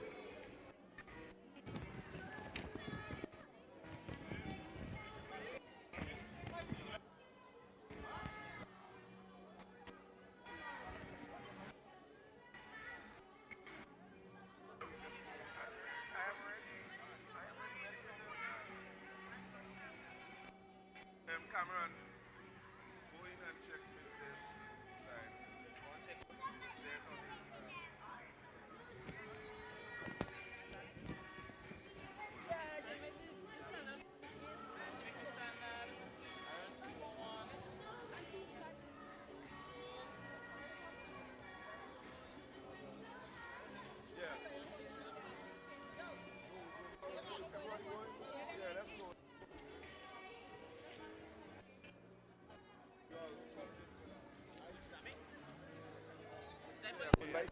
She go tell me who is the person that told her.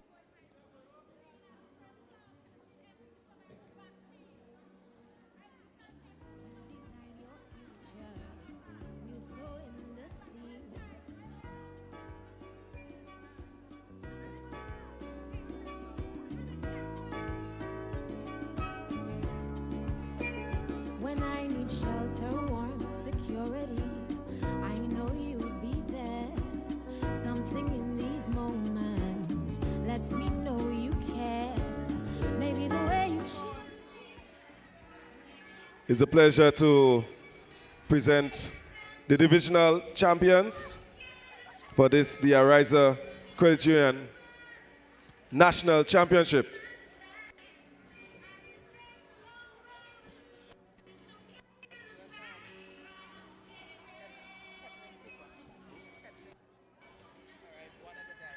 A director, Miss Petlin Cooper.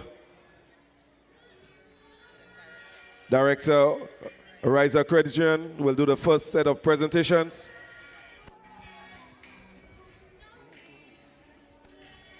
The Under 9 female champion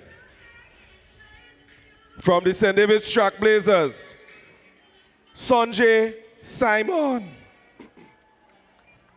Sanjay Simon, the Under 9 champion.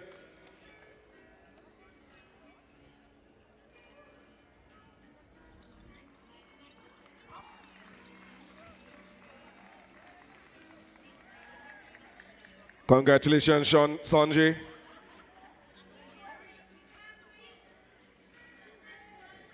The Under 9 male athletes, Keshawn Cobb.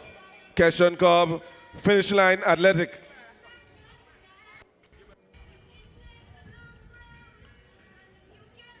For Keshawn.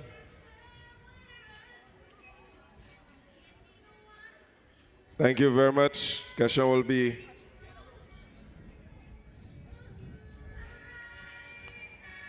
we move on.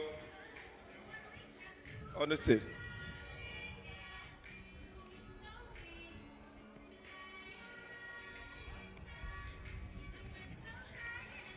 The winner for the under 11 female category. Under 11 female, Leah Rose Charles. South St. George Government School, Leah Rose Charles.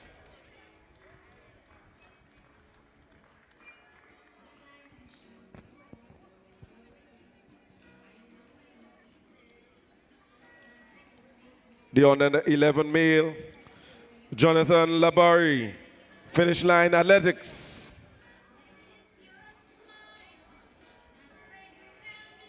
Fusion athletics, sorry, Jonathan Labari.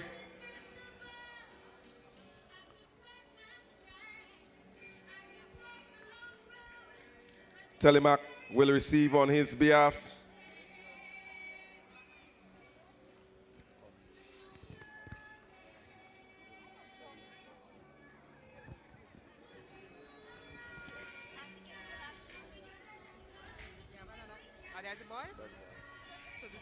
Thank you very much for assisting with the presentation.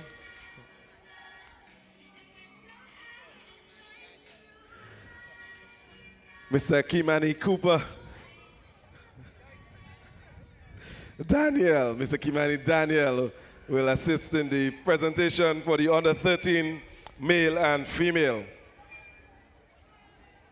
The under 13 female divisional champ, Elijah Rose Benjamin, St. David's Track Blazers.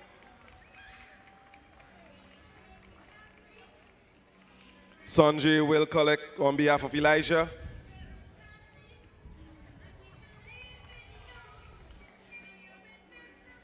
The under 13 male from the St. David's RC School, Javonic Daniel.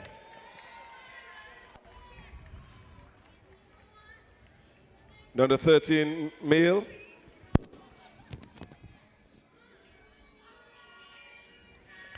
Presentation, divisional champ. Under 15 female.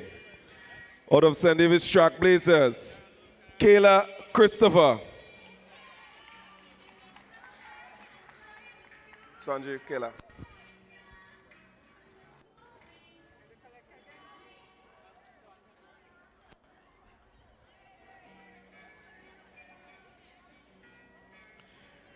The under 15 male from the Finish Line Athletic Club, Ethan August.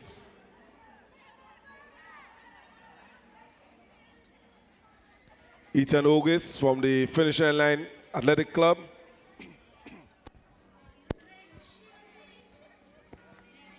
Under 15 champion.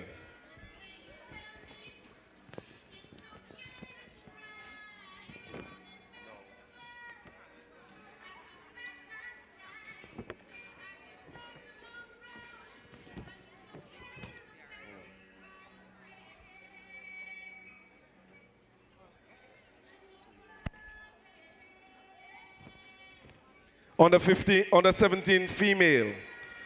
From the South City Rising Stars, Shefona Hostin.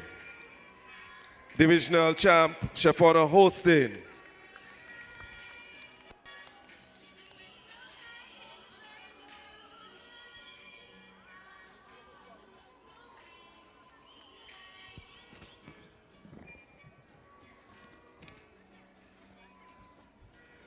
The under 17 male, Ethan Sam, 473 MVP.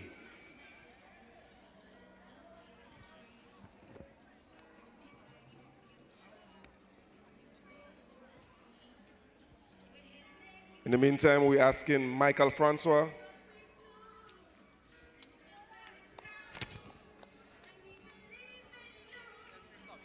The under 20 female champion from the St. David's Track Blazers, Kamisha Dominic.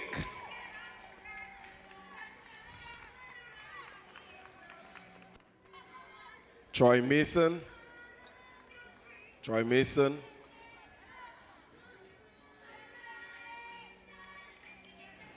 The under 20 male divisional champ from Fusion Athletic Club, Rikael Telemak.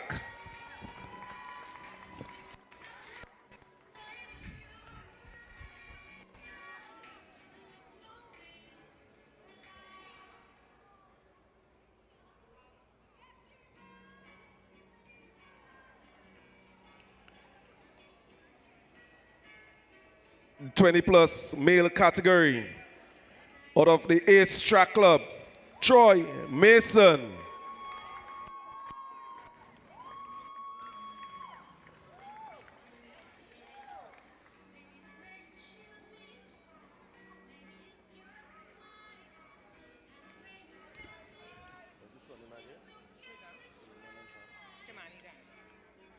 Thank you very much, Mr. Daniel, for assisting with those presentations.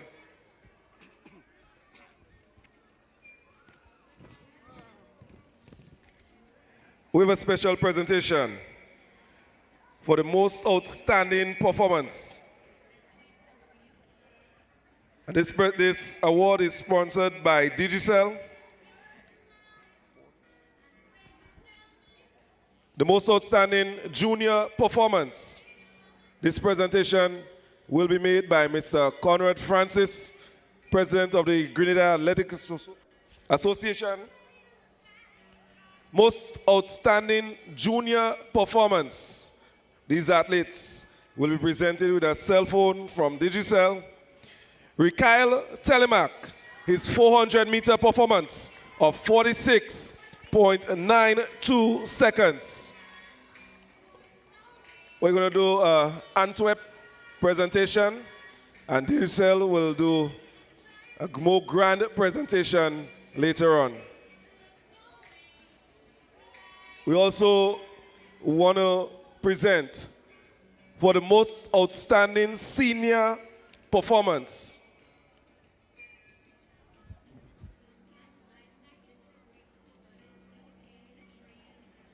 Most outstanding senior performance in the 400-meter senior male race. Michael Francois, Ace Track Club, 46.36 seconds.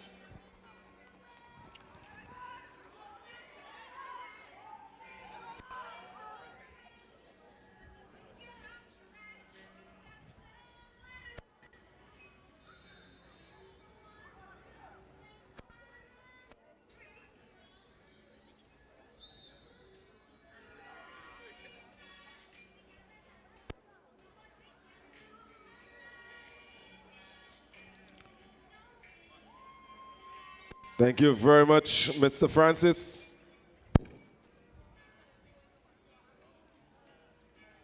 The ultimate presentation.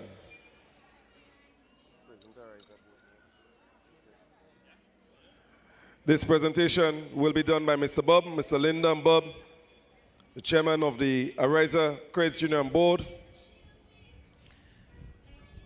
The top 3 teams. In third position, 473 MVP, 94 points. Second position. No. Second position, South City Rising Stars, 130 points. And the top team in this year's 2023 Ariza National Championships, amassing a total of 166 points. St. David's Track Blazers.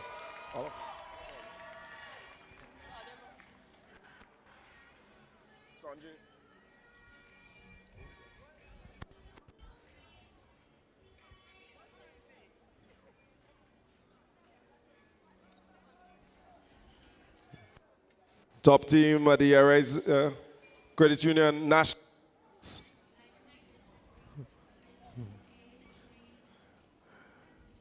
St. David's Track Blazers, 166 points. Thank you very much, Mr. Bob, for assisting with that presentation. Ladies and gentlemen, we thank you.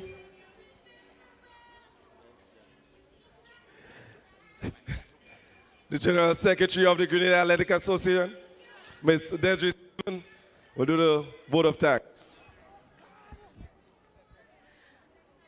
Good night, everyone.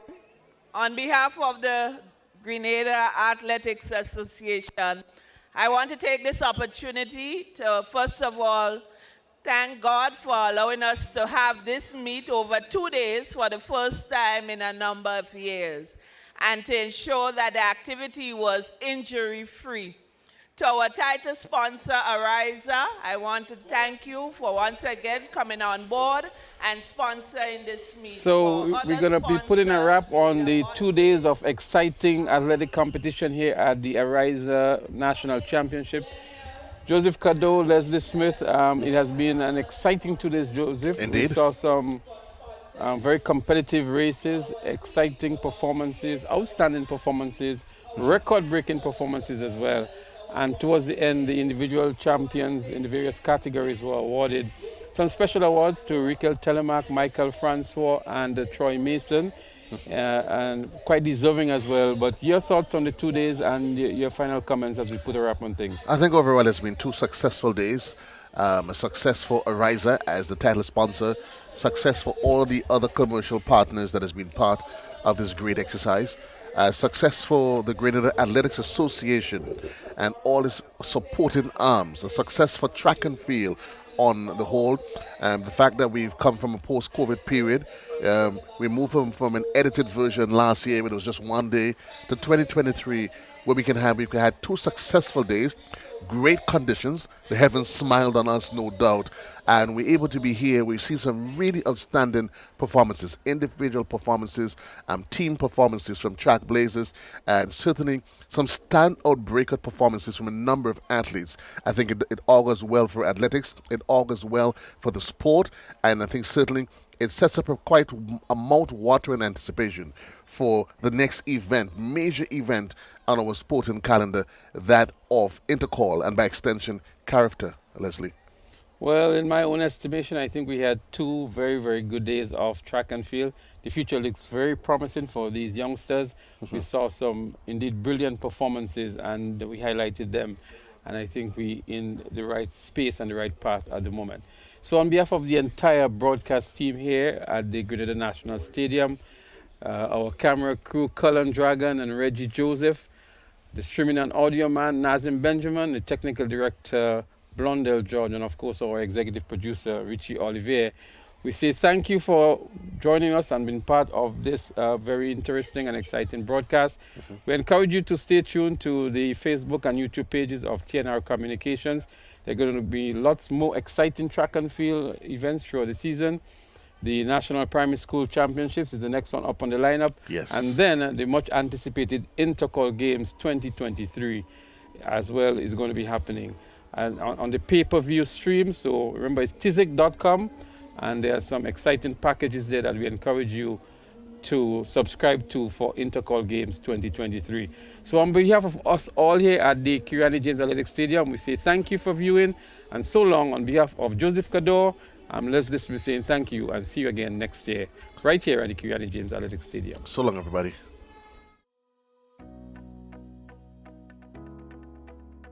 The reason for your happiness, peace of mind, and smile. The caring companion that supports you with your goals. Your ally in the fulfillment of your dreams. Think of us as someone you share your life with. Your friend Ami. Ariza mobile and internet experience. Keeping you in touch and in the know on your journey to financial freedom. Ariza Credit Union. Your financial freedom, your future. The safety and security of your information is always important to us. Ariza now offers chip cards, also known as EMV cards, which provide enhanced security for your purchases and are globally accepted. The new Ariza Credit Union Visa International Debit Card continues to have the traditional magnetic stripe with the additional security feature of a chip and can now be used at both chip and traditional magnetic stripe terminals. For your added protection, always keep your PIN private and store your chip card safely in a RFID pouch. Visit arizacu.com to learn more on how to protect your account information. Ariza Credit Union. Your financial freedom, your future.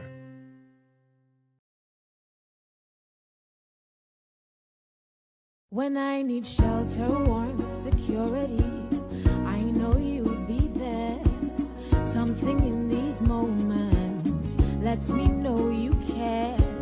Maybe the way you shield me, maybe it's your smiles and the way you tell me it's okay to try. Now I'm invincible. I can pack my sack. I can take the long road, 'cause it's okay to look back if I am scared. I know you're there. Ariza, together there's no limit to what we can do. Ariza, with no wings, fly. Ariza, and we're so high, enjoy the view. Ariza, look, no wings, fly. This is Ariza, your financial freedom, your future.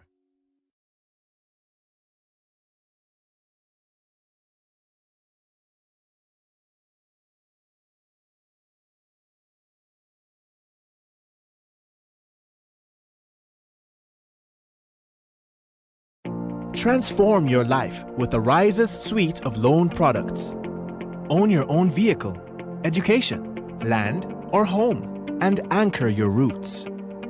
Start living the life you deserve by applying for an Own Your Own loan at reduced interest rates. Simplify your life and consolidate all your debts by applying for a Simplify loan and open doors to new beginnings and explore more opportunities to shape your future. Call or send us a WhatsApp on 423-4987 or email us at loans@arizacu.com today to continue your journey towards financial freedom. Terms and conditions apply. Ariza Credit Union. Your financial freedom, your future.